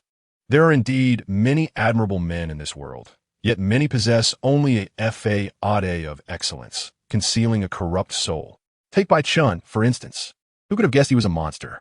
Some men who once pursued me were similar, their sweet words masking a singular goal: to seduce me into their bed. I am not a woman who relies on men. Why should I settle? I refuse to date unless I find the best man. Thus far, Ning Fan has caught my eye. Perhaps a romantic dalliance with him is feasible. Ning Fan, having overheard her musings, smiled. This girl harbored some interest in him. Yet, from her thoughts, he gleaned her disdain for scoundrels. Should she discover he had several women in his life, he would certainly lose her affection. Even aware of her budding interest, he must feign ignorance. He needed to ensnare her further before making his move. With this in mind, Ning Fan responded with a smile. "I'm undoubtedly intrigued as well, but I am fully aware that you wouldn't consider me." His words effectively stifled Li Shinran's fleeting thoughts of affection. She maintained her usual frosty demeanor. "It's getting late. I must return to the hospital. I've already taken 3 days off, and there is a mountain of work awaiting me." Li Shinran fabricated an excuse to depart. Ning Fan immediately chimed in. "Let us go together. I intend to visit my sister as well." Li Shinran did not refuse but remained silent. Ning Fan longed to eavesdrop on her innermost thoughts. Yet he discovered that her mind was utterly devoid of activity. This posed quite the dilemma. The two swiftly arrived at the hospital, where Li Shinran uttered not a single word before turning to leave. Ning Fan entered the ward, having not visited in the past couple of days. Upon hearing his voice, she reproached him gently. "Brother, do you think I'm a burden? It's been several days since you last came to see me."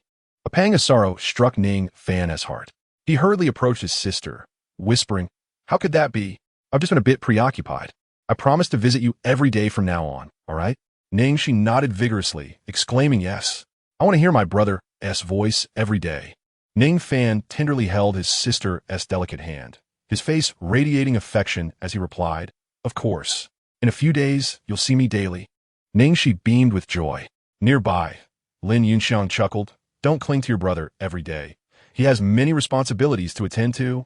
Once your eyes are healed, hurry back to school. You've already fallen behind." Lin Yunxiang's words immediately dampened Sh's spirits. What child yearns to return to school?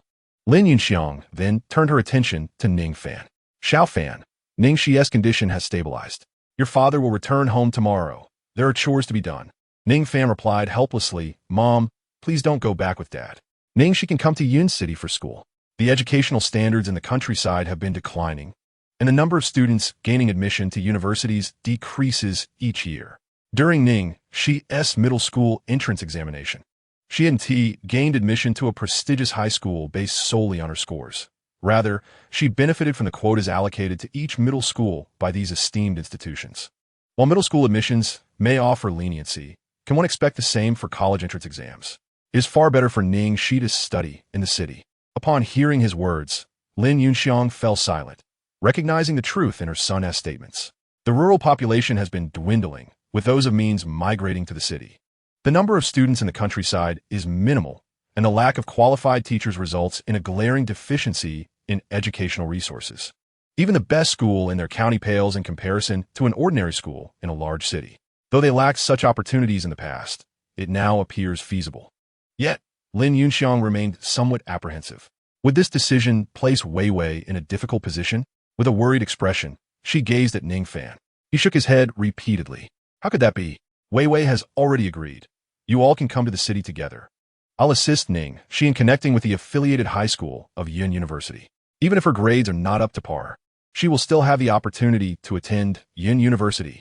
With Wei Wei studying at Yun University, by the time Ning Shi enrolls, Wei Wei will have become the student council president and will be able to look after her. Ning Fan's words only served to heighten Lin Yunxiang's perception of his girlfriend as a daughter from a prestigious family. This realization did not elate her. Despite her humble origins, Lin Yunxiang had relatives of some means and was aware that the affairs of affluent families are far more complex than those of their rural counterparts. Regardless of how exceptional or capable her son may be, perpetually relying on the resources of the other party is not sustainable. Contemplating this, Lin Yunxiang's expression darkened. Xiao Fan, perhaps we should reconsider coming to the city.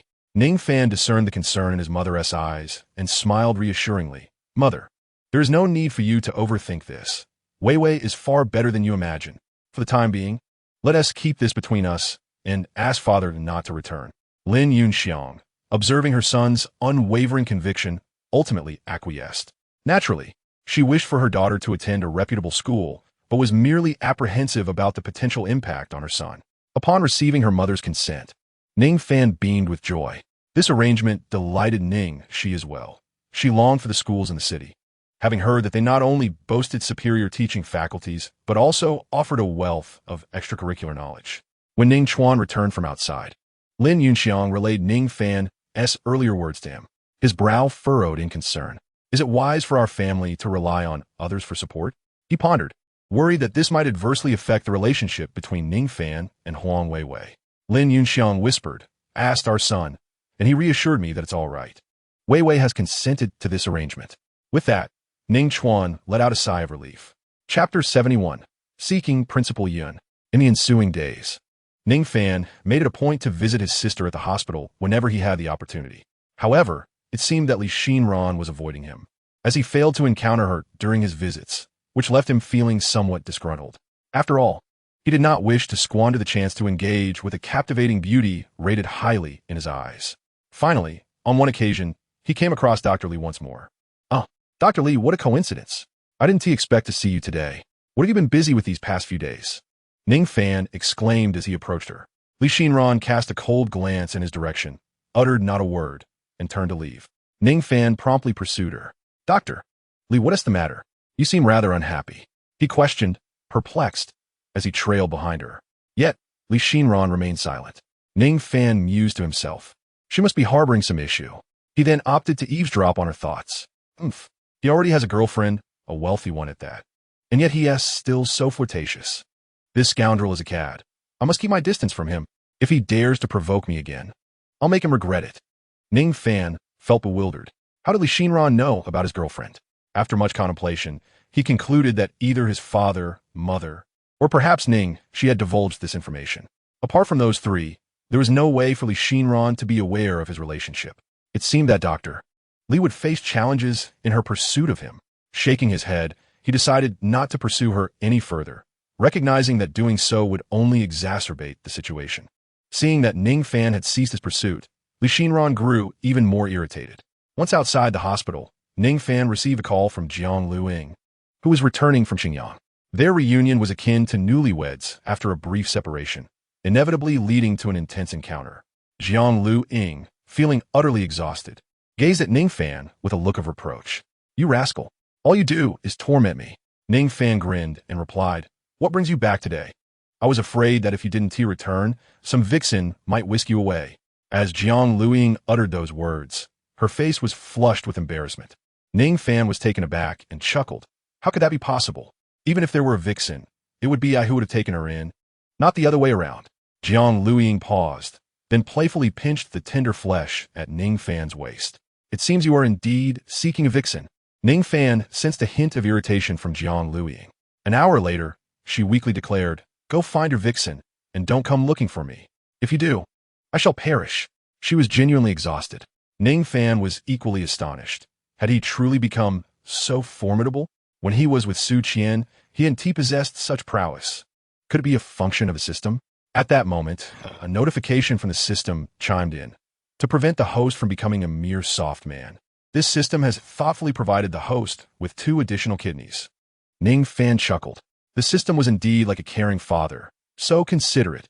He had previously worried that indulging with too many women would exhaust him, but it seemed that the system had preemptively addressed this concern. With this in mind, Ning Fan turned and pinned Jiang Luiying beneath him, startling her into pleading for mercy. "No, enough. Go find your vixen. I shall not be jealous anymore." "Really?" Jiang Luiying nodded earnestly. "Really?" Ning Fan thought to himself. Mission accomplished. As Jiang Luiying drifted off into slumber, Ning Fan made his way to Yun University. He needed to expedite matters regarding his sister's schooling.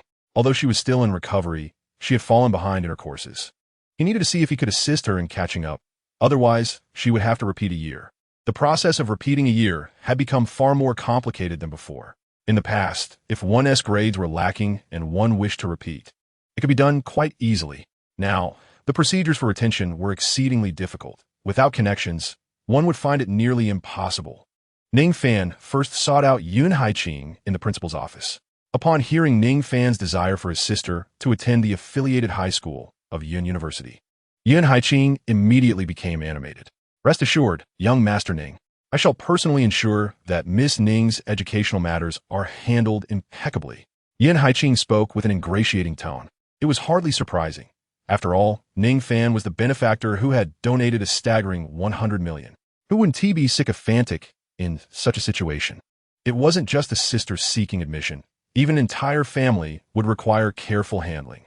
Many university laboratories found their projects stifled by financial constraints, which significantly impacted the institutions.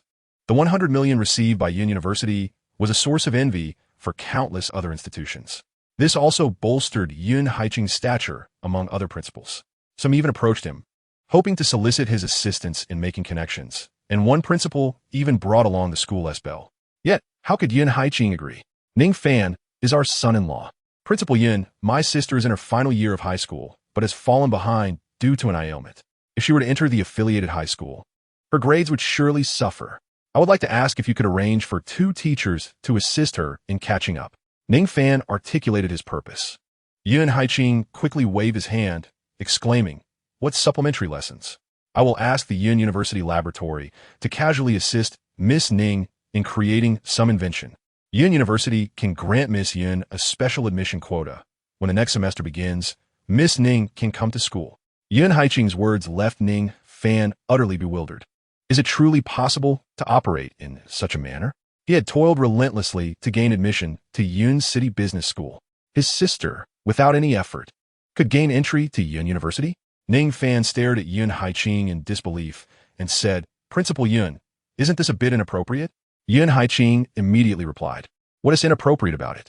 With Master Ning's capabilities, you could easily purchase an entire school for Miss Ning's education." Ning Fan fell silent. He realized that Yun Haiqing was even more shameless than he had imagined. However, as long as the issue of his sister's education was resolved, that was what mattered. "Principal Yun, is this truly feasible?" "Of course." Ning Fan observed Yun Haiqing's earnest demeanor and suggested, "To alleviate any potential burden on you, why don't you tell me what Yun University affiliated high school requires, and I shall make a donation." Yun Haiqing beamed with joy. "What our Yun University affiliated high school needs most is a student with a generous parent like you." In the end, Ning Fan contributed 20 million to construct a teaching building for Yun University affiliated high school. Yun Haiqing had already thought a name for the building, Morning Light Tower. The name held a beautiful connotation and incorporated Ning Shi's name. Ning Fan gave Yun Haiqing a thumbs up. Principal Yun, I am not surprised at all that you are the head of Yun University. With your capabilities, I believe you shall soon ascend even higher. Yun Haiqing grinned widely. Master Ning has a keen eye for talent. Ning Fan paused. You are indeed going to ascend?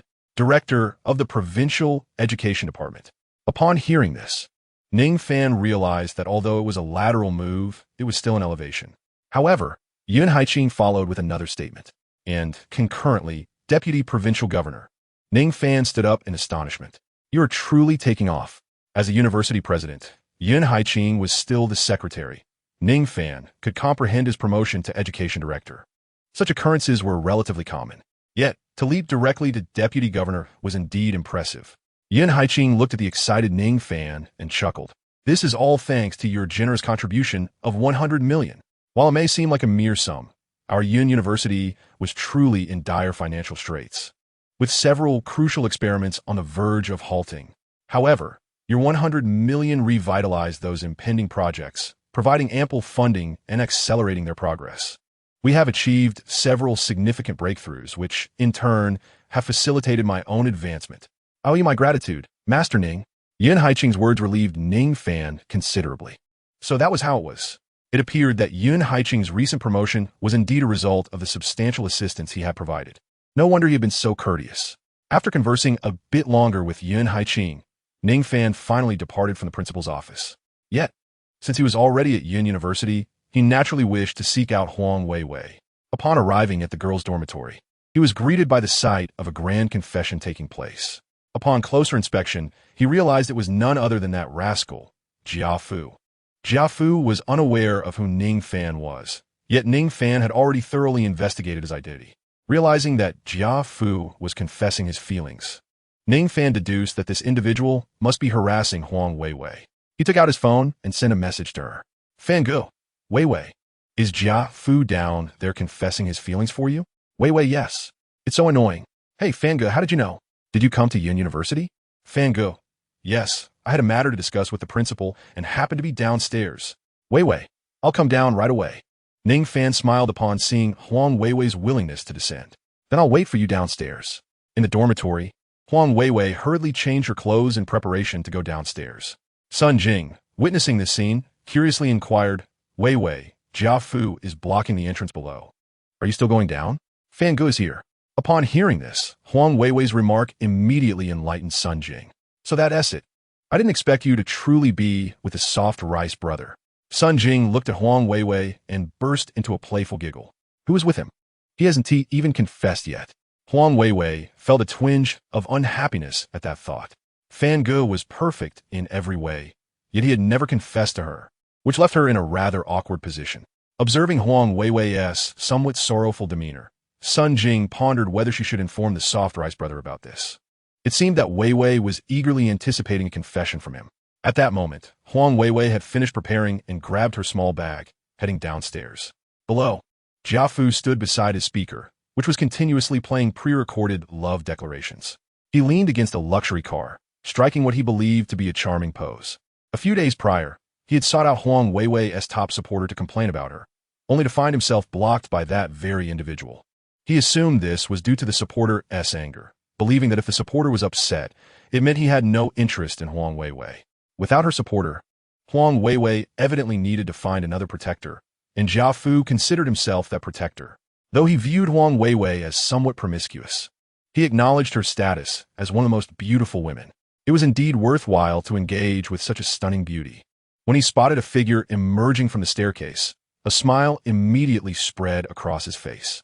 As expected, this meant Huang Weiwei was in dire need of a new protector. Her previous indifference to the 2 million cash was merely because she had a better supporter before. Now that she lacked one, she had no choice but to rely on him. Jia Fu grinned as he approached Huang Weiwei. The onlooking classmates observed Huang Weiwei descending, each displaying a myriad of expressions. They initially believed she could dismiss the 2 million cash, only to discover that in the end, she had settled for a wealthy second generation like Jia Fu. Alas, it seemed that beautiful women were indeed destined for the wealthy. The incident from the forum was sufficient proof that Huang Weiwei undoubtedly had a powerful figure backing her. Perhaps that figure was Jia Fu, and at that time, Huang Weiwei had no alternative but to seek his assistance, with the condition of becoming Jia Fu's woman. I suggested that the incident from last time might have been orchestrated by Jia Fu himself, aimed at coercing Huang Weiwei into submission. The classmates engaged in fervent discussions. Some voices raised high. Jia Fu, upon overhearing, remained indifferent. After all, his reputation within the school was already tarnished. He was unbothered. As he noticed Huang Weiwei drawing nearer, he felt as though he were floating. Just as she began to utter a word, Huang Weiwei brushed past him, causing the smile on his face to vanish. Her passing left the onlookers in utter astonishment. Wasn't she seeking Jia Fu? Did she still regard money with disdain? My goodness, what was happening? Jia Fu, with a scowl, turned to watch Huang Weiwei's retreating figure, only to witness her leaping into the embrace of another man. Shock rippled through the crowd. Good heavens! Huang Weiwei had found herself a partner? Who was this man? He seemed rather unimpressive. Yet, he had managed to win Huang Weiwei's affection. Jia Fu's expression darkened with growing fury as he recognized the man holding Huang Weiwei. Wasn't he the same man who had accompanied her on a shopping spree, during which Huang Weiwei had footed the bill? Enraged, Jia Fu stormed towards Ning Fan, intent on causing trouble. Huang Weiwei and Ning Fan were wrapped in each other's arms, radiating happiness. Weiwei, you seem to have blossomed, Ning Fan remarked, noticing Huang Weiwei's newfound fullness. Previously, she had appeared rather frail due to malnutrition. Chapter 73. Jia Fu incites his classmates. Listening to Ning Fan, Huang Weiwei's cheeks flushed with embarrassment. She certainly understood the implications of his words. Indeed, she had felt some changes in her body lately. But was this the appropriate moment to discuss such matters in front of so many classmates? Just as she grappled with her shyness, Jia Fu's furious voice erupted from behind her. You shameless gigolo! How dare you come to Yin University and deceive our classmates? Today, I shall make you pay. Jia Fu bellowed as he charged at Ning Fan, convinced that he was merely a parasite living off Huang Weiwei's generosity, determined to escalate the situation. If the rumor of Huang Weiwei supporting this gigolo became a reality, he could easily manipulate her. As Jia Fu rushed towards Ning Fan, the latter lifted a foot. Out of my way. Though the kick was not particularly forceful, it was enough to send someone like Jia Fu, who had been living a life of luxury, crashing to the ground. Jia Fu did not immediately rise, but instead began to shout. Look, this outsider is deceiving our female students. He exclaimed, classmates, why don't you apprehend this gigolo and hand him over to the security office? I have seen this gigolo spending our Weiwei's money. During their shopping trips, it was always Weiwei who paid. Everyone knows that Weiwei's family is not well off. And yet, this gigolo dares to deceive her. It is utterly despicable. Ning Fan was bewildered. Was this really how things were played out? The most crucial aspect was that he noticed the malevolent gazes of his classmates directed at him, each filled with malice. Some even bore a fierce glint in their eyes. Was he truly about to be besieged? At that moment, Huang Weiwei, in a state of urgency, hastily interjected, classmates, do not heed Jia Fu's slander. He is envious of my boyfriend and is thus maligning him. Her explanation proved somewhat effective, yet Jia Fu produced the video and photographs from that day. Classmates, Weiwei has been grievously deceived. I possess the footage and images from that day. As he spoke, Jia Fu brandished his phone. Indeed, the video depicted Ning Fan and Huang Weiwei shopping, with Weiwei paying for their purchases. Upon viewing the video, the classmates became incensed. How dare you deceive Weiwei? Let us teach this scoundrel a lesson. He must be punished. Weiwei is too innocent to be misled. The fervent crowd surged toward Ning Fan. Terrified, Huang Weiwei quickly grasped Ning Fan's hand and fled toward the dormitory. Fortunately, the girls' dormitory was off-limits to boys. The matron of the dormitory initially intended to stop Ning Fan, but Huang Weiwei pushed her aside. In an unexpected display of strength, she managed to pull Ning Fan into the dormitory, shutting and locking the door in one swift motion. Below, the students clamored to enter the dormitory to retrieve Ning Fan and rescue Weiwei. Inside, an awkward silence reigned. Sun Jing was, astonishingly, not dressed. After a moment of shock, she let out a shriek and hurried into the bathroom. Ning Fan stood there dumbfounded, commenting, quite impressive. Huang Weiwei rolled her eyes at him. A few minutes later, Sun Jing emerged, now clothed, her face flushed with embarrassment. Having been seen by her best friend's boyfriend in such a state, she felt utterly humiliated. She immediately confronted Huang Weiwei. What on earth is going on? Why have you returned so suddenly? And what is all that commotion downstairs?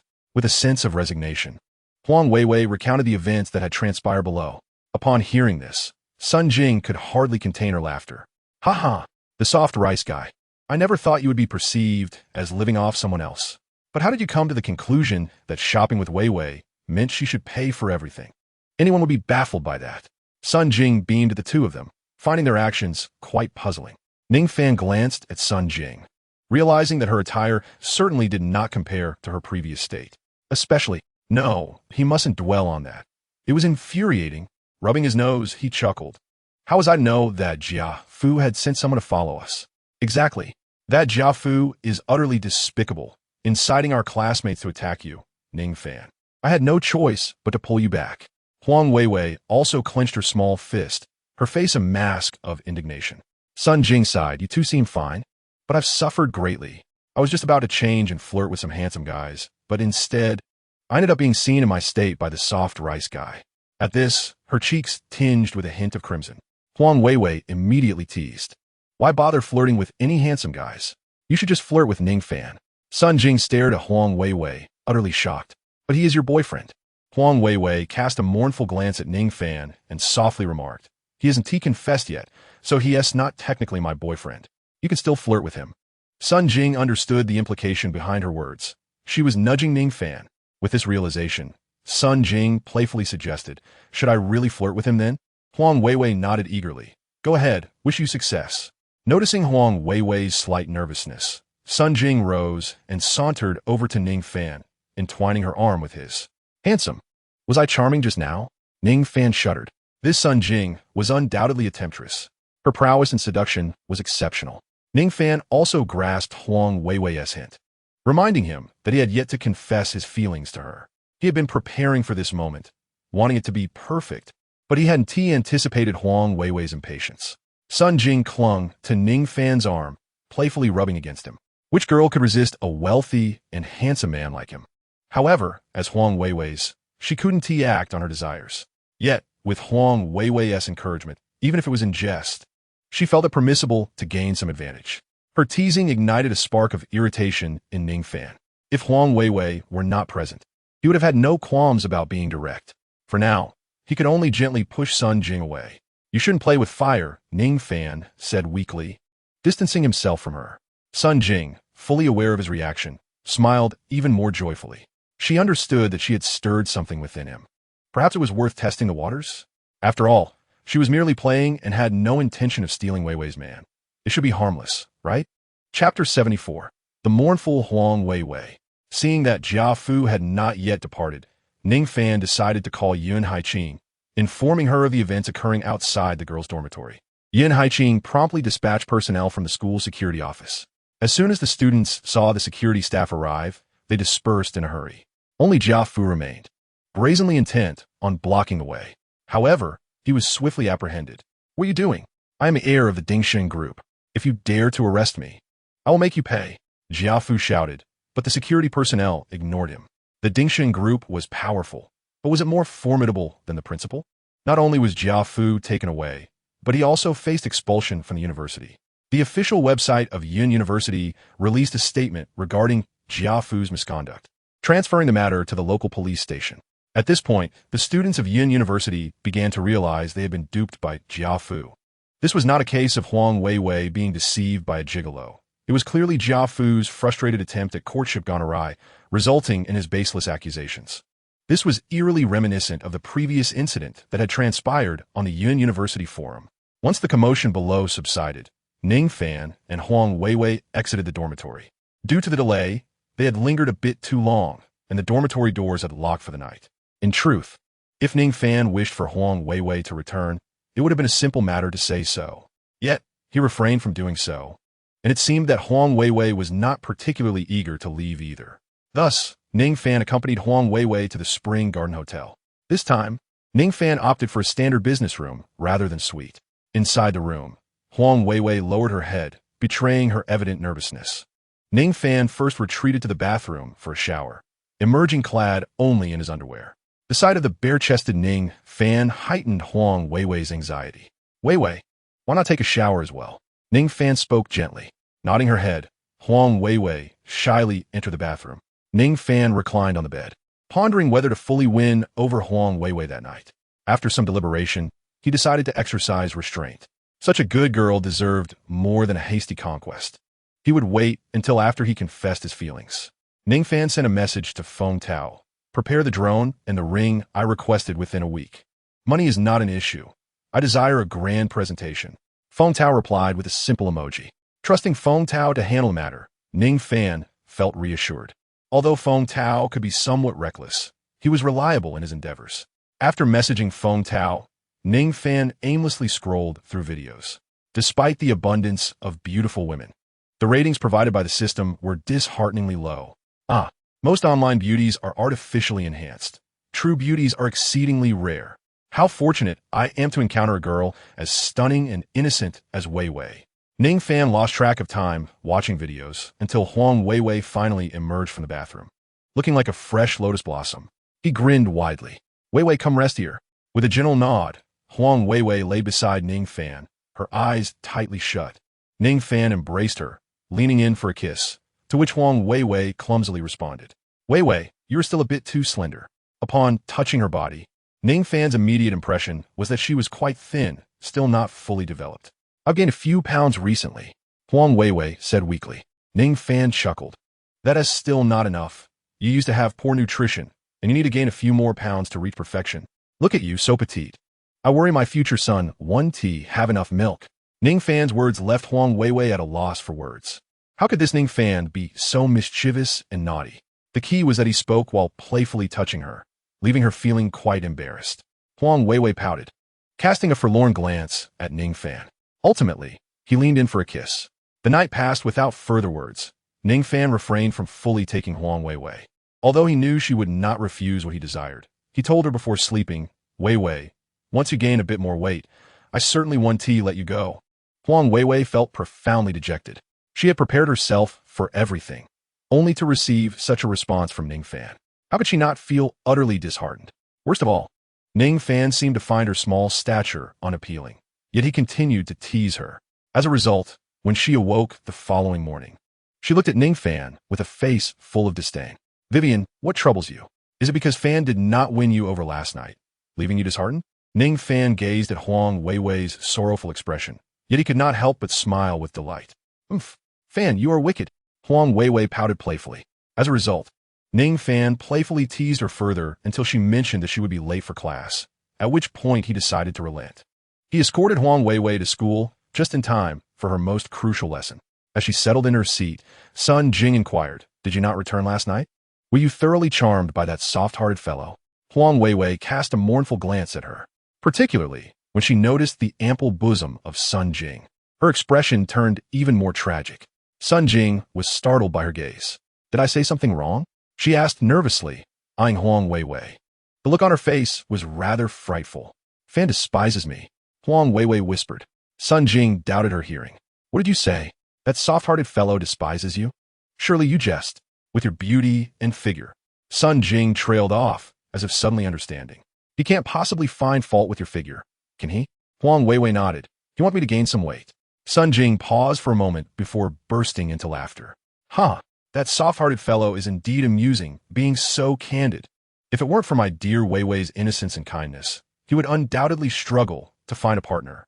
However, with such a soft-hearted fellow by her side, my dear Weiwei shall not be bullied in the future. While Sun Jing spoke, her eyes wandered to Huang Weiwei's chest. She continued, though modest in size. Given the soft-hearted fellow's capabilities, there shall be no worries about feeding children in the future. Huang Weiwei felt an overwhelming urge to silence her mischievous friend. Their lively banter soon captured the attention of the professor at the front. In previous times, the elderly professor would surely have reprimanded them. However, he was overseeing a project funded by Huang Weiwei's boyfriend, thus he felt inclined to show her some leniency. He even contemplated inviting Huang Weiwei to join the project team at an opportune moment. Chapter 75. The First Call to Grandmother. After escorting Huang Weiwei to school, Ning Fan headed to the hospital. His sister was recovering splendidly from her surgery and would soon see the light of day. Upon his arrival at the ward, Li Xinran was conducting an examination on his sister. Noticing Ning Fan's presence, she offered no acknowledgement. Ning Fan observed her indifferent demeanor, scratching his nose thoughtfully. It seemed that this girl indeed had a temper. It appeared he would have to wait for a suitable opportunity. After completing the examination and offering a few words of caution, Li Xinran turned to leave, treating Ning Fan as if he were invisible. This scene did not go unnoticed by Lin Yunxiang, who sensed that something was amiss. She called her son to the next room. Honestly, have you offended Dr. Li? In response to his mother's inquiry, Ning Fan quickly replied, No, absolutely not. Dr. Li has restored my sister's sight. How could I possibly offend her? Indeed, Ning Fan had not offended her. It was merely that Li Xinran had discovered he was in a relationship. Naturally, he could not divulge this to his mother, for she would surely brandish a broom and scold him fiercely. Lin Yunxiang looked at her son with suspicion, unable to trust his words. Is what you said truly the case? Ning Fan nodded emphatically. Of course it is. Lin Yunxiang frowned, but Dr. Li was not so indifferent to you before. Tell me, did you try to flirt with her just because she is attractive? Ning Fan fell silent. His mother's intuition was remarkably accurate. How did she know he had feelings for Li Xinran? Noticing his silence, Lin Yunxiang scanned the surroundings, undoubtedly searching for a broom.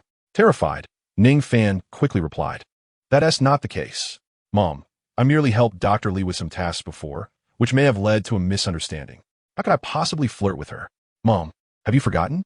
I already have a girlfriend. Wei Wei is so beautiful and kind. How could I possibly pursue another woman? Ning Fan's explanations somewhat eased Lin Yunxiang's concerns. However, she still warned him sternly, Let me tell you, if you dare to betray Wei Wei, I will be furious. With such a wonderful girl who not only supports you financially, but also helps your sister with her eye treatment. It is a miracle that someone like her would even look at you. Ning Fan felt as though he were being scolded. Regardless, he thought it best to placate his mother. Mom, rest assured, I will treat Wei Wei well. In a few days, when my sister is discharged from the hospital, I will bring Wei Wei over. If I mistreat her, you can confront me then. He grasped his mother's hand, appearing earnest. Lin Yunxiang found some logic in his words and nodded. All right, I will trust you for now. But if Wei Wei comes to me with grievances, you shall see how I deal with you. Ultimately, Lin Yunxiang chose to let Ning Fan off the hook, and he smiled. He then asked, Mom, how about I give you Wei Wei's contact information? You two can chat first. Lin Yunxiang became even more excited. Hurry, I can finally talk to my daughter-in-law. How could she not be thrilled? This daughter-in-law had done so much for their family. Ning Fan shared Huang Weiwei's WeChat ID with Lin Yunxiang, who eagerly added her. Seeing her enthusiasm, Ning Fan decided to send Huang Weiwei a message. I gave her WeChat to my mom. She just requested to add you as a friend. Do you want to accept her? Just as Huang Weiwei returned to her dormitory to rest, she received the message and became anxious. Sun Jing, noticing her reaction, furrowed her brows and asked, Weiwei, what is wrong now? Huang Weiwei replied timidly. Fanga gave my WeChat to his mom, and she wants to add me as a friend. At this point, Huang Weiwei was extremely nervous. Sun Jing understood why Huang Weiwei felt this way. So you're going to chat with your future mother-in-law. No wonder you're so anxious. Sun Jing's teasing only heightened Huang Weiwei's nerves. Oh dear, you're going to scare her. Huang Weiwei looked at Sun Jing with a worried expression. Unfazed by her anxiety, Sun Jing snatched Huang Weiwei's phone. Your future mother-in-law is adding you on WeChat. You should accept her request right away. With that, she clicked to approve the request. Having just passed, a video call suddenly arrived, startling Sun Jing, who hastily shoved her phone into Huang Weiwei's hands. It's your mother-in-law's video call. Quickly answer. You don't want to leave a bad impression, or she might make things difficult for you later. Sun Jing urged. Huang Weiwei, feeling a twinge of fear, swiftly accepted the video call. Instantly, a warm and amiable middle-aged woman appeared on the screen. Is this Wei Wei? I am Ning Fan's mother. Lin Yunxiang exclaimed upon seeing the girl in the video, her joy palpable. Indeed, Huang Weiwei was strikingly beautiful and evidently affluent. How could her son, whom she considered a disappointment, be so fortunate? If Ning Fan were to learn that his mother likened him to a failure, he would likely be infuriated yet amused. Huang Weiwei opened and closed her mouth, momentarily at a loss for words. After a considerable pause, she finally managed to utter a timid, mother-in-law. The moment those words escaped her lips, she was taken aback. It was all Sun Jing's fault. She had incessantly mentioned mother-in-law earlier. Now, Huang Weiwei, out of instinct, had let slip. Lin Yunxiang, however, was even more delighted. Oh, what a good girl. Huang Weiwei wished to explain herself, but found herself at a loss for words. From then on, Lin Yunxiang dominated the conversation. while Huang Weiwei nodded along. It was unclear how long Lin Yunxiang spoke until Little She announced the need to use the restroom, prompting a reluctant farewell from Lin Yunxiang. Once the video call ended, Huang Weiwei glared at Sun Jing, her face flushed with anger. This is all your fault. If it weren't for you incessantly mentioning mother-in-law, would I have blurted it out? Huang Weiwei felt utterly embarrassed. Sun Jing, however, wore a broad smile. Weiwei, this is a good thing. Didn't you see how happy your mother-in-law was when you called her that? All in all, your first call with her was quite successful. In the future, when you're with the soft rice guy, you certainly won't suffer. Huang Weiwei could hardly tolerate Sun Jing's teasing. Stop it, she exclaimed, rising to playfully tussle with Sun Jing. Then, she seized Sun Jing's ample bosom. Tell me, don't all men prefer the bigger size? Huang Weiwei recalled Ning Fan's previous disdain for her petite figure. After their playful banter, Huang Weiwei and Sun Jing delved into a discussion about men's preferences regarding size. Despite Huang Weiwei's innocence, under Sun Jing's influence, she began to adopt a more risky perspective. She even bravely inquired about the sensations of intimacy with a man. Sun Jing gazed at her in shock. Are you truly considering giving yourself to the soft rice guy? Huang Weiwei nodded. Ever since she suspected that Ning Fan might have other women around him, she had steeled herself for this possibility. This was also why she felt such sorrow when Ning Fan dismissed her due to her size. Sun Jing, observing Huang Weiwei's resolute demeanor, whispered, It's better to be with him sooner rather than later. He is so wealthy. He will undoubtedly attract many women. No matter how strong his willpower, he may find it hard to resist their allure. Huang Weiwei nodded again. Sun Jing looked at her obedient expression with a hint of concern. Your temperament requires refinement. It is too submissive and should adopt a more assertive stance. Should the soft-hearted gentleman be unable to resist temptation, your disposition may lead to your being ruthlessly taken advantage of. This is the concern that weighs heavily on Sun Jing's mind. Having shared a room with Huang Weiwei for 2 years, had it not been for her constant support, the young girl would have surely succumbed to the bullying of others. Observing Huang's downcast demeanor, Sun Jing felt a sense of helplessness. However, your performance today was commendable, and the aunt is quite pleased with you. With her backing, should the soft-hearted gentleman dare to cavort with other women, he would certainly refrain from bringing them home. This is one of the advantages of your nature. Any mother-in-law would undoubtedly prefer a daughter-in-law who is not overly dominant. Upon hearing these words, Huang Weiwei lifted her head, gazing at Sun Jing with confusion, and inquired, But you have never been married. How do you know so much? Sun Jing's face flushed with embarrassment as she replied, Have I never seen a pig run? Despite not having eaten one? Besides, having dated so many boys and having met their parents several times, I obviously understand more than you do. Huang Weiwei nodded earnestly, meticulously considering Sun Jing's words. She may be honest and straightforward, but she is not devoid of intelligence. After all, she succeeded in gaining admission to Yunda University. It is noteworthy that she is currently the sole university student from her village. The elders in the village proclaim her as the female top scholar, foreseeing her potential to hold significant office in the future.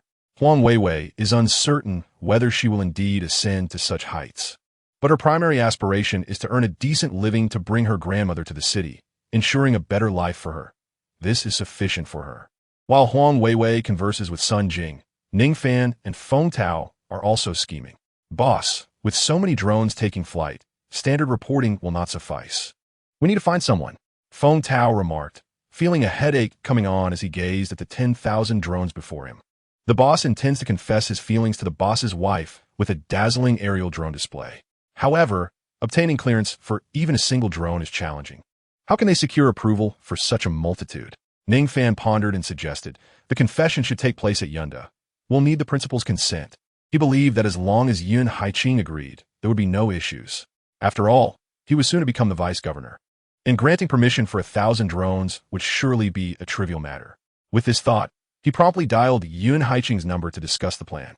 Naturally, Yun Haiqing readily agreed. Mr. Ning, that is simple. I will submit a report citing an event at Yunda. Although Ning Fan himself had no direct ties to Yunda, his girlfriend was a student there, leading Yun Haiqing to refer to him as Yunda's son-in-law. Naturally, he supported Ning Fan's endeavor to propose. Ning Fan, when you confess, I shall serve as your host. Yun Haiqing's words astonished Ning Fan. Was he truly being given such consideration? He quickly responded, Thank you, Principal Yun. No need for thanks. Just look after Yunda for me in the future. Absolutely. With the most daunting challenge of securing drone clearance resolved, the ensuing arrangements seemed straightforward. With Yin Haiqing stepping in as the host, it was evident that Yunda would cooperate wholeheartedly. Feng Tao, please find me a fortune teller to determine which day would be auspicious. Ning Fan, ever the superstitious one, urged. The boss promptly commanded his subordinates to scour Cloud City for diviners. He had quite a few people at his disposal and was considering establishing a security company to incorporate them, thus optimizing their deployment. In a mere 2 hours, Feng Tao's team successfully located 6 fortune tellers. Ning Fan instructed each to ascertain the most favorable day in the near future, documenting their findings on paper. As he perused their predictions, his expression darkened with each reading. Upon finishing the last, he queried with a scowl, "Are you certain of your calculations? There are no auspicious days in the coming month. Is this a death wish?" "Boss, we are absolutely correct." One replied, "Indeed, there are no auspicious days for the next month." Ning Fan felt a wave of frustration. Everything was prepared, yet there was no auspicious day, rendering all his efforts futile. Had he known this, he would have refrained from such antics. At that moment, a relatively young fortune teller spoke up, "Although there are no auspicious days, Mr. Ning possesses an inherent aura of prosperity. Any regular day for you would suffice, as others auspicious days. I believe this weekend looks promising." Ning Fan recognized the absurdity in his words. What inherent aura of prosperity? Without the system, he would surely be destitute. He waved his hand dismissively, instructing Feng Tao to escort the fortune tellers away. This weekend it is. The school will be less crowded. Ultimately, he resolved to confess his feelings to Huang Weiwei over the weekend, not due to any auspicious day, but simply because there would be fewer people around. Unbeknownst to Huang Weiwei, Ning Fan was preparing for a grand declaration of love. She continued her daily routine of attending classes, live streaming, and dating Ning Fan. Under Ning Fan's continual affection, Huang Weiwei's figure gradually blossomed. The system's rating for her had increased to 96 points. Even with such a score, Ning Fan felt it still fell short of her true beauty, which was utterly captivating. As Huang Weiwei grew more enchanting, Jia Fu, who had been expelled, grew increasingly resentful. He never anticipated that the once frail Huang Weiwei, whose physique had detracted from her allure, would now possess such irresistible charm. This beauty is one I must claim, Jia Fu thought every time he watched Huang Weiwei's live streams, overwhelmed with excitement, even resorting to foul language, resulting in his accounts being banned one after another. Chapter 77. Meeting Jiang Luiying's parents. As the heir of the Ding Sheng group, Jia Fu was surrounded by sycophants, with Zhang Chao as his chief flunky. Zhang Chao's family had previously been involved in minor medical practices. After ingratiating himself with Jia Fu, a mere flick of Jia Fu's finger transformed his family's small enterprise into a thriving business, soaring from annual earnings of hundreds of thousands to tens of millions. Whatever Jia Fu required, Zhang Chao would diligently fulfill. Jia Fu summoned Zhang Chao and said, "I need you to abduct Huang Weiwei. Can you manage that?" Jia Fu, straightforward as ever, startled Zhang Chao with a single statement. Although he had assisted Jia Fu in various endeavors before, he had never been involved in anything of a criminal nature. "Jia Xiao, this may not be appropriate, right?" Zhang Chao faltered. Jia Fu's expression darkened. "If you're unwilling to proceed, then be on your way." Upon hearing this, Zhang Chao realized he had no choice but to comply. He understood all too well that Jia Fu's dismissal was not merely a suggestion to leave, but a dire warning that his family would face ruin. With a steely resolve, he reluctantly agreed. "Jia Xiao, I will do my utmost." Seeing Zhang Chao acquiesce, Jia Fu handed him a stack of documents. "Contact by T." His son was sentenced to death due to Ning Fan's actions and was executed yesterday. He loathes Ning Fan. Do you grasp my intent? Jia Fu's words instantly alleviated Zhang Chao's anxiety. It turned out Jia Xiao did not require him to personally kidnap anyone, but rather to reach out to this individual named by Qi. This task was considerably more manageable. "Rest assured, Jia Xiao, I will ensure this matter is handled flawlessly. You can await the enjoyment of Huang Weiwei," Zhang Chao said, nodding and bowing. Jia Fu smiled and waved him off, urging him to expedite the task. Meanwhile, Ning Fan was not in Yinsheng, but had journeyed to Qingyang. The Jiang family had already consolidated the Wu family's assets. He had promised to fulfill his investment in Qingyang, and now he was headed to meet Meng Xian to sign the relevant contracts. Upon arriving in Qingyang, he found Jiang Lu Ying awaiting him. "Fan, my parents wish to meet you," Jiang Lu Ying nervously stated, concerned that Ning Fan might be reluctant to meet her family. "All right, let us first greet your parents, and then we shall proceed to sign the contract with Meng Xian." Ning Fan nodded in agreement. Jiang Lu Ying beamed with joy but anxiously inquired, "Could this lead to any misfortune? The matters concerning Meng Xian are of utmost importance." Ning Fan shook his head. "The affairs in Xinjiang will be entrusted to your family moving forward. Your parents must be present at the signing. It would be rather inappropriate for my first meeting with them to coincide with the contract signing with Meng Xian, wouldn't it?" Ning Fan's words deeply touched Jiang Lu Ying. Hand in hand, they made their way to the Jiang residence. Jiang Dehai and Lu Mei appeared somewhat tense.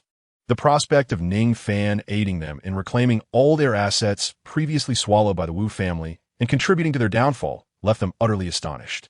They had just received news from their daughter that Ning Fan would be visiting. "Old man, what sort of person do you think Mr. Ning is? Although we have seen his photograph, we have never encountered him in person, so we are unsure how well we will get along." Lu Mei expressed her nervousness to her husband. Jiang Dehai shook his head. "How should I know? However, he is willing to assist us with such a significant favor. So he must genuinely care for our daughter. As future in-laws, how can we be intimidated by our son-in-law?" Jiang Dehai declared, attempting to appear composed as he propped his leg up. Lu Mei observed the subtle tremors in his leg, but refrained from calling out her husband's pretenses. "I will go prepare the meal," Lu Mei announced before retreating to the kitchen. Jiang Dehai opened his mouth but ultimately remained silent. After approximately half an hour, the door swung open. Jiang Lu Ying entered the living room with Ning Fan. Upon noticing them, Jiang Dehai hurriedly approached. "Mr. Ning, welcome to our humble abode." Jiang Dehai's enthusiastic greeting left Ning Fan momentarily bewildered. Is this Jiang Lu Ying's father? This introduction seems rather unconventional, doesn't it? Jiang Lu Ying observed Ning Fan's stunned expression and her father's obsequious demeanor, rolling her eyes in exasperation. "Dad, what are you doing? Fan is my boyfriend," she quickly reminded him. Yes, my esteemed son-in-law, please have a seat. Let me pour you some tea." Jiang Dehai's behavior rendered Jiang Lu Ying utterly speechless. At that moment, Ning Fan began to comprehend the situation. "Uncle, there's no need for such formality. I am hardly a fearsome creature." He gestured for Jiang Dehai to take a seat while pulling Jiang Lu Ying to sit opposite her father. Taking a deep breath, Jiang Dehai began, regardless of Mr. Ning's status. "We owe you our deepest gratitude. Without you, our family would still be toiling in Yin City, worrying about our son's education. Everything the Jiang family possesses is a gift from you, Mr. Ning. Should you have any requests in the future, please don't hesitate to ask. We will comply without question." Ning Fan found himself at a loss for words. He was there to meet his future father-in-law, not to be treated as a superior. Uncle, please don't be so anxious. Xiao Ying is my partner, and you are my elder. You ought to embody the dignity of your role," Ning Fan quietly suggested. Jiang Dehai nodded vigorously. "Yes, I must present myself as a proper elder. Xiao Ying, why aren't you getting Mr. Ning some tea and water? And perhaps even giving him a massage?" At this, both Ning Fan and Jiang Lu Ying were utterly speechless. Ning Fan chuckled awkwardly. "Huh, uncle, you truly are a man of sincerity."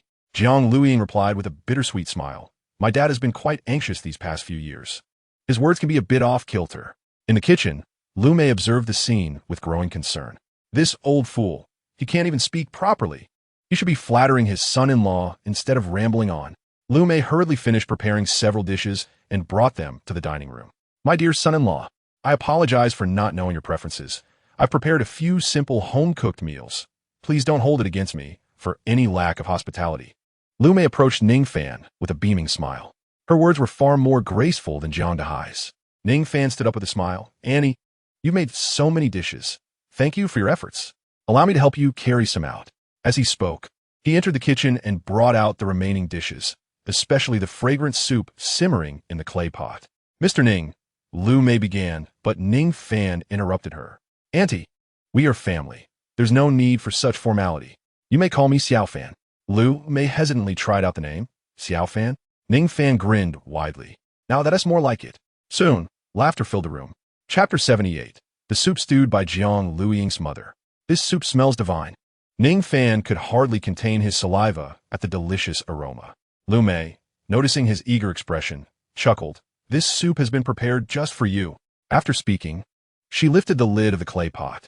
Ning Fan observed that there was little soup inside. Instead, it was filled with ingredients. Although those ingredients had been stewed to a tender, gelatinous consistency, their shapes were still discernible, suggesting a rich, restorative broth. Clearly, this was a nourishing concoction. If he consumed it, he might not need to sleep tonight. Upon catching a whiff of the enticing aroma, Jiang Dehai reached for a bowl, requesting Lu Mei to serve him a portion. However, Lu Mei shot him a fierce glare, asserting that it was all meant for Xiao Fan. She then filled a bowl to the brim for Ning Fan, which not only contained soup but also meat, though the meat appeared somewhat questionable. Ning Fan was momentarily taken aback, then turned to Jiang Luing. He thought to himself, could she possibly be the aunt's biological child? Was she trying to ensure he would suffer tonight? Jiang Luing, confused by his daze, quickly urged, my mother's soup is the most delicious. You must try it. As she pressed him, Ning Fan leaned closer to her ear and whispered, if I drink this bowl of soup, you might not even have the chance to beg for mercy tonight. Jiang Luing was perplexed. How could her pleading be related to this bowl of soup? Noticing her lack of understanding, Ning Fan pointed to the piece of meat in the bowl. This is no ordinary meat, nor is it merely soup. This is a significant tonic. Jiang Luing instinctively replied, so what if it's a tonic? What's the big deal? She intended to dismiss it. But before she could finish her thought, realization dawned upon her. She quickly pushed the bowl away from Ning Fan. Fan Ge doesn't tea need nourishment. He went tea drink this soup. Nonsense. If she didn't tea drink this soup, she felt she might not survive. Her mother was really being counterproductive. Yet, Lu Mei shoved the bowl back in front of Ning Fan, scolding Jiang Luing, what are you doing? This is the soup I made for Xiao Fan. Xiao Fan, don't mind her. In this household, her status is the lowest. Jiang Luing, unable to voice her anger, could only glare at Ning Fan. Her expression seemed to threaten him. As long as he drank this soup, he could forget about entering her room tonight. Ning Fan understood her implication, too, was reluctant to drink the soup, as it was unnecessary. The system had already enhanced him, so there was no need for additional nourishment. However, Lu Mei clearly had no intention of letting him off the hook. With no other choice, Ning Fan reluctantly placed the bowl of soup in front of the eagerly awaiting Jiang Dehai. At his age, he certainly felt the need for this broth. Yet, Lu Mei shot him a warning glance that made him retract his outstretched hand. Seeing Jiang Dehai's pitiful expression, Ning Fan chuckled and pushed the bowl back. He turned to Lu Mei and said, Auntie, I truly have no need for this soup. If I drink it, it will be Xiao Ying who suffers. Upon hearing this, Jiang Luing's face flushed with embarrassment. Lu Mei also smiled, somewhat sheepishly, noticing that Ning Fan genuinely did not wish to drink. Her daughter's reaction seemed to confirm that he did not require the soup, and she ceased her insistence. I just want to hold my grandson soon. Lu Mei weakly offered an explanation. Little did she know, her words only served to deepen Jiang Luing's embarrassment. At the table, only Jiang Dehai appeared elated. With that bowl of soup consumed, he felt ready to showcase his prowess that evening. As night fell, Jiang Luing pondered whether to prepare a room for Ning Fan. But Lu Mei decisively declared, of course, you two will share a room. I've mentioned before how I long for a grandson. Jiang Luing felt helpless in the face of her mother's insistence. Yet Lu Mei leaned closer, whispering, Xiao Ying, Ning Fan is a good man. You must seize the opportunity. He is wealthy, handsome, and likely to have other women around him. A humble family like ours can hardly compete. You can only aspire to be one of his lovers. Hurry and have a child, for that is what matters most. With a child, you will secure your place in the Ning family. Although this seemed somewhat unfair to her, Jiang Luing could not deny the truth in her mother's words. Just as that day, when Wei Wei had sent a message to Fan Ge, it was evident that he was not without other admirers. With so many women vying for his attention, how could she ensure her own standing? A child, undoubtedly, was the best option. If she bore the first child of the Ning family, even if Fan Ge did not marry her, she would still hold a certain status within the Ning household. At the very least, she could safeguard the assets of Qing Yang. Contemplating this, she nodded slightly. That night, she and Ning Fan engaged in passionate encounters without taking any precautions. The following morning, as Ning Fan awoke and recalled the events of the previous night, he was surprised to find Jiang Luing still peacefully slumbering beside him. Something felt amiss. It seemed that before they had gone to bed, Annie must have pulled her aside to share some words of wisdom. Regrettably, he had been too preoccupied to overhear her thoughts. As he quietly observed the beauty beside him, he acknowledged Jiang Luing's allure and figure. Were it not for Huang Weiwei, she would certainly be his preference. Once this thought crossed his mind, he scolded himself for his lack of integrity. He even questioned whether he might entertain similar notions should a woman more beautiful than Huang Weiwei appear. No, Weiwei's position was unassailable. His mother was already aware of her existence, and they were in conversation. The fact that Weiwei had addressed his mother as mother-in-law during their first encounter only solidified her status as the future matriarch of the Ning family. Ning Fan found amusement in this realization. It was, after all, Sun Jing who had discreetly informed her. He considered Sun Jing to be an excellent ally. Speaking of allies, he suddenly realized it had been several days since he had seen Su Qian. Did he only encounter this elite supporter when he was with Yu Li? It seemed he needed to spend more time with Yu Li. The combination of Yu Li and Su Qian would surely lead to his prosperity. Chapter 79. Huang Weiwei is kidnapped. Around 10 o'clock, Ning Fan escorted the Jiang family to the hotel. Before departing, he made a phone call to Meng County, arranging to sign the contract at noon. Meng County promptly dismissed his current tasks and brought along relevant personnel to the hotel. In addition to the $5 billion investment previously promised to Qingyang, Ning Fan decided to add another $5 billion. This substantial investment was undeniably crucial for the economically disadvantaged Qingyang. Meng County regarded this investment with utmost importance, expediting nearly all the necessary procedures. During the meal, the atmosphere was cordial and amicable.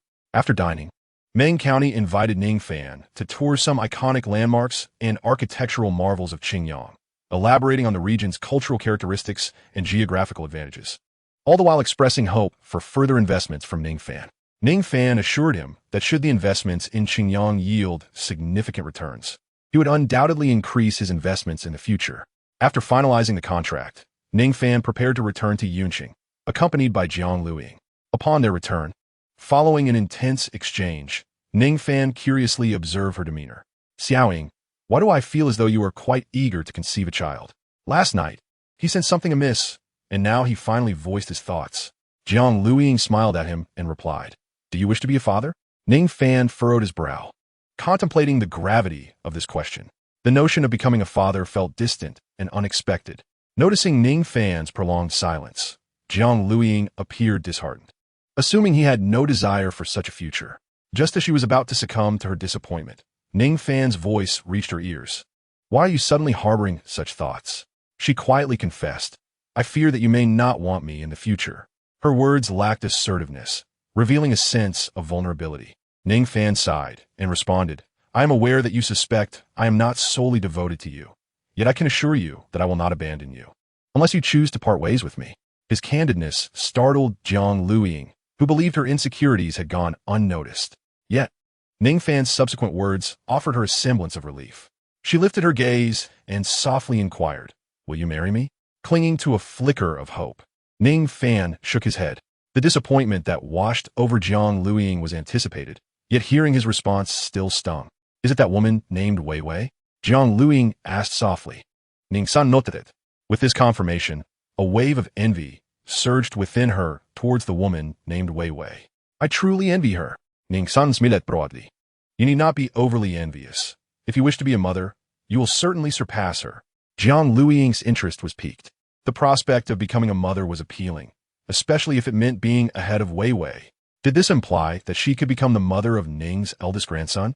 In an impulsive moment, Jiang Luiying playfully pushed Ning Fan down. An hour later, thoroughly fatigued and breathless, she lay on the bed, reluctant to move. Observing her exhausted state, Ning Fan chuckled, Xiaoying, your stamina is lacking. You need to train? Jiang Luiying gazed at Ning Fan with a look of deep resentment, exclaiming, you have become even more formidable than before.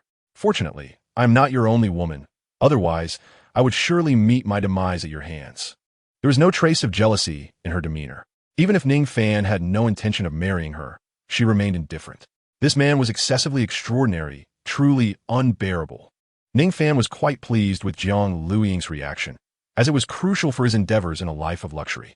A woman who harbored no desire for rivalry was indeed his greatest affection.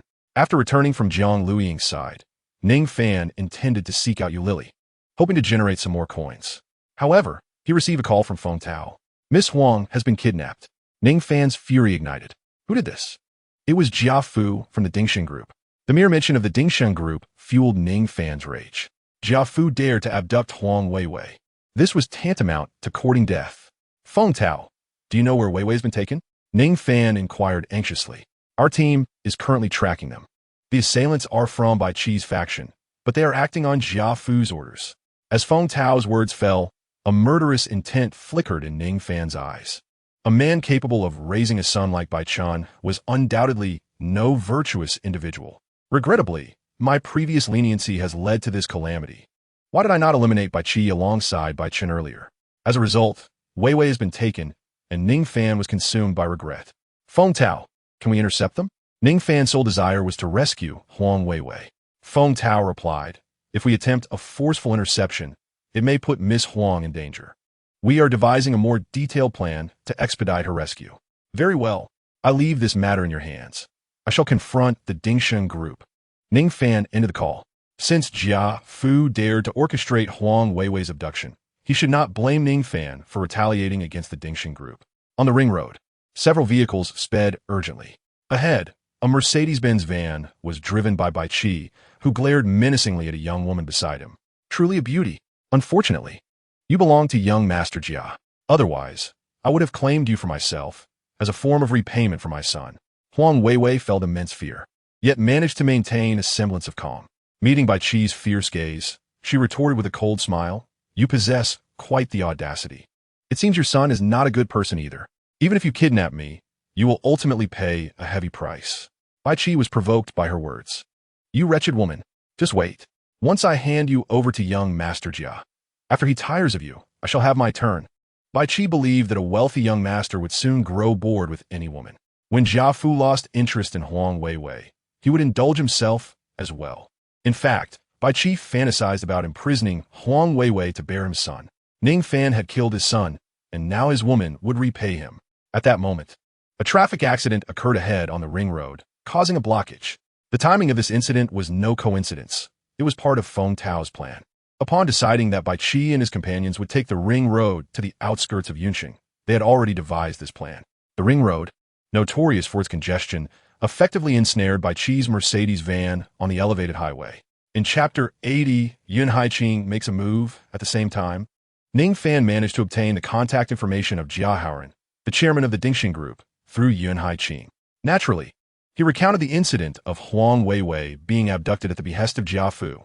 He also informed Yun Haiqing of his intentions to take action against the Dingsheng group.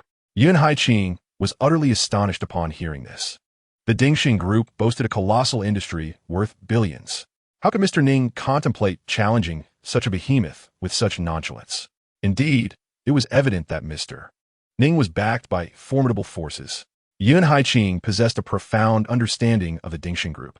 During Jia Fu's time at Yunda University, he had interacted with Jia Haoran, as Yunda was in dire need of funds, while Dingsheng was flush with cash.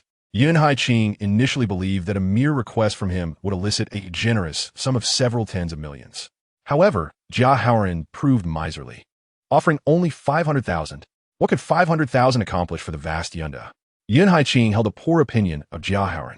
The fact that Jia Fu had the audacity to kidnap Huang Weiwei, prompting Ning Fan to act against the Dingsheng group, filled him with a sense of vengeful exhilaration.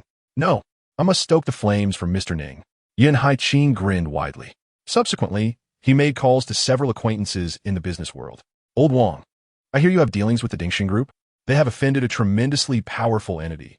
They might be doomed, so you better, Old Song, I must tell you, sever ties with the Dingsheng group immediately. I'm looking out for your best interests. They have made enemies. Bossy, the Dingsheng group has crossed a significant figure. Let me put it this way. They donated 100 million to our Yunda because their girlfriend was slandered by someone at the school. You can imagine their influence. The son of the Dingsheng group's owner has kidnapped someone's girlfriend.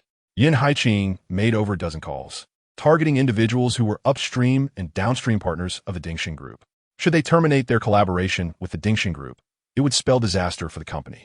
After concluding the calls, Yun Haiqing beamed with satisfaction. If Mr. Ning were to discover my covert assistance, he would undoubtedly support my endeavors even more in the future. The education system is generally underfunded, particularly in the research budgets of university laboratories. With Mr. Ning's financial backing, I envision that once I assume office, the The laboratories across the province will radiate with renewed brilliance. At that point, I could leverage these research achievements to establish a significant legacy, paving the way for my advancement. The more he contemplated, the more elated he became, already envisioning himself in a pivotal role within the central department. Unbeknownst to Jia Haoran, his son was embroiled in a scandal, and the Dingxin Group was perilously close to its demise. He languidly engaged in games with his secretary when a call from an upstream partner interrupted. President Wang, what? You wish to terminate our collaboration? We have always worked well together. Why the sudden decision to sever ties? Please, General Manager Wang, grant me a reasonable. Before he could finish his sentence, the call was abruptly disconnected. Jia Haoran's expression darkened as he muttered fiercely, it's merely a business partner. If they are gone, so be it. My Dingxin Group has plenty of collaborators. Just then, another call came in. President Song, what Song? Jia Haoran. I must inform you that our partnership has come to an end. A roar echoed from the other end of the line just as he shouted. Another partner severed ties. Subsequently, Jia Haoran received a barrage of calls, each one notifying him of the termination of collaborations with Dingxin Group. It dawned on him that someone was conspiring against him. I haven't wronged anyone recently. Why are all these people cutting off their partnerships with me? Their tone suggested they were afraid of something. Taking a moment to reflect, Jia Haoran discerned the source of the problem. Xiao He, please investigate if there have been any recent conflicts involving Dingxin Group's business dealings, he instructed his secretary, who was busily organizing her attire. He Jia quietly suggested, Chairman, if there were any conflicts, they would surely be reported. Perhaps it would be wise to inquire with the young master. Jia Haoran furrowed his brow. He was deeply disappointed in his son, Jia Fu. After much effort, he had managed to have him replace another student at Yin University, only to see him expelled. This had brought him considerable shame. He was also aware that his son had a penchant for stirring trouble. If Jia Fu had offended someone significant, he would not be surprised. Jia Haoran retrieved his phone and dialed Jia Fu's number. After a prolonged wait, the call was finally answered. Dad, what is it? If there's nothing urgent. I'm hanging up. Jia Fu sounded impatient. Jia Haoran asked coldly, have you done anything recently? No, absolutely not. Jia Fu replied immediately. Jia Haoran sensed that the quickness of his response was suspicious. Listen here, if you've gotten into any trouble, you need to apologize immediately. Otherwise, our Jia family is finished. He urged. Jia Fu dismissed it as a scare tactic. I really haven't tea. I'm very well behaved. He continued to deny. Jia Haoran chose not to press further and ended the call, realizing that merely asking would yield no answers. Xiao He, investigate Jia Fu and see what he has been up to lately, Jia Haoran instructed his secretary. Her earlier suggestion lingered in his mind, and he became increasingly convinced that Jia Fu must have offended someone important. Meanwhile, as Jia Haoran directed his secretary to investigate Jia Fu, Ning Fan began to target Dingxin Group's stock. With numerous partners withdrawing their collaboration, Dingxin Group's shares plummeted. Ning Fan aimed to strike while the iron was hot. He enlisted several traders to continue assaulting Dingxin Group's stock. This type of opportunistic trading required neither exceptional skill nor significant capital. However, they would have to wait for the market to open the following day to take action. On another note, along Huanqing Road, Feng Tao, Song Kai, and others rushed to the scene. Although the recent accident had not resulted in casualties, a truck transporting lubricating oil had overturned. Certainly, the vehicle was prepared by Feng Tao. Although this action significantly burdens the traffic on the ring road, resulting in countless individuals stranded, it simultaneously affords them additional time for their rescue efforts. Feng Tao and his companions, akin to the anxious motorists, exited their vehicles and advanced forward, hurling expletives. Chapter 81. The Successful Rescue. Feng Tao and his group, comprised of a dozen former military personnel, possessed varying degrees of combat prowess. Upon reaching the side of the Mercedes-Benz van, a quarrel erupted between Feng Tao and Song Kai, escalating into a physical altercation. As they grappled, they found themselves pressed against the side of the Mercedes, their commotion naturally drawing the attention of Bai Qi and others inside the vehicle. However, Bai Qi remained largely indifferent. Huang Weiwei, however, recognized the voices of Feng Tao and Song Kai, realizing they had come to her aid. Astute and perceptive, Huang Weiwei deduced that their quarrel and ensuing fight were a deliberate ploy to create chaos, allowing them to approach the Mercedes. She instinctively shifted away from the window. At that moment, Feng Tao brandished a baseball bat, aiming a strike at Song Kai. As onlookers braced for Song Kai's demise, he unexpectedly evaded the blow with remarkable agility. Feng Tao's swing, however, struck the Mercedes, shattering the window. Feng Tao caught sight of Huang Weiwei within the vehicle. Noting her turn back, he exhaled in relief, reassured that she likely heard his voice and discerned his intentions. The shattered window left by Qi momentarily bewildered, prompting him to confront Feng Tao. Meanwhile, Feng Tao remained embroiled in his skirmish with Song Kai, and soon several others joined the fray, resulting in a fierce and intense battle.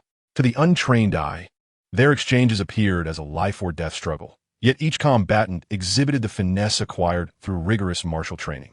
While their strikes were executed with lethal precision, they possessed techniques to neutralize the impact, rendering the encounters less damaging than they appeared. At one point, Song Kai was struck by Feng Tao's kick, propelling him toward the Mercedes.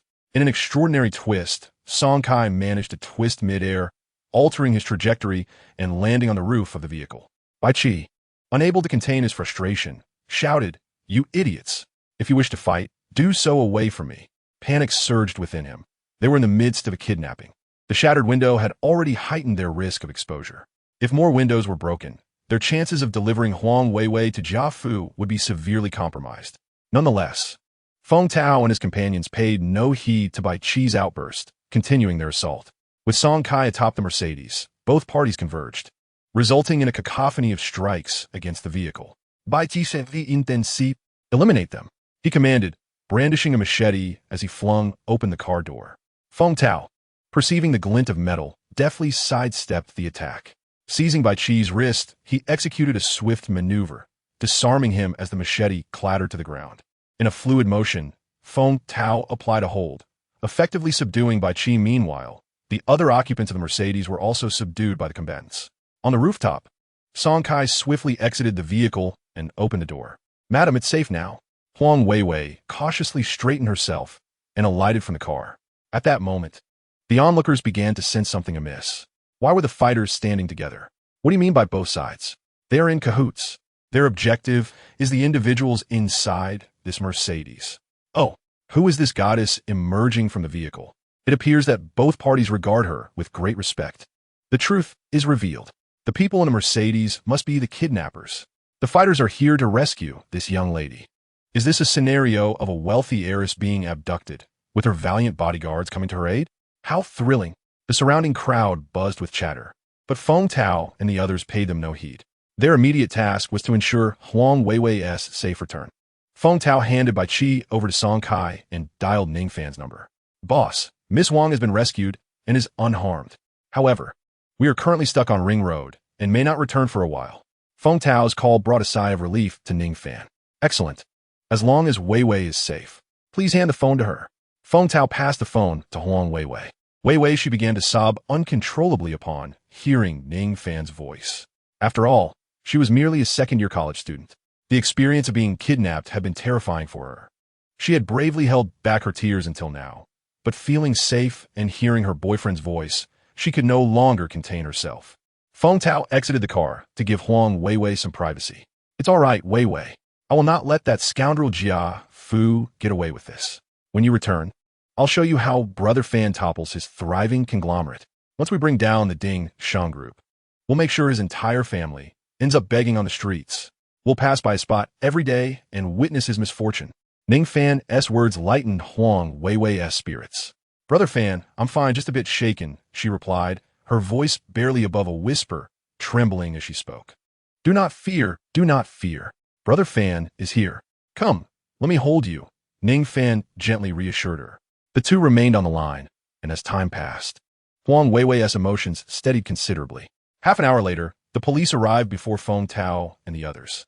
Feng Tao explained the situation, and the police took the matter seriously, detaining Bai Qi and the others. The commanding officer stated, "One of you must accompany us for questioning. Your actions have caused a severe traffic disruption on Ring Road, with far-reaching consequences. Officer, our boss has declared that everyone stuck on Ring Road today will receive an economic compensation of 500 yuan. Upon hearing this, the captain was taken aback. "Comrade, such statements should not be made lightly. While the traffic management department is urgently controlling the inflow of vehicles onto Ring Road, there are likely hundreds of cars, possibly thousands of people caught in this jam. Clearly, the captain found it hard to believe Feng Tao's words. Officer, the one who was kidnapped is our boss's wife. Our boss cares deeply for her.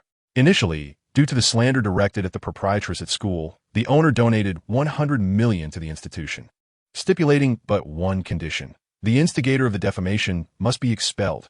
A mere compensation of 500 per individual is truly negligible. The team leader was taken aback. What kind of affluent individual is this? To donate such a sum merely to expel a few students? It appears that today's affair is rather trivial. The congestion along the city ring road involves at most a few thousand people, certainly not exceeding 10,000. To someone of his stature, several million is indeed a trifling amount. The team leader promptly reported this situation upwards. Chapter 82. Yun Haiqing invites to dinner. Originally, Feng Tao and his associates, who had caused a traffic obstruction utilizing a truck for transporting lubricants, were destined to face severe repercussions. However, Ning Fan managed to obtain the understanding of those affected by the blockage with a compensation of 500 each. Even those intercepted by traffic management who could not access the ring road expressed their grievances. Bai Qi was arrested for kidnapping, yet Jia Fu managed to evade capture. Upon realizing the gravity of the situation, this scoundrel fled. At the Shanghua Group, Jia Haoran finally understood why so many partners sought to terminate contracts with him. It was all due to the misdeeds of that rascal Jia Fu. Yet, as Jia Fu was his only son, there was little he could do. All he could do was endure the consequences. As evening descended, Ning Fan finally reunited with Huang Weiwei. Upon seeing him, she immediately rushed into his embrace. "It's all right, Weiwei. The ordeal has passed. I will surely deal with that scoundrel Jia Fu." Ning Fan comforted the young girl gently. Huang Weiwei nodded obediently, though her demeanor still reflected a hint of lingering fear. That night, Ning Fan took Huang Weiwei to the villa in Zijin Garden. "Weiwei, you should rest for a while. I will prepare dinner," Ning Fan softly suggested. However, Huang Weiwei clung to the hem of his garment. "Brother Fan, let us cook dinner together." Ning Fan nodded in agreement. In the kitchen, the two busied themselves, evoking a sense of a young couple. After dinner, Ning Fan retired early with Huang Weiwei to the bedroom. He could sense her exhaustion and wished to let her rest. Huang Weiwei quickly washed up in the bathroom and lay down on the bed, with Ning Fan naturally settling beside her. "Rest now, classmate Weiwei. With me here, there is no need for concern." Huang Weiwei nodded, burying her head against Ning Fan's chest, and soon fell into a peaceful slumber. The following morning, Huang Weiwei appeared to have regained her vitality. She had slept soundly through the night, despite experiencing some nightmares. Yet Ning Fan always descended like a savior, rescuing her from peril. Gradually, her fears dissipated. Seeing Huang Weiwei's remarkable recovery, Ning Fan finally exhaled in relief. He had genuinely worried that this incident might inflict psychological scars upon her. Fortunately, such an outcome had not materialized. As the stock market opened, Ning Fan injected capital to ruthlessly strike at the fallen adversaries. The shares of Shanghua Group swiftly plummeted once more. Jia Haoran wore a visage of despair. He could never have anticipated that his colossal Shanghua Group would be so vulnerable to a single blow. More critically, the collaboration with upstream and downstream partners has been severed, leaving the Dingsheng Group's operations in a state of near cessation. This cannot be allowed to stand. Jia Haoran clenched his teeth. Having painstakingly developed the Dingsheng Group to this point, he would not succumb to despair. Jia Haoran had learned from Jia Fu about the kidnapping of Huang Weiwei. Additionally, through friends with closer ties, he discovered that Huang Weiwei has a powerful boyfriend. He understood that everything the Dingsheng Group was enduring must be linked to Huang Weiwei's boyfriend. "You dare to strike at the Dingsheng Group? I shall ensure you pay the price." With a grim expression, Jia Haoran logged onto a certain website. "You have caused the Dingsheng Group immense losses. Therefore, I will see you pay with your life." Jia Haoran swiftly placed an order on the site, paying 1 million. This was a deeply concealed assassin website. As long as one had the money, they could eliminate any adversary. However, they had a rule. They would not accept orders targeting government officials. Clearly, these individuals understood the far-reaching repercussions of assassinating officials. After placing the order, Jia Haoran grinned. "Ning Fan, just wait for your demise." Jia Haoran closed the webpage. If Ning Fan were to learn that Jia Haoran sought an assassin for him with a mere bounty of 1 million, he would likely find it laughable. The continuous decline of the Dingxing Group over several days has become increasingly burdensome for Yunqing.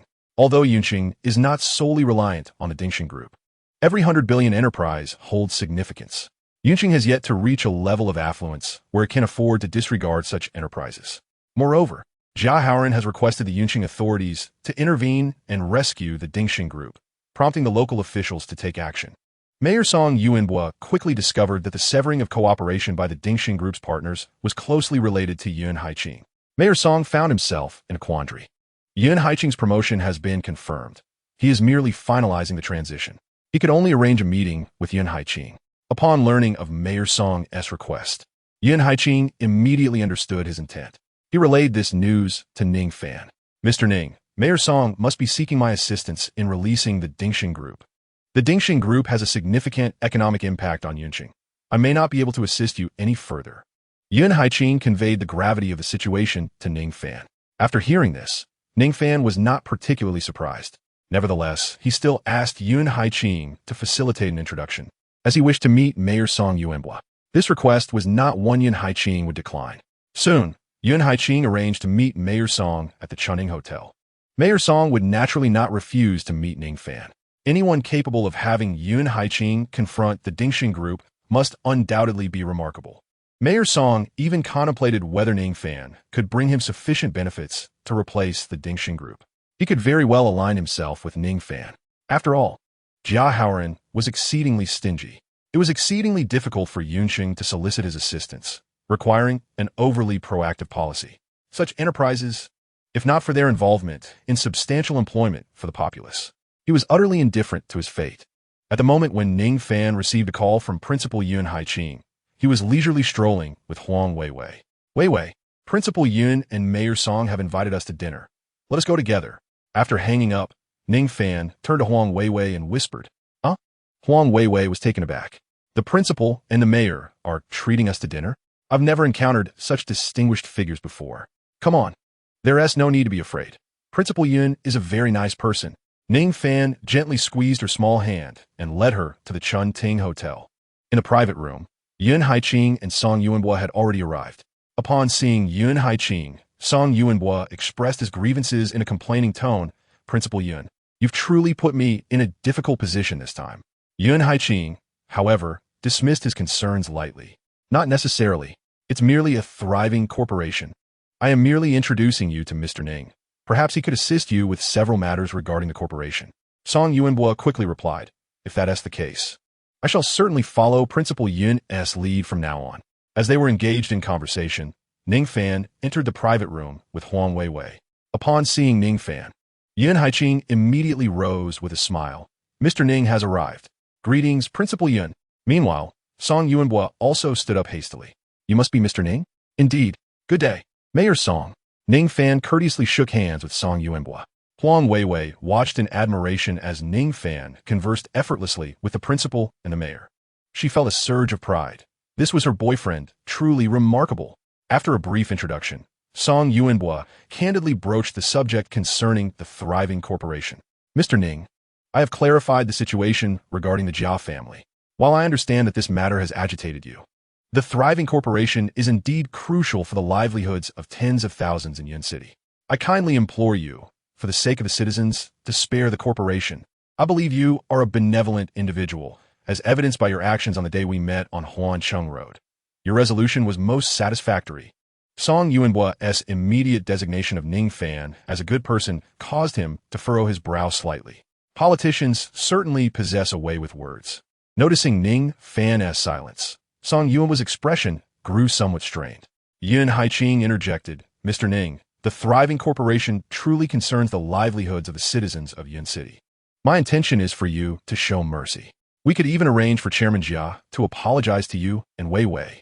Yun Haiqing adopted a humble stance, prompting Ning Fan to consider his request.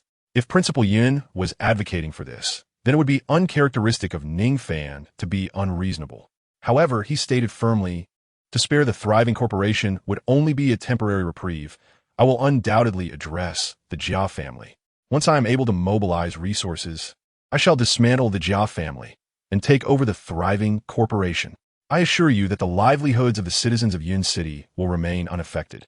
and I hope Mayor Song will provide me with certain conveniences when the time comes.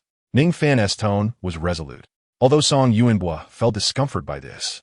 He had no choice but to acquiesce. The fate of the Jia family was inconsequential. As long as the thriving corporation remained intact and the livelihoods of the citizens were safeguarded, that was sufficient. If Ning Fan possessed the capability to acquire the prestigious Dingxin Group, his assistance would undoubtedly serve as a splendid embellishment, yielding immense benefits for him. Song Yuanbua, with a sweeping gesture, assured, no problem. When Mr. Ning decides to take over Dingxin Group, I will certainly lend my support. Ning San noted, reaching out to the operator to cease the assault on Dingxin Group stocks. Yun Haiqing also relented, allowing the upstream and downstream partners of Dingxin Group to continue their collaboration with the Jia family. Finally, the stocks of Dingxin Group stabilized. In the private room, Yun Haiqing and Song Yuanbua continuously toasted a Ning Fan while incessantly inquiring about his identity and background. Naturally, Ning Fan refrained from divulging any details. His current standing was solely attributable to the system. Crafting a few fabrications to placate them, he feigned inebriation, resting his head on the table. Upon noticing Ning Fan's apparent drunkenness, Yun Haiqing and Song Yuanbua decided to relent. Huang Weiwei attentively watched over Ning Fan from the side. Once Yun Haiqing and Song Yuanbua departed, Ning Fan regained his senses. Brother Fan you're sober? Huang Weiwei exclaimed, her expression one of astonishment. Clearly, she had not anticipated his swift recovery from intoxication. Ning Fan smiled broadly. I was never truly drunk, so why would I need to sober up? Huang Weiwei blinked her eyes in confusion, evidently struggling to comprehend his reasoning. Noticing her bewilderment, Ning Fan chuckled. I was merely pretending. Both Yun Haiqing and Song Yuanbua are quite astute in their thoughts. Engaging with them could lead to numerous missteps. Feigning intoxication is the wisest choice. Huang Weiwei nodded, half understanding. Yet she found Ning Fan's reasoning remarkably sound. Aware of her limited grasp on such matters, Ning Fan offered no further explanation. After exiting the hotel, the pair continued their stroll down the street. During their outing, Huang Weiwei coaxed Ning Fan into spending a considerable amount of soft currency, which brought him immense joy. Thus far, aside from the 1 billion invested in Xinjiang and the several billion spent dealing with Dingxin Group, he still possessed 2 billion. Most of this wealth stemmed from Huang Weiwei's sporadic expenditures on him. Although her payments were often merely in the hundreds or thousands, they accumulated significantly over time. Huang Weiwei had been staying with Ning Fan for the past few days, with Sun Jing occasionally visiting. The incident of Huang Weiwei's kidnapping had frightened her considerably, but upon learning that she had only experienced a mild scare, Ning Fan felt relieved. Huang Weiwei's live broadcast continued, yet her interaction with fans dwindled. The primary reason being, her fans had become rather insistent. Her heart was wholly devoted to Ning Fan, leaving her disinclined to face those overly zealous fans. Even her engagement with regular fans diminished significantly.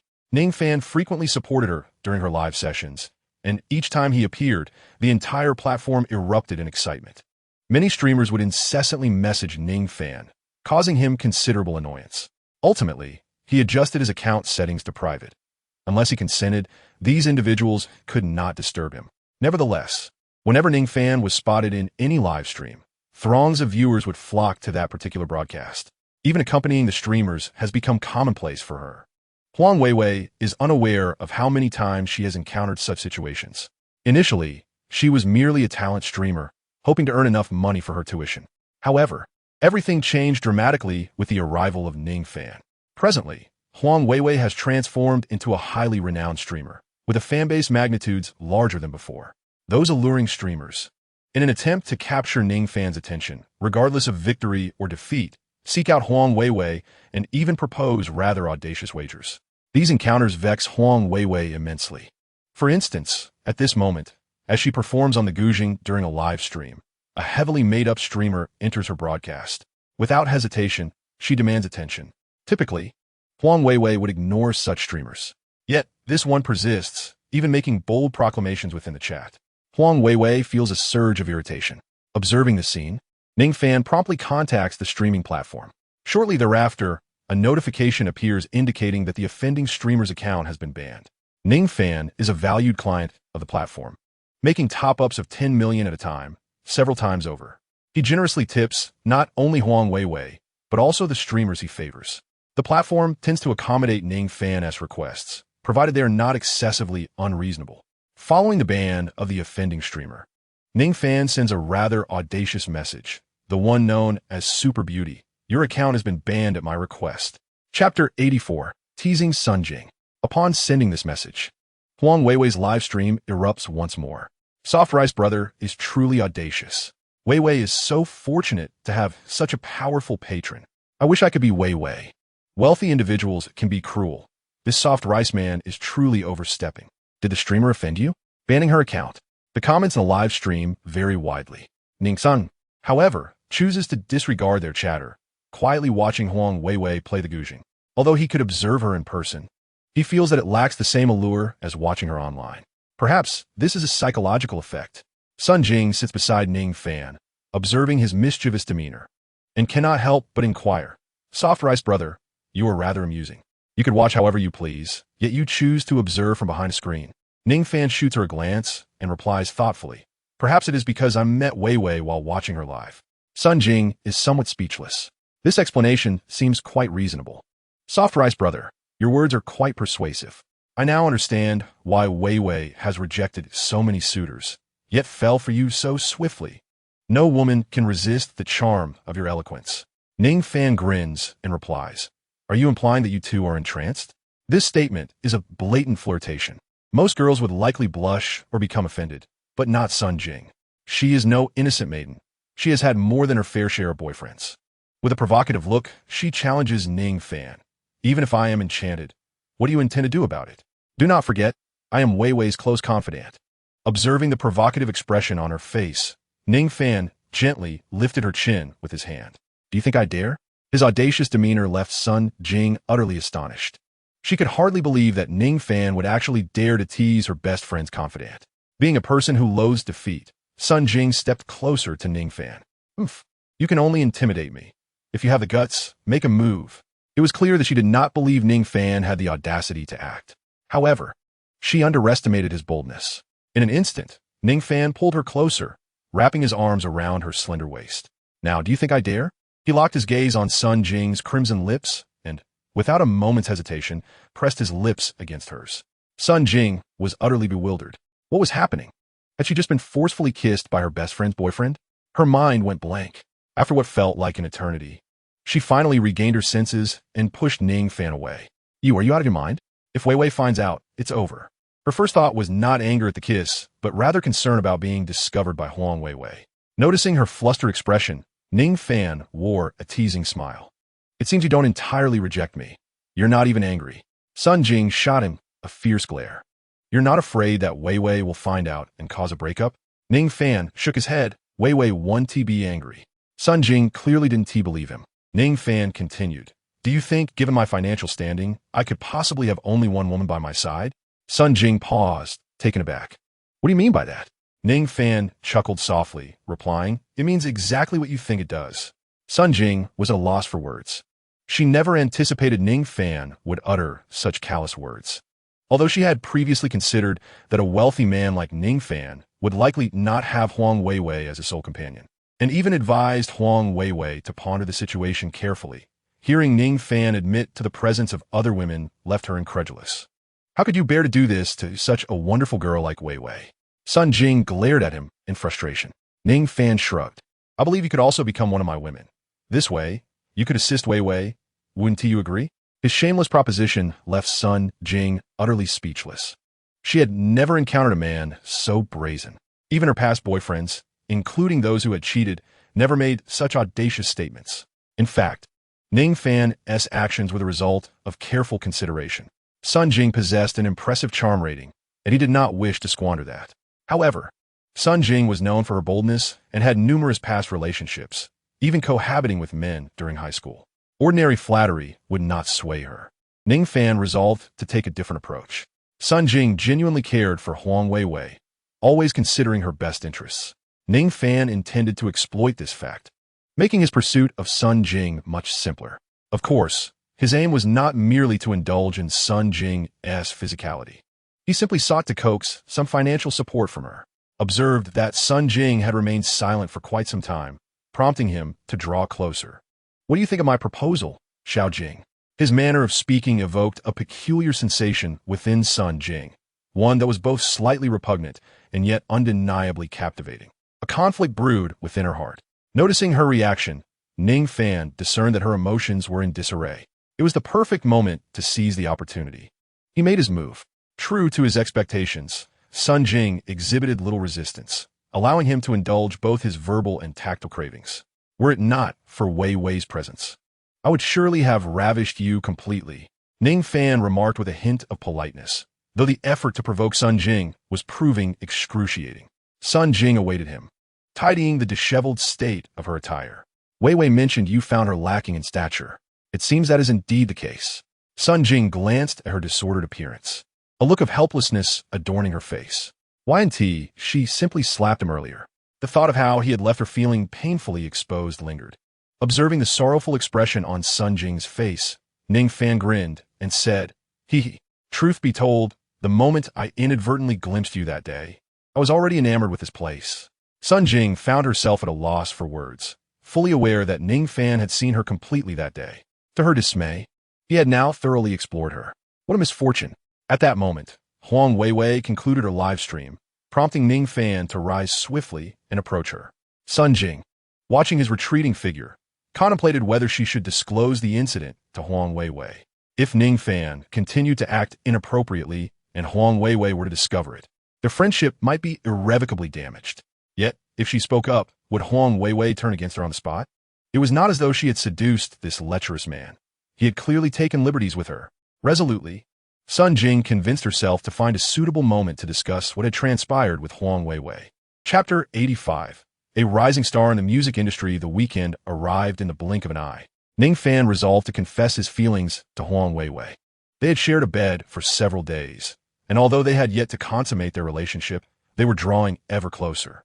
With the decision made to elevate Huang Weiwei to the status of the matriarch of the Ning family, certain matters needed to be addressed promptly. He called Yun Haiqing to inform him of his intention to propose to Huang Weiwei. Yun Haiqing was wholeheartedly supportive, even enlisting the help of the school's security personnel to discreetly transport some items on a campus. More importantly, he leveraged his connections to invite several celebrity alumni from Yun University. In Huang Weiwei's dormitory, Sun Jing was engrossed in her phone, excitedly discovering that numerous famous alumni were returning to Yun University. Weiwei, look. So many renowned seniors are coming back to Yun University. Have you seen this news? Sun Jing exclaimed, her face alight with enthusiasm as she leaned towards Huang Weiwei. Huang Weiwei, equally exhilarated by the news circulating online, was taken aback. She had not anticipated that these accomplished seniors would return. It seemed that nothing significant had transpired at Yun University recently, and the school anniversary was still several months away. Tilting her head in confusion, Huang Weiwei found herself pondering why these long-established alumni would choose this moment to return, especially without any prior indication. Vivi, your exceptional musical talent undoubtedly qualifies you to accompany them, which would significantly enhance your reputation. Sun Jing had also contemplated this suggestion, as Huang Weiwei had achieved a performance level in her gouging skills. Otherwise, she wouldn't be hosting live streams. Indeed, providing accompaniment for these senior students is a splendid choice. As Huang Weiwei pondered this, her counselor called her. Vivi, our university's prominent star, Huanong, wishes to invite you to accompany him. I hope this is convenient for you. Huang Weiwei promptly replied, of course, I can do it. Excellent. It's settled then. Given the urgency of this event, please proceed to meet Huanong immediately in the grand auditorium. The counselor concluded the call. Huang Weiwei, filled with excitement, turned to Sun Jing. I can't believe Huanong has invited me to accompany him. What? Huanong? He is a top-tier celebrity. He has the most remarkable talent to emerge from our music department at Yun University. Sun Jing exclaimed, equally exhilarated. Although Yun University is not a specialized music academy, it does boast a music department, and few stars have graduated from it. Huanong's ascent to the ranks of mainstream stardom speaks volumes about his prowess. Notably, Huanong is still quite young, leaving ample room for further growth.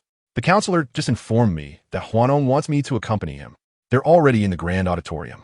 Let us hurry, Huang Weiwei said, and together with Sun Jing, they made their way to the auditorium. Upon their arrival, they found a considerable crowd gathered.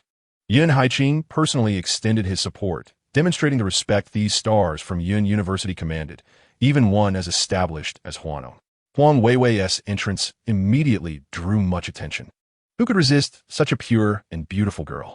When Huanong spotted Huang Weiwei, a look of desire crossed his face. He had been aware of this junior for some time. His willingness to return to Yun University so readily was largely due to her presence. Hello, Junior Weiwei. I am Huanong. He approached Huang Weiwei with gentlemanly charm, extending his hand. However, Huang Weiwei did not reciprocate. Instead, she felt an uncomfortable sensation in his gaze. Sun Jing, noticing Huanong's expression, quickly interjected, Senior, our Weiwei is quite timid and has never dared to engage with unfamiliar men. Huanong remained unfazed. The allure of such a shy junior only heightened the intrigue for him.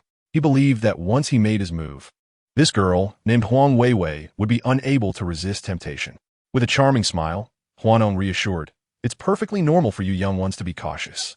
He continued, Allow me to share the songs I will be performing tomorrow, so you can practice the accompaniment. After stating this, Huanong sought to add Huang Weiwei as contact information. Reluctantly, she opened her phone for him to scan her WeChat ID. Once he added her, Huanong felt a surge of triumph. The first step had succeeded, and the next would be to entice her gradually. He maintained a careful balance in their conversation, ensuring his approach was measured. After sending the song to Huang Weiwei, she was instructed to practice first. Weiwei, please return and rehearse. However, she was to come earlier the next day for a joint practice. Huang Weiwei nodded. Upon returning to the dormitory, Sun Jing remarked to Huang Weiwei, I feel something is off about Huanong. He definitely has his eyes on you. Weiwei furrowed her brows. Really? Sun Jing, observing her naive expression, quickly asserted, You must believe me. I can see the desire in Huanong's eyes. You must have felt uncomfortable before, right? Huang Weiwei nodded. Sun Jing continued, That kind of aggressive gaze can be quite unsettling. Your feelings are indeed valid. During tomorrow's rehearsal, I will stay close to you. Do not leave my sight. Huang Weiwei nodded once more, fully trusting Sun Jing in such matters. The following morning, Ning Fan arrived at Principal Yun Haiching's office. Thank you so much for your unwavering support, Principal Yun. Ning Fan expressed his gratitude for Yun Haiching's cooperation in his grand confession. Without Yun Haiching's assistance, he would have found it challenging to execute such a public declaration. Yun Haiching smiled. There is no need for formalities between us. This event is advantageous for me as well. I can use your confession as an opportunity for the music department students to learn from their seniors, which will be beneficial for their growth. Perhaps your declaration will even lead to the emergence of a few stars from our university in the future. Ning Sang Grinet. May your dreams come true, Principal Yun. Meanwhile, in the grand auditorium, Huang Weiwei was rehearsing with Huanong. Huang Weiwei's gouging skills were so exceptional that Huanong struggled to keep pace. A few nearby singers whispered among themselves. Huanong truly does not live up to his reputation.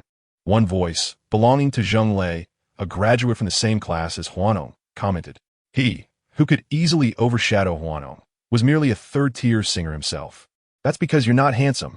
If you were good-looking, wealthy women would take notice of you. Zhou Yin, your words are crushing. Zheng Lei looked at the woman helplessly. I think Zhou Yin is right. Huanong has quite a name, yet he lacks true talent.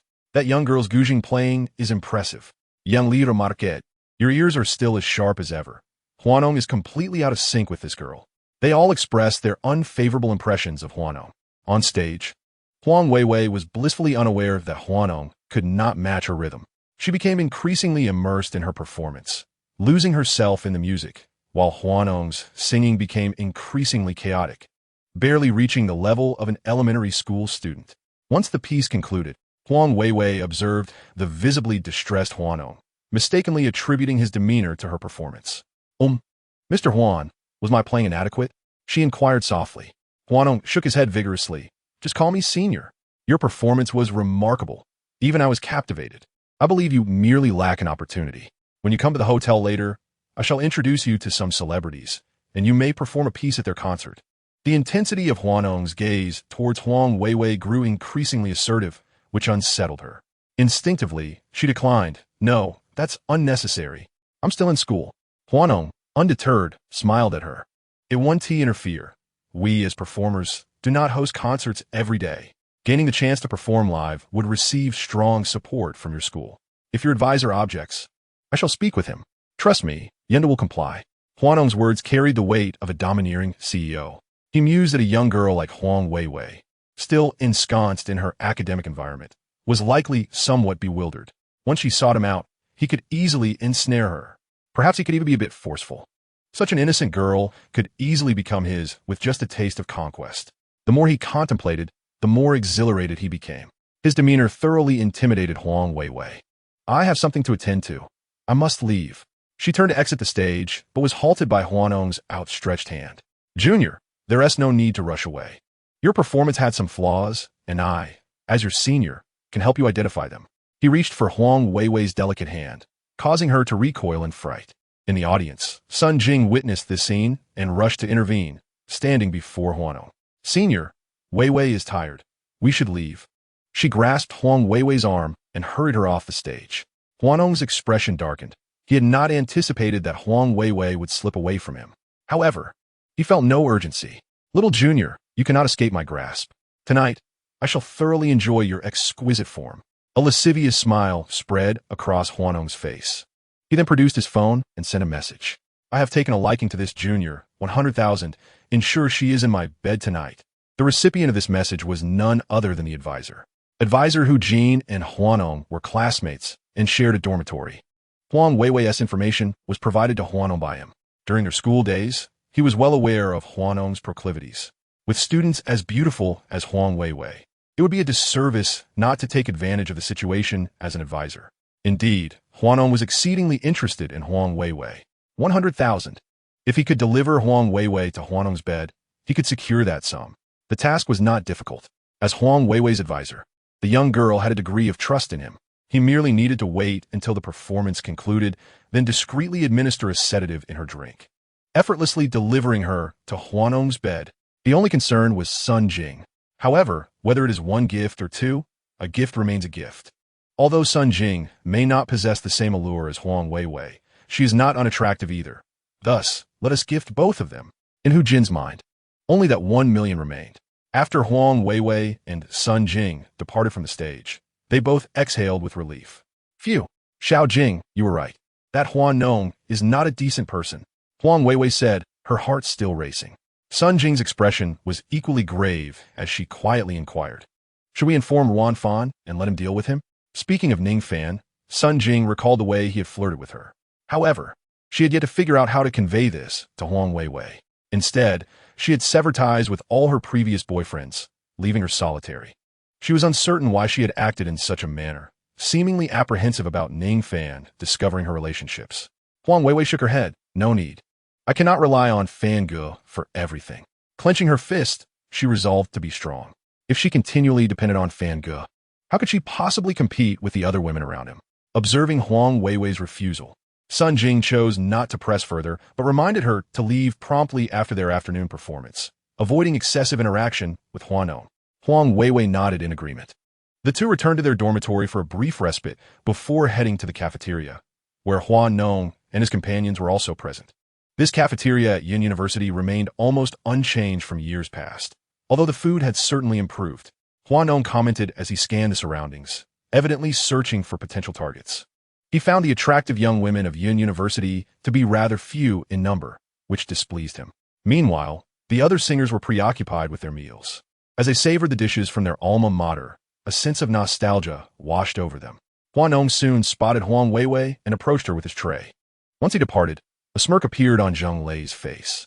Do you think that the wealthy woman behind Huanong would kick him to the curb if she learned of this? Zheng Lei was evidently well aware of Huanong's affairs. Zhou Yin and Yang Li shot him disapproving glances. Yang Li was the first to speak, cautioning, keep such thoughts to yourself. If Huanong finds out, you know the consequences. Zhou Yin added, indeed, you have finally sung a few decent songs. Although you lack personal fame, your earnings are quite respectable. If you offend Huanong, those songs could be ruined. Chapter 87. Sun Jing's Speculation. Zheng Lei sighed in resignation. What difference did it make how exceptional his singing was? In the end, he was still overshadowed by the superficial pretty boy. He desperately wanted to warn Huang Weiwei to maintain her distance from Huanong, but hesitated, fearing Huanong's retaliation. If that were to happen, as Zhou Yin had predicted, his two reasonably successful songs would be destroyed by Huanong. His very foundation for survival would crumble before Huanong. proving utterly vulnerable. At that moment, Huanong had approached Huang Weiwei, engaging her in a gentlemanly manner. Huang Weiwei wished to ignore him and attempted to sidestep, but Huanong persisted, intent on continuing his harassment. Huang Weiwei felt a surge of anger. Xiao Jing, I can't eat anymore. Huang Weiwei turned away from the cafeteria, pulling Sun Jing along with her. Huanu looked at Huang Weiwei's retreating figure, his expression decidedly grim. Subsequently, he sent a message to Hu Jinfang. This student of yours has quite the temper. She shows me no respect. Upon receiving Huanu's message, Hu Jinfang promptly replied, rest assured. By evening, you shall have her. It is still early. I have made all the necessary arrangements. You need only await your enjoyment. Satisfied, Huanu nodded. Gazing at Huang Weiwei's silhouette, he thought to himself, just wait until tonight. I shall have my way with you. After Huang Weiwei and Sun Jing departed, Sun Jing smiled and remarked, this is the Huang Weiwei I know. You act entirely differently in front of that soft-hearted fellow. Huang Weiwei pouted. Fan Ge is not like the others. He genuinely cares for me. Sun Jing scoffed. I see it as a matter of looks. How many among them possess the charm of that soft-hearted guy? Even Huanu cannot compare in handsomeness. Huang Weiwei nodded earnestly, acknowledging that Sun Jing's assessment was indeed accurate. Fan Ge was the most attractive. As the two chatted, they arrived at a small restaurant outside the school. Have you heard? Apparently, someone is going to confess at Yenda this afternoon. Sun Jing exclaimed. Where did you get this gossip? I had no idea. Huang Weiwei replied. I have a relative in the security department at Yenda. I've heard that several trucks of roses have been brought in. As Huang Weiwei and Sun Jing listened to the animated discussions around them, they couldn't help but frown. Weiwei, which rich second generation is stirring up trouble this time? Sun Jing inquired. Huang Weiwei shrugged. How would I know? As long as it doesn't concern me. However, Sun Jing remained unconvinced. Not necessarily. Perhaps it is for you. After all, among all of Yunda, your allure is unmatched. Even a superstar like Huanu would bow before your beauty. Sun Jing's words made Huang Weiwei blush. Don't say such things. There are many beautiful girls in our school, not just me. You attract a lot of boys too. Sun Jing disagreed. While there are indeed other pretty girls at Yunda, none possess your level of charisma. Several trucks full of roses. Such gestures are beyond the ordinary. At this point, Sun Jing suddenly conceived a thought. Weiwei, do you think it could be that soft-hearted guy planning to confess to you? She felt certain about her notion. Huang Weiwei was momentarily taken aback, incredulously asking, that shouldn't be the case, right? Fan Ge has never mentioned anything about confessing. Sun Jing replied with an air of certainty. I believe that soft-hearted guy is indeed planning to surprise you. He clearly likes you and must wish for you to be his girlfriend. His silence on the matter only indicates one thing. Huang Weiwei looked at her, curiosity sparkling in her eyes. What do you mean? Not wishing to keep her in suspense. Sun Jing continued.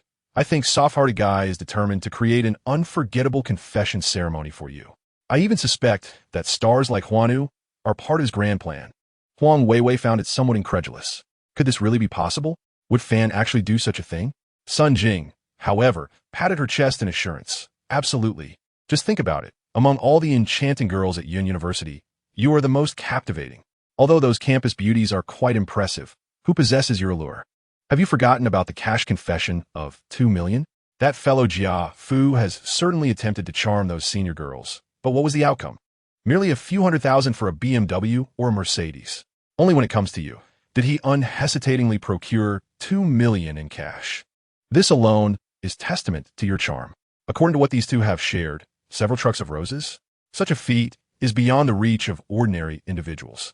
Among those I know, only the soft rice guy possesses this kind of capability. He even managed to collaborate with the campus security. Only he has that kind of influence. Let us not forget, the last time the soft rice guy sought vengeance for you, he donated 100 million to Yun University.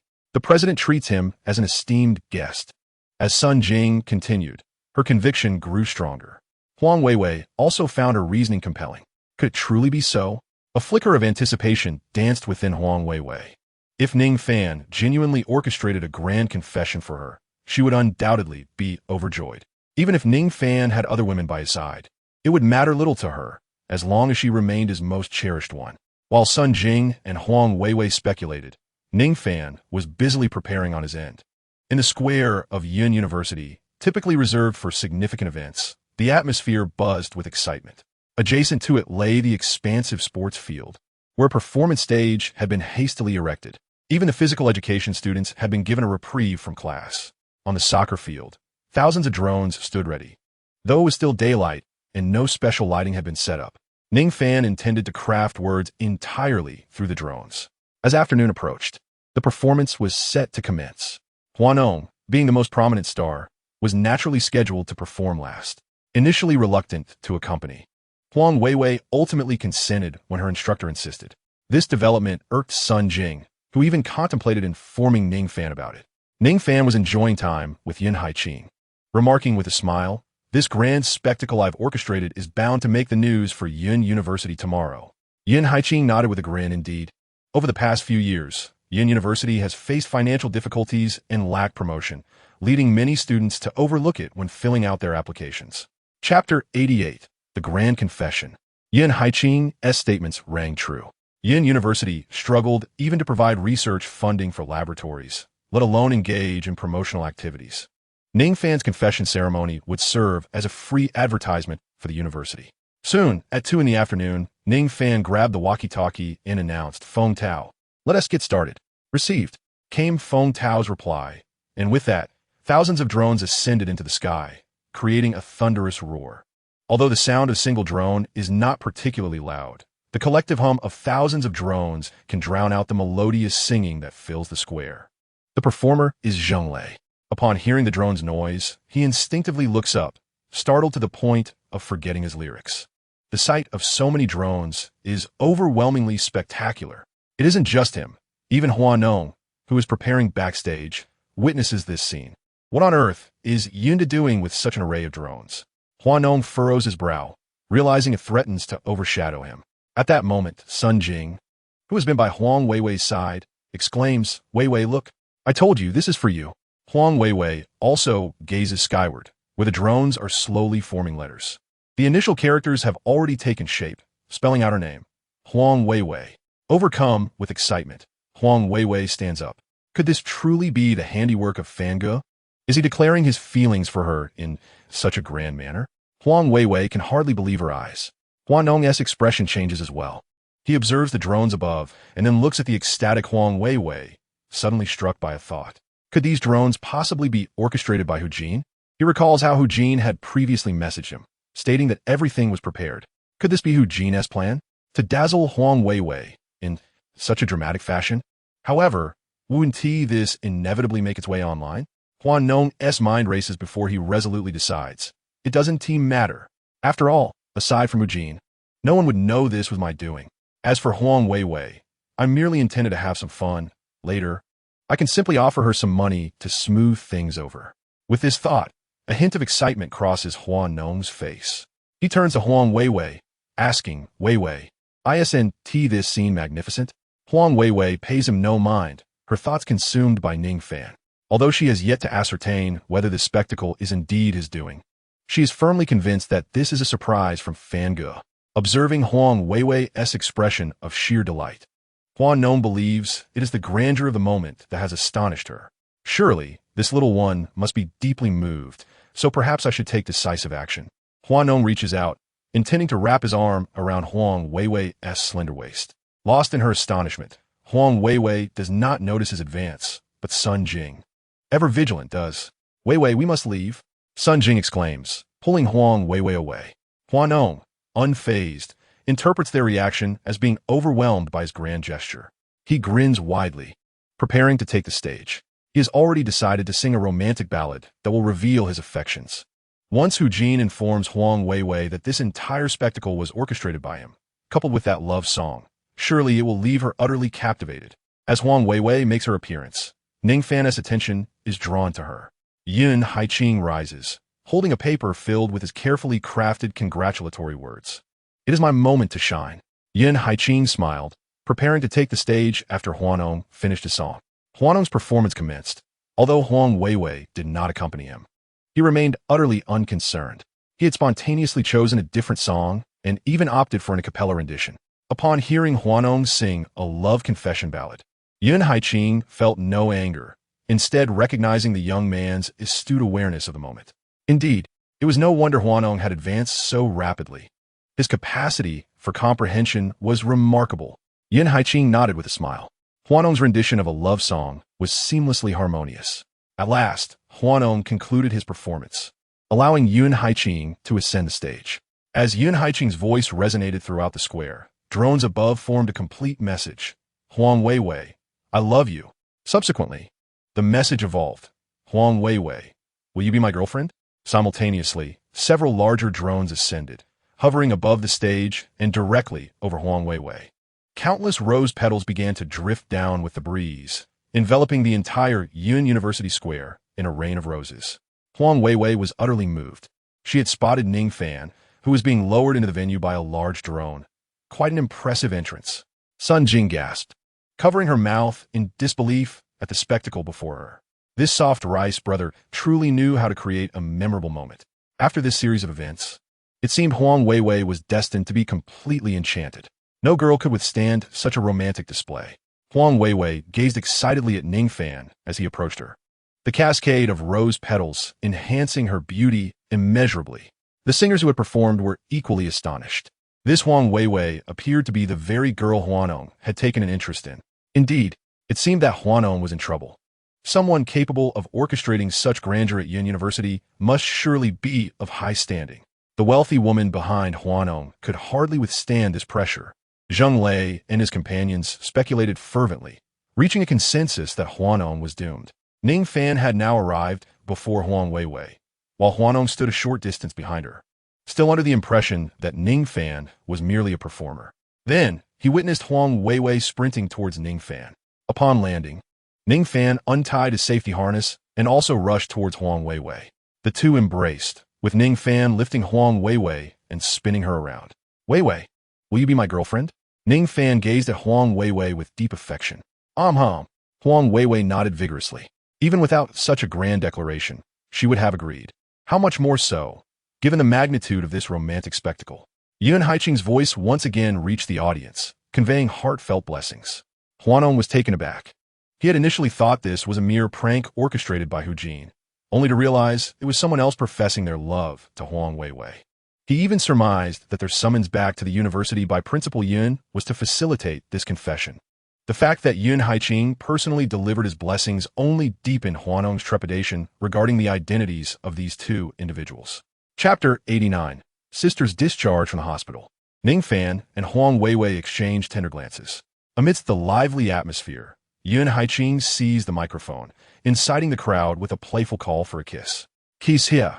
The square fell silent for a brief 3 seconds before erupting with enthusiastic chants from both teachers and students alike. Huang Weiwei, her face flushed with embarrassment, stood frozen in place, unsure of how to respond. Ning Fan leaned down to plant a gentle kiss on her lips. Even Principal Yun joined in the revelry. Failing to comply would be an affront to their shared camaraderie. The applause swelled, creating a crescendo of excitement. Witnessing the unfolding scene, Huanong discreetly slipped away. While Hu Jin hesitated, assisting Huanong would secure him a handsome sum of 1 million, yet it would mean crossing this young man. Ultimately, Hu Jin gritted his teeth. Resolved to aid Huanong, 1 million was not something he could easily forsake. After all, it was merely a matter of allowing this girl to spend a night with Huanong. A sinister glint flickered across Hu Jin's face as he sent Huang Weiwei a menacing text message. Tonight, meet Huanong at his hotel. He has something important to discuss with you. If you refuse, you may never have the chance to step onto the stage again. Huang Weiwei did not check her messages immediately, as her thoughts were elsewhere. Following the declaration of his feelings, Ning Fan departed the school with Huang Weiwei, and they returned to the villa at Zijin Garden. The ensuing moments unfolded naturally. Huang Weiwei had long been prepared to embrace her role as Ning Fan's partner. Today, with such a grand confession, her head spun with exhilaration. Within the villa, Huang Weiwei experienced a pivotal transformation in her life. Ning Fan gazed at the allure rating hovering above her head, astonished once more. 98 points. Her beauty had been fully awakened, and her rating soared once again. As he beheld the stunning Huang Weiwei, Ning Fan's desires surged uncontrollably. Huang Weiwei, enduring the pain of her first experience, willingly reciprocated. Her phone buzzed incessantly with messages from Hu Jin, whose fixation on the sum of 1 million had thoroughly clouded his judgment. However, it was not until the following morning, when Huang Weiwei awoke feeling weak, that she discovered a barrage of messages from her counselor. Upon reading them, her anger flared. Noticing her displeased expression, Ning Fan glanced over, his fury igniting as well. "Is this your counselor? One might mistake him for a pimp," he exclaimed, his voice laced with indignation. He quickly dialed Yun Haiqing's number. As soon as the call connected, Yun Haiqing's congratulatory tone resonated from the other end. "Principal Yun, there is a scoundrel in your school," Ning Fan replied darkly. Yun Haiqing, taken aback, inquired, "What has happened, Mr. Ning?" Ning Fan recounted the events involving Hu Jin. Upon hearing this, Yun Haiqing's anger was palpable. "Rest assured, Mr. Ning, I shall personally address this matter. This Hu Jin, who has failed as a mentor, will face the consequences." With that, Yun Haiqing ended the call. The previous day's events had left Ning Fan indebted to Yun University and its principal, yet the actions of those under his command were utterly unacceptable. How could he not be enraged? Yun Haiqing swiftly dialed the emergency number, leading the police to Hu Jin upon their arrival. Even as he was apprehended, Hu Jin protested his innocence. However, Yun Haiqing was determined not to grant him any leeway. He insisted that the authorities treat this case with the utmost severity. In a bid for leniency, Hu Jin divulged information about Huanong. As for Huanong, Yun Haiqing found himself at a loss. After all, he was no longer a student at Yun University. Yun Haiqing relayed the outcome of the proceedings to Ning Fan, who found no fault in Yun Haiqing's handling of the matter. "Leave Huanong to me." Ning Fan resolved to personally deal with this individual. In the ensuing days, Ning Fan spent every moment with Huang Weiwei. Before long, the day arrived when his sister's bandages would be removed. Early that morning, Ning Fan made his way to the hospital while Huang Weiwei busied herself at home. The patient room was dimly lit, with the curtains drawn to shield against harsh light. Li Xinran carefully began to unroll the bandages. As the final layer was peeled away, she gently instructed, "Little sister, slowly open your eyes, just a tiny bit." Ning-Shi obediently nodded, gradually parting her eyelids. Ning Fan and their parents watched anxiously. Despite Li Xinran's reassurances that Ning-Shi's recovery was progressing well and that, barring exposure to bright lights in the first few days, her vision would soon be like that of an ordinary person, the Ning family remained on edge. At last, Ning-Shi's eyelids fluttered open just a slit. "How is it? Little Shi, can you see your brother?" Ning Fan grasped her small hand, his face a mask of concern. Ning-Shi nodded slightly. "Brother, I can see you." "Really?" Ning Fan exclaimed with excitement. "Keep your voice down." Li Xinran admonisha. Ning Fan sheepishly smiled and quickly fell silent. Ning Chuan and Lin Yunxiang were equally exhilarated. Their daughter's eyes had finally healed.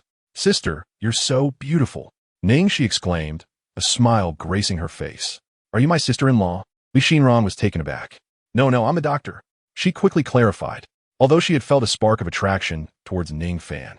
Her interest waned upon discovering his entanglement with another. She, Li Xinran, would never tolerate a scoundrel. Li Xinran's hasty denial left Ning-Shi feeling somewhat awkward. Ning Fan quickly interjected, "Little Shi, don't you want to thank Dr. Li? She worked tirelessly on your surgery." Upon hearing this, Ning-Shi promptly expressed her gratitude. "Thank you, Dr. Li." Li Xinran nodded impassively, then briefed Ning Chuan and Lin Yunxiang on a few important considerations before departing the room.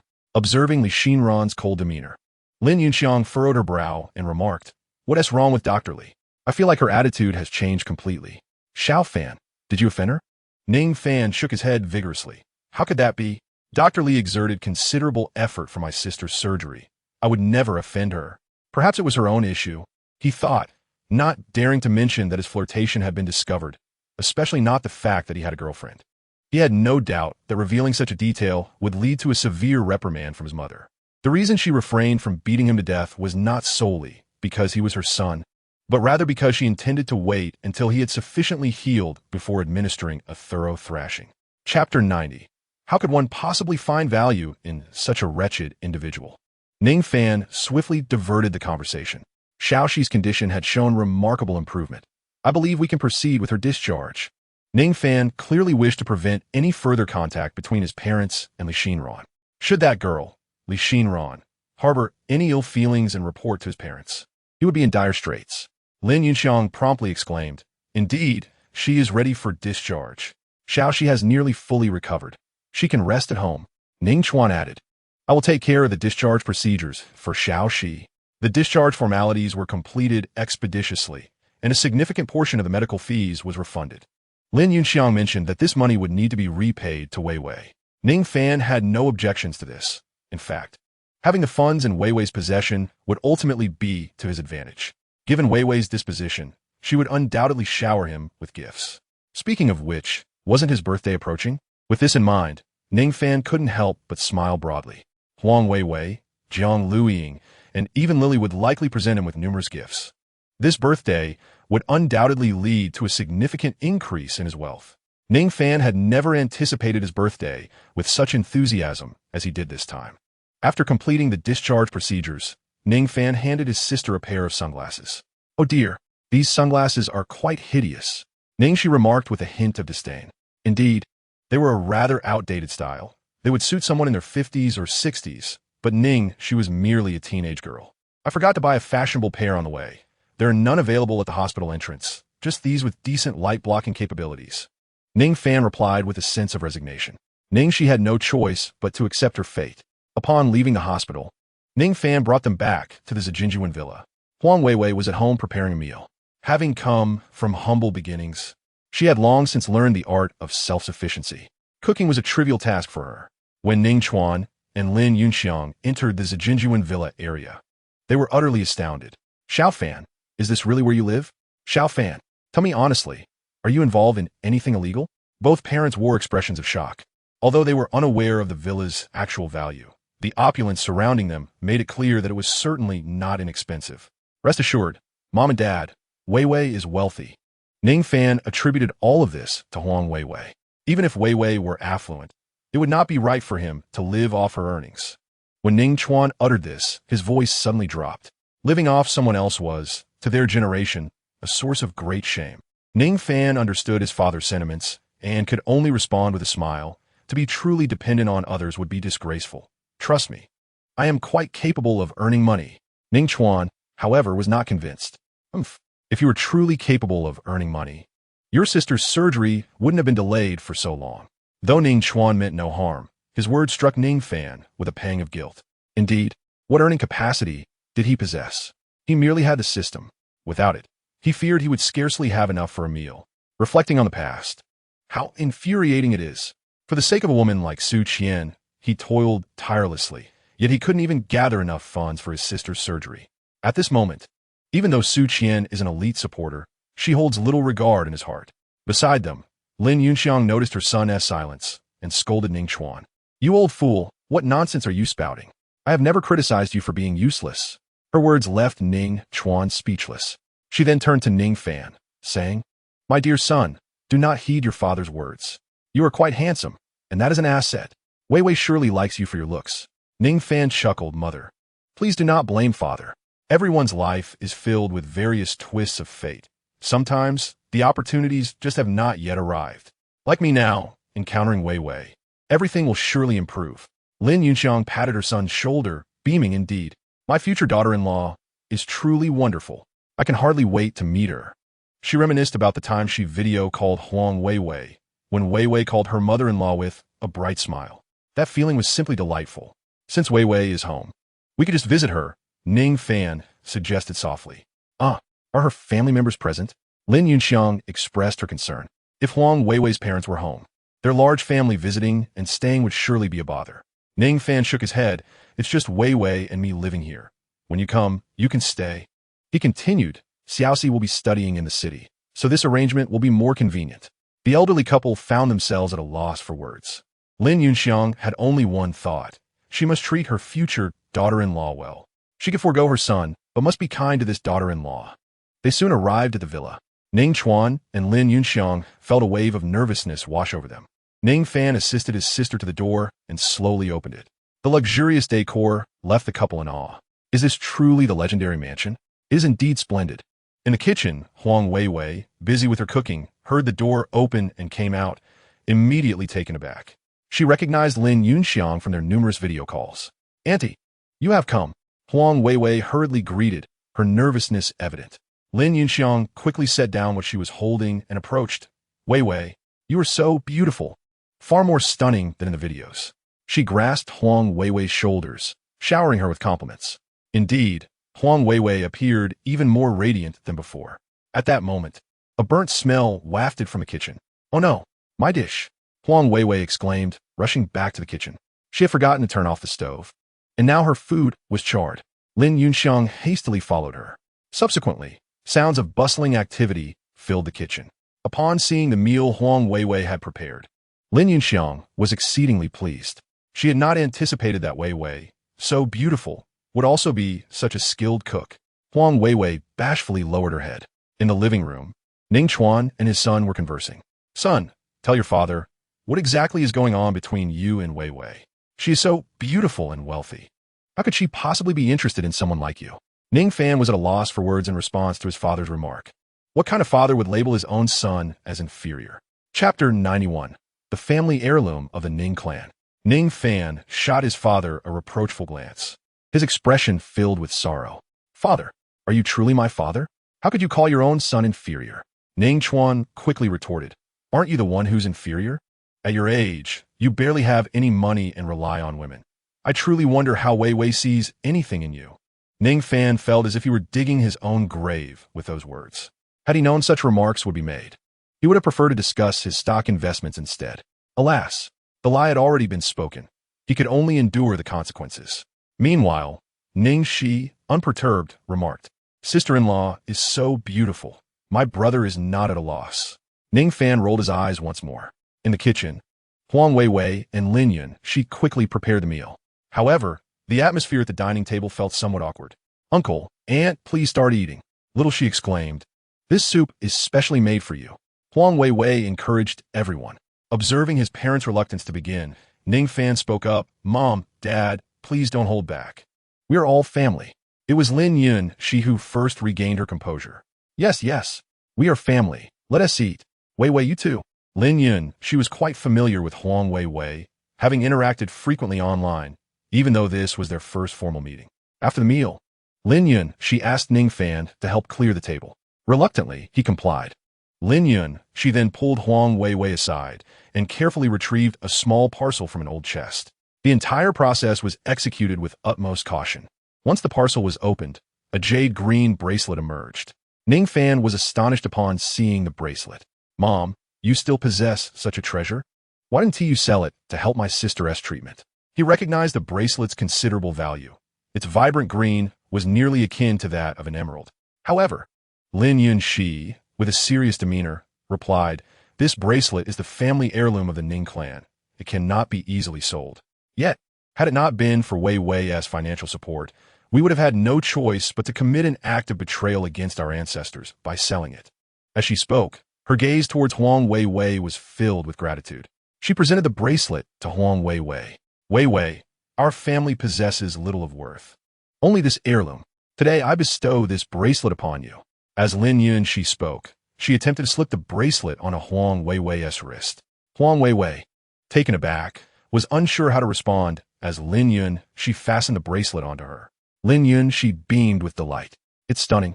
This bracelet seems as if it were custom-made for Weiwei. Seeing that Huang Weiwei did not refuse, Lin Yun, she felt assured. She had declared it the family heirloom of the Ning clan. By accepting the bracelet, Huang Weiwei was effectively embracing her role as the future daughter-in-law of the Ning family. Only then did Huang Weiwei realize the implications and looked at Ning Fan with wide eyes. Ning Fan smiled and said, Didn't my mom say this is the heirloom of the Ning family? By accepting this bracelet, you are now part of our family. In the future, the weighty responsibility of continuing the family lineage will rest upon your shoulders. Huang Weiwei's cheeks flushed with embarrassment, yet her heart swelled with delight. Possessing this bracelet signified that her status was secured. Lin Yunxiang eagerly pulled Huang Weiwei along, chattering incessantly. Several times, she nearly let slip a comment about their family's financial struggles. Upon hearing this, Lin Yunxiang furrowed her brow. Weiwei, what do you mean? Is your family in financial distress? Huang Weiwei quickly collected her thoughts, crafting a suitable response. My family is indeed facing some difficulties, but I am capable of earning money.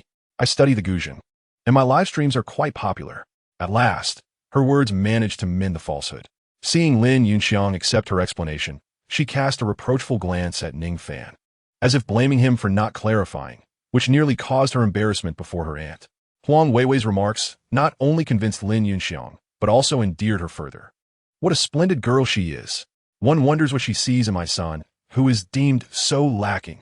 Ning Fan remained speechless. How could both his father and mother refer to him in such a derogatory manner? What was it that rendered him so inadequate? Upon hearing the term lacking, Huang Weiwei could not suppress her laughter. She clearly did not anticipate that she would be so unflatteringly perceived in the eyes of his parents. That day, Lin Yunxiang seemed to have an endless array of topics to discuss with Huang Weiwei. Although they had conversed numerous times over the phone, she was still eager to engage in conversation with her, for Huang Weiwei resonated with her so well. Such a daughter-in-law was a rare treasure. In comparison to the previous one, named Su Qian, she was simply not worth mentioning. As night fell and Lin Yunxiang watched Huang Weiwei and Ning Fan enter their room together, her joy only deepened. Yet soon after, her expression shifted to concern. Oh dear, Weiwei is still in school. It may not be appropriate for her to have children just yet. The matter of grandchildren would have to be postponed for another 2 years. Lin Yunxiang mused that the only drawback of her daughter-in-law was her youth, being merely a sophomore. If she were a senior, that would be ideal. If she could conceive before graduation, she would have a grandchild to hold shortly after. As it stood, they would have to wait 2 more years. In the bedroom, Huang Weiwei carefully removed the bracelet. Weiwei, why are you taking off the bracelet? Do you not like it? Ning Fan inquired, rushing forward. Huang Weiwei shook her head. I love it. It's just too precious. I fear I might damage it. Ning Fan, with a grand gesture, replied, if it breaks, we can simply buy another. Huang Weiwei shook her head again. That is not the same. This is the heirloom of the Ning family. Its symbolic significance far outweighs its monetary value. No matter how expensive your gift may be, it lacks the profound meaning of this. Ning San took it. He stepped closer and gently wrapped his arms around Huang Weiwei's slender waist, smiling as he said, Weiwei, it seems you already envision yourself as the matriarch of the Ning family. Are you perhaps considering passing this bracelet on to your future daughter-in-law? Huang Weiwei shot him a playful glance. Fango, you are incorrigible. Oh, you'll find out just how incorrigible I am soon enough. Ning Fan playfully toppled Huang Weiwei onto the bed. The night passed in silence.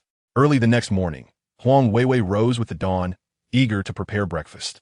When Lin Yunxiang awoke, Huang Weiwei had already prepared breakfast, which made Lin Yunxiang feel a pang of compassion for her.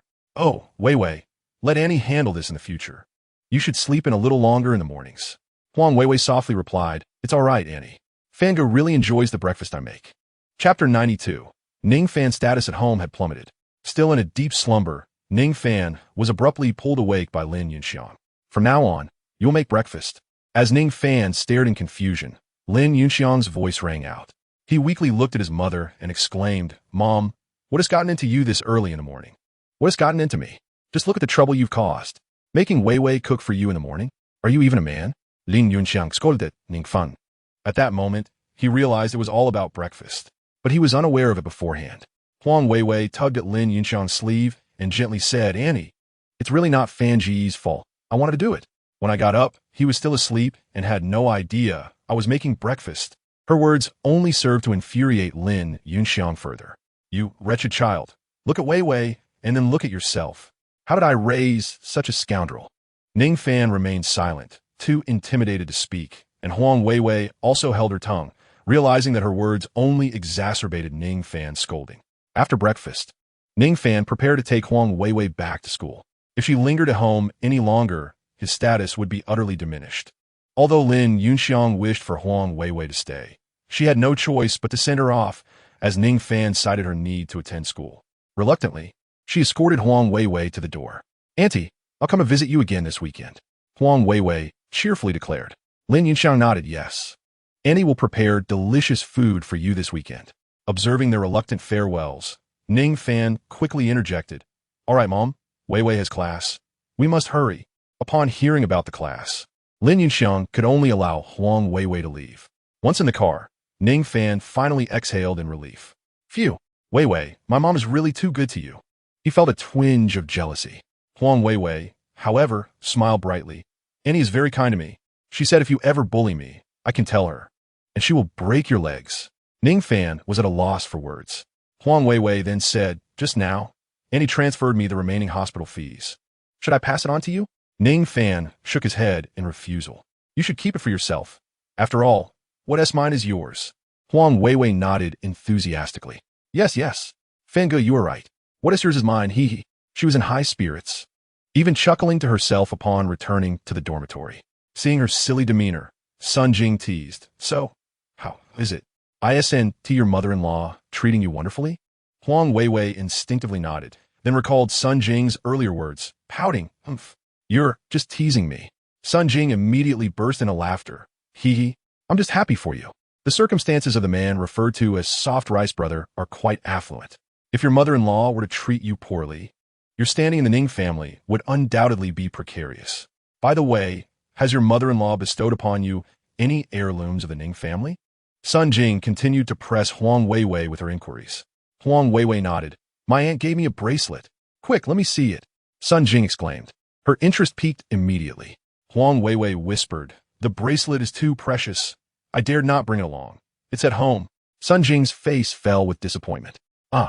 The Ning family is quite prosperous. One can only imagine the value of such a treasured heirloom. I estimate that bracelet must be worth several million. Huang Weiwei thought of the emerald green bracelet, feeling that its worth could indeed exceed that.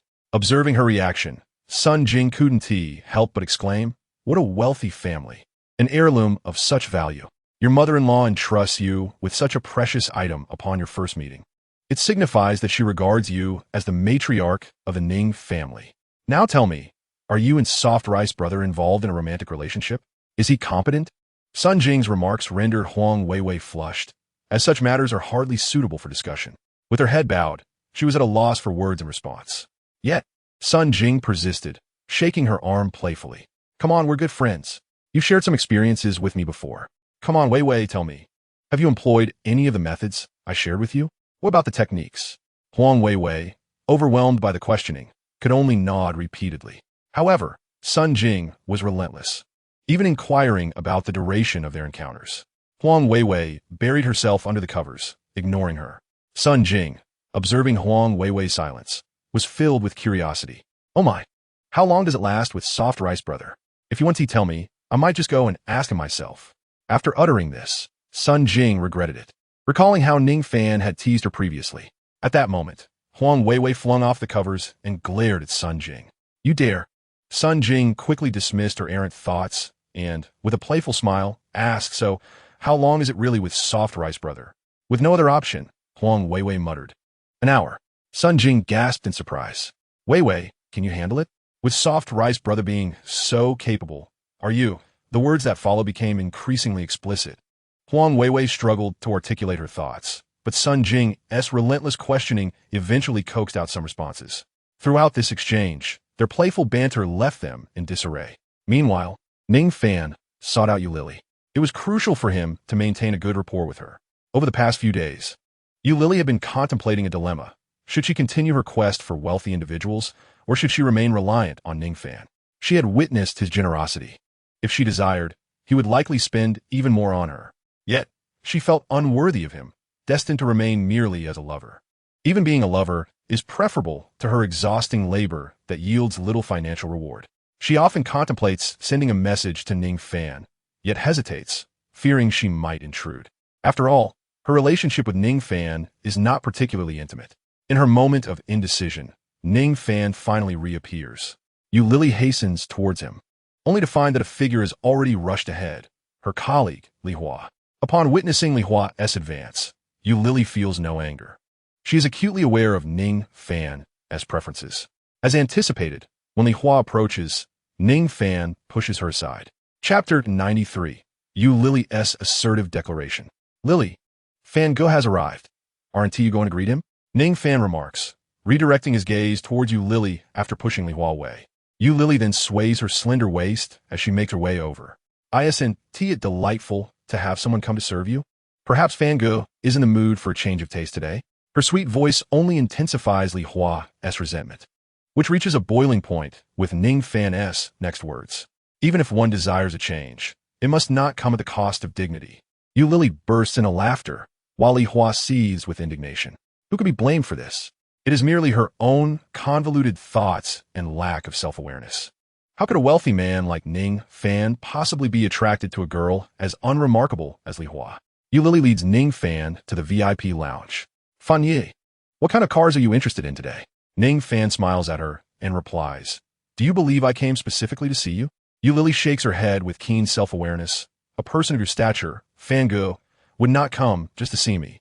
Unlikely Hua, who lacks such insight.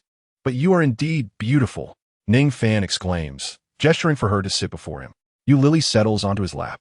While she acknowledges her beauty, she knows it does not yet merit Ning Fan as full attention. Yu Lily is evidently well aware of her own standing. Ning Fan nods in approval. Excellent. You possess a commendable self-awareness. I find women like you quite appealing. I did not come specifically for you today, but I do hope that once my business is concluded, you will accompany me for some leisure. Ning Fan's intentions are unmistakably clear. Yu Lily does not decline. All right, Fan Ge, she responds, unfolding a stack of documents before him. Fan Ge, these are the details of the vehicles available at our dealership. The first set comprises luxury cars, while the latter includes mid-range and economy options. Our dealership is comprehensive. Even if it is not our brand, we can recommend and sell on behalf of others. The documents at the back detail the brands we have collaborated with. As Yu Lily presents her overview, Ning Fan articulates his needs. I am in search of vehicles for staff use, not too high-end, but in larger quantities and durable. He reassures her that a lack of immediate stock is not an issue. He simply requires suitable options.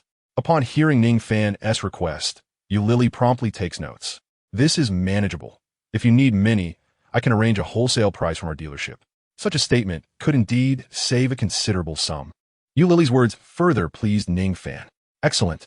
I shall entrust this matter to you. From now on, whenever I require a vehicle, it will be your responsibility. This order is no less than several million. Her words brought immense satisfaction to Yu Lily. Ning Fan provided a 5 million prepayment, and Yu Lily approached the manager to discuss Ning Fan's requirements. Naturally, the manager treated a significant client like Ning Fan with utmost courtesy. Without a moment's hesitation, he agreed to Ning Fan's requests. Once everything was settled, Ning Fan left with Yu Lily. The manager was indifferent to the fact that Yu Lily was leaving before her shift ended. Maintaining a client like Ning Fan was far more valuable. Even if Yu Lily never returned to work, it mattered little.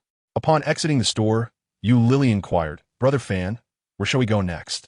It still seems a bit early for the evening. As she uttered these words, a blush crept across her cheeks. In her view, Ning Fan's visit was primarily for that purpose. After some contemplation, Ning Fan suggested, how about we buy some ingredients and head to your home to sample your culinary skills? This proposal left Yu Lily momentarily hesitant. What's wrong? Is it inconvenient? Ning Fan detected her apprehension. Well, I share a rental with others. Yu Lily refrained from elaborating further. Ning Fan immediately grasped her meaning. Indeed, it was inconvenient. No worries. Let us go. Brother Fan will take you to buy a house. We'll no longer share a rental. Ning Fan insisted as he ushered Yu Lily into the car. Yu Lily gazed at Ning Fan in astonishment. Disbelief etched across her face. Brother Fan, did you just say, I will buy you a house? Ning Fan declared with grandeur. Yu Lily confirmed she had not misheard. Brother Fan truly intended to purchase her house. Was he planning to support her?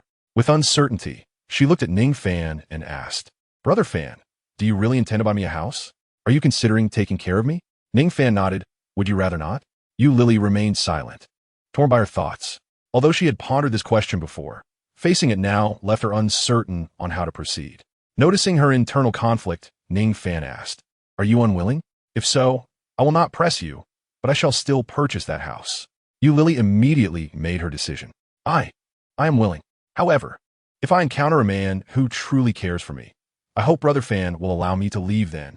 She articulated this to ensure she had an escape route, fearing that Ning Fan might treat her poorly in the future. Yet, her words displeased Ning Fan. How could he allow such a splendid opportunity to slip away? With a possessive tone, he asserted, I do not wish for that scenario to materialize.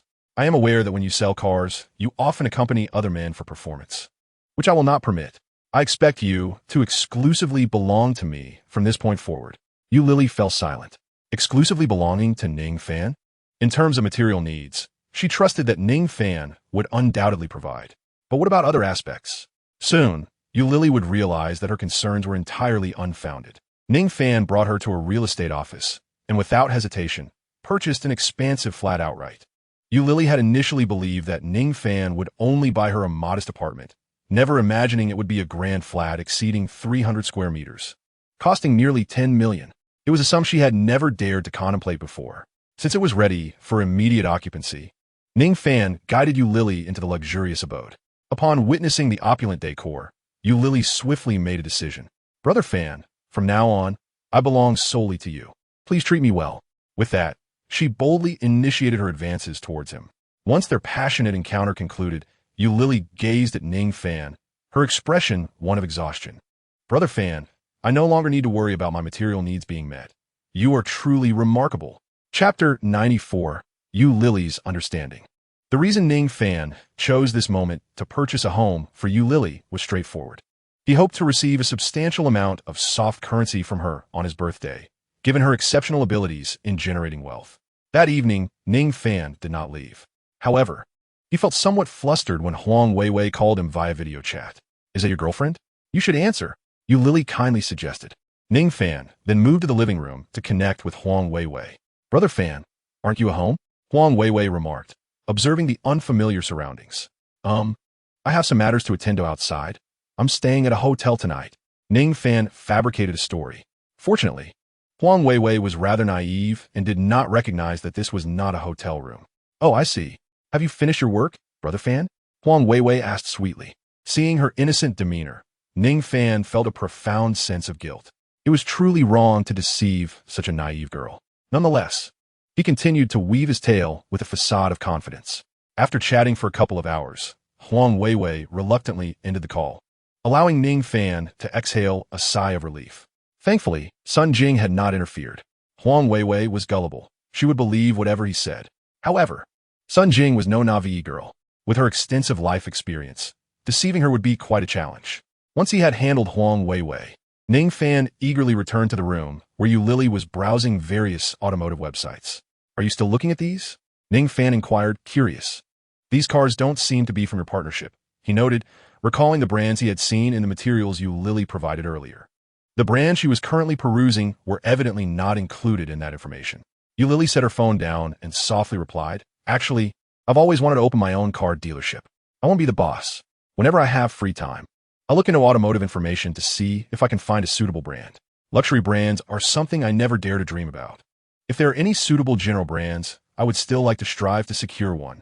Yu Lily seemed to harbor a sense of anticipation. Ning Sun spoke softly. Choose a brand you like. It's just a small shop, after all. I will invest for you. Upon hearing this, Yu Lily looked at Ning Fan in disbelief. Brother Fan, are you serious? Of course I am. Ning Sun nodded earnestly. As long as you behave well in the future, feel free to express any desires you may have. After he finished speaking, Yu Lily turned around and pinned him beneath her. This time, Yu Lily exhibited an extraordinary fierceness, coinciding with Ning Fan's acquisition of the system and the enhancement of his physique. Had it been anyone else, they would have surely struggled without several dozen pills. Even though Ning Fan was exceptional, he awoke the next morning feeling sore and fatigued. However, Yu Lily was not faring much better. It seemed they were evenly matched. Yu Lily was still quite astonished by Ning Fan's abilities. After getting out of bed, Ning Fan transferred 50 million to Yu Lily. You can hold on to this money for now. Find a suitable place to settle down and establish a solid foundation. As for the cooperating brand, take your time to search for it. If the funds are insufficient, just let me know. Yu Lily stared at the message on her phone, overwhelmed with emotion and unable to find her voice for a long while. 50 million. What a staggering sum. Brother Fan, she said, her excitement evident. Ning Fan smiled and remarked, Are you moved? Yu Lily nodded vigorously. Ning Fan pulled her into an embrace with a commanding tone. Now that you know how well I treat you, sever those chaotic ties from before. Understand? Yu Lily nodded once more, fully accepting Ning Fan's assertiveness. After all, a casual gesture from him was worth 50 million, a sum that had left her quite dazed. Yu Lily's obedient demeanor stirred Ning Fan's heart. Had it not been for the exhaustion from the previous night, he would have certainly engaged in another round of passionate encounters with Yu Lily. As time drew near, Ning Fan prepared to leave.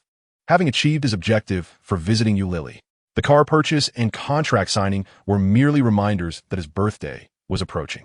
Transferring 50 million was meant to leave her in a daze, making it easier for him to spend. In truth, after Ning Fan departed, Yu Lily began contemplating how to repay him. Brother Fan is truly too good to me. If I were merely his lover, it might not be enough to repay him. Although she considered herself reasonably attractive, she was not a young maiden. even if she devoted herself entirely to Ning Fan with his wealth. What kind of woman could he not find? Continuously pondering, Yu Lily soon arrived at a crucial realization. That's right.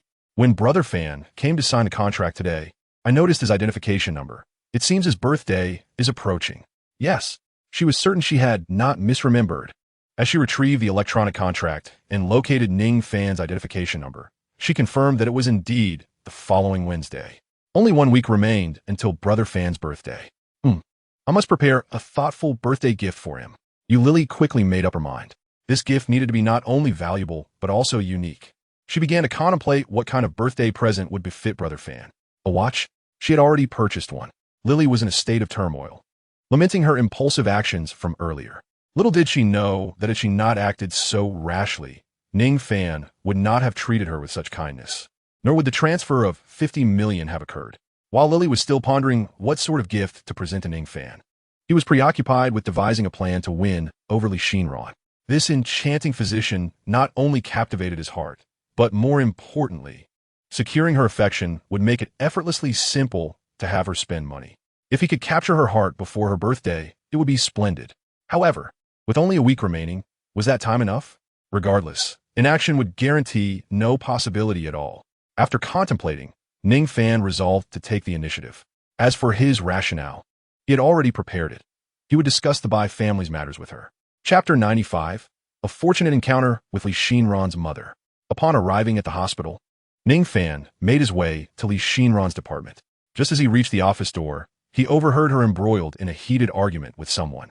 Though he did not catch the specifics, he surmised that intervening on her behalf would surely elicit her gratitude. Without a second thought, he pushed open the office door. Who dares to bully Xinran? Ning Fan bellowed. The two individuals embroiled in the dispute paused, instinctively turning their attention to him and exchanging glances. Li Xinran was momentarily taken aback. She had never anticipated Ning Fan's sudden appearance at such a moment, especially with his words that could easily be misconstrued. The middle-aged woman arguing with Li Xinran, her face flushed and neck taut, regarded the intruding Ning Fan with surprise before a broad smile spread across her face. Young man, who are you? What is your name? How old are you? How many members are there in your family? How is your parents' health? The woman seized Ning Fan, bombarding him with questions as if conducting census. Ning Fan stood there, bewildered by the absurdity of the situation. Just moments ago, she was fiercely arguing with Li Xinran, yet now she was interrogating him with such fervor. Could it be that she harbored an interest in younger men? The thought sent a shiver down Ning Fan's spine. Instinctively, he pulled away from her grasp and took a couple of steps toward Li Xinran. Xinran, what is happening here? Is this woman bothering you? He asked, casting a disapproving glance at the middle-aged lady. Li Xinran internally groaned, lamenting her misfortune. Why did this rogue have to show up now? This would complicate matters further. The middle-aged woman, noticing how close Ning Fan stood to Li Xinran and the familiarity between them, appeared even more delighted. Young man, are you Xinran's boyfriend? I suspected there must be a reason for her reluctance to be introduced to others. So it turns out she has such a handsome fellow as her boyfriend. Upon hearing this, Ning Fan sensed that something was amiss. He glanced between Li Xinran and the middle-aged woman, suddenly realizing that they bore a striking resemblance to one another.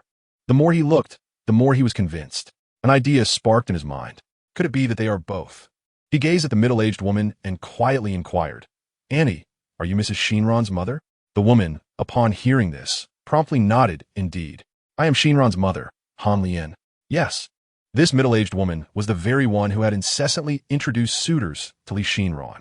Ning Fan was utterly astounded upon hearing Han Lian's self-introduction. He had never anticipated that Li Xinran would argue with her mother in the office. However, upon reflection, it seemed quite logical.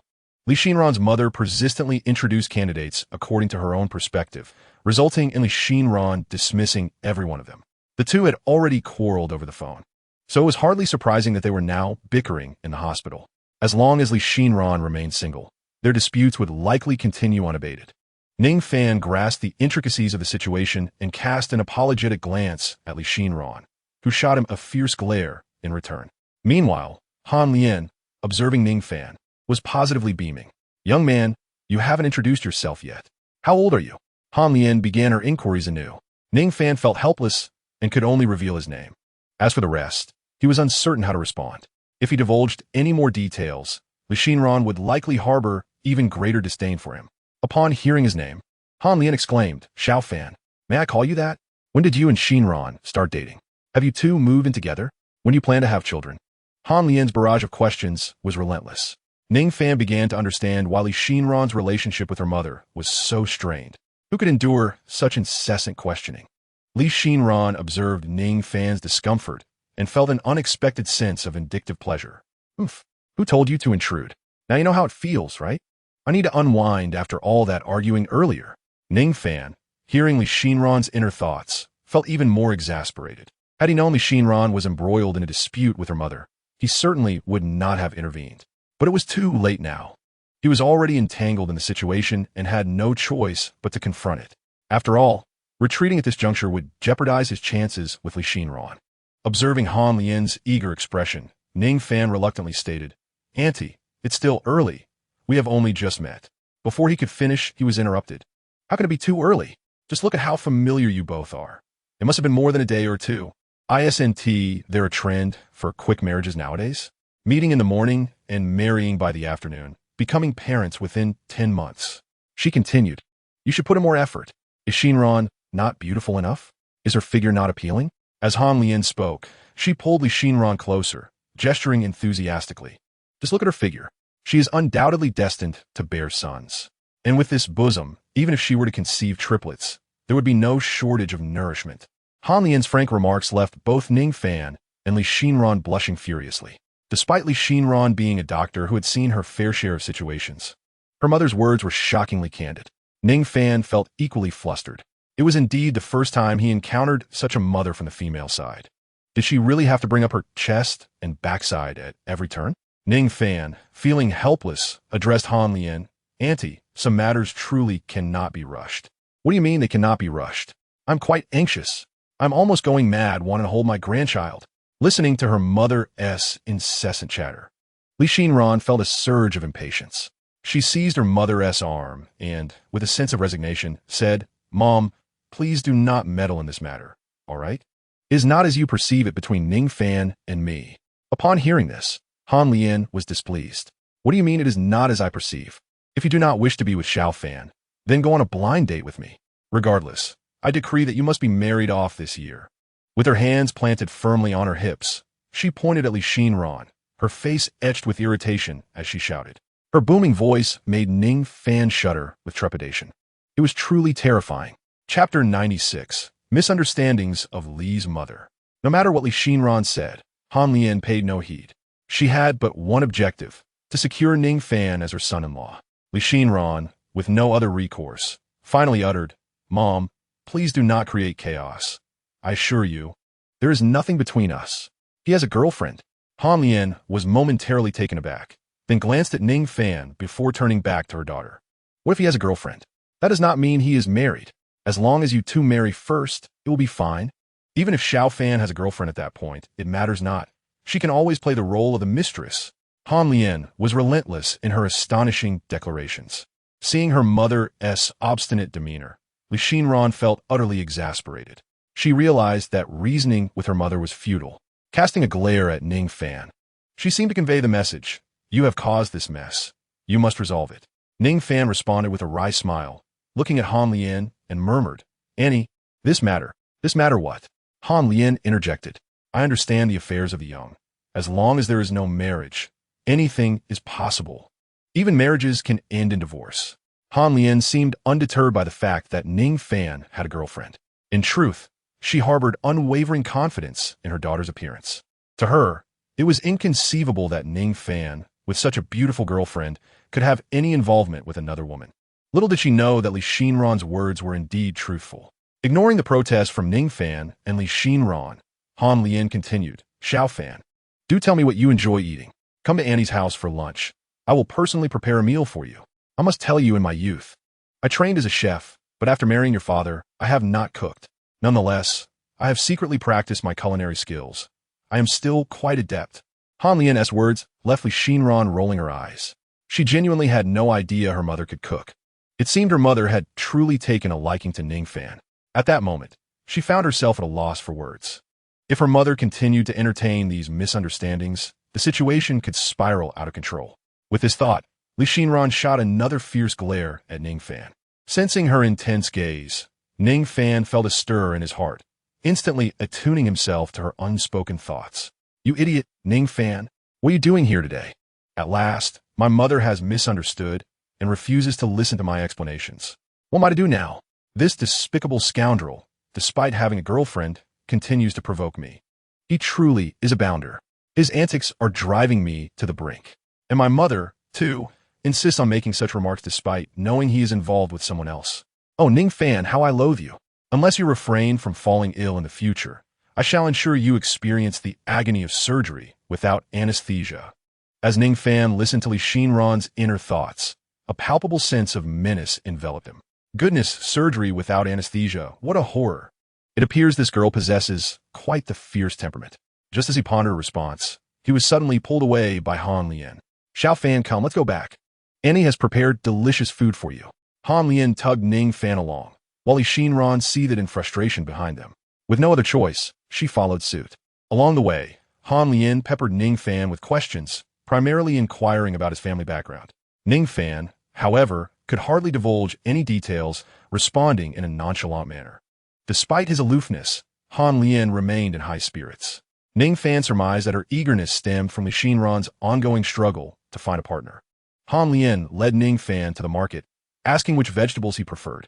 The moment Ning Fan's gaze lingered on an item for 3 seconds, she promptly decided to purchase it. As a result, before long, Li Xinran found herself laden with numerous bags. Her frustration mounted, and sensing the cold atmosphere behind him, Ning Fan quickly remarked to Han Lian, Annie, this is plenty of food. Any more would be wasteful. Upon turning to survey their bounty, Han Lian agreed.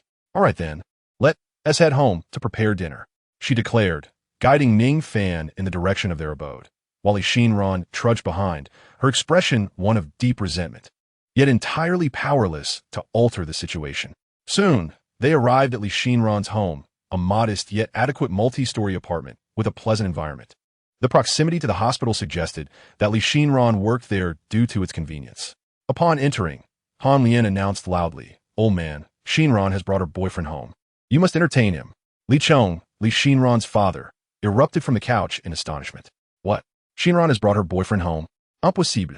His disbelief was palpable. After incessantly urging her to find a partner without any success, he was taken aback to learn that today she had indeed brought someone home. Upon noticing Ning Fan, Li Chong assessed him with approval. This young man is quite handsome, far more so than the suitors my wife had previously introduced to our daughter. It seems my daughter has a penchant for good looks. Only such a charming fellow could win her heart. With this thought, Li Chong felt reassured in his judgment and promptly approached Ning Fan. You and Xinran have been together for how long? Are you living together? When do you plan to have children? Li Chong inquired, his questions mirroring those of Han Lian. Ning Fan opened his mouth, momentarily at a loss for words, while Li Xinran remained silent, fully aware that no matter what she said, her parents would be disinclined to believe her. Rather than this, it would be better to let Ning Fan defend himself. Having overheard Li Xinran's inner thoughts, Ning Fan could only smile wryly. Following the elder's words, Li Xinran became increasingly agitated. The crux of the matter was, how could he extricate himself in the end? If he denied it, they would likely not believe him. It was indeed a predicament. Had he known that Li Xinran's mother would be present today, he would have refrained from seeking her out. Now he had landed himself in a considerable mess. Faced with Li Chong's probing questions, Ning Fan had no choice but to fabricate a reply. Uncle, we really haven't known each other for long. It was Auntie who misunderstood. Unlike Han Lian, who had been excessively intrusive, Li Chong nodded upon hearing Ning Fan's words. Oh, is that so? Well then, you two take your time. I'll head to the kitchen to whip up a couple of dishes. We'll have a toast later. As Li Chong spoke, he hurried off to the kitchen. Dear, I'm going to prepare dinner. Today, I must showcase my culinary skills. Typically, it was Li Chong who cooked at home. As for Han Lian, he had never seen her step foot in the kitchen. Chapter 97. An Abundance of Coincidences. In the kitchen, Han Lian was busily at work. Li Chong gazed at her deft knife skills, rendered momentarily speechless. Dear, when did you learn to cook? After a brief pause, he finally asked. I learned before marrying you. Han Lian replied with a smile. Oh, so you learned before marrying me. Li Chong instinctively repeated, only to realize something was amiss. What? You learned before marrying me? With a look of shock, he stared at Han Lian, clearly not expecting such a response. Does this mean you have always known how to cook? Han Lian nodded. But since we've been married, I've always been the one cooking. Li Chong remarked with a face full of lament. Han Lian chuckled and said, I thought you particularly enjoyed cooking. Li Chong's mind went blank. He truly had not anticipated that his wife of 30 years harbored such an impressive skill. Observing the knife spinning in Han Lian's hand, she effortlessly transformed a radish into intricate shapes. Her knife skills could easily rival those of a five-star hotel chef. And the fish fillet she had just sliced were nearly translucent. Was this truly the same wife who had never set foot in the kitchen in 30 years? Li Chong looked at Han Lian in horror. Are you still my wife? Your skills certainly do not resemble those of someone who has neglected cooking for 30 years. You haven't been possessed by someone, have you? Upon hearing this, Han Lian was initially taken aback, then shouted at Li Chong, You old fool, if I weren't your wife. Then who would be? Do you believe I could chop you to pieces with this knife? After such fierce words, Li Chong found himself convinced. You're still my wife, unchanged. Han Lian shot him an irritated glare. All right, leave the cooking to me today. You go out and play chess with Xiao Fan. Chat a bit, and don't delay me. As you command. Li Chong happily dashed back to the living room. As Li Chong entered the kitchen, Li Xinran seized Ning Fan's arm. Ning Fan, what exactly do you intend to do? Why did you come to find me today? I'll be watching how you resolve this. Li Xinran hissed at Ning Fan in an agitated whisper. Ning Fan grinned and remarked, How should we conclude this? If nothing else, I could simply be your boyfriend. Li Xiner, growing more incensed, retorted, You scoundrel. You already have a girlfriend and still dare to covet me? If you harbor any thoughts about me, I will certainly ensure your downfall. Trust me, my surgical skills are quite formidable. As she spoke, she cast a fleeting glance towards Ning Fan's lower half, which alarmed him greatly. Could she possibly be serious? Regardless, it would be prudent to eavesdrop on her thoughts first. This is infuriating. Ning Fan has created so much trouble. I will have a headache in the future. If only he were single. It would be unthinkable to pursue him. He is quite handsome after all. I must find a way to clarify this matter with my parents. Otherwise, it will only lead to more complications later on. Li Xiner felt a profound sense of melancholy. Upon overhearing Li Xiner's inner musings, Ning Fan felt quite helpless. He had never anticipated that his mother would divulge the situation regarding Huang Weiwei to Li Xiner. Now, winning over Li Xiner seemed an insurmountable challenge. Yet, Ning Fan did not lose heart. At least Li Xiner's father was supportive of him, particularly Han Lian. With this thought, Ning Fan smiled. Realizing he could indeed leverage Han Lian's support, she was one of his allies after all. After a few moments of cursing in her mind, Li Xiner finally remembered to inquire about Ning Fan's reason for seeking her out. Speak. What brings you here today? Don't say it's because you miss me. I know you have a girlfriend. Ning Fan explained his reasoning, which revolved around the Bai family. Following Bai Chen's execution, his father Bai Qi had plotted revenge against him, only to end up captured when his plans failed. The police uncovered a multitude of criminal activities linked to the Bai family, including coercion and drug trafficking. Bai Qi would face the death penalty, along with several other members of the Bai family who would receive life sentences or worse. Upon hearing this, Li Xiner appeared taken aback. She had not realized the extent of the Bai family's misdeeds. Thank goodness I did not marry Bai Chun, otherwise, I too might have ended up a villain, she said, her heart still trembling. As she spoke, she instinctively patted her chest. Ning Fan, observing the scene, thought to himself how wonderful it would be if he could reach out and pat her back. Li Xiner, sensing his gaze, immediately turned away. Pervert, what are you staring at? If you keep looking, I'll gouge your eyes out, she exclaimed, her face flushed with anger. Ning Fan unfaset replied. Isn't it customary to be admired as one grows up? Besides, your mother mentioned that you should bear me triplets someday. I would have ample nourishment for them. Li Xiner was nearly beside herself with rage. This scoundrel. She swung her small fist, aiming to strike Ning Fan. He deftly dodged her attempt. However, in her fervor, she lost her balance and stumbled towards him, instinctively grabbing the waistband of his trousers, which, by chance, were rather loose-fitting today. With a sudden tug, she inadvertently caused Ning Fan's trousers to fall. As if that were not enough, at that very moment, Li Chong emerged from the kitchen. When he beheld this scene, he stood frozen for 3 seconds. Both Ning Fan and Li Sinan were equally stupefied. Who could have anticipated such a confluence of coincidences? Ultimately, it was Li Chong who first shattered the silence. If you're in a hurry, you can go to Sinan's room. It It would be better not to linger in the living room, as it may create an undesirable atmosphere. After a lengthy pause, he managed to utter these words. Upon hearing this, Li Sanan's face flushed with embarrassment, while Ning Fan felt utterly stunned. Is this truly Li Sanan's father? How remarkably open-minded. Regaining her composure, Li Sanan turned to Ning Fan and barked, "Hurry up and put your pants back on. Don't you want a pair with a belt?" Faced with Li Sanan's rebuke, Ning Fan had no choice but to comply, hastily donning his trousers and sitting upright on the sofa. Li Sanan, feeling bashful, scurried back to her room. What if her father believed she was some loose woman after witnessing that moment?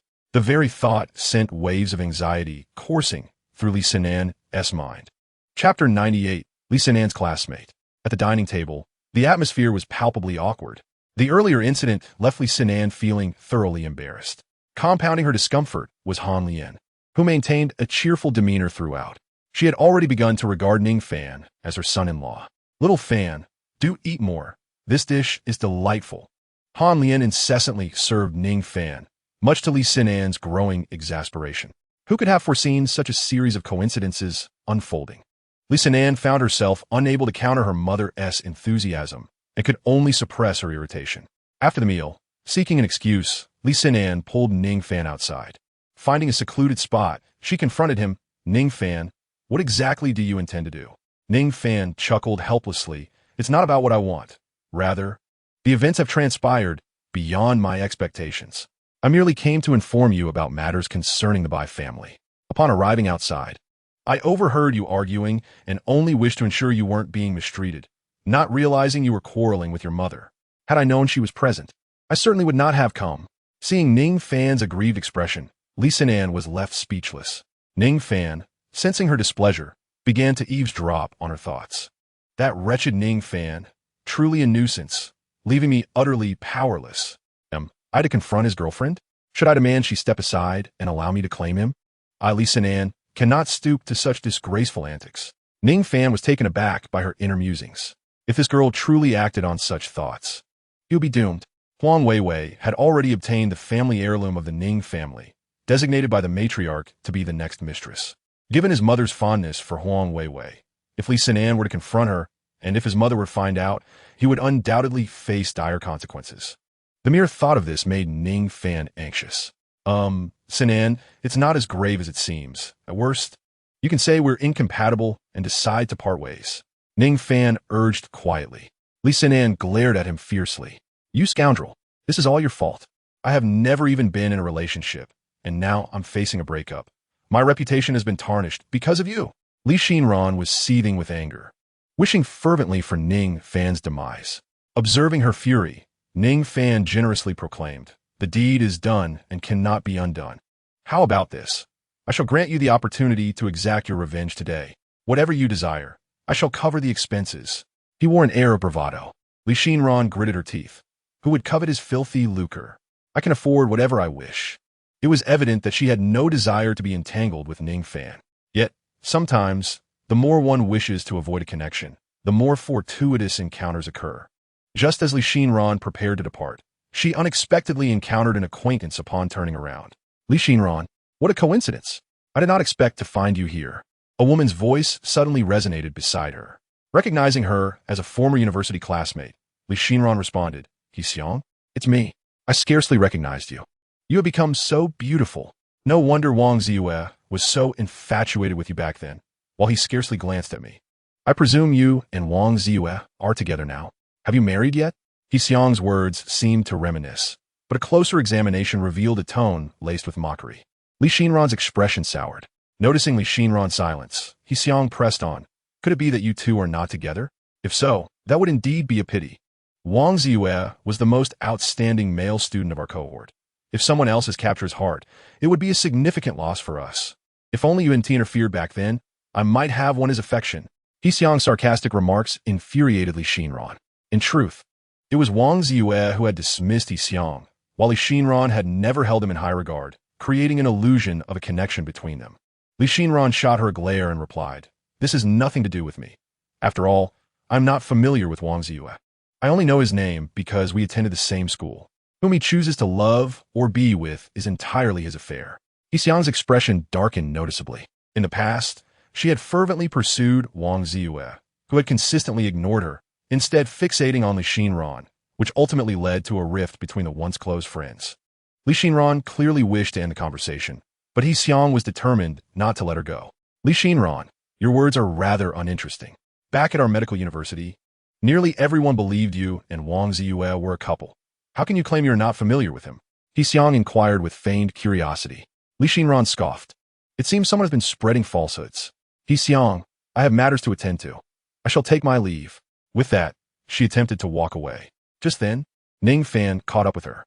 It was then that He Xiang noticed Ning Fan, her expression shifting to one of confusion. So this is Li Xinran's boyfriend? He appears decent enough, but his attire is rather cheap, clearly inferior to Wang Ziyue. I cannot fathom how Li Xinran could be interested in such a man. Suddenly, He Xiang rushed forward, blocking Li Xinran, who was on the verge of leaving. Li Xinran, is this your new boyfriend? He doesn't seem impressive at all. Compared to Wang Ziyue, he falls short by more than just a little. He Xiang surveyed Ning Fan with a scornful expression. Ning Fan felt a surge of irritation. What did their quarrel have to do with him? He stepped before Li Xinran, exuding confidence, and remarked, Xinran, is this your classmate? With your beauty, how could you have such an unattractive peer? Li Xinran doubled over in laughter. Yet He Xiang was infuriated. You're the ugly one. Your whole family is ugly. She shouted in frustration. Ning Fan pushed Li Xinran in front of He Xiang. Come now, let's compare and see who the real eyesore is. Li Xinran giggled radiantly, while He Xiang was left speechless in her fury. In comparison to Li Xinran, she simply could not compete. Otherwise, Wang Ziyue would not have been captivated by Li Xinran in the first place. He Xiang glared at Li Xinran, jealousy clouding her judgment. I won't let you outshine me. I'll turn you into an eyesore. He Xiang bellowed as she lunged at Li Xinran, her long nails appearing menacing. If they were to make contact, Li Xinran would surely be harmed. Stunned by fear, Li Xinran stood frozen, but fortunately, Ning Fan reacted swiftly, yanking her back. Chapter 99. Seizing the opportunity. Ning Fan initially intended to kick He Xiang away, but he quickly reconsidered. Such a splendid opportunity was too precious to waste. He pulled Li Xinran back, then stepped forward, positioning himself protectively in front of her. He Xiang's clawing hands met Ning Fan's back. To his surprise, the woman's manicure was remarkably well done, her nails sharp as blades. Ning Fan distinctly felt a searing pain on his back, as if his shirt had been torn. Ouch! He instinctively exclaimed before shoving He Xiang away. Upon turning, Li Xinran could clearly see a deep gash on his back. Ning Fan, are you all right? Li Xinran asked, anxiety creeping into her voice. Had it not been for Ning Fan's quick reflexes in shielding her, He Xiang's claws would have surely marred her face. Li Xinran glared at He Xiang, seething with anger. I can't believe you sunk so low, He Xiang. This is criminal behavior. Li Xinran shouted vehemently. In response, He Xiang coldly laughed. Li Xinran, what do you think you are? Aside from using that pretty face to lure men, what else can you do? You're nothing but a worthless strumpet. I genuinely feel sorry for Wang Ziyue for rejecting my advances for someone like you. Li Xinran was about to retort, but was halted by Ning Fan. Let me handle this. Ning Fan grinned and turned to He Xiang, launching into a tirade. You, with your height barely equating to 3 dumplings, dare to call yourself a person? Even the 7 dwarfs didn't marry. How did you end up here? Though He Xiang was indeed not very tall, she wasn't that short either. Ning Fan's insult ignited her fury. I will not let this slide. He Xiang shrieked as she charged at Ning Fan. Ning Fan, watch out. Li Xinran shouted dinadarum. With a swift kick, Ning Fan struck He Xiang's abdomen with considerable force. Although he did not exert excessive strength, it was beyond what He Xiang could endure, leaving her in excruciating pain. How can you strike a woman and still consider yourself human? He Xiang retorted through gritted teeth. Ning Fan chuckled, a woman? You hardly qualify. You are not even human. So what claim do you have to womanhood? He Xiang was so enraged that words escaped her. She merely pointed a trembling finger at Ning Fan. Observing her flustered state, Ning Fan refrained from further insults, primarily concerned that his harsh words might provoke this diminutive creature to an untimely end. Xinran, shall we depart? Ning Fan turned to Li Xinran, ready to take her hand, confident she would not refuse him at that moment. Indeed, Li Xinran allowed him to clasp her hand. Ning Fan grinned. Despite He Xiang's repugnant demeanor, she proved to be of some assistance, at least this time, serving as a fortuitous catalyst.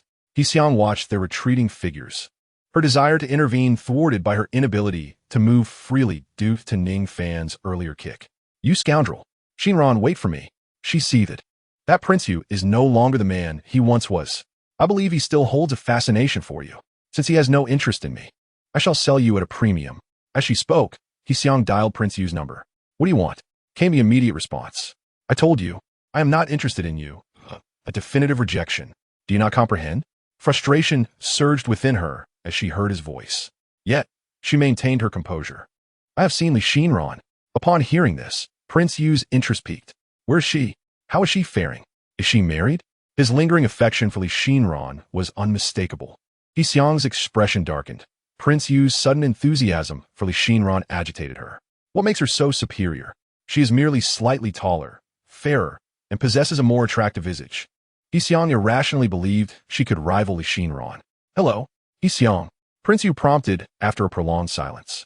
"Hurry and tell me, is Li Shinran married?" Having lost contact with her long ago after she had blocked him, he had attempted to reach her with a new number, only to find she had changed her contact information entirely, including her social media accounts. Thus, when news of Li Shinran surfaced, he was understandably exhilarated. "I can share details about Li Shinran, but you must make a concession," Xiang declared. "How much do you want?" Prince Yu replied eagerly. 100,000. He hesitated, but ultimately acquiesced. "Very well, 100,000 it is, but I must see Li Shinran before payment." Xiang contemplated and agreed, convinced she could devise a way to meet Li Shinran. After terminating the call with Prince Yu, Xiang dialed the police. "Officers, I have been assaulted. The perpetrator goes by the name Li Shinran." She then sent a message to Prince Yu. "Upon arriving at the police station, you will soon encounter Li Shinran." Wang Ziyue felt a twinge of confusion. Why must one go to the police station to meet Li Shinran? Which police station? Had Li Shinran forsaken her medical career to become a police officer? Puzzling over Xiang's words, Wang Ziyue could not fathom their meaning. Ultimately, he resorted to calling Xiang. This was his sole instance of taking the initiative to reach out. After clarifying the location of the police station, he unceremoniously ended the call and drove off. Not far from the neighborhood, Ning Fan and Li Shinran exited, but soon, Li Shinran wrenched her hand free from Ning Fan's grasp. "You scoundrel! Rogue! Taking advantage of me!" she chided playfully, although her words were laced with reproach. Her tone betrayed little genuine anger. Ning Fan understood that her reaction stemmed from prior events. At that moment, Li Shinran turned her gaze towards Ning Fan's back, noticing the bloodstains that had dried upon his shirt, which bore the marks of a tear. Their walk had drawn the attention of passers-by, and the stares directed at her made her feel quite uncomfortable. Surely, they must think that she was the one responsible for this, she mused. "Shinran, what are you looking at?" Ning Fan, sensing her gaze, inquired with a light chuckle. Li Shinran lifted her head to meet his eyes and softly murmured, "Thank you." Ning Fan was momentarily taken aback, clearly surprised by her expression of gratitude.